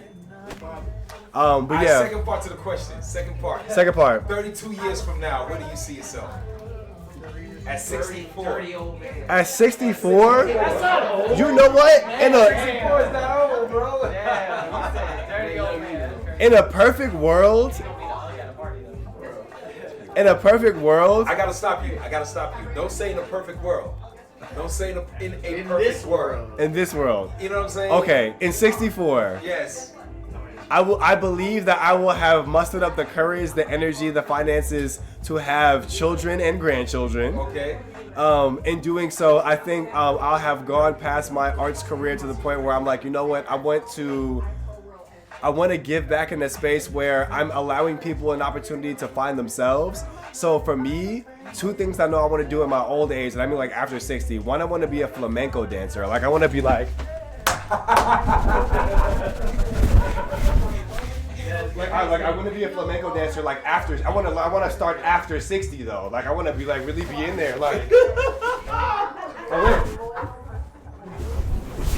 really want to be in there. And then I can't explain it, but I do. And then second, I want to own a bar. Very well. I want to own a bar on a beach, like somewhere like so. Like the only way like you've gone to this bar is like you've either washed the shore or you like know where this island or this beach is, and you're like, oh, I'm here, I'm back. It's been 7 months, but I'm back. I'm like, oh, you're back.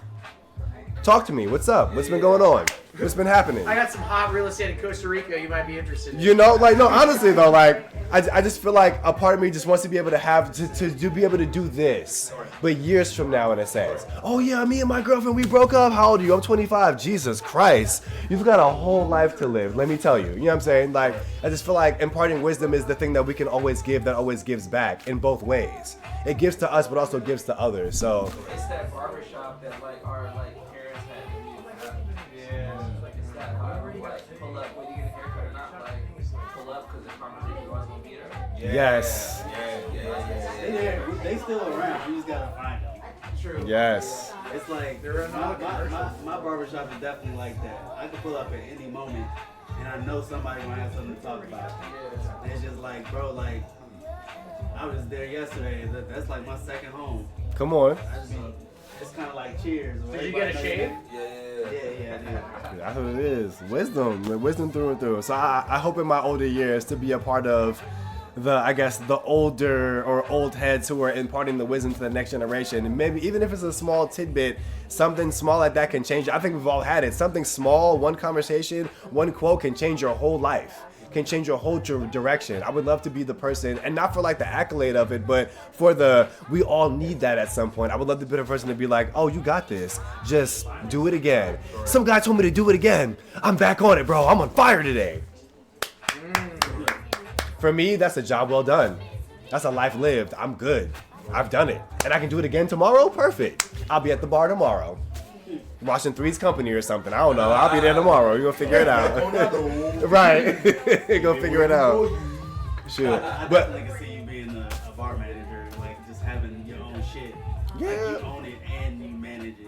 Yeah, because I feel like, why not? Intimate.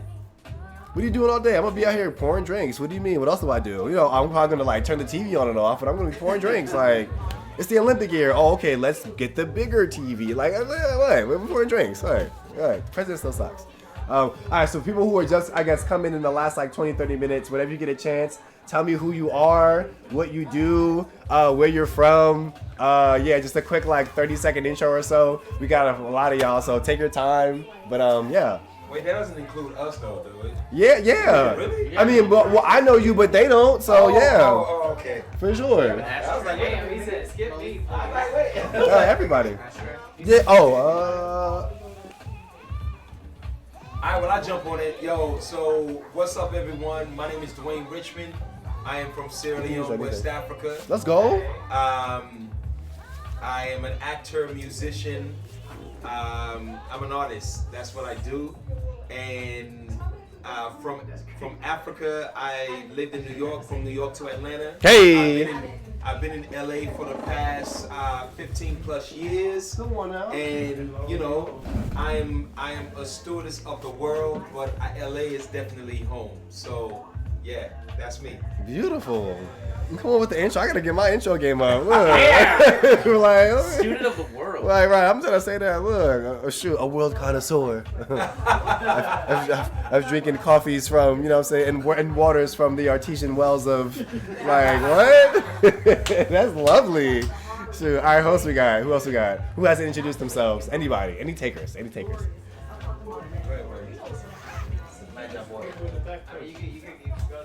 first. Crazy. It's not ladies first. Right, we don't want to follow that. Somebody gotta say something. Put on the spot. Like those glasses. You say, I'm leaving here with something. That's crazy. Is that a split? Yeah, you want That's what. Yes, sir. Please. Go crazy. Yes. Yeah, we were all. Cheers, man. Oh, me? That's easy. Hey, yo, what's up, everybody? My name is Swizz. Hey. I'm your favorite light skin. Let's go, Swizz. I love it. I hail from the almighty 757. Shout out to VA. VA. Okay. We in the building. Yeah, so lived in Texas for most of my life. Been in LA for 8 years. Production manager, content manager, creative consultant. I work for the people, but also own my own business, so it is what it is. Let's go. And, Come on, business. Yeah, I support your favorite artists, including this gentleman right here. Hey. Let's go. Okay, come on, y'all doing it. Let me get my intro together. Oh Look. man, the favorite light skin. We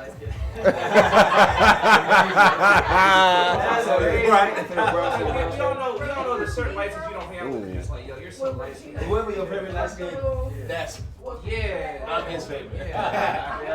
Not on this knee. Y'all not gonna see a backflip on this knee. She said do a backflip. Ooh. Not on this injured knee. Maybe if it was like 7 years ago. You said 7 years ago? You're right. 7 years ago, I was that light skin you didn't like. I was just like, all the time like this. That's crazy. You went to squint? Right. Why every photo gotta be like that? Yeah, I still. That was it. That was crazy. All right. Who has to introduce? Introductions? Yeah. I'm Kato. Yay. Hey. I'm 24. Let's go. Miami. Let's go, Miami. Hey. 305 in the She knows building. where to put the bar at, just so that you know.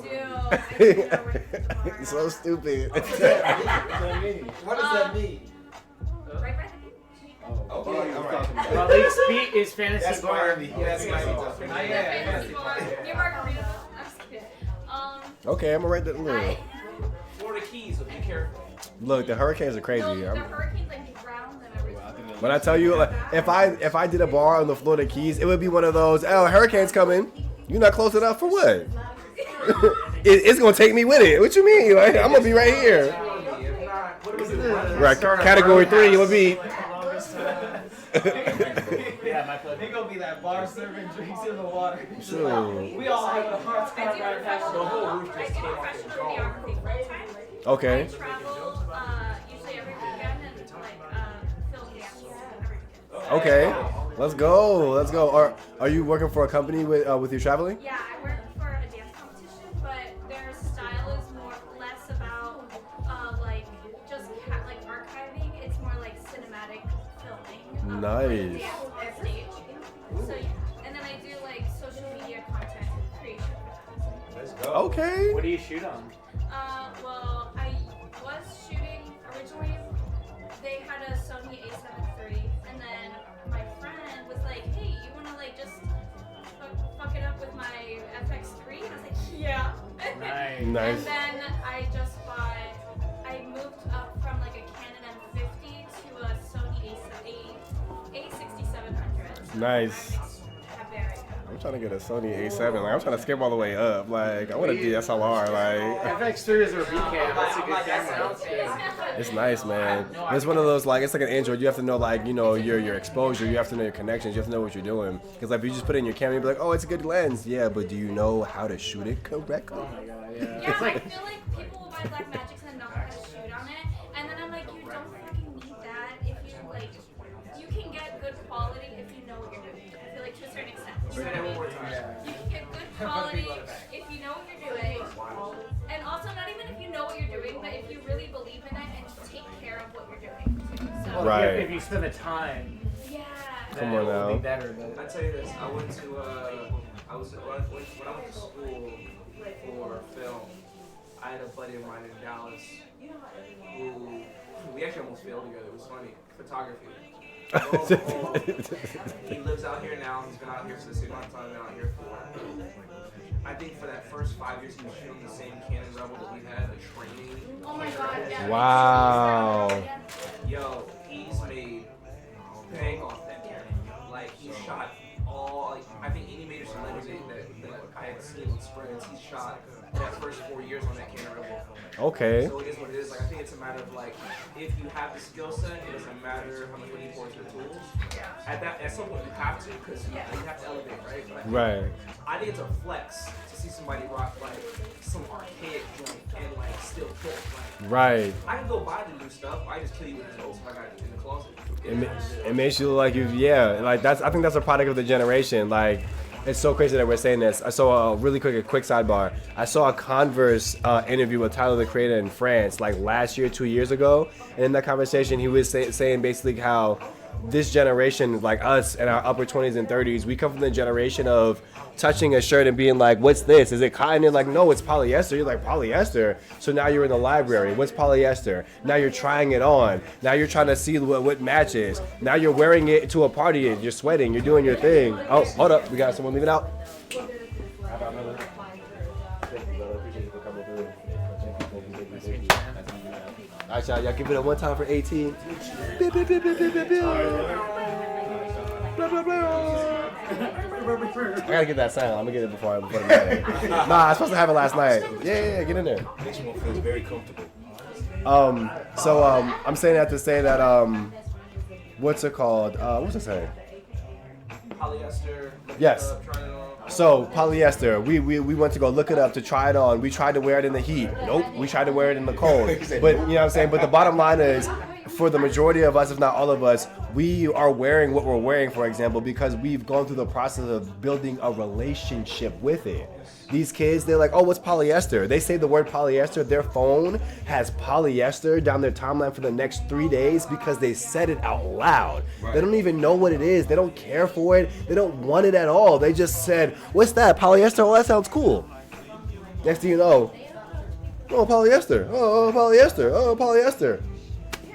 It's not the same. You know what I'm saying? We come from a generation of people who've taken the time to build a relationship with your tools, with your craft, with your art. So it shows that Canon Rebel, that's a product of the generation. The fact that you have this basic A1 camera and you're running it down and you're getting paid professionally, because I took the time to learn what photography is, not just what this camera does, what the art of photography is. So that's an interesting thing to hear now, still in this space. I hope that we continue to do that as we move forward, because without us, it seems like this new generation,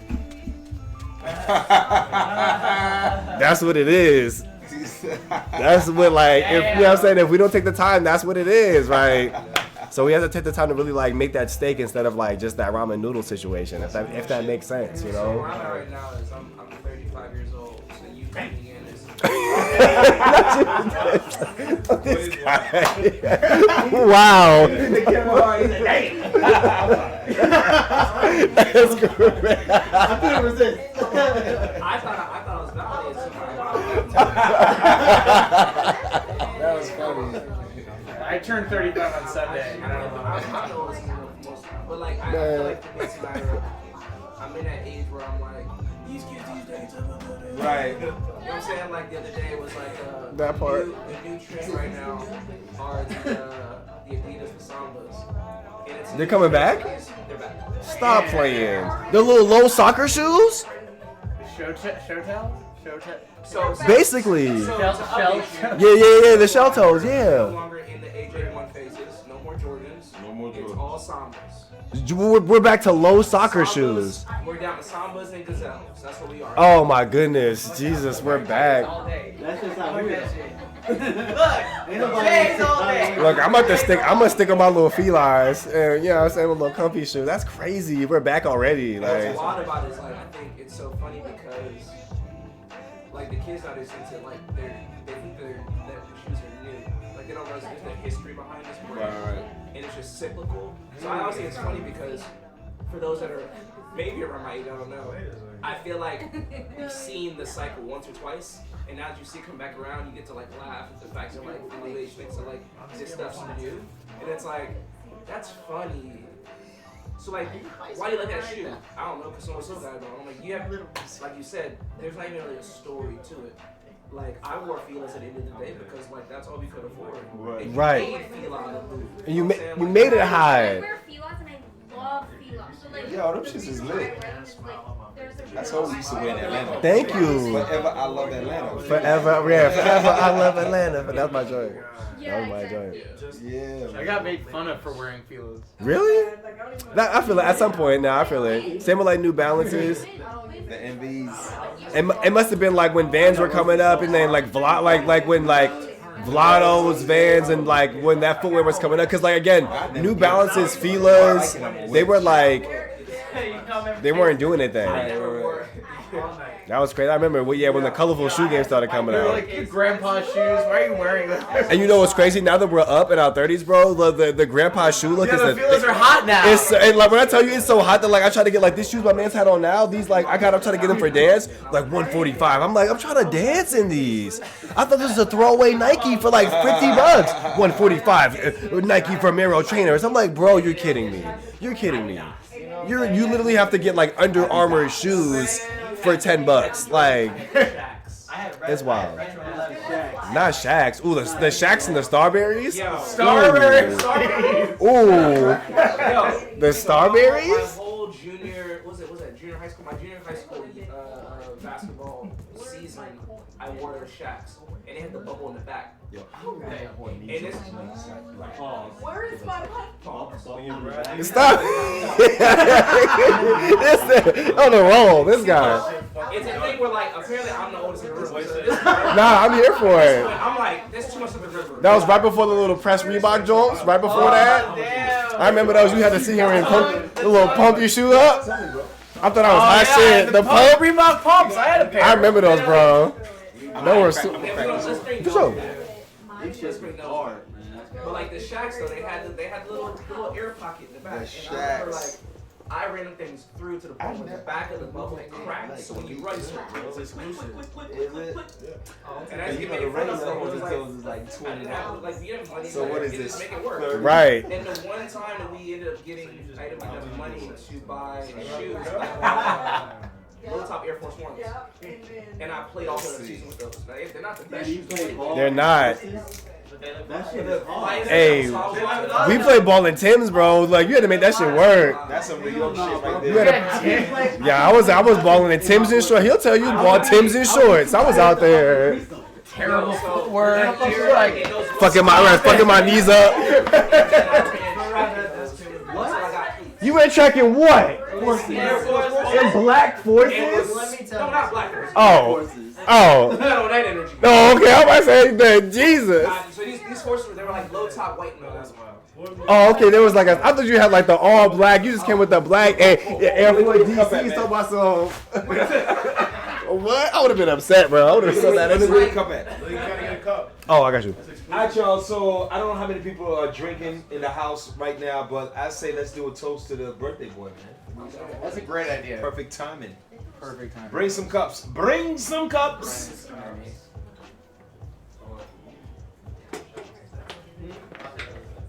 Yo, I never knew Honito. I never knew they make a black fucking barrel.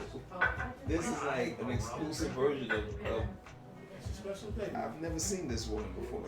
Nice. I don't want a lot. I don't want a lot. We're doing a shot to the birthday boy. Are you from South Africa? Okay, that was good. Though. That accent was really good. I was like, wait a minute, is he South African? I was about to hit you with the Sarabona. I couldn't put Johnny. That sounded Italian. It's Zulu. Oh, really? Interesting. I don't speak the language. I just know certain. That intonation was very Italian. You know what I'm saying?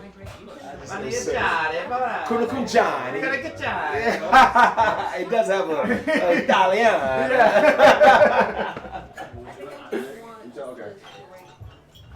Yeah, I already got a cup. I already got one. I already got a cup. He already got a cup. No disrespect, I just gotta be responsible.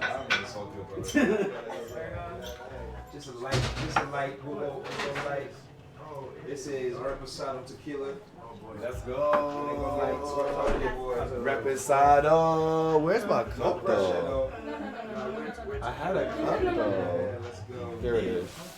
Well, I am gonna toast. Anybody else? Anybody else want to toast to some tequila? Y'all don't toast tequila? You got your drink. I mean, there's no ice. Oh, you the real MVP. I've had a drink. All right. I've never seen you have a drink ever. It's free. Brandon, you drinking vodka? Like I got. You drink let's vodka? go. You know what that is? You didn't drink it? No No worries, no worries. Well, I took the strawberry, but we have peach and yogurt. Peach and yogurt. Yogurt is the one. Yogurt is the one. Oh, soju. Interesting. No, it's mine. All right. Do we all have a? No, it's just like That's the last There's one time but it's yogurt. It wasn't, but it wasn't that same company. But the Right. I was like, oh, one must be. So I picked the right one. The one close. Soju is the way. I gotta know. I gotta know. Right there. Later, when everyone's gone and I'm chilling, I might get into some. Bro, so classic. That game, dude, I have like spent so many hours playing Metal Gear Solid 2. Bro. Hey man, hey, it's your night, man. Come on, bro. Oh. It's your night. All right, y'all. Here we are, y'all. Yo, the first thing. Hear he, hear he, hear he, hear he. Ladies and gentlemen, the birthday boy has the floor. Ladies and gentlemen, the birthday boy has the floor. First and foremost, I want to say thank you to everyone for coming. I appreciate y'all for taking the time out of your lives and out of your days to be here. Y'all could be doing anything right now, sleeping, eating, playing. You know, LA is a very demanding place. So I appreciate y'all. I would like to say, in light of the recent election,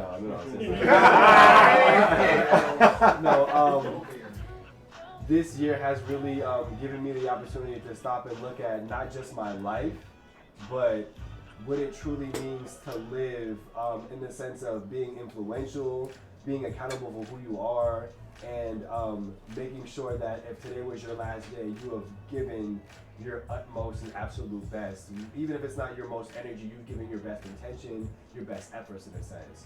And so the majority of the people in this room have been a part of that journey this year. You know what I'm saying? What's interesting that y'all are here right now. Have been a part of that journey this year. And it has helped me see a part of myself that I have been hoping to be able to access, but also reminding me that in this time, whether you're, I want to say from 25 to 45, this is the life that we asked for.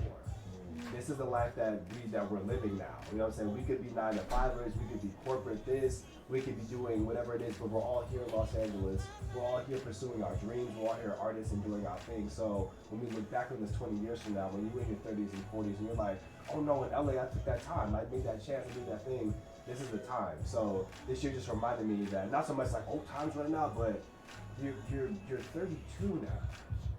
Really look at your life and really look at what you're doing. Not just, oh, I'm surviving, I've done the thing and done the project. No, like really look at what you're doing. Because the Michael Jacksons, the whoever's, whatever, they weren't thinking like, oh, I'm 32, I'm 35. They were just, they were thinking, oh, I'm 32, I'm 35. They were in the space of, I love what I do and I'm going to continue doing it. So this year just reminded me that there's something for you to do. Even if you can't articulate it now, you know that there's something here. And so continue to walk that path.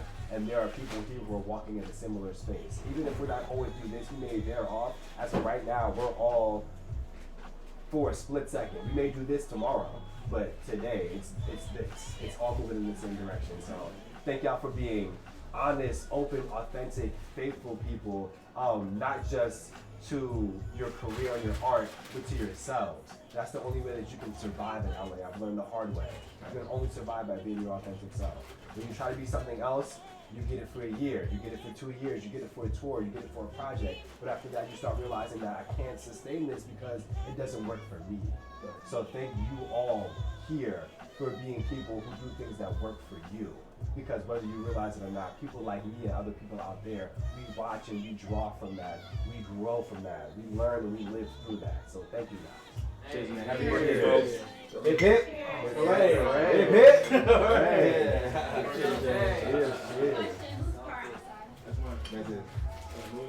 Bradley. Now you know better. Bradley went to VIP his shit. Oh wow, that's smooth. Isn't it? Oh yeah. That's nice. It reminds me of Clase Azul. I've never had this one too. I'm about to look this shit up. Yeah, it's good. Bradley, you came correct, man. Good to meet you, man. You blessed. Thank you for sharing. Brother, cheers, man. That's probably good. Pleasure to meet you, man. Yeah, do your thing, brother. I appreciate y'all. Let's see. Yeah, I feel so. Just met you, but you're like welcoming into the room, so thank you. For sure, man. No, 100%. Yeah, I'm so, like I said, I'm sorry I couldn't make it to your event. Like I was trying to do this, trying to do some more stuff. So lit. I was so pissed. I literally I felt I was literally in the car and I was just like, all right, cool. I'm about to go to your event. My homie needs to ride. Let me just wait. Let me not like start driving. Woke up and I was just like, no. Yo, oh, I'm good, bro. I found a ride. No shit, you found a ride. So I hit you up like, what's good, bro? You were like, oh, it's great. I was just like, damn, you would have fit right in. You would have loved it. Man. It was like, Yeah, by all means, chips. Anyone want me chips? Oh my god. I got some chips. Thank you so much. Man. Leave their phone? My boy. You as well. So I brought the stream down so I can, honestly, I did it so I can connect, instead of having that screen, I'm using this one for like a playthrough, like if I ever want to like, you know, get into gaming. I feel like I will at some point, but I just feel like also like trying to have all this upstairs in the room would have been a lot. So I was like, Jelly, do you mind? She's like, no, I'm cool, I'm cool. Back Ben. I brought some spirit like, because the Ralphs, they got rid of the vodka tequila shit. Or at least Oh, that's so funny. I know exactly what you're talking about. Yeah. Oh, I'm getting old. I don't know what the fuck is going on. You're still you're young right now. Yeah, man. I mean, I feel like we're all in our 30s, so we can say that now, but like, it's just so interesting, bro. I'm Like, not there. I'm capped at 21, guys. Capped at Yeah, 21. look. I'm physically still the same. I'll be honest, like, He's on that Rufio. crazy. Eternally young. That's my name. You said I turned Leo? Eternally young. Oh, they said, how old are you? I turned Leo. Oh, okay. Okay. That's an answer. I turned Leo. You know, that would be a good answer. Crazy. I would be so, every time someone, I'd be like, get out of here, bro. Like, no, you leave the building. You have to go. Like, how do you turning If Leo? anybody want to partake in the chips and dip. Hey, Toast Leo. Where's the remote? I've been looking You're around. a good party guy, huh? Is the remote over there? Potatoes going, you get the chips going. That's The chips go in the center with some dip. It's the right dip. Yep, you know. Nice. Alright, so let's Crazy. figure this out now. Am I really the oldest one in here right now? 35? 35? I turned 35 on 92. Sunday. When did you turn See, you 35? just locked it in. You didn't give me nothing. You said, all right. You know what? Oh. He was gonna skip over me and. That's all you know. That's all you know. As long as I'm the only one. They never got a chance to introduce themselves either. Who? Yeah, yes. Oh. Chadwick, you didn't. Right. Who else? Yes, who else hasn't introduced themselves? Technically, I haven't, but We gonna get you. I'm waiting. Yeah. Everybody hasn't. I feel like it was just us that did it. In the front, right? Yeah. Like rotation of chairs. You guys want to rotate in for the stream? Switch. Change places. You in the back. No, you on camera. You don't want to come close to them? Okay. Yeah. You're there. I think you're the only one who's not on camera. Other than that, you chilling. That's all you need to know. I didn't know. I was thinking the camera was facing a different way, but it's right there. Right. There you go. Bradley didn't introduce himself either. Yeah, Bradley, you definitely gotta introduce yourself. Trying to cop out. He said, I'm going to kind of slide this stream under the door. Come on, Bradley. Bradley, who are you? Who are Hey, you? have a seat right here, dude. Right here. Where's the remote? I've been in the front for so long. That's Mike Lowry over there. Mike Lowry. Crazy. That's Mike Lowry over here. Oh, there it is. Everybody want to be like Mike. Couldn't even get away from it. Well, I think it's interesting. So I'm a light speaker, so. All right, go ahead, Brad. Okay. So Yes. Yes. if I can get everybody's on the light. Donuts! Oh, and they're minis. Oh, this is so adorable. Thank you so much. Let's go. Minis. Oh, donuts. This is amazing. If I could like keep these and not eat them. Bring donuts. I did. No, yeah, for sure. No, this is Yeah, those minis for real? They look like regular size donuts to me. Nah, no, bro, donut. I don't even eat I'm donuts. not a donut. I don't. That's why I don't know. No, that's a problem. I have an issue. Like I've been going to Krispy Kreme. When you walk into Krispy Kreme, they give you like an automatic donut. If you order indoors, they give you a donut. So every time I go there, I literally walk in. They're just like, oh, Yo, you're back. which one- Here's two. I'm like, Which yes. one does like a free donut? Especially with that red light on. And it's hot and fresh. I walk right in. They be like, bunny ears. I'm like, yep. They're like, you're back. Take an extra donut. Thanks. Tell your manager I'll be back. Free donuts. Yeah. I'm like, what? I'm trying to do that. That was our after spot. Krispy Kreme. Well, everyone gets one for free, but then since I come in so much, they're just like, here's a second. I'm just like, Or Bojangles. I don't know if you guys know about Bojangles. Bojangles. Wait, Bojangles what? Donuts? Yeah, no. Bojangles Bowberry biscuits. Oh. Y'all know why that pickle. They might be opening up. No, the Bowberry biscuits. Bojangles Mulberry biscuits and Red Lobster's cheddar cheese biscuits. Those I will kill for those. We just got some from the. They're in the grocery store now. By the mix. Alright, Red Lobsters or boiling crab? As far as what? Overall, the boiling crab. It's a better. It's a top tier restaurant. I feel like boiling crab is overrated, man. Compared to Red Lobster? Alright, hold on. Let me say this. Wait a second. Let me say this. Okay. I can make everything on the boiling crabs menu. I can make it at home for half the price. You can't do that with Red Lobster. He went to my school. You know, because this ain't nothing. I mean, do you have a wooden mallet? Do you have a plastic bib? Okay, well there you go. Plastic bib. I don't. It's always the next. But I love seafood. Crab legs are my shit, bro. No, I feel you. I go to Red Lobster and spend $100 on a pound of shrimp and crab legs. That's too much money. I can go to Ralph's and get a pound for $9.99. You should do that and invite us over. Right, I'm coming through. All right, hold on. I'm gonna tell you like this. Like, no, for real talk. It's all really about. You can do that shit yourself, man. Yeah. What you're. True. Boiling crab is a waste of fucking money, bro. The only thing they got on me is that fucking shebang sauce. I don't know how to make that. That's pretty good. That sounds the whole serious. shebang. That's the only thing they got on me is the whole shebang, bro. I don't know how to make that. I don't know how to make that. But everything else. Bro, I made crab legs the other day. My shit was banging, bro. You know what's crazy? I feel like if you TikTok boiling crab shebang sauce, it'll come right up. Oh yeah, there's definitely right instructions online how to make it, but they have the price, man. Give me $50 and take me to Ralph's, nigga. Yeah. I'll buy fucking 5 pounds of crab legs, bro. Yeah. You'll eat good, bro. I'm telling you, man. Because $100 for a pound is like. Trying to cook for my birthday? I'm in Africa, bro. I'm not Just before you go, Nah, nigga. Oh, yo, by the way, so good news, bad news, good news, bad news. Good news is bad news. No, that's my shit, though. Okay, bad news, good news, bad news, good news. Bad news is I might not be able to dance for your birthday because the good news is I just accepted a job as DirecTV's mascot for a few of their games. So there's a game on December 7th.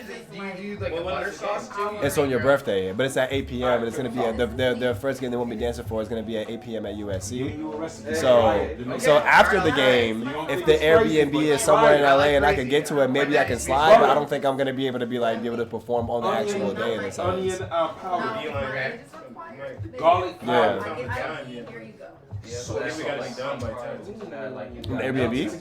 All together. Your onion. Oh, okay. So gotcha. Yeah. So like I said, yeah. If that's the case, then I might be able to still come through and slide through whatever. But as far as come through and perform, I don't know if I'll be able to do that because I don't know what that stipulates. This is my first job with them.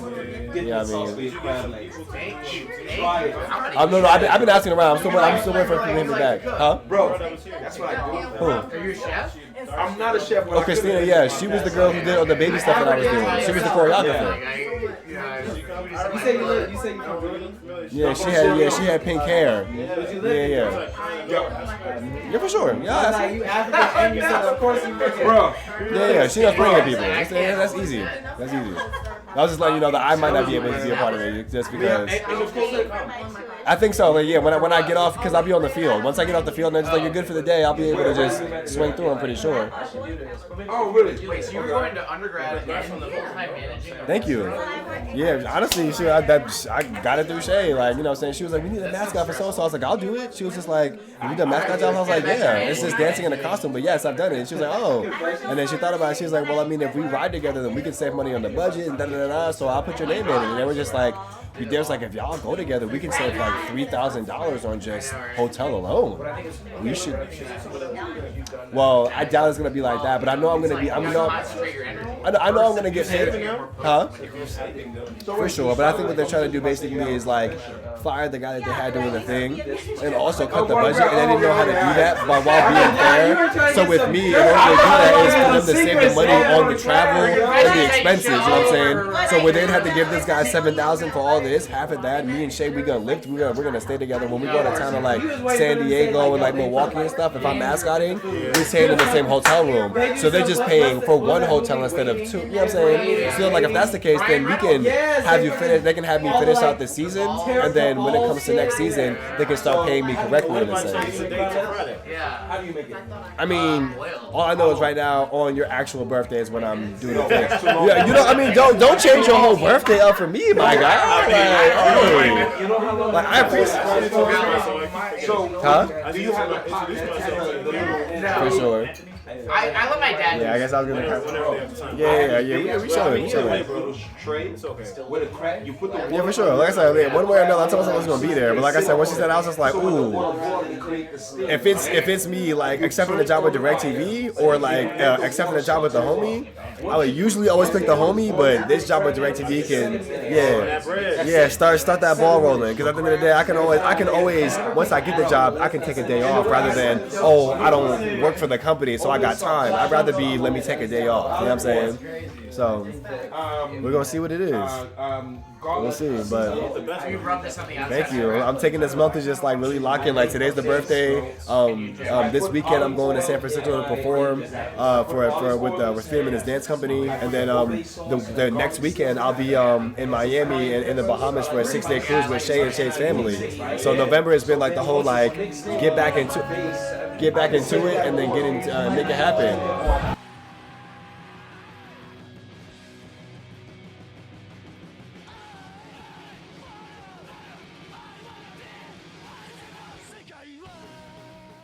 Thank you, Money Cat, for coming through. I appreciate you guys for sliding through. Money Cat, your favorite singing duo. No, I appreciate you guys. Thank you so much. If it wasn't for y'all, I would have had a very rough time this year. So thank y'all. I'm still introducing more people and bringing more people in, but we appreciate y'all. Hey,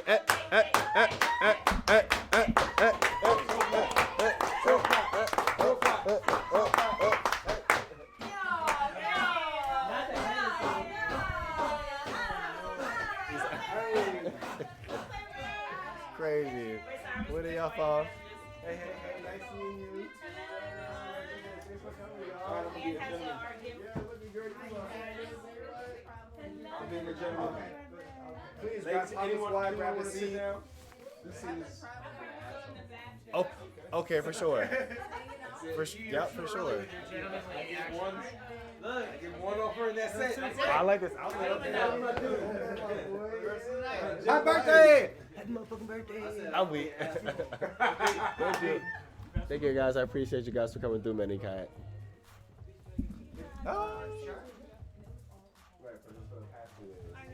How's the project look? Good? Yo, this dip. This is the regular ass sauce. This is the life of the party right now. Like, this is that good. shit is Like, yeah, I'm gonna see y'all dig into classic this. Bro, that shit is slapping. Oh, they got a gift wrap. okay. Gift wrap, gift. Next level. Alright. Space Dust! Let's get that's so funny. I know you for Space Dust. Like, if nothing else, let's go some satin ear. You got more ears. I got some satin ears. Yes. Is there a science behind the ear? Huh? Is there science behind it? Yeah, so I gave a whole spiel earlier. Oh shit, we missed it. No, you're good. I got a chance, so I'll do it. So, very long story short, I'll try to cut it down. I ended up working for a bar mitzvah company called Check 12 Entertainment here in Los Angeles. We ended up going to San Francisco to do a bar mitzvah. While we were there, we were wearing like the regular black and white, like server, waiter outfits, right? While we were there, they were just like, hey, can you guys change your outfits? Because the kids are getting confused, the parents are confused. We think you're a server. I'm telling you to go to the back. I'm telling you to go to the microwave. You guys are all dancers. Fix it. Make something happen. We're like, all right, cool. So we pick party favorites. Someone's got big oversized glasses. I've got bunny ears. Someone's got a big tie. Like, we just picked up regular party stuff to like make it happen. So while we're all dancing mid-party, I'm like, if this is the mid-dance floor, like, I'm over here in the cut and I'm just like, I'm about to be 30 in like 3 months. Yeah, I'm having the artist midlife crisis. So I'm over here like, oh my God. Like, hey, yeah.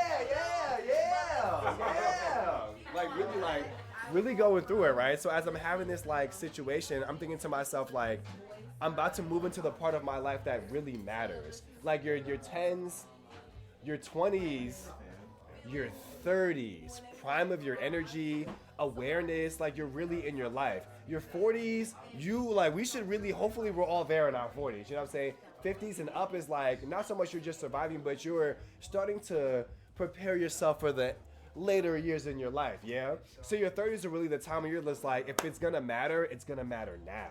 So in me, like, preparing for that energy, I'm just like, there's only one of me. There's one of you. There's one of you. There's one of you. There's one Barack. There's one Kanye. There's one whatever. At the end of the day, the questions I ask myself is one, if there's only one of me and on your best day you can never fill my shoes, then what do those shoes look like to me? Because I know what they look like to you is something unattainable. That's obvious. I know what your shoes look like to me. I can't fill those. Obvious. But what do my shoes look like to me? Whose reality am I building every day when I wake up? You know what I'm saying? Whose business am I building when I go to work? Whose energy am I feeding into when I give my energy? So this is a thing for me to remind myself that at the end of the day, there's only one of me. There's only one of me. And with the time and energy you put into finding yourself, into being yourself, that's what affects the world. Oh, thank you. Thank you. That's what affects the world. That's what makes the change. That's what makes the difference. So for me, and then on the flip side of it all, I realized in LA that people talk to you in the way that they're comfortable with you. So people come up to me with my bunny ears, and I had an instance where a guy walked up to me and was like, "I would never let you around my kids," and I was just like, "Who are you?" Like, I don't. Yeah, exactly. Like, I don't know you. We don't know each other, but you felt it. You felt the best decision to make was to walk up to me and tell me that you wouldn't feel comfortable with me around your kids. Who are you? What have you gone through? Like, what is this? So I realized that this in and of itself is its own, it's its own talking piece. It's its own reflection in a sense. You know what I'm saying? How you approach me lets me know where you're at. At the end of the day, like, I'm wearing bunny ears. You know what I'm saying? For you to feel like I'm a problem with kids because you see this in a space, in a town full of people who are claiming to be animals and claiming to be whatever you're claiming to be, I'm literally just wearing a headband, and you're like, "Oh, bro, I'd never let you around my kids. How dare you wear that in public? How old are you?" Old enough to wear what I want. Like, Was he an older colonizer? old enough to do what I want. So, Sounds like a 50-year-old colonizer. So long story short, I realized that for me, it just reminds me that, like I said, in the time that I have to make the change and make the effect, let this remind you that every day, with every breath that you take, you're an artist. With every move that you make, you're an artist. And my final, how can I say, consummation of that idea is COVID. During COVID, if people weren't watching the live streams, if they weren't online, you know what I'm saying? People were tearing each other apart. It was the artistry that was keeping people in the space of hope, in the space of creativity, in the space of looking forward to what's going to happen when we get out of this. You know what I'm saying? So it reminds me that in this generation, maybe a few generations ago, if you knew how to make steel and bronze, you were a king. In this generation, if you know how to be creative and be effective with your message, you're a king. You're effective here. You're shifting the masses. Remember the mantle you hold. Remember, you're not just making an art project because it's, "Oh, I'm doing this." You're making it because 10 years from now, some kid's gonna say, "I watched these two guys get together and do a project. Now I want to be an actor. I watched you guys do this. Now I want to be a director and a choreographer. I watched you do this. Now I want to be on stage." I can do that because I've seen another black man do it. I've seen someone do it. So it just reminds me that with everything that you do, even if you don't feel the effect is happening right now in real time, at all times. Until you're in your bed sleeping, it's happening. It's happening. Yeah. Even in your bed. It's happening. The dreams. Mm-hmm. So that's why where the bunny is. Is it gonna last forever? I don't know. We'll see. But yeah. I feel like artistry is an anomaly. You know what I'm saying? It's not a lot of people who can do what we do as artists. And it's not a lot of people that get the respect that we deserve as artistry. An artist is just as important as a doctor, a lawyer. You know what I'm saying? Because we save lives too.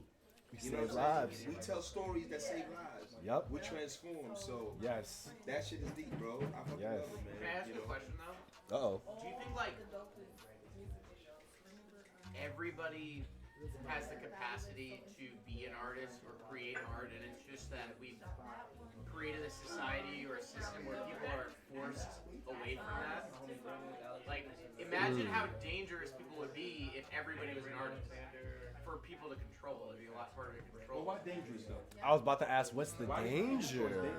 I don't disagree, but what's the danger? Because of the capacity to enact change or to affect change, right? Mm. Like being able to influence people's thoughts and ideas and behaviors. Okay, so let me challenge If that. everybody is an artist, that means they're all kind of thinking for themselves, which is not something that people want to encourage when they want to control or rule. Like when you want to consolidate resources, you can't have everybody thinking for themselves. So it's like it doesn't behoove powers that be to have people be artists. And that's why there's like these chosen ones, these like anointed people. A lot of times like artists that are really grinding and like telling the truth don't get the recognition. Right. And they be the most Right. And that would be the most dangerous, right? Because that would have the most impact, the most thought-provoking Okay. reaction.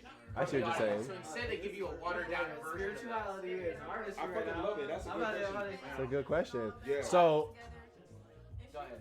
I'm gonna wait. oh, okay, let's say, if you got something to say, look. I'm wait. You got something to say. You know where I'm at on this. So, my thing would be, and this is me just asking a difficult question for the sake of like challenging what you're saying. You know what I'm saying? I thank you for the point because I never thought about it in that way. With you saying what you're saying, would that take away the idea of if I'm thinking for myself, I now have the ability to think that maybe what we're doing isn't the best option. Maybe we should try something different. Since I'm thinking for myself, right?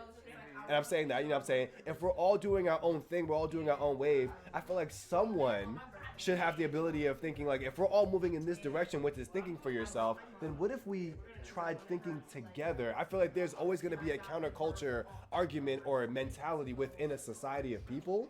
So, What? the small thing behind you? The filter. Got you. Yes. I think I got you. I think there will always be a form of counterculture conversation or thinking.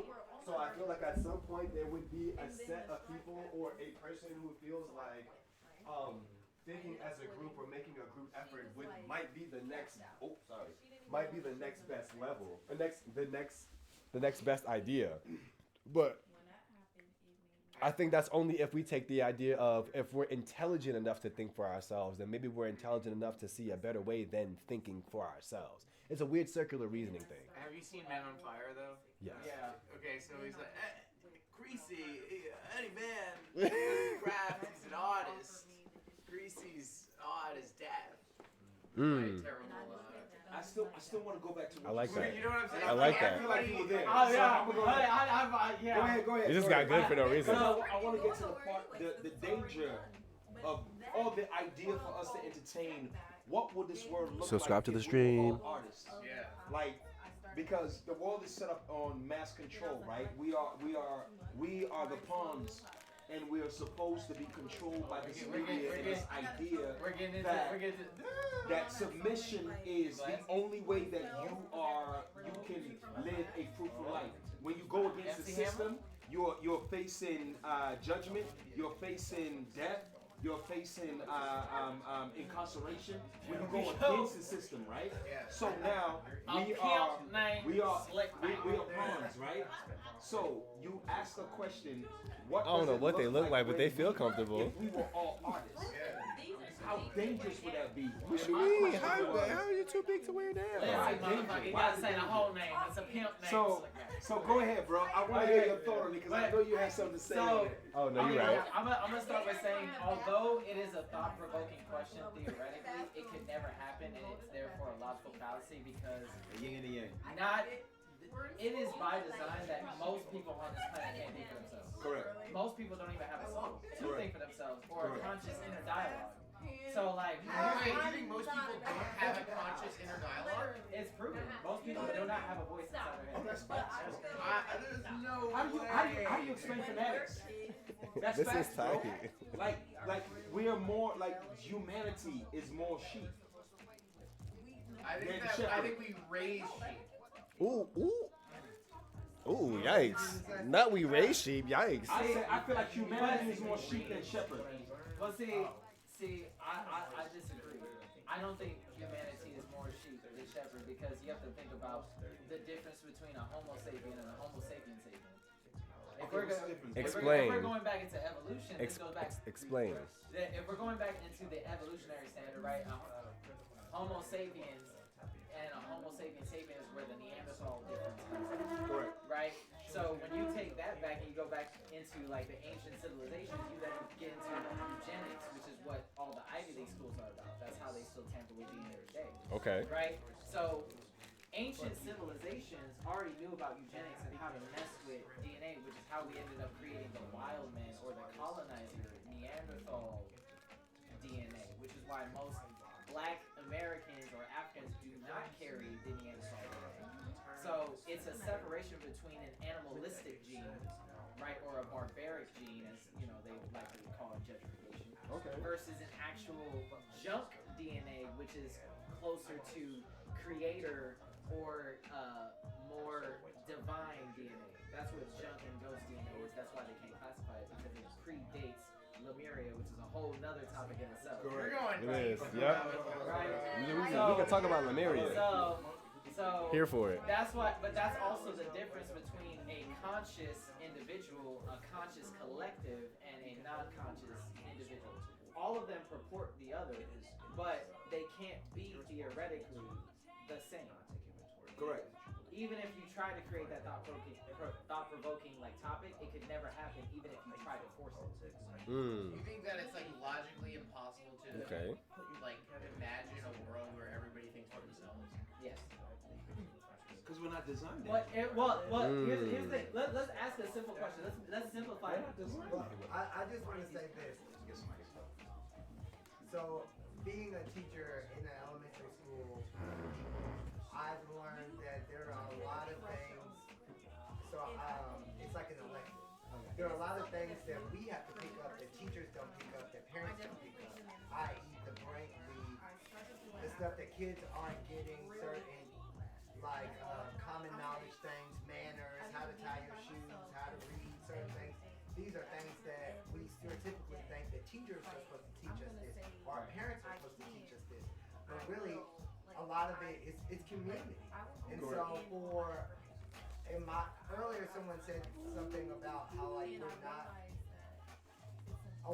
Maybe I was wrong, but my point in my brain was, I feel like everyone is an artist, but you gotta learn how to bring it out of kids, or how to your artistry might be as a surgeon, you know how to cut people, or a mathematician, or as a dancer, or as a fireman, you know how to, you know what I'm saying, like you see the art in how to put out a fire, you know what I'm saying? It's all about your approach. And so until you actually teach people how to bring those things out of their minds, there are going to be a collective people who are just going to be the sheep. There's going to be those people who learn that they're artists due to the trauma, or those people who learn how to be artists because they were sold into and helped and put that way, nature versus nurture. You know what I'm saying? There's a lot of that comes into play, but for me, there wasn't a way for everyone to be artists. It takes community. It takes people to be able to say, oh, okay, let's bring out what it is that you are great at, that you struggle in knowing about yourself. You know, people don't know how to speak up for themselves, starting as kids. I personally think the perspective of, even viewing everything as an art takes a specific individual regardless of the environmental circumstances, right? And that most people, the focal point of his question was about being able to think for yourself and enact a change from that thought process. Most people cannot think for themselves, which is why they always follow what they're told. To simplify it, sheep then shepherds. That's what I meant. Wait, so to simplify it, if most people could actually think for themselves, why do people still trust the government to do something different? Boom. Because Talk to about go it. back to what I was saying in the aspect of there aren't a lot of communities that teach youth or peers independence. To rely on everything that what they have right now to be confident in that. I've had friends that have built me up in spaces where we've just talked, and it's their light bulb went off. Where my mother didn't give it to me, my daddy didn't give it to me, but it was due to that. Oh shit! Now I fucking get it. Now I can pay my bills on time. Now I can, you know what I'm saying? But that still takes a specific individual. That's why most of them can't. Correct. It took an outside individual. That's my point. It still takes a specific minute group of people to give that, and most people will never grasp it or receive it or even try. That's why even I personally don't think we all are artists. That sounded like original sin, though. I personally don't think that. I think that artistry is also something special that only a few people like possess. I don't think we all are artists because, like, okay, you're an artist. You know, some of you guys are outside of these people right here. I'm just meeting you all for the first time. But just in conversation, I can tell that you guys are artists just by the way you guys speak, right? Now, me as an artist, we think differently. You know what I'm saying? Our mind is wired in a whole different way. You know what I'm saying? An artist can sit in a room and create art. I strongly believe that. Like, do you make music, brother? Yeah. Okay, so you're an artist, like, with music, right? I'm an actor. You're multiple. I guarantee you, if I was to give you a canvas right now, a blank canvas, and I say I give you 100 days for you to just pick up a paintbrush and start to paint, by the end of that 100 days, you'll create a masterpiece. You know why? Because you're already wired as an artist. Your mind thinks and sees things in a whole different way. You know what I'm saying?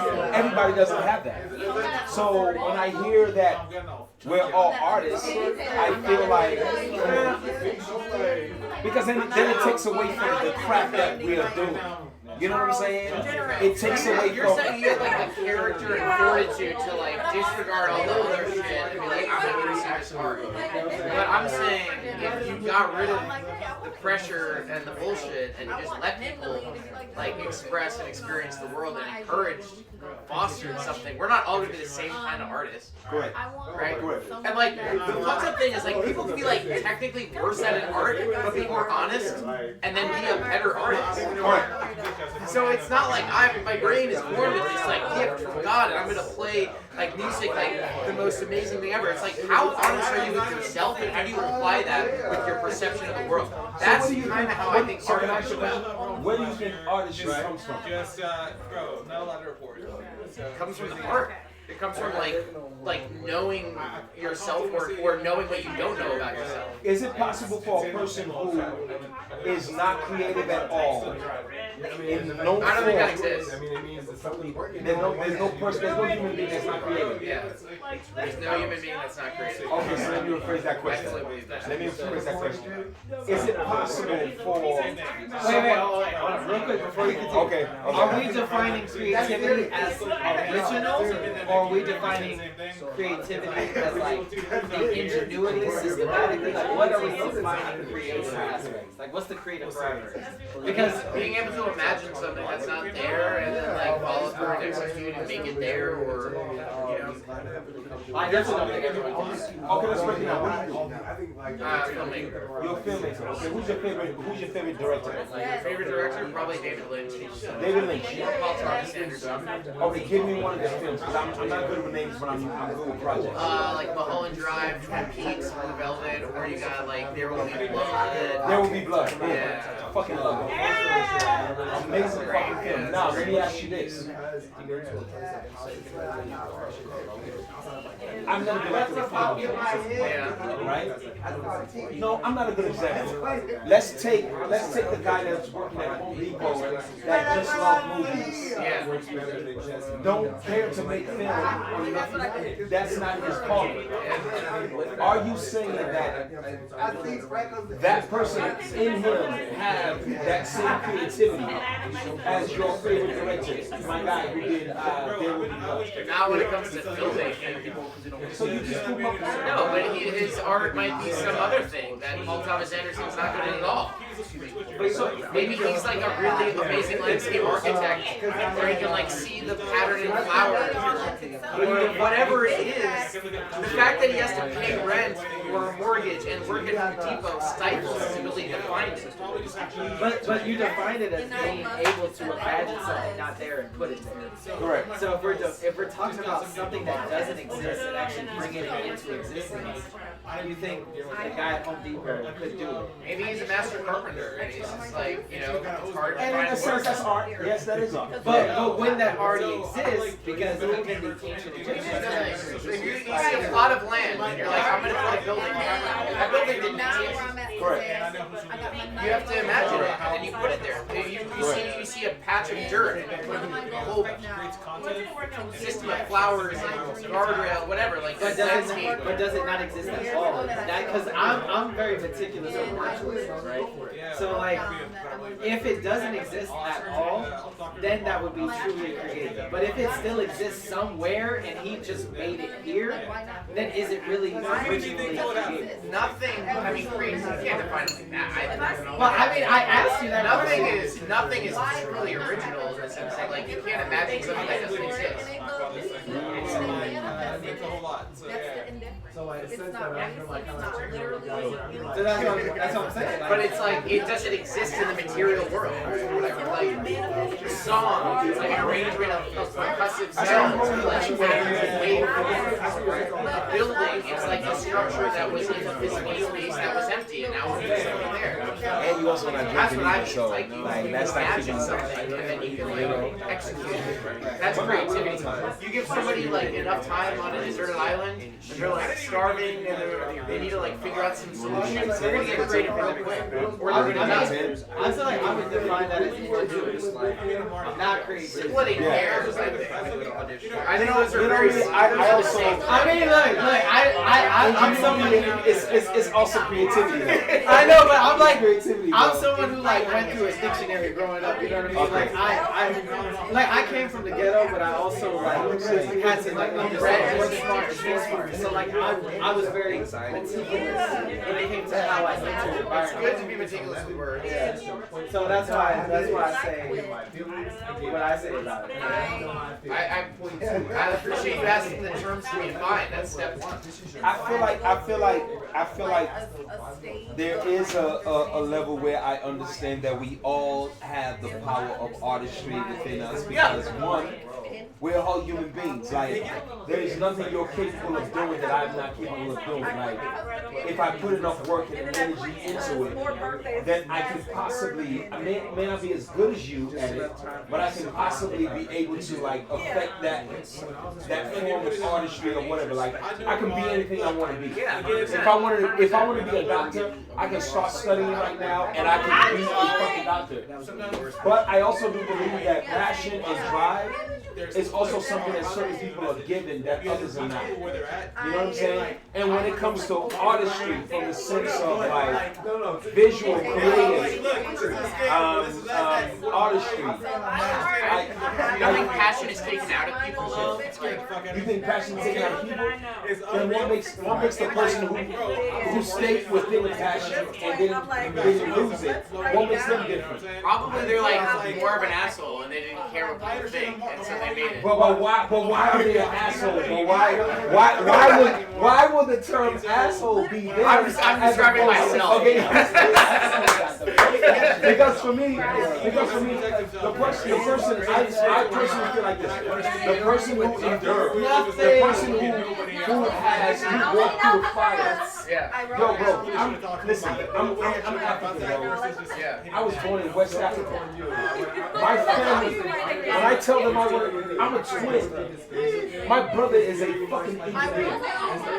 Imagine growing up in a household where the other person that came into this world with you is the fucking book motherfucker studying like this nigga is established. And throughout my life, I'm an artist. I stayed on that path as an artist. There's nothing that if you know African parents, either you are a doctor or you are a lawyer. If you're not a doctor, you're a lawyer. What are you doing with your life? I've had to deal with that all my life. But what I'm saying to you is this: when you were born with something, when you were born with a certain passion, it doesn't matter. Like I dealt with so much judgment. Like, hey, it's your boy B Right Nasty. You having a birthday party here? We about to go stupid. It's B Right on the ones and twos from the 757. I hope y'all hear me, because if you don't, it's gonna be a little weird. But it's my boy's birthday, so we came pulled up. We popped up some brewskis, got some people here playing a couple games. They talking about whatever, but you know what I mean. It's cool. Show some like. Pay my boy. It's Gumby. I don't know how y'all do it up here. I've never done this before, but oh, y'all can hear me. Oh shit! I didn't even know like y'all had like a thing on the side. I'm so new to this like streaming thing. But shout out to Malik and keep it gangster. Cheers. But there has to be something deeper within us as artists. Because I know a lot of friends who they want to please their parents. So they're living a life that they don't even want for themselves. And the only reason why they're doing it is because they want to make their parents happy. So you're postulating that the world we live in, which limits the amount of artists, is actually essential for having any artist at all? Say it one more time. So like you're saying is basically like the world that we live in, like which limits the amount of artists that can exist because of constraints. Well, it's a yin and yang world, brother. Just like the day and night. What I'm saying is we're all not supposed to be artists. That's what I'm trying to say is like you're saying that if the world existed where everybody was artists, nobody would be artists. Then it wouldn't be art. Well, it like, wouldn't be as valuable. It wouldn't be. It wouldn't. If there's too much of anything, like the fact that art is limited makes the artist. The fact that not everybody can be an artist is what helps define an artist. I don't think the art is limited. I think people's capacity to be an artist is not there. Right. Say it one more time. I don't think art itself is actually limited in the world. I think people's capacity to do it is. Yeah, but my point is, this is my point though. Art is unlimited. Yes, but you're saying like the world limits, like you have pressure from your parents to not be an artist because they want you to be successful. Well, I'm African, so that's different. I don't but know there's what just it's like that all over the world. everybody Right? else. Like for everybody all over the world is like don't be an artist. Like get it, be stable. Like that's like the majority of the thought is like be stable. And so the fact that you have to rebel against the ruling train of thought is like what helps define and shape an artist. So if nobody pressured you to not be an artist, then like art wouldn't exist. I don't know. There are people that would be as water. I don't know. I'm just like now I'm just like you're making me think. It wouldn't have. All I'm saying is, when you. Obviously, it will still exist, but when you go against that grain, right, then you truly know what your calling is. You know what I'm saying? How many of us have, like, actually, because I know I've had it, there was times in my life where I felt like, yes. Hey y'all, hey. Follow me on Instagram. Is this on? Is this on? Oh, it's on? Okay. Hey y'all, follow me on Instagram at _Olivia, OLIVIA, the model. What y'all say? What's this say? How you do this? Oh, thank you. Oh, I think I'm gonna stay on here. I think I'm gonna stay on here. Is this a? But how do you know if it's not a robot? I don't know how these be working.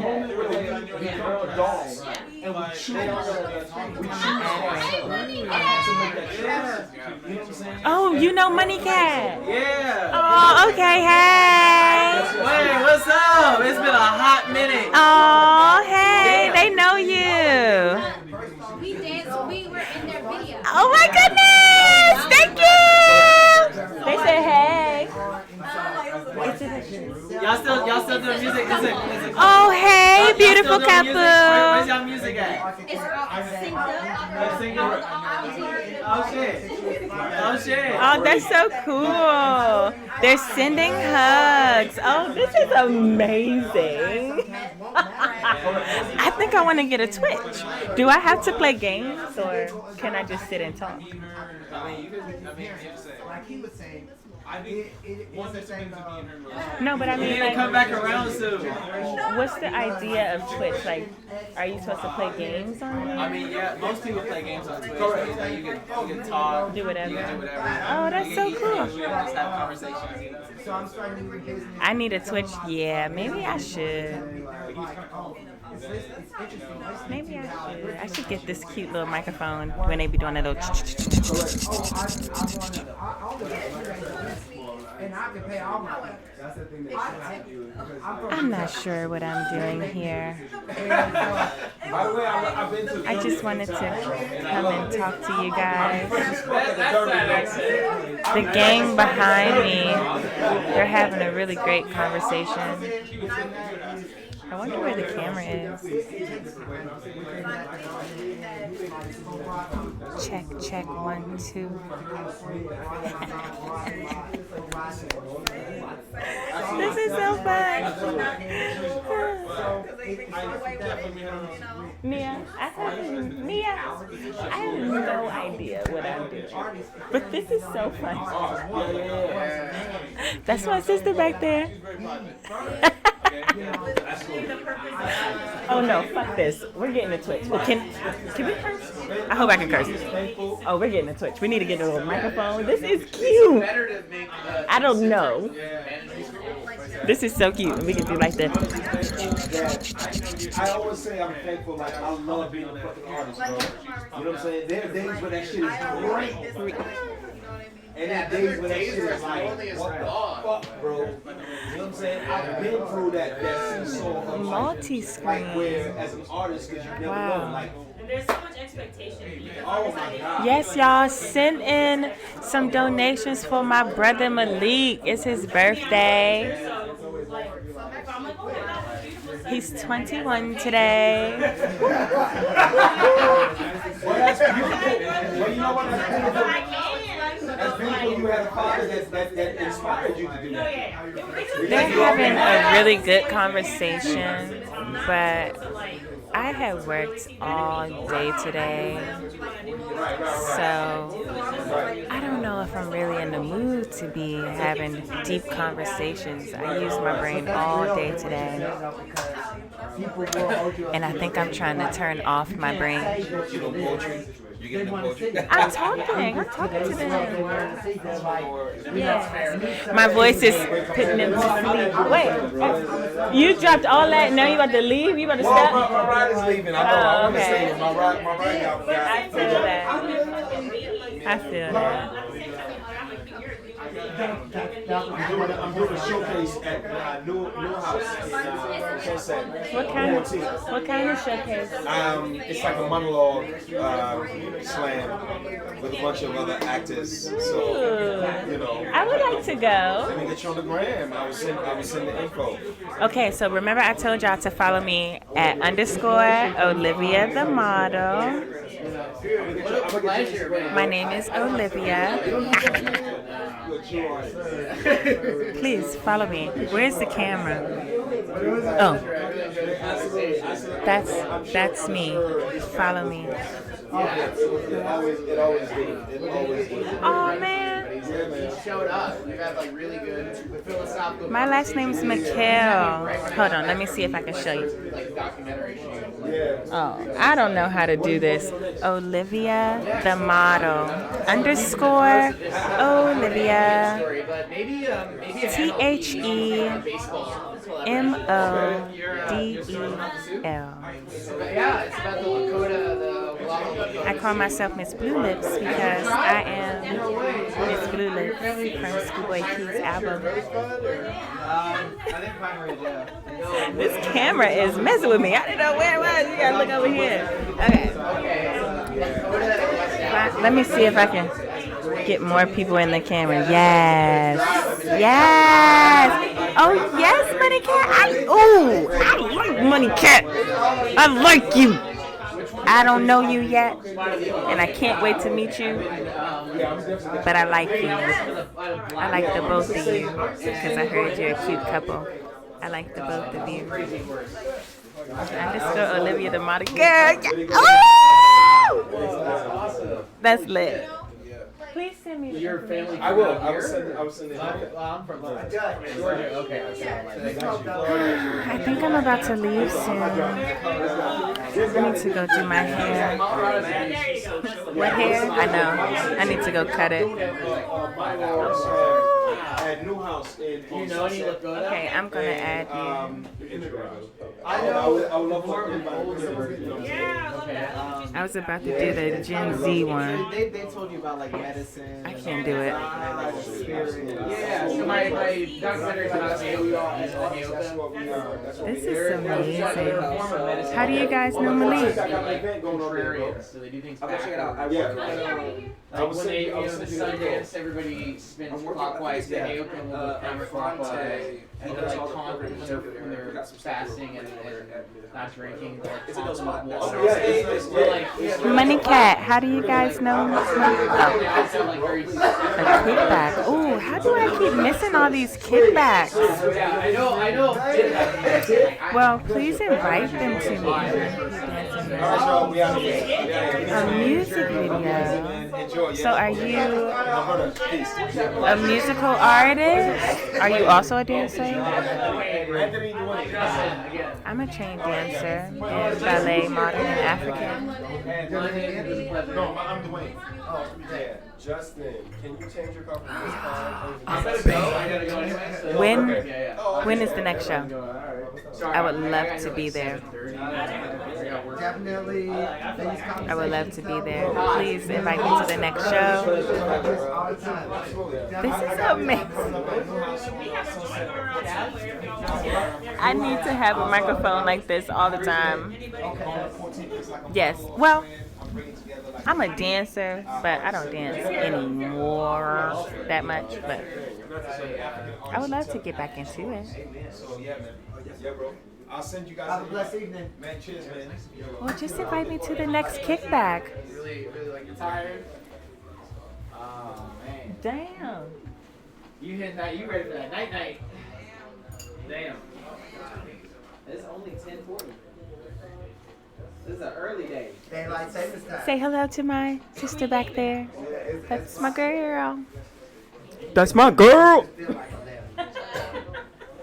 The one thing only. That's my girl. That's my girl back there.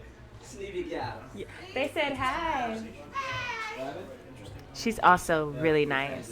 It went from being super potent and interesting. She's to nice. Like everybody left. But I do think we're about to leave. I'm gonna grab my phone and I'm gonna follow you guys back. He was talking, he was in it, man. It was like, you hit somebody with some deep conversation. DJ, wiki live. You know, I didn't even really say too much. I was just talking to the friends, Money Cat. I just said, you know what I said? Well, I said, they are. That's it. They are at the party. They are. Yes. There's some shit we can do What's that up, not welcome other to the people can do. You gotta come into the camera. I realized in the last year, Oh, you can't smoke? he's superior. Huh. And I had to realize that, like, Oh. I know that, but like, Here comes the birthday boy. You know what's funny? There's some shit I really can say, but because we're Voila! Voila! That was a drum roll. The pitter patter took me out. Oh my goodness. It was nice meeting you too, Money Cat. I'll see you guys in person. I wonder why. Hey. Why? Why the pimp named Slickback? That's why.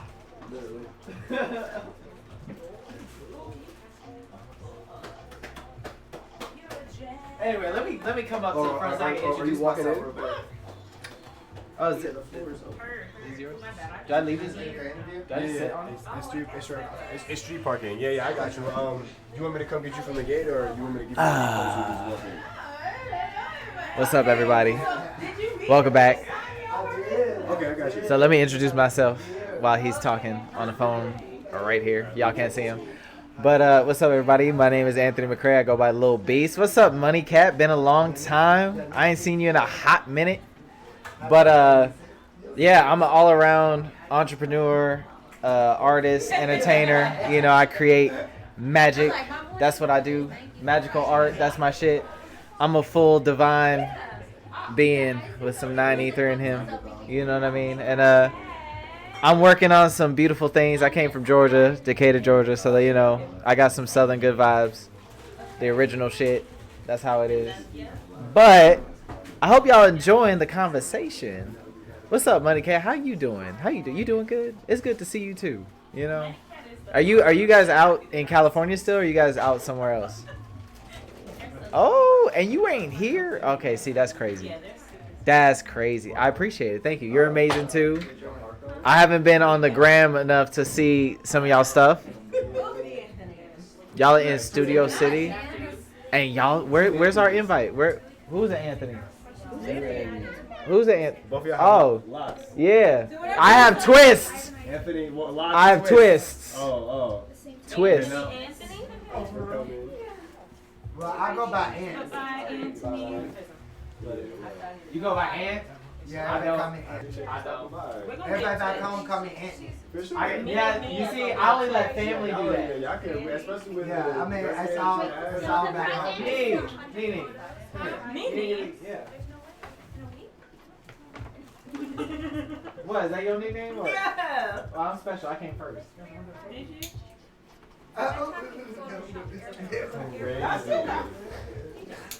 I came first. Don't all men come first? Not with me though. Hey. I guess that's her experience. I guess that's her experience, you know. You know, hey, see, wait. You know what's so funny? I love, that's a cute statement because it wasn't with me. You know what I mean? So. They're gonna be mad. I gotta give you that warm day. That was quick and clever. That was funny. I'm happy we bumped this shit. That was It was okay. It was good. I just know it's not with me. That's it. I know it's not with me. Look, my mama told me, she said, I ain't gonna have no son of mine be not pleasing no woman. Okay, you better figure out the shit. You about to hit she taught me some shit, and I ain't never been the first one. Yeah. But bro, thank you guys. You guys need help with that party? I missed it. I know it's something good. Birthday to I know it's something I heard good. some other sources that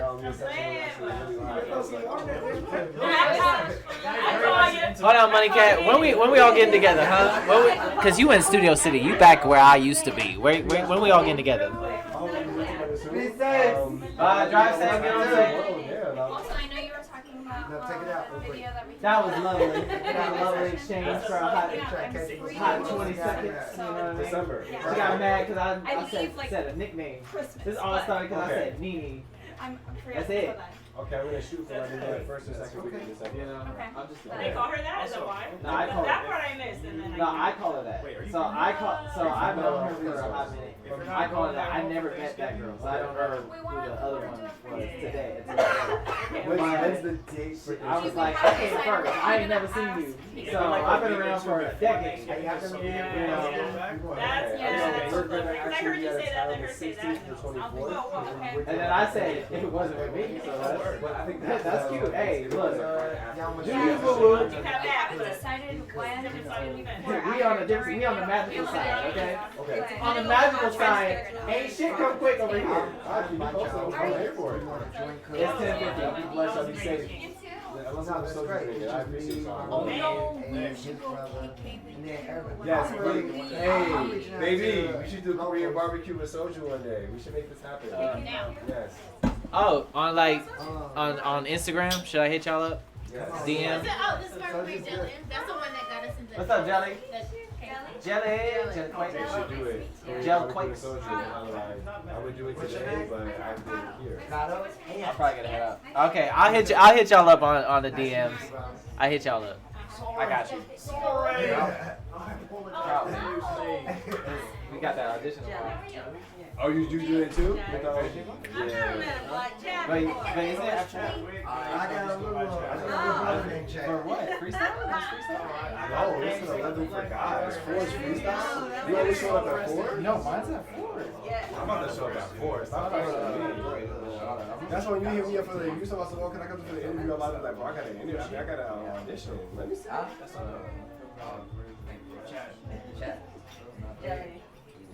Jelly.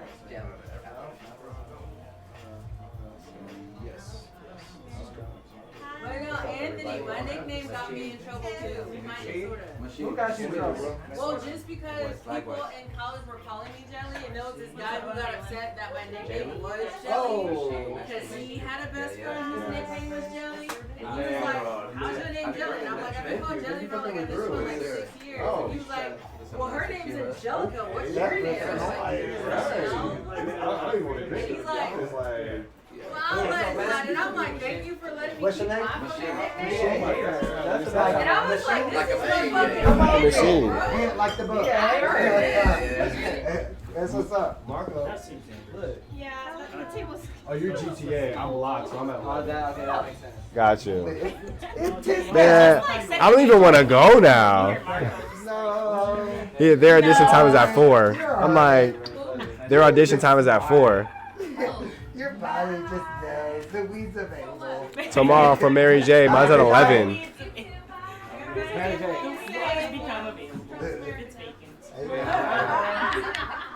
Huh? No, the callback's at 6. I'm still some Smirnoffs because. No, do your thing, bro. I'm Look. gonna leave the rest. Look, I'm gonna be here and I'm gonna roll myself out of bed and hit that audition at 11 a.m. What? You better sleep, bro. You better hit some sleep. Oh, that's block slot, huh? Yeah, it's block is 11, but GTA's at 4. Yeah. But the callback's at 6, so I guess I got time to chill. But I'm like, if I'm not coming back, then I'm not coming back. I want to be at 4. What you mean? If I'm not coming back, well, I gotta be up here early. Anyway, so we'll see how it goes. I ain't tripping. I'm gonna pull up in 5, 6, 7, 8. Also, I don't know, because you know it could be one of those auditions where they already have their dancers and it's just a waste of time. That's every audition. But say, like, yeah. That's every single audition. Just getting that footage, that's all, getting the footage. Right, I'm really just getting in there, so y'all know that I literally exist in the dance industry. Well, it's Luther Brown. He be having multiple projects, and if he really like you, he'll bring you back. Yeah. So for him, I would just. How do I seduce Luther? Go to his class. Alright, well. Damn, I don't like to take class because, you know, I ain't about that commercial shit nowadays. Right. But take care, bro. Oh, shit. No, watch it. Have a blessed evening. Yeah, you too, man. Wait, is it a freestyle for you? I don't know. There might be a freestyle section. I mean, You don't do choreography like that. I mean, I can do You both. can, yeah. But, like, I prefer. Just do whatever. You know what I mean? If he was there, it would really be a rap. Because then we really be. it'd be so easy. You know. I mean, well, we gonna see. He's a good teacher. I had to deal with all this stuff. So Luther, Luther is a good teacher. he's cool. We gonna see. Anyway, I'll see you tomorrow. Yes, sir. I'll see you tomorrow. You know, pleasure. Bright eye, bushy tail. I might have on some shorts. Like, I might be on some shorts and a hoodie energy. Like, oh, you taking it serious? Yes, I'm taking it serious. Shoot, they gonna be here. They gonna be looking like you all blacked out and be here in some purple shorts and a hoodie. Like, you serious, nigga? What you mean? Like, I'll be here cutting it up. So, He'd be like, hey, yo, everybody can't dress up, but that one cat with them shorts and that hoodie, bro, he was in there. bro. Nah, because I feel like they be like, every time in their auditions, we're all black. And I'm just like, okay, I get the fact that, like, you want us to wear all black because, you know, you want to see how we would look if we were in rehearsal, but we're not rehearsing. We're auditioning. The all black doesn't make me feel like I'm doing my best. It makes me feel like I'm chopping whatever I have down now to something that you want to see. And it happens to be the color of black. Like, let me come in comfortable. I promise you I'll get down. I promise you. I'll give you what you want to see. Then you gotta fight those motherfuckers that might want to be like, you don't know how to follow directions. That's fine. We gonna talk about when we stream it next because we need to get back on that. Let's do it. I got it. The PlayStation 2 games are here. They're here. That combat. PlayStation 2 is unforgiving. When you die for real. It's, Ashtray. Are you using this? yeah, you can. I have another one. Look at I'm hearing nothing. Bass is the only thing that gets through the walls. Voices really don't. Not bass voices, but like bass sound. That is true, and like you could be in the other room, it sounds hella loud, but when you get the actual room, it's just really not even as loud, you know. But like it's voices, just, like, the bass projects way more. Yeah, but like the voices, I really don't hear in the next room because I don't hear that wall. Right, I'm like right there. All I heard was, whoa! I'm like, what is going on? You heard it inside the house? Yeah, because I was asleep and they were gaming like a late night game. Like, it had to be like 12, 1 o'clock in the morning.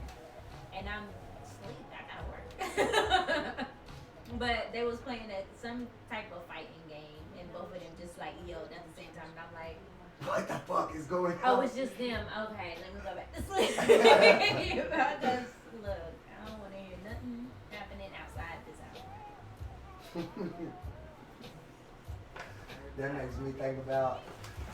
So I started watching Fear of the Walking Dead. I love the Walking Dead series or whatever. So I started watching this, and it takes place here in LA.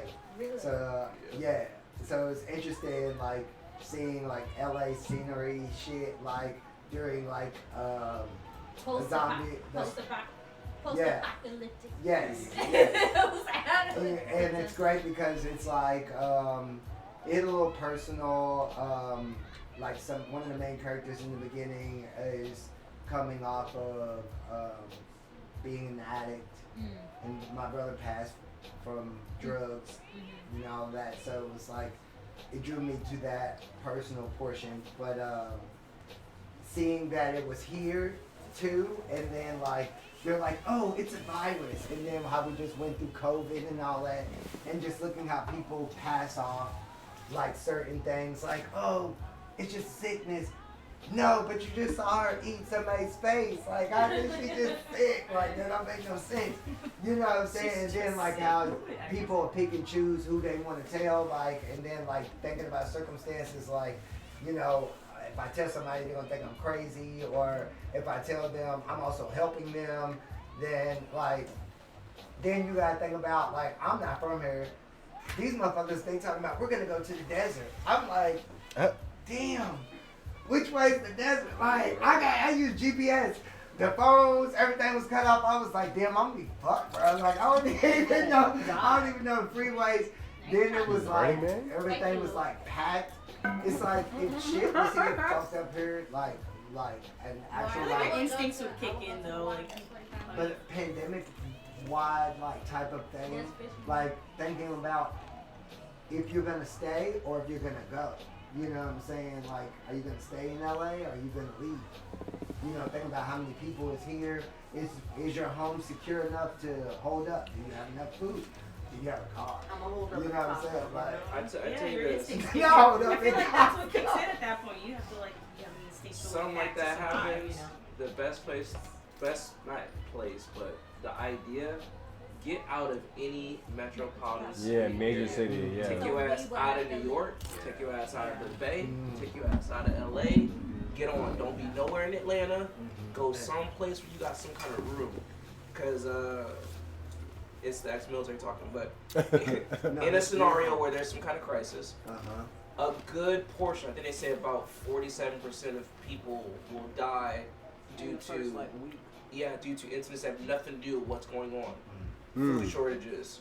We drive into it's almost as crazy as it reminds me of like when the Popeyes chicken sandwich came out. Jesus. Everyone was acting crazy. Crazy. People at the driveway hitting other cars to get into the driveway. Like that's how we act about chicken sandwiches. Can you imagine what it'd be like if it was a whole fucking scenario? We're all going to like a Ralph's trying to get stuff. Like we saw like The when toilet pandemic paper. hit, Over the toilet paper. The toilet I paper was in shortage. Vegas on a All the job. toilet when paper that ain't buying happened. no soap. People would just text me like, "Yo, it's crazy. Get toilet paper." I'm like, "What is this? What's going My on?" roommate was like that.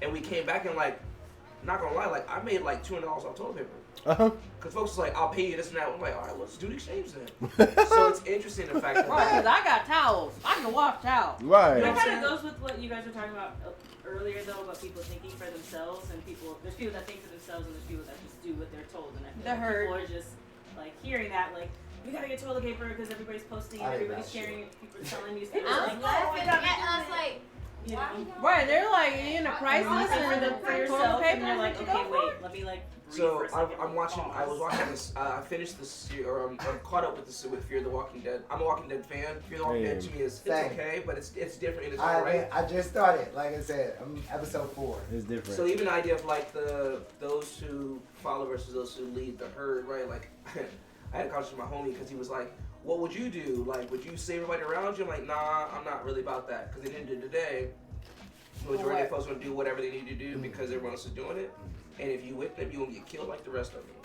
I'm gonna let you do what you gonna do. I'm just gonna sit back and observe. Let's see what's gonna happen. And if Right. you can, yeah, like, And if you take can, care of if yourself, you hold can, your own. then let's link up. But if you doing what they doing and you fall off the cliff like they do, well then look, life got shorter for you and you can go ahead and just go to wherever you go. But like I think it's a matter of like, I think there's a certain point where if you're ever in that scenario, wherever in that scenario, there has to be a point in time where you have to reevaluate your humanity to For save sure. oneself. And folks be like, "You're not gonna save everybody." I'm like, "I'm Moral not gonna save everybody." triage. Yeah, like you really got to go and take inventory of like, And this is a different You scenario. can't save everybody. I mean, you can't. Even if you did try. There's it. always that one person in them zombie movies that go and try to save somebody. They know it's not finna, and then they get and chewed then up. they always die. And they I get, was like, like, they get killed. then you should have left. Even See, if this you is logically do it. This is when I knew Shoot I up. probably couldn't be like in a group in that kind of scenario. Zombieland, right? Even if you take Zombieland, right? How they're like when they tried to trick them and they faked that bite. I don't know with that. Okay, keep going. And Yeah, but yeah, I haven't seen it was an older sister, younger sister deal to where they were like they faked the younger sister getting bit, and they're like, oh, you know, she got bam right in the face. All you need to tell me is that bitch got bit, and she's real sad about. I would have shot her. Oh my god, it was fake. That's your fucking That's fault. your problem. Yep. Why would you play like that? You not getting up. You think I give a shit that your little sister got bit? I don't know that bitch. You're not coming in. You're not allowed. I don't know that because, but what ended up happening was that like she was like they were about to shoot her, and then she was like, wait, it's my sister, I'll do it. And then they give her the gun, and then she turns the gun on them. I would not have hesitated. That bitch would have got 2 Blasted. buckshots in the face right away. Pump action. You shot my little sister. She was bit. Careful, I see him. I would have had the old school Winchester dropping 2 shells in it. Click. Like, oh no, stand right there. I got And you. that's Yeah. why, like, if you ever watched the Walking Dead, the show, you got the 2 main characters. You got Rick and you got Shane. And so Rick is the sheriff, and Shane is his deputy. And it was this whole thing of like, Shane was built for it. Like Right. he was like, I don't give a shit about what's The going Punisher. on. If you gotta die, you gotta die. It is what the fuck it is. And Rick was this like paragon of like humanity. He just wanted to like make sure everybody was cool. No, bro, we and got there's this. points. I think there are moments, but I think it's a Superman and case by Batman case out to take here. inventory. But like, there's a lot of times I was like, yo, Rick, you crazy, bro. You trying to get everybody in the village killed? I'm rocking with Shane because if you blink twice, he gonna blast you. Be done with it. Herd is good, contained. We are safe. But then there's also times where I'm like, dang, okay, Rick, I see what you're going. Like, she's pregnant. You trying to save the? All right, I get it. But like, also, there was a certain part where his wife got pregnant, and wife got pregnant, and they got overran, and he essentially like risked the town for his wife. Why y'all Yikes. fucking in a post-apocalyptic world? Yikes. Wrap that shit up. Right. They probably still got that shit at the school. I'm sorry, if you Which get pregnant, once you hit 6 months and you waddling, I'm leaving your ass behind, so keep up. All right, at least we know what it is. Look, You know what? Look, he made it clear. Don't get pregnant. It's like Quiet Place. But if it happened before the outbreak happened, Oop. if you're already pregnant, how Oops. do you? Oh well. It's like the whole presidential woman's Moral rights, I guess. triage. We got decisions to make. It's like a Quiet Place. They wouldn't have come out to me When you because gonna it wouldn't go be to no get an kid. abortion in the middle of tragedy. Wouldn't be no kid to drop no airplane, no spaceship. You gonna jump on your You stomach? can drop kick them right in the gut.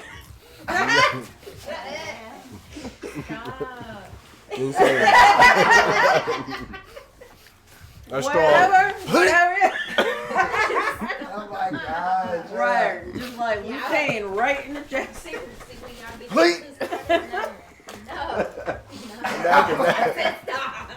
F up. I mean, it's Trump's world. We're gonna have to do that shit anyway. Crazy. Oh my God. Yeah, like you can't control you about to have no baby.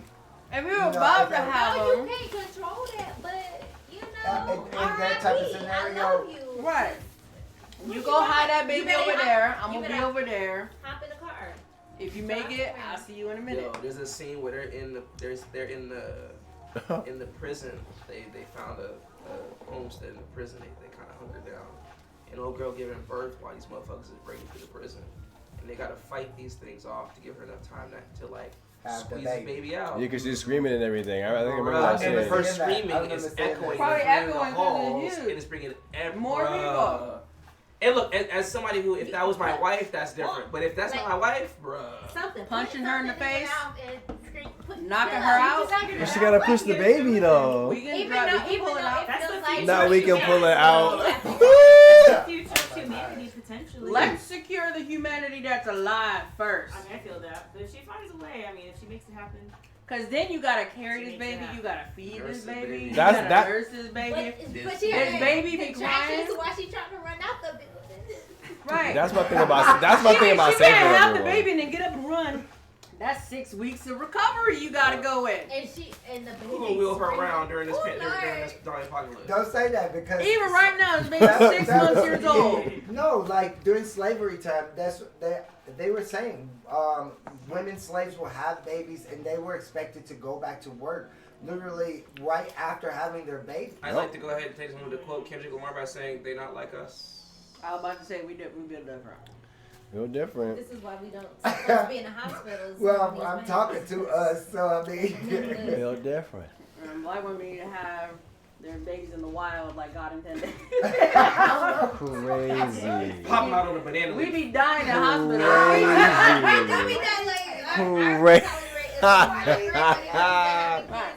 Give me a shaman, like you said, a shaman and a banana leaf. Banana leaf. I need one banana leaf, couple of baddies. Take me to Asia somewhere because they do it right. I ain't gotta touch the baby like that. Afterwards, for the whole 6 months, they like you cannot stress out. That is I love that. crazy to me. Like What? no, What like happened?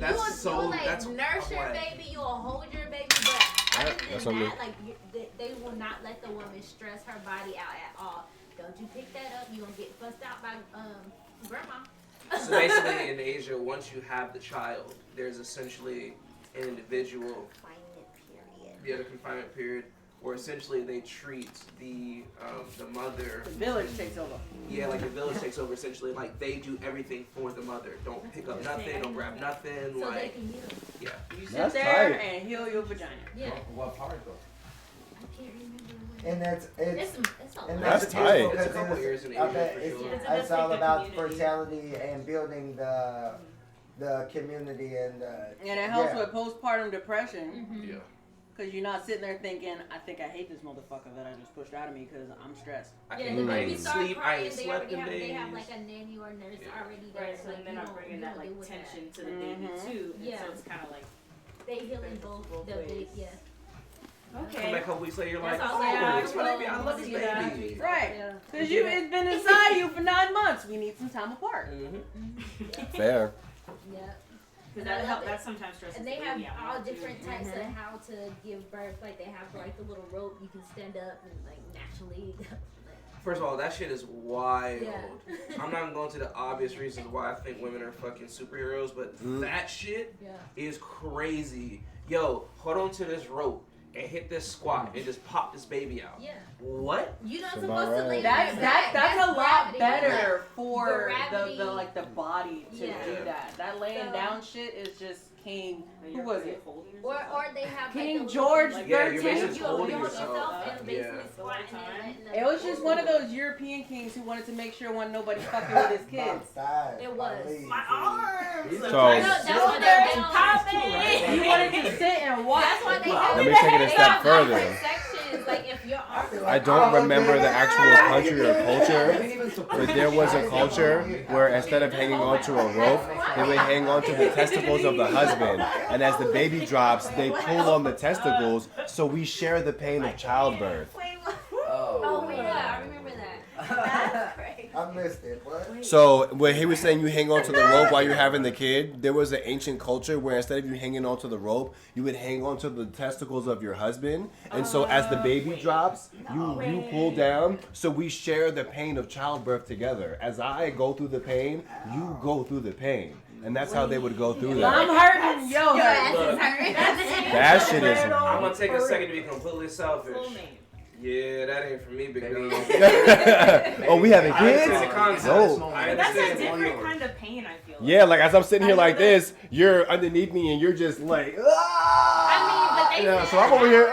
Can you imagine looking down and you look down and her legs out there like this? No, if you do one of these, She's like, you feel this. like a Spider-Man. Kicking the nuts is a lot, but it's momentarily, you know, like like birth can last way longer than that, you know. No man, you can fucking faint from a kick in the nuts. Yes. Like you stop seeing. I'll never understand that. Have a blessed day. You too, brother. What's your name? Swiss. Yeah, I remember once Have a blessed night. I'm gonna say girls What's your can name, hurt. Tiffany. He said you too. Hey, Finny, thank you, bro. I appreciate you for coming through, my guy. Hey, we doing a birthday stream. Heck yeah. Oh, they didn't let y'all all the good stuff. Let me just get out the way then. Right. The Hornitos is like that. See ya on the next situation. Get home in one piece. Wow. Man, what a day. Oh my goodness. Oh, so everyone, this is Machine. Machine, this is everyone. For sure. This is the artist for the video that I was telling you that I was in, where we had on the red cloaks and everything. And then I had on just like the Speedo. I did like a month ago with Asante. She was the choreographer. Oh no. Yes, this is the artist. In Burbank. Yes. Okay. Yeah, when you dropped me off that morning. Yes, this is the artist. I would jump you for your shoes. Yeah, I said that. You see, I said the same. See, I told you, I said the same thing.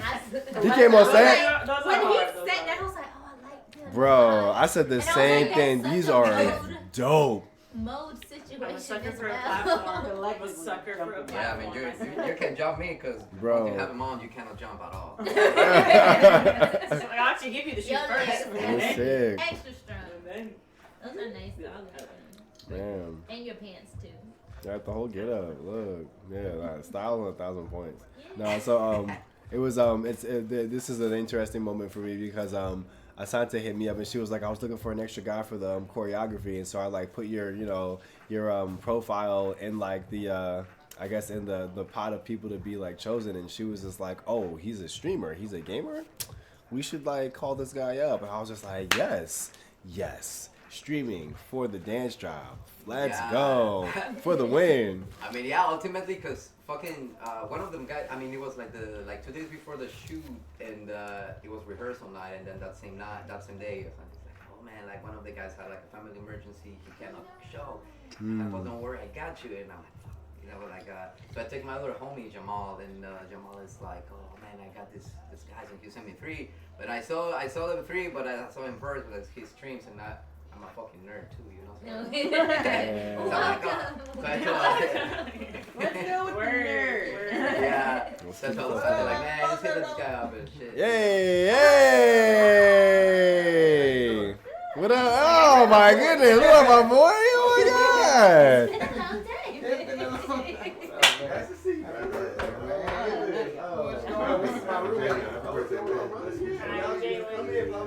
Grab a drink, get a cup, you know what I'm saying? Come in. What is it? Jamie. Jamie and Jalen. Jamie, yeah, let's go for sure. Yeah, y'all, yeah, get cozy for sure. I can slide over. Let me know. We got a seat over here as well. Seat over here. What are you guys doing? Whichever. Sure. I'm sorry, what you were saying? What's done? Oh, okay. Oh yeah, choosing the nerd. That was the. Yeah. Gotcha.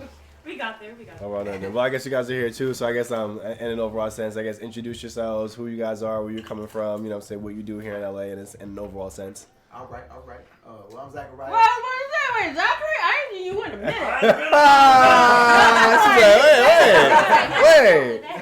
Yeah, I'm like, is that Mr. Schmidt? It's been a long time, yeah. Yes, sir. How was your tour? It was good. Yeah. Yeah, you was out here doing the thing. It was good. It was fun. I had a lot of time. I saw a lot of new places. It was a good time. So I'm a photographer for everybody who's watching. I'm a photographer. I just went on a mini shoot tour to all over the place. I went to Chicago, Minneapolis, Seattle, DC, New York, Atlanta, Detroit. I think that's all. Dang, you were doing those. I knew you did half of those, not the other half. Like, yo, you was really moving. I was supposed to go to Miami too, but then the hurricane happened. I'm like, let me postpone that shit. And then like hardly anybody. Nobody in Miami needs photos apparently. It's weird. No. Nah, everyone needs photos, right? Actors, not a lot of actors and models in Miami, which is very surprising. Interesting. I was actually surprised. That's very surprising to learn. I'm like, Right, prostitutes. I know, right? Maybe they're there and they. I thought it would be a big thing.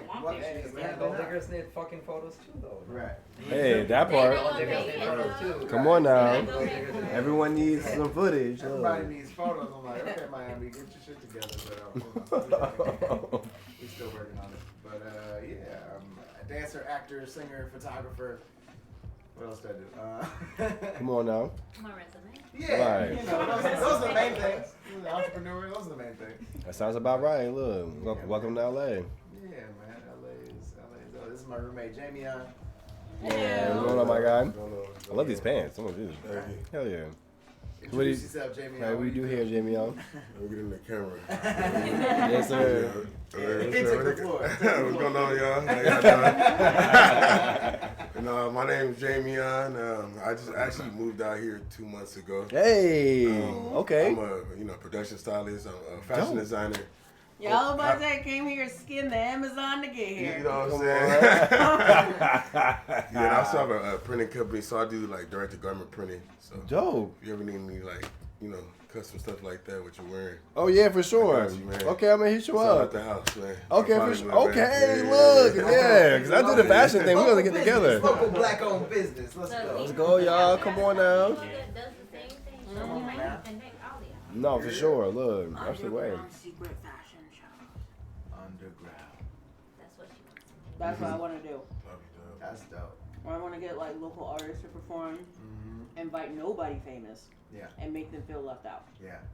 That's dope. And just be like, what are these secret underground fashion shows? I keep seeing these strategically marketed and placed pictures. Your up. tax bracket has to be under 40,000 to attend. Yeah, let me see these checks. What is this? You're making 5,000? Way too What much. the fuck is this? You can't come in. Residuals? Get the fuck out of my What is face. this? Like, how dare you? How dare you? Sir, let me ask you, do you feel comfortable when you go home at night? You can't come in. Yeah, that's not it. That's not it. We're looking for the for the hot dog eaters, the ramen noodle eaters. Thank Can you. you start your car and not be in it? Right.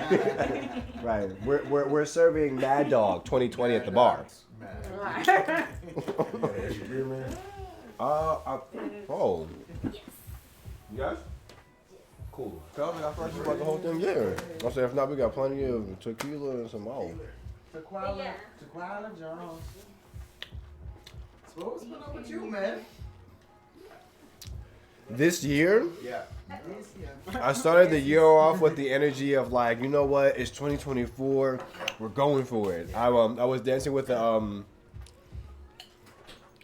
hip hop. Hip hop teaching and performance company called Universe Soul Hip Hop. The lady who started it, she used to dance with Culture Shock DC, Culture Shock SF LA, and I did a project with them last summer.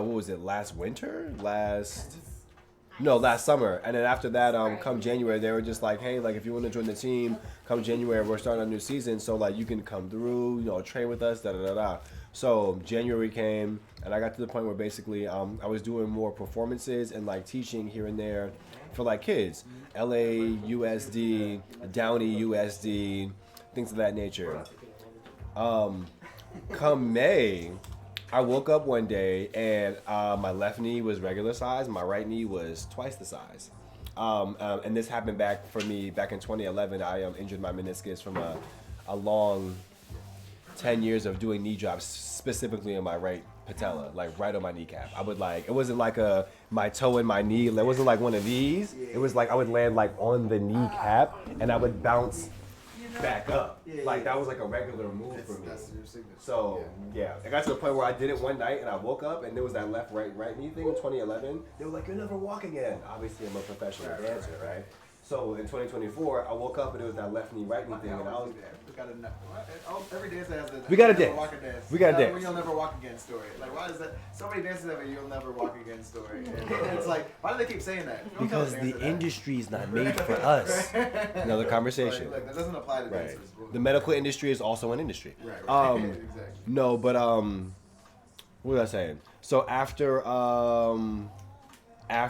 going through I want to say since May of this year till about October 29th, October 30th of this year, I've been on just injury in a sense.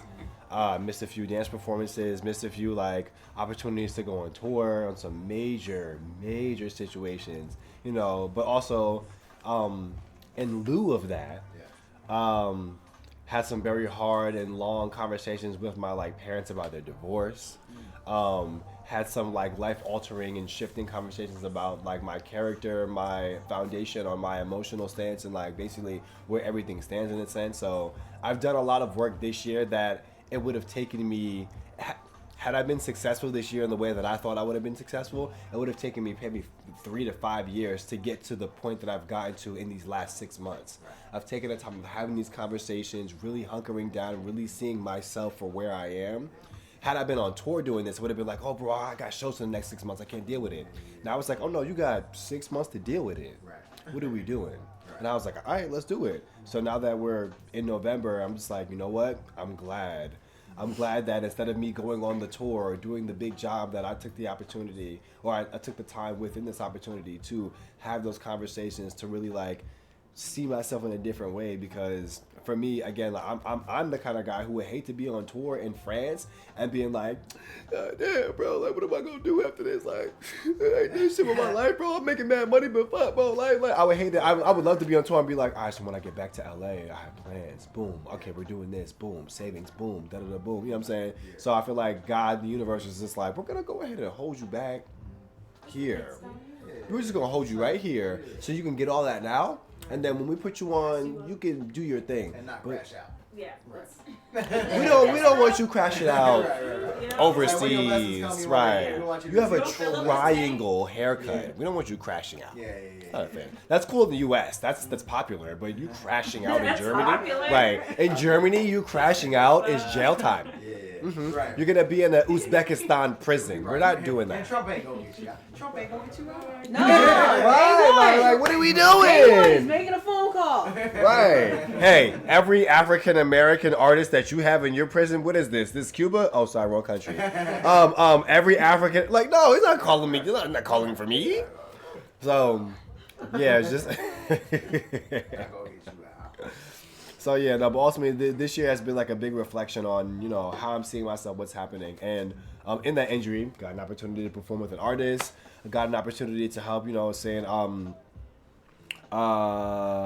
creative direct and creative assist some things. Just got a few opportunities this year that I don't think I would have had I done the thing that I thought I was going to do this year. Yeah. So I'm grateful for that. And I want to say, At 32, as of today, hey. At 32, hey, we out here. At 32, I really feel like I've reached not the pinnacle. I've reached this stage of I do get to. I'm privileged to. I am champion to. I'm allowed to pursue this career, this life, these desires, rather than like, oh, I gotta do this. I gotta post 3 more videos. Like, bro, I could be lifting 3 more pallets at the construction site. You know what I'm saying? But I get to post 3 more videos. It may take an hour, 2 hours, 3 hours, but that's what I get to do in this life. I've been blessed to have this journey. Some people do construction, and it works for them. I'm a manager here, and I'm on 3 different sites per week. For me, I'm on 3 different websites a week. You know what I'm saying? Who are we, social media to?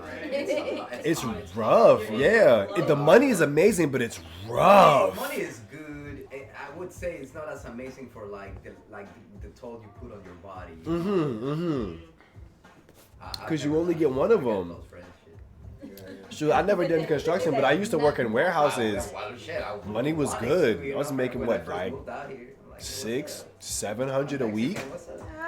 But 2019, yeah, it was pre-COVID. So 2019, 2018, I lived in Compton, worked in Torrance, even further south, at like a Puma factory, doing my thing, just chipper to have a job, making like $500 a week, $600 a week. And I was just like, hell yeah, I'm out here doing it. Like, I'm just putting pallets up, you know what I'm saying? After working there for like 2 months or a month and a half, almost 2 months. Yeah, almost 2 months. One of these old Spanish dudes was like, what are you doing here? And I was just like, I'm working. He was just like, all right. Came back in 10 minutes and he caught me coughing, like, you know, he was like, sneeze into this blanket. I mean, into this napkin. I was like, what? He was like, please, for me. And I was like, all right. Yeah. I thought it was weird at first, but I was just like, whatever. Sneeze. And it was just like, oh, and he was like, is it black? And I was just like, yeah. He was like, yeah, that's what happens. It's your phlegm's supposed to be yellow. It's black. That's dust. That's soot. You've been here for 2 months. He was like, you need to get out of here, bro. I've been working here for 10 years. I pay my family off this. He was like, I don't know what you do, but it shouldn't be this. Shouldn't be this. You need to go. These kids you see here, they're not even 16. That's why they're working here. You need to leave here. And I was just like, oh, yeah. So I worked for maybe like another check, and I was just like, what you doing? I gotta leave. I didn't saved up like a few whatever from the job, but the dude was like, you need to go. You look healthy. You look healthy. I see you dancing in the cut. You need to leave, because that's not in 4 months. You're not gonna be able to do none of that. That was the spirit. That's what I was about to say.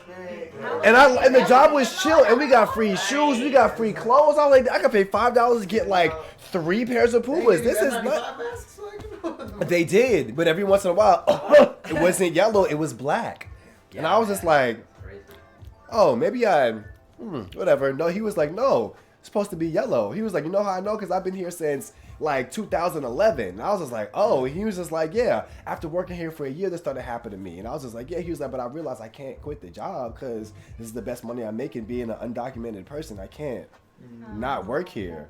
He was like, so that's why I'm working here. He's like, but you look like you have an ID. I see you dancing over. Yeah. He was like, you look like you got credentials. I see you dancing in the cut. You coming in here happy and chipper, bro.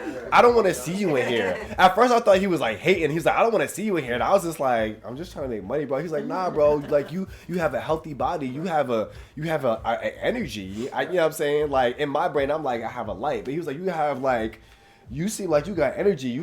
I shouldn't see you next month. When's your birthday? And I was just like, it's November in like 6 months. He was like, I shouldn't see you for your birthday. And I was just like, all right. Never seen that man. Never seen him, but I remember that. You so got 6 months to get up to that person. That's funny, man. You should make like his He definitely didn't have to say shit to you. He didn't have to. He could have just nodded even, yeah. Just like, okay. You know, like, look.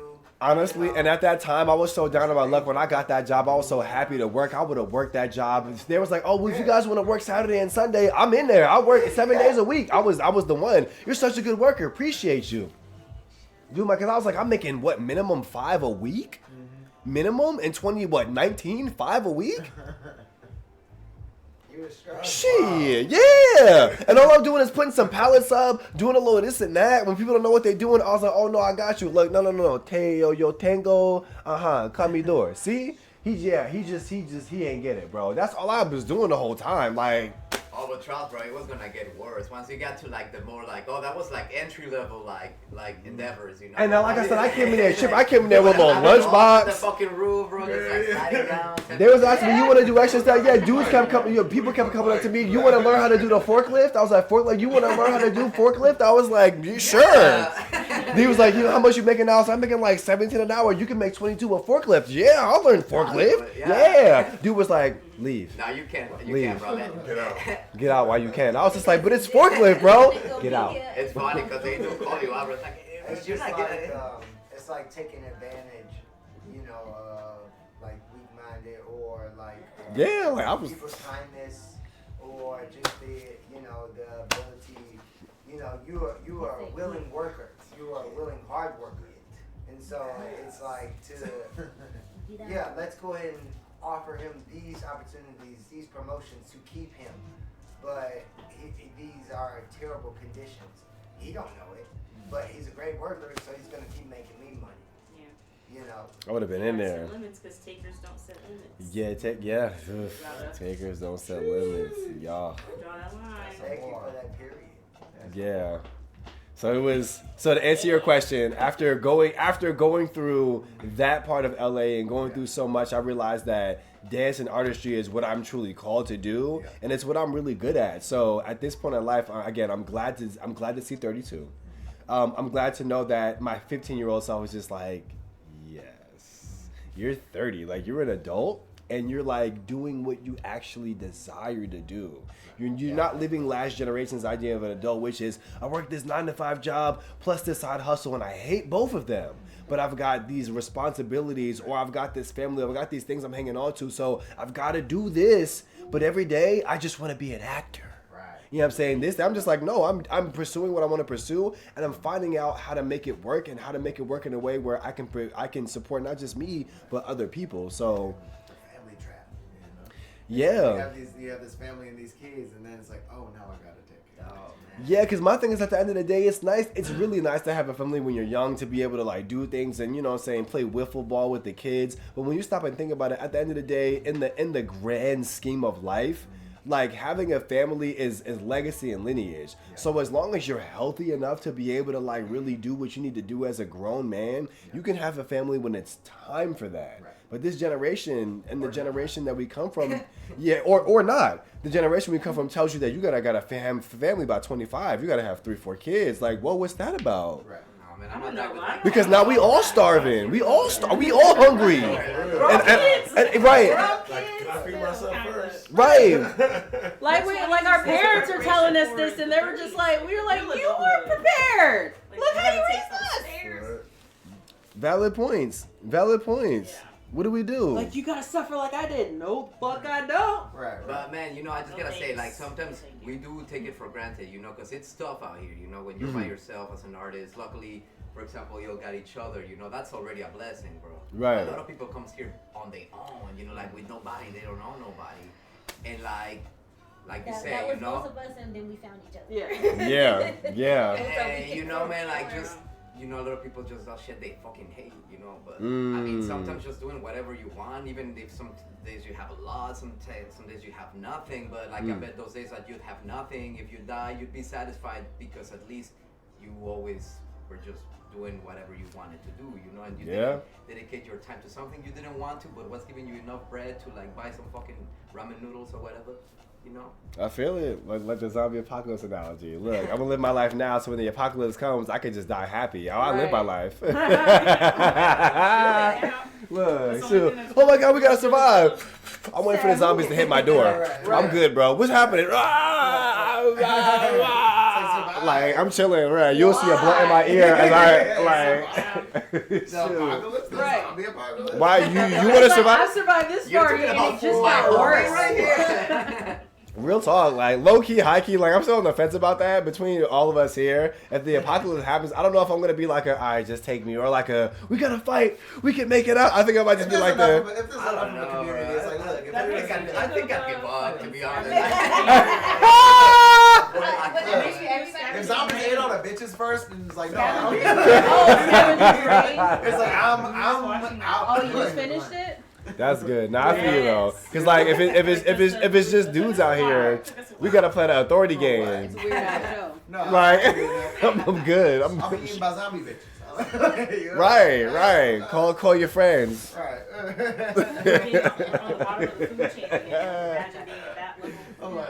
And it Ooh, really I didn't think about it like that. what kind of zombies I didn't think about it we're like that. talking here. You know, are they slow walking zombies? Oh man, you know, actually, Are they World War Z? Because if it's World War Z, Were they like running after like or I sprinting? Am Legend zombies. No, that's a good point. I think LA Ooh. zombies would be dumb. It's a as wrap. hell. They'd be It's a like- wrap. Can I tell you? So you talking about that? Like so, because I brought that shit up. Some crazy shit that I've been thinking about was, so we understand how to kill zombies is like to Sever the spine, you know what I'm basically, the saying? brain stem. You know, Right. right. Oh, it's shout out Attack on Titan. Hey, come on now. Hey, look, we plotting. That shit crazy. So good. So good. It is so good. I be stressed out. I was like, ain't none of y'all hoes loyal. Got it. You can't trust no one. Oh my goodness. But like, I was just thinking in my brain, like how there's this the shit that they put out in movies or that we see is stuff that's already out. Yeah.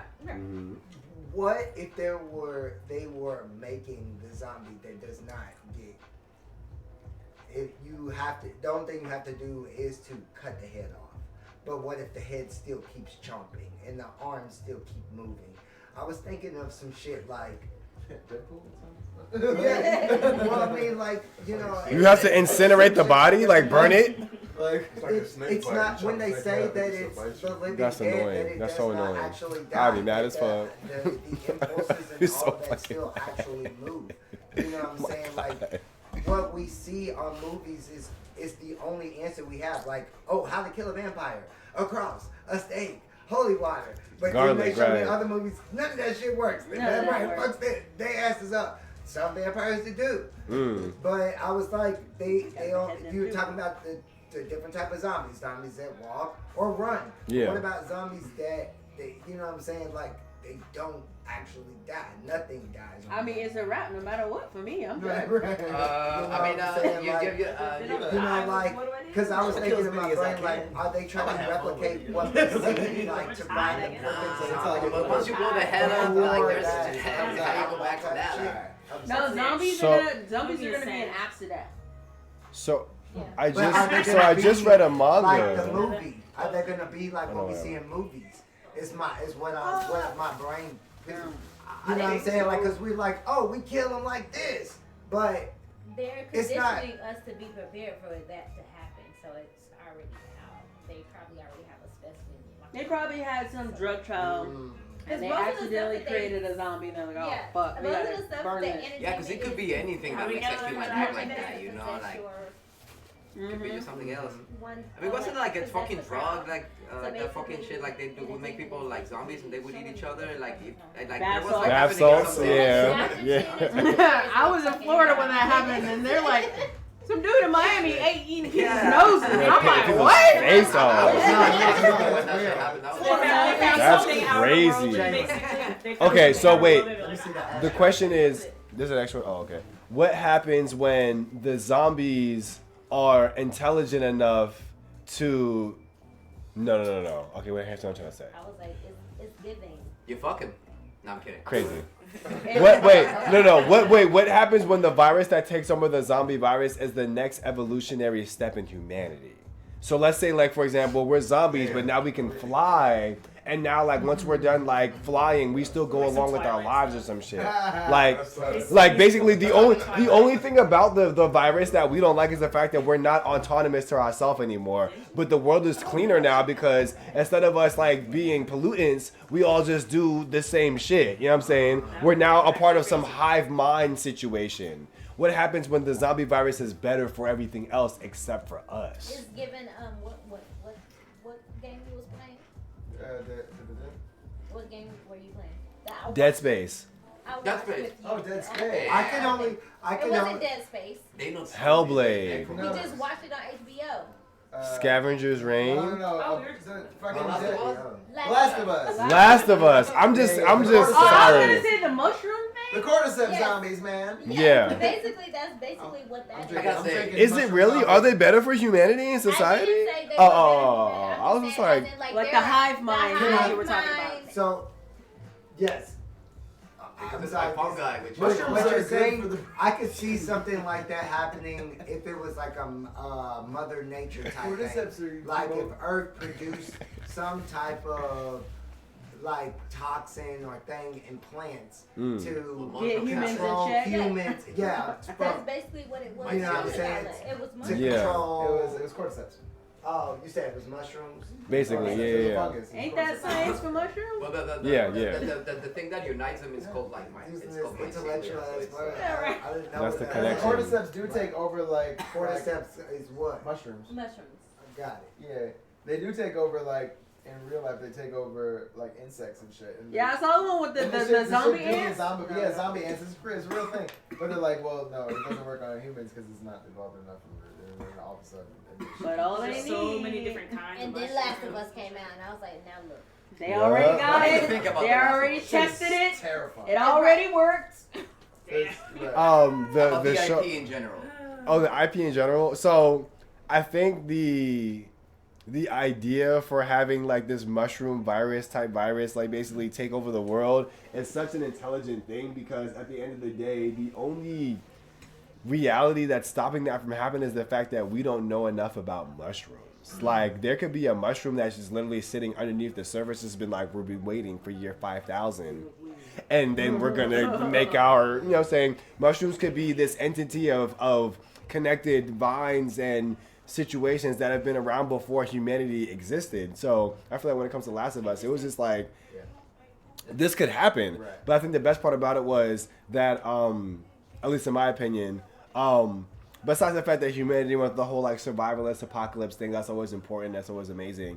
The evolution of the different like types of zombies, like what their powers were becoming, like what was happening at first. The majority of the cordyceps were like, oh, if you're like around in like the vicinity, we'll see you. Then it became take the eyes away. Now we'll hear you. Take the ears away. Now we'll smell you. It's like the deeper it gets for each zombie, like the less things, the less human factors are available. So I was just like, what's the ultimate killer? Like it's just like a stick or so like that was my question for Last of Us.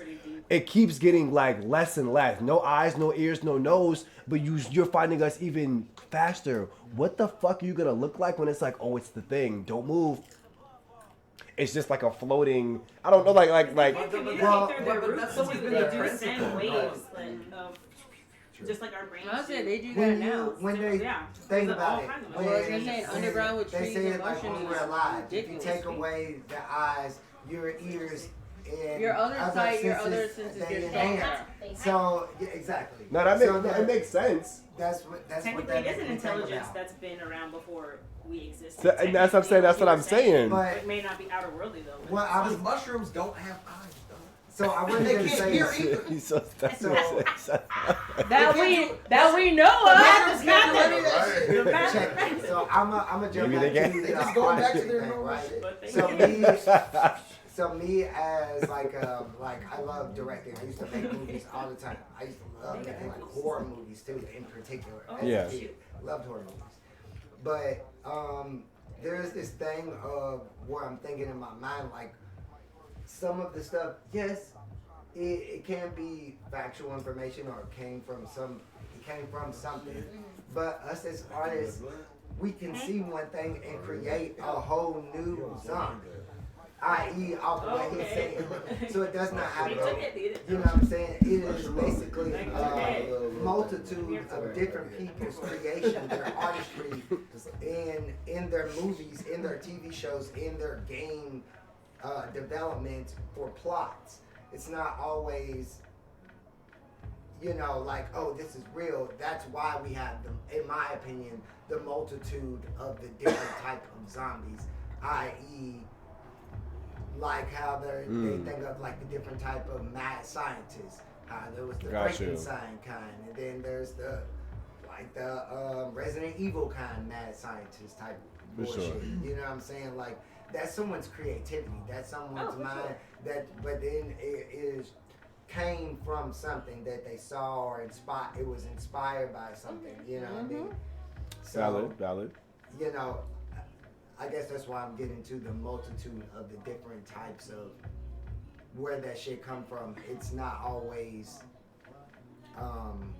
what we see, but it's the artists. You know what I'm saying? Right. To that artist conversation we were talking about, like right. we create that shit, motherfuckers. And then to go even further, fair. Some people, like how they were saying, there are certain people who aren't artists.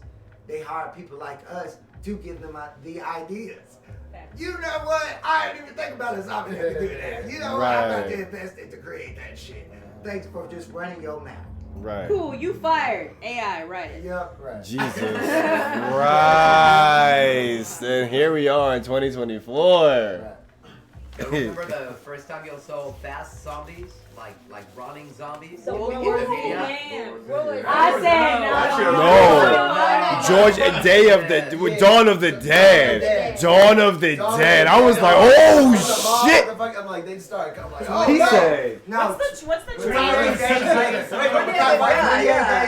Oh, 28 days later. Oh, training. You're right. 28 days later. 28 days later. Because the Dawn of the Dead remake was after 28 days later, right? I thought Dawn of the Dead remake was before 28 days. I could be. Let me look it up. I could be wrong.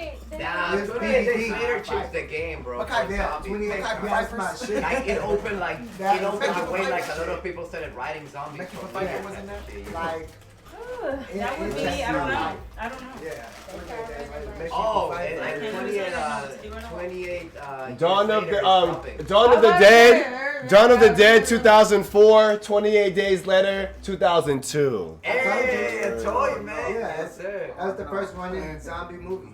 What that I saw. Yeah, that's it, bro. That's the first Bro, time that was like, oh shit. 28 days later scared the shit. Yeah, I think Dawn of the Dead resonated harder because it was like it was in a U.S. looking town, I guess. It was in Milwaukee.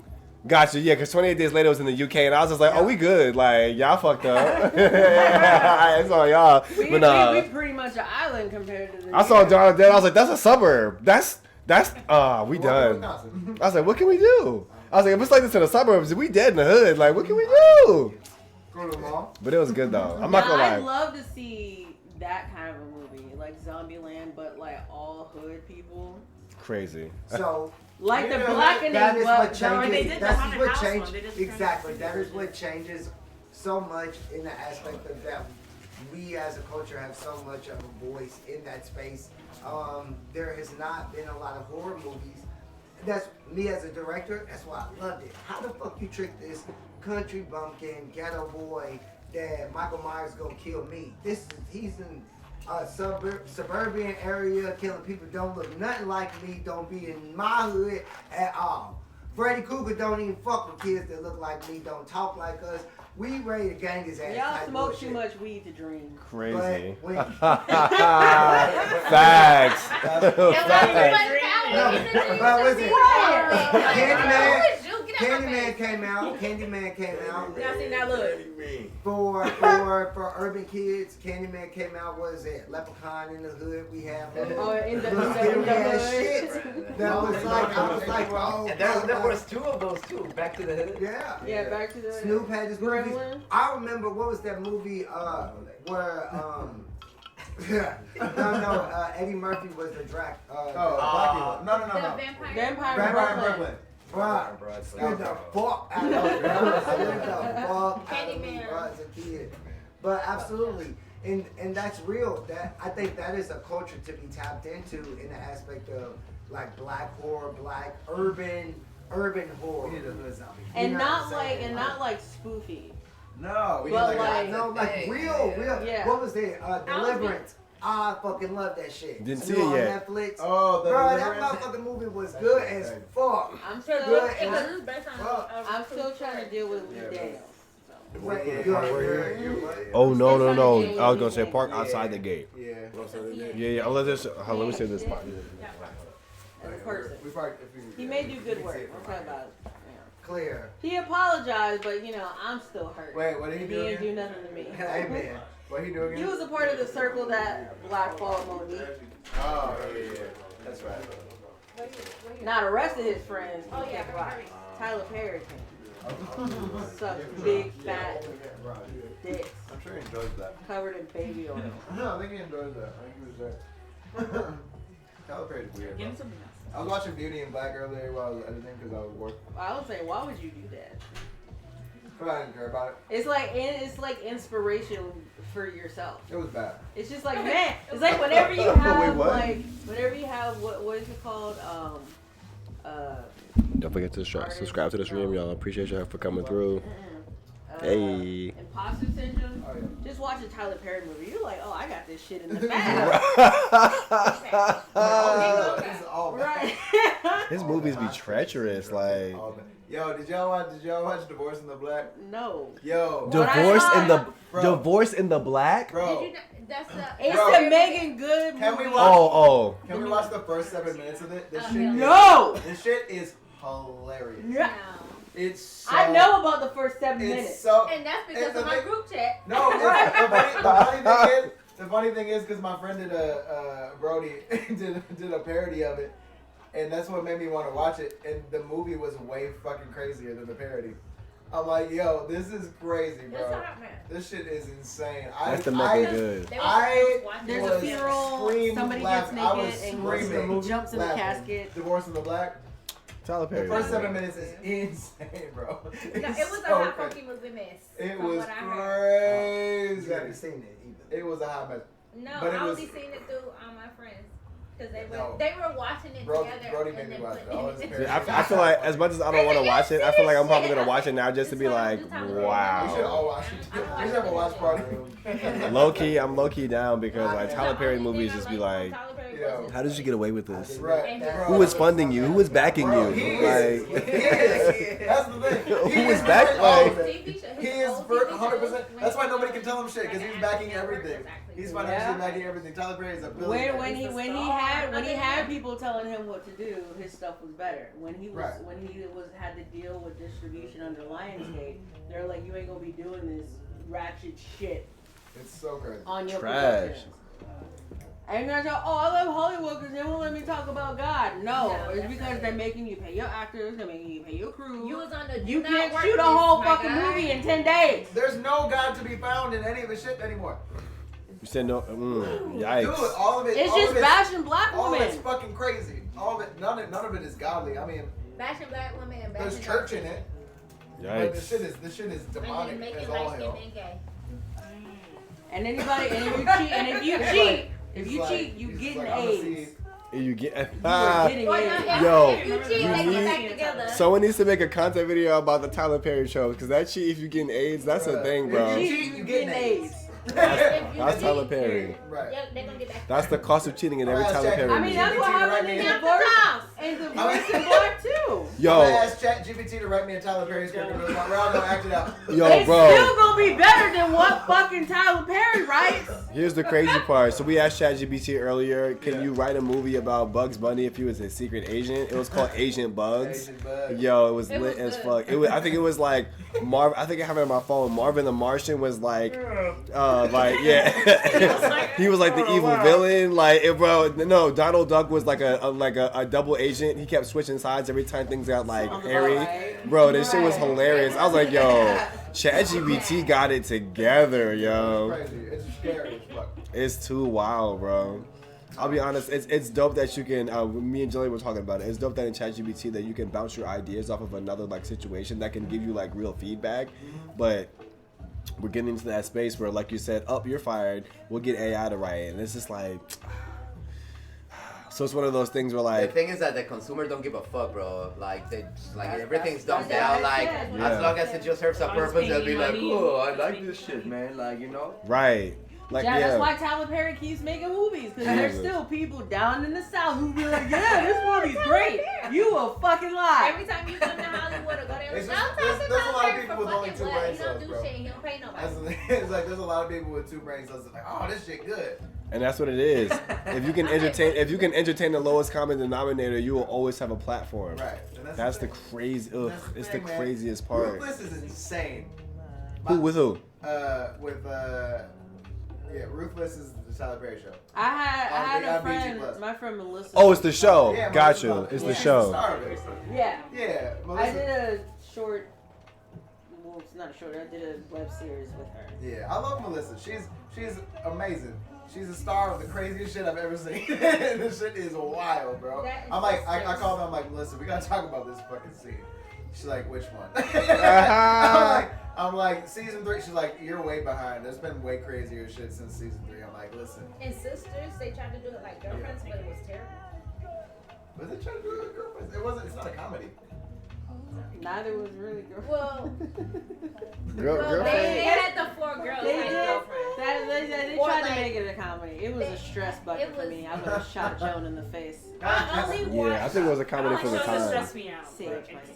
My girlfriends was like, it was like a high stress, highbrow like comedy situation. Like if you were intelligent enough to understand it, it made you laugh. But if you weren't, you were just like, Like Joan is okay. a terrible friend. What? Yeah, you were just like, this is, I guess this is life. It depends on the show. Like From kind of stresses me out. Yeah, no, but she was in it. But that's a horror show. That's different. If everybody was, oh my god, I was like, y'all really? Like I watched a few episodes of not General Hospital. I'm like, what's the other one? What black woman in Not it? ER. Grey's Anatomy. Grey's Anatomy. Oh, that's crazy that you picked up on that. Because you know what to say. It's stressful as fuck. I be like, Monica, get this shit off the TV because this is dumb. That is funny. dumb. Grey's Anatomy, yeah. I haven't watched it since season 5. Yo, when I tell you, 58. in college there was a point where I was just like, you know what, I need something consistent to watch. I watched up to like maybe like season 13 or 12 or something. I was just like, this shit is a lot. Grey's Anatomy. I was like, this shit is a lot. Yeah, I was just like, what the fuck? But I realized I could get way more entertainment by doing manga and anime, bro. Like as much as I liked it, like if you just like searching like psychological, I'm like, oh, I could be here for days. Like what? Like again, I could be like manga is like Silent Hill, anime like Silent Hill, and it'll just pull up a whole bunch of things. I'm just like, oh, I just got done reading a manga about this kid who was being bullied. Oh, bro, it's crazy. This kid was being bullied in like elementary, middle up into high school by like this one specific kid and these 4 specific kids. So like he was being bullied so bad to the point that like his mom, his dad, and his little brother were like on the mountain road, and the kid who was bullying him with like one of the bullies were like standing looking at the kid like the parents' car, and he was just like, we gotta like knock the car off the road. And one of the kids like, yeah, whatever you were saying. He was like, all right, and pushes the kid off the cliff. He falls in front of the car. The parents drive off the cliff. And like the kid's like, he's like, you see him just laying on the road. He's just like, yeah, whatever it takes to like, you know, make shit happen. And then so the kid's just standing there looking at the kid crippled like on the ground. The car is like in the ravine now. The mom, dad, and the son's in the ravine. The kid at the top goes all the way down. And then like burns everyone in the car. Like they're all like in the car, like he just burns them. And then from there, like the kid who's been bullied, his whole family's dead. The rest of this manga, he one by one is just getting revenge. And I'm just like, this is the stuff that'll make anime for. This is the stuff we need to make anime for. Because at the end of the day, I would come back and just watch this little revenge story. I'd come back every week to be like, all right, so what's happening? How are we doing it? That was the one kid. That was the other kid. But like it was quite a story. So I just wish we got more grounded in like this is how someone would. That's fucking crazy. Yeah, this is how someone would actually. We're gonna bully him so hard, we're gonna kill his family, kill his whole lineage. And so, Ancestors. but that kid, his whole thing was like, I want to be the first murderer who murders without a reason. And he was like, I have no reason to hate this kid. Like, I don't disrespect you. I don't dislike you. I just want to murder somebody. So I'm gonna take care of like your family first. I'm gonna make you go insane, and eventually I'm gonna make you like kill yourself. That's what we're gonna do. The kid was like, instead of killing myself, I'm gonna turn around and like get all of y'all. And when I tell you he did, I was just like, oh, this is the shit. What the fuck? We need. But like I said, like I feel like we live in this world where people want to tell those kind of stories, but it's always like, I'll do it because my wife died, or because my dog died, or because my son died, and it's like we go as far as like, you'll never kill again, and that's it. I'm just like, but like real talk, I feel like there are some people who are just like, you'll never kill again, and anyone who looks like you is dead, and anyone who breathes like you is dead. Like there were people who like real life. Remember when he was like looking for black people to get killed? Remember that? Yes. You know, did you see that episode of Atlanta where he cameoed? And I'm like, why did you do this episode? Hey, look, sometimes it's good for business. Well, but you would think that he would explain, but he just kind of doubled down on it in like a way that was like, wait, I thought you were gonna like, cause I was like, you know what? It was a long time ago. He learned his lesson. He apologized, and then he did the episode of Atlanta. I'm like, well, why would you? Nope. Why would you say yes to this? Good for business. Yeah, that was crazy. Good for business. That was for not him, not for him. I was like, that did not look good, but that was in some spaces. I'm pretty sure I did in some spaces, but I agree though. It was kind of wild. It was definitely kind of wild. Honestly, I'm over here. Yo, Law Abiding Citizen was such a good movie. That movie is so good. It's so like, it's so crazy. And honestly, I'm not one to pick the best actors as far as like who should have played what role, but Gerard Butler is a good choice. Great choice. Great choice in that movie. Wait, have y'all seen Law Abiding Citizen with Jamie Foxx and Gerard Butler? Okay, so I don't want to ruin the whole situation, but very long story short, this guy basically, he gets attacked wrongfully, right? And the law basically like, he doesn't get it. He gets attacked, but their intruders murdered his wife and daughter. Right. Yes. Yeah. And it was a whole situation. You're thinking that like when it goes to court, and you know what I'm saying, these guys are going to jail. Very long story short, you know what I'm saying, so y'all can watch the movie. The system fails him. So he dedicates. Yeah, but I mean like it fails him in a way where it's just like no justice, like none. Like you're like, you know what I'm saying, it it almost feels like you let it happen type energy. Like it's that bad. Like you let it happen. Like so not only does he go for the murderer, but then he fucking goes for everybody that was responsible for getting him out in the first place. Lawyers, judges, everybody. Like the driver, everything. I mean, like, and he like takes the time to figure out like ways to make sure everyone gets caught up in the situation. And it starts with like him going to like what is it, like a hearing or something, and they're just like, I think they have like a conversation about like basically like, are you like, I don't know, like are you like what is it like sorry about your crimes and this, that, and the third, and he's talking back like, no, like this only happened because the system is working this way, and like all I did was like, he's just saying like, well, because he kills the murderer right away. Yeah, 100%. Mutilates his body in a very fucking sick, twisted way. They're not here for it. They're not here for it, and they're just like, oh, well, you're going to jail, and and he's just like, well, I mean, at the end of the day, like if y'all did y'all job, I wouldn't have to do what I did. You know what I'm saying? Like at the end of the day, yeah, like it's just like he really just like busts the whole system down in front of this judge and in front of like the lawyer and then this whole court. He's just like, so this is what it is. Y'all are gonna take me to the cell, and for sure, next few scenes, while he's in prison, people just dying. How's he doing this? He's not doing this. He's in cell like he's in the cell like. How can I do it? I have an alibi. You got my hand. I'm cuffed. I'm in the cell cuffed. Like, what do you mean? Like, it's you. How? Like, so good.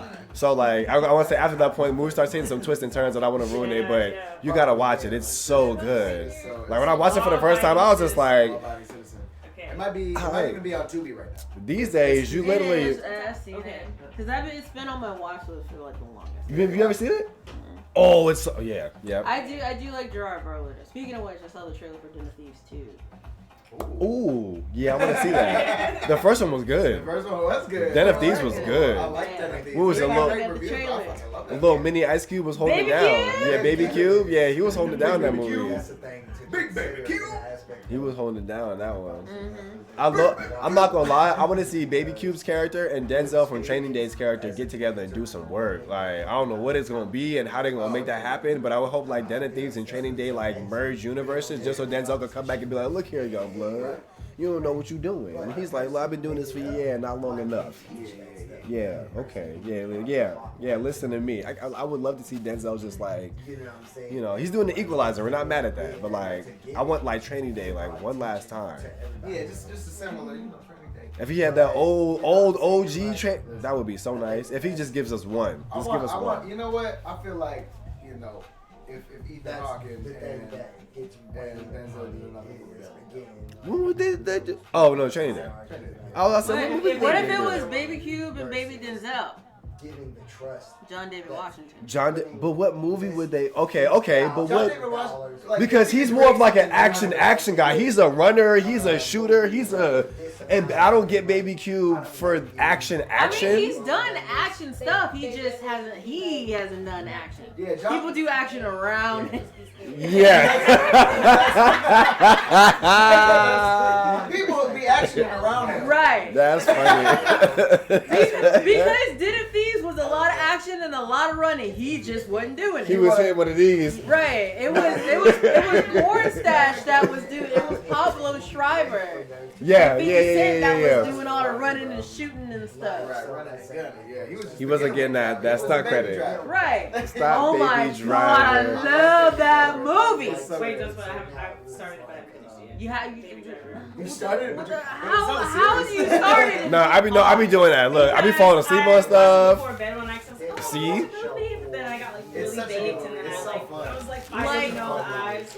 I am such an Edgar Wright fan. Like back when he was doing shit with like Simon Pegg and Nick Frost, but like to see him write and direct this and how he integrated music so seamlessly. Yo, the gunshots, the fucking everything. It was Right. So, it was so fucking rhythmic. So, because I'm really particular with like sound. So it really helps me engage with the movie to have the sound integrated so perfectly. It's a really dope music. People's movements, and it's really good. Yeah, Baby Driver's a really good. Yeah, and there's Jamie Foxx in it. He's always a wild card. Have you gotten to the Jamie Foxx part? Okay, I thought you guys were talking about this movie called Baby Driver. Yeah. Wait, he said music video. It's just The entire movie's like a music video. Oh, okay. I'm weak. She's like, wait, he said music. I was like, wait. Yeah, it's that one. No, that one. But if you haven't gotten to the Jamie Foxx part, I will say no more. Okay, for sure. I'm like solution based. It's good. It's good. You should finish. This is Mike Myers. Oh, Mike Patrick, he just sent me something. So they actually did want to get the actual Mike Myers from Halloween, but they couldn't get the licensing for the fakes. So they called up Michael Myers and he said, "Go for it." So they were able to get the Mike Myers Austin Powers. That's amazing. It's like this is Mike Myers. It's Austin Powers. No. He's like the Michael Myers mask. And I was like, I was like, I am Yeah. so glad that happened because that's probably one of the funniest scenes in that it movie. It was so good. It's like, You need to finish. who doesn't like hats? So you can get where we at. Yeah, Beard Driver was good. I do know who Mike Myers is, so that's funny. That's if they couldn't get Mike It was in the Myers. trailer. Okay. Yeah, there was in the trailer. That's I facts. It don't know that. was. I remember that scene. But it was a really good cast all around. Yeah, it was fun. And I usually hate John Hamm, but I like John Hamm in that movie. I don't like John Hamm. You do. John Hamm from Mad Men. Yeah, you don't like John Hamm? Word, I okay. gotta say, if of the things I've seen with him in it, I like him. Thank You for Smoking. Yeah. I haven't seen that. I think Driver. I haven't seen a lot. John Hamm is best when he's in that like 1960s but to 1920s. But like all like I think like him in Bridesmaids. I didn't like him in I think if you see him in Mad Men and like watch like one full season, he's really as Don Draper, he's a great character. He gives that like all American. Technically, you really don't know what you're doing, but everything about your energy says you do. Great at that. He's great. He's great with that on camera. That's cool. No, he's talented. I just like sometimes I just hate him in space. No, definitely hateable. Definitely hateable. I'm like, he's got the most punchable. You gotta watch Mad Men. You gotta watch Mad Men. You'll be like, oh, this motherfucker. Yeah, you gotta watch Mad Men. I don't like him.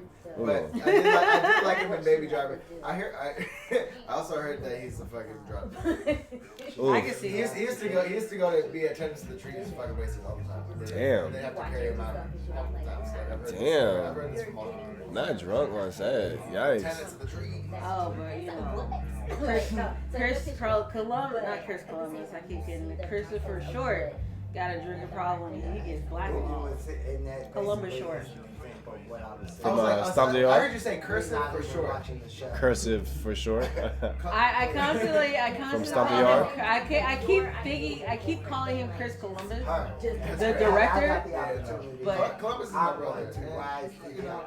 I love Columbus, and sometimes he drinks too much. Sometimes it's not good. The thing is, when he drinks too much, his mouth gets disrespectful. Oh, that's probably what it is. It's probably not the drinks. He just hasn't been hitting. It's probably just the mouth. I'm weak. He just hasn't been hitting. Not hit enough. He's a Virgo. Yeah, they gonna say what they gotta say. So yeah, you just gotta pop him in the mouth a few times. Valid. That's what I'm saying.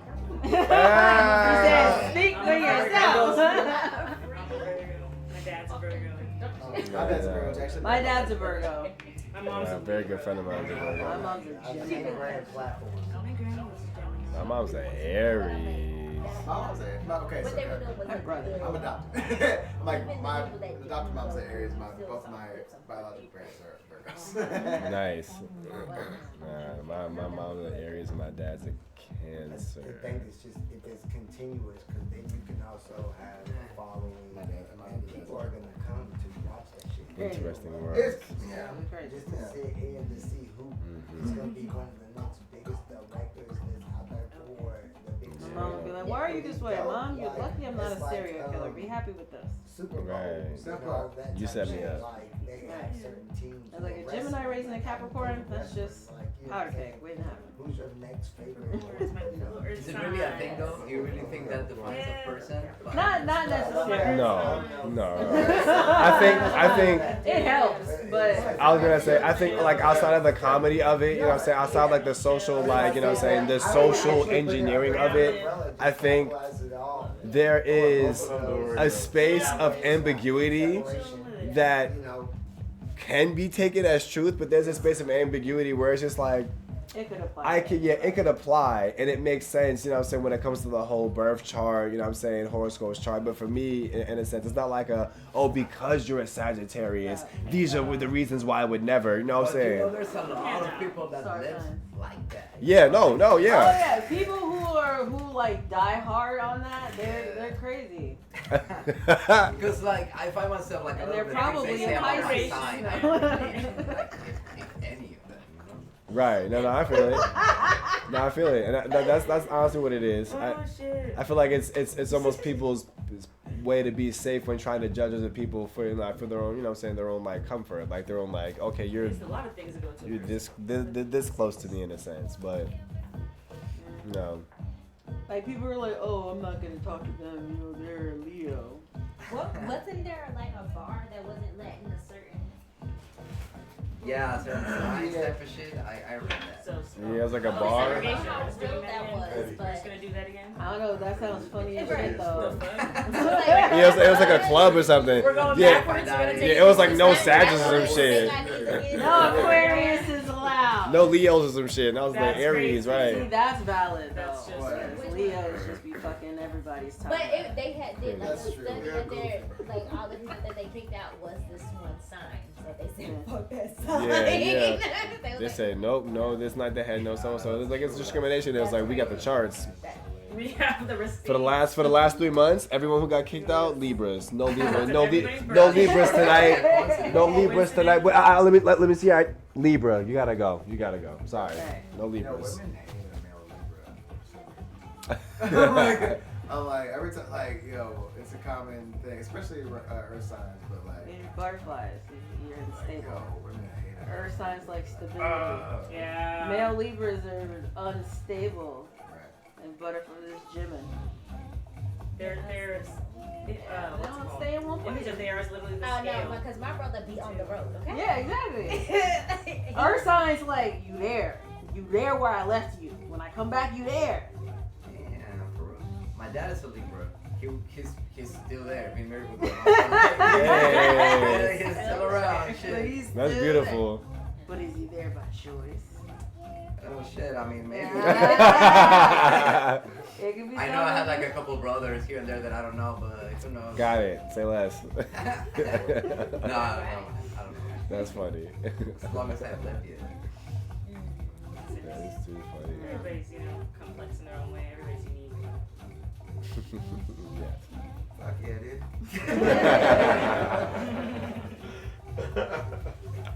Yeah, that is funny.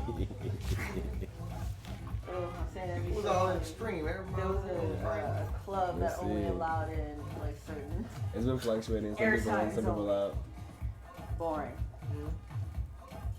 I know. Hey, the homie Empress Aaron. Pisces, no. What's going on? I think Aries. What's up, Flo? Aries is an air sign. Aries is a Fire sign. My Aries mom are is a fire Aquarius. sign. Aquarius. Fire sign. There's one on the air. That would be too literal. That would be too literal. Yeah. Aries is a fire. Right. Aquarius. Why would it be a water sign? Right. Why would it? See, right. Air sign. That doesn't make any sense. It's like Air sign. No, it's not how because we do things wet, but around we here. still dry though. You know what I'm saying? We air dry real fast. Technically, air Aquarius signs are always water trips signs. me up. You know, some water vapor. Because we're water bearers, Exactly.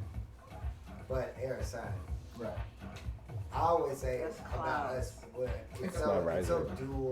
dual purpose. And for fire signs, we can fuel your fire or we can put it out. Yeah. You know, same, the fact that we are water bearers is the same, you know what I'm saying? The fact that we are compatible with Geminis, who they say are like Crazy. you know what I'm saying? Empathy, duality. Right. Whereas mentality is quirky, unique, and it gives people the right to, we give you can be whatever the fuck you want to be. I'm going to be who the fuck I am. You know what I'm saying? It is what it is. You know, it don't have to bother me, but don't fuck with me. You know, it just, we'll, you know, we'll fuel it or put it out. You know what I'm saying? Or, yeah. We could be friends with a fucking Or, demon. Aquarius? Yeah. It's crazy. It's just like, look, as long as you're cool to me, you know what I mean? And then y'all will disappear. Yeah, we do that. Fuck yeah, we do. We will pretend that you did never existed. like you. That's even with your friends though. You will disappear. Yeah. You be like, hey, how you doing? Yeah, that's why earth signs don't like some, it. you know, we gotta isolate sometimes. Yeah. Yeah. But it be for good reasons, or you just cause you want to. Yeah, You it's talking like, about air signs or energy. Aquarius? Aquarians. Like y'all were like, where you been? Oh, I just been where I been. Like, Facts. I used to date. I've just been And then Mimi. Oh, okay. Yeah. Yeah. Cause she would get the fuck out. I'm like, bitch, where you at? Oh yeah, I just been here. You know, I've been working. You gotta be okay with that. I love that. I got a stereotype for us. Crazy. So like, for Aquarius, I say the only way you can tell the difference is through conflict. Like, so there's 3 times. The beginning through the 25th, they're more, if there's an issue, they're more able to converse with you. The 26th through the 1st, they're more closed off. The 2nd to the end, they're more verbal. They're gonna tell you how they feel. You know what I'm saying? depending on your birthdays for Aquarius, I would say that's the only difference in us. We're gonna view people the same, but when it comes to conflict, we respond differently. Because I don't associate myself with certain Aquariuses when they had those situations. Yeah, that's just me. You know. But yeah, I've kind of noticed that. December Capricorns are bitches. Damn. Where'd that go? Yikes. Just so we're clear. December Capricorns are black. And January Capricorns are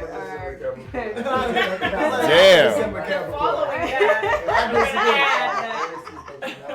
It's like my best friend and my roommate are both December Capricorns. I think January Capricorns are very, very controversial. I don't know. That's what I don't really. It's just I think I fuck with them from January Capricorn. All my close friends just like stubborn. They're just kind of sometimes can be just stubborn sometimes. Most of the time, it's a constant thing, for sure. I find it hard to believe. I'm okay with that. I can work with that sometimes. But that just means we stand on business. Well, if the We No, stand. exactly. I don't think there's anything wrong. We with stand it. on You say, business. like, you know what? I just We don't mean wanna what do we that. say and say what we not mean. a little bit of truth in Nah, there. I like respect that. It's not good. But she's January so much ever since we're I'm We ain't January. bitches. Huh? It's like we ain't bitches. But like because Like, I don't know why you thought it. back to that. I know, I guess. No, there's this Respect. I like what's your Capricorns. sign? I You jog. said I Capricorn. Like one of those things, You're like a January an old man with a Yeah. fist up, like That's what my mom December. We're January Okay, what? bet. Crazy. Yeah, I can see he's talking mad My shit. close friend is too. No, there was just this meme that goes around in this We Are Capricorn group every year, and it's always like, there's always like there's always like somebody who's like standing up, like shooting with like two guns, like and then there's somebody in the counter like and then like that's the December Capricorn, and that's the January Capricorn. I was like Damn. See, because my friend is I don't agree with December. that. Lord, how she do with her kids? I be like, Lord, don't kill them. See, I'm wondering if it's like not comparing them to other signs, if it's just comparing them to January Capricorn. Like between the two. Are you January Aquarius or February Aquarius? January. My grandmother was a January Aquarius. Come on, man. My grandmother was a February 29th Aquarius of sounds January. dangerous. Yeah, they are. A February Aquarius sounds super crazy. Like, what? Whenever somebody's They like, just don't oh, hold you're back crazy, the I'm like, truth. no, that's February. They just- Like, no, baby, that's February. Don't worry about it. Me, I'm cool. But no, I like Capricorns all around. We're the alpha and the omega. Like a February I used 7th to say birthday? Female January Capricorns are bitches. That's Yeah. Female? They're strange, man. They're different. Yeah. I mean, She was like, I just was raised by one, so it was just like, Like yes and. you know, I can understand. Did you get any love? At times, yes, I did. At times. We got pockets. Absolutely not shit. Pockets of affection for the spawn. No, well, no, it was great because like when old boy was talking earlier, who was sitting in that chair, he was talking about his African parents and how old they were, and I was like, I'm probably older than you, but my mother had me at 15, and so like the way we were raised and how we can have this conversation, our journeys to be here at this present time, regardless of our different types of upbringings. You know what I'm saying? Like that was the thing. Like she was young too, so I can put it on her, but then I'm like, you know, it's kind of she was starting off as like my sister, so you know, at the end of the day, like I can understand female Capricorns in so many different perspectives, if you will. because From you at got that to see age, her like, grow. adolescence, Grow up, yeah. yeah. Ooh.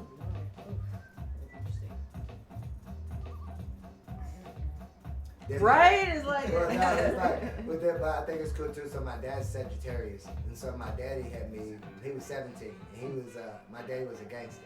He was in the gang, and my parents. When is his birthday? December 2nd. He's in the beginning. And I feel like I just need a whistle for it to be it's Carnival. crazy. Like when you like understand it, I see both of their signs. Like my dad's very strong, stern. He speaks his opinion. He's very intellectual, open-minded.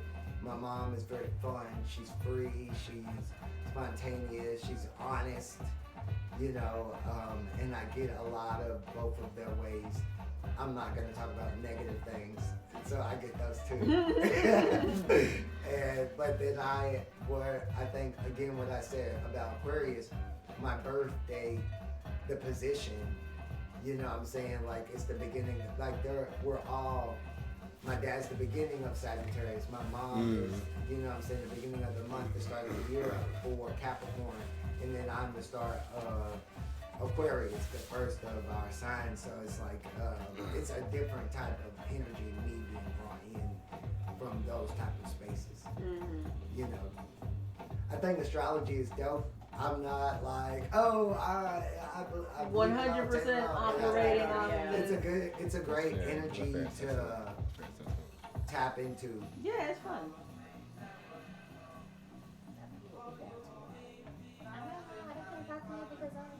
Yeah, I think, exactly. That's how they get brought up. I like psychology. I'm not like that.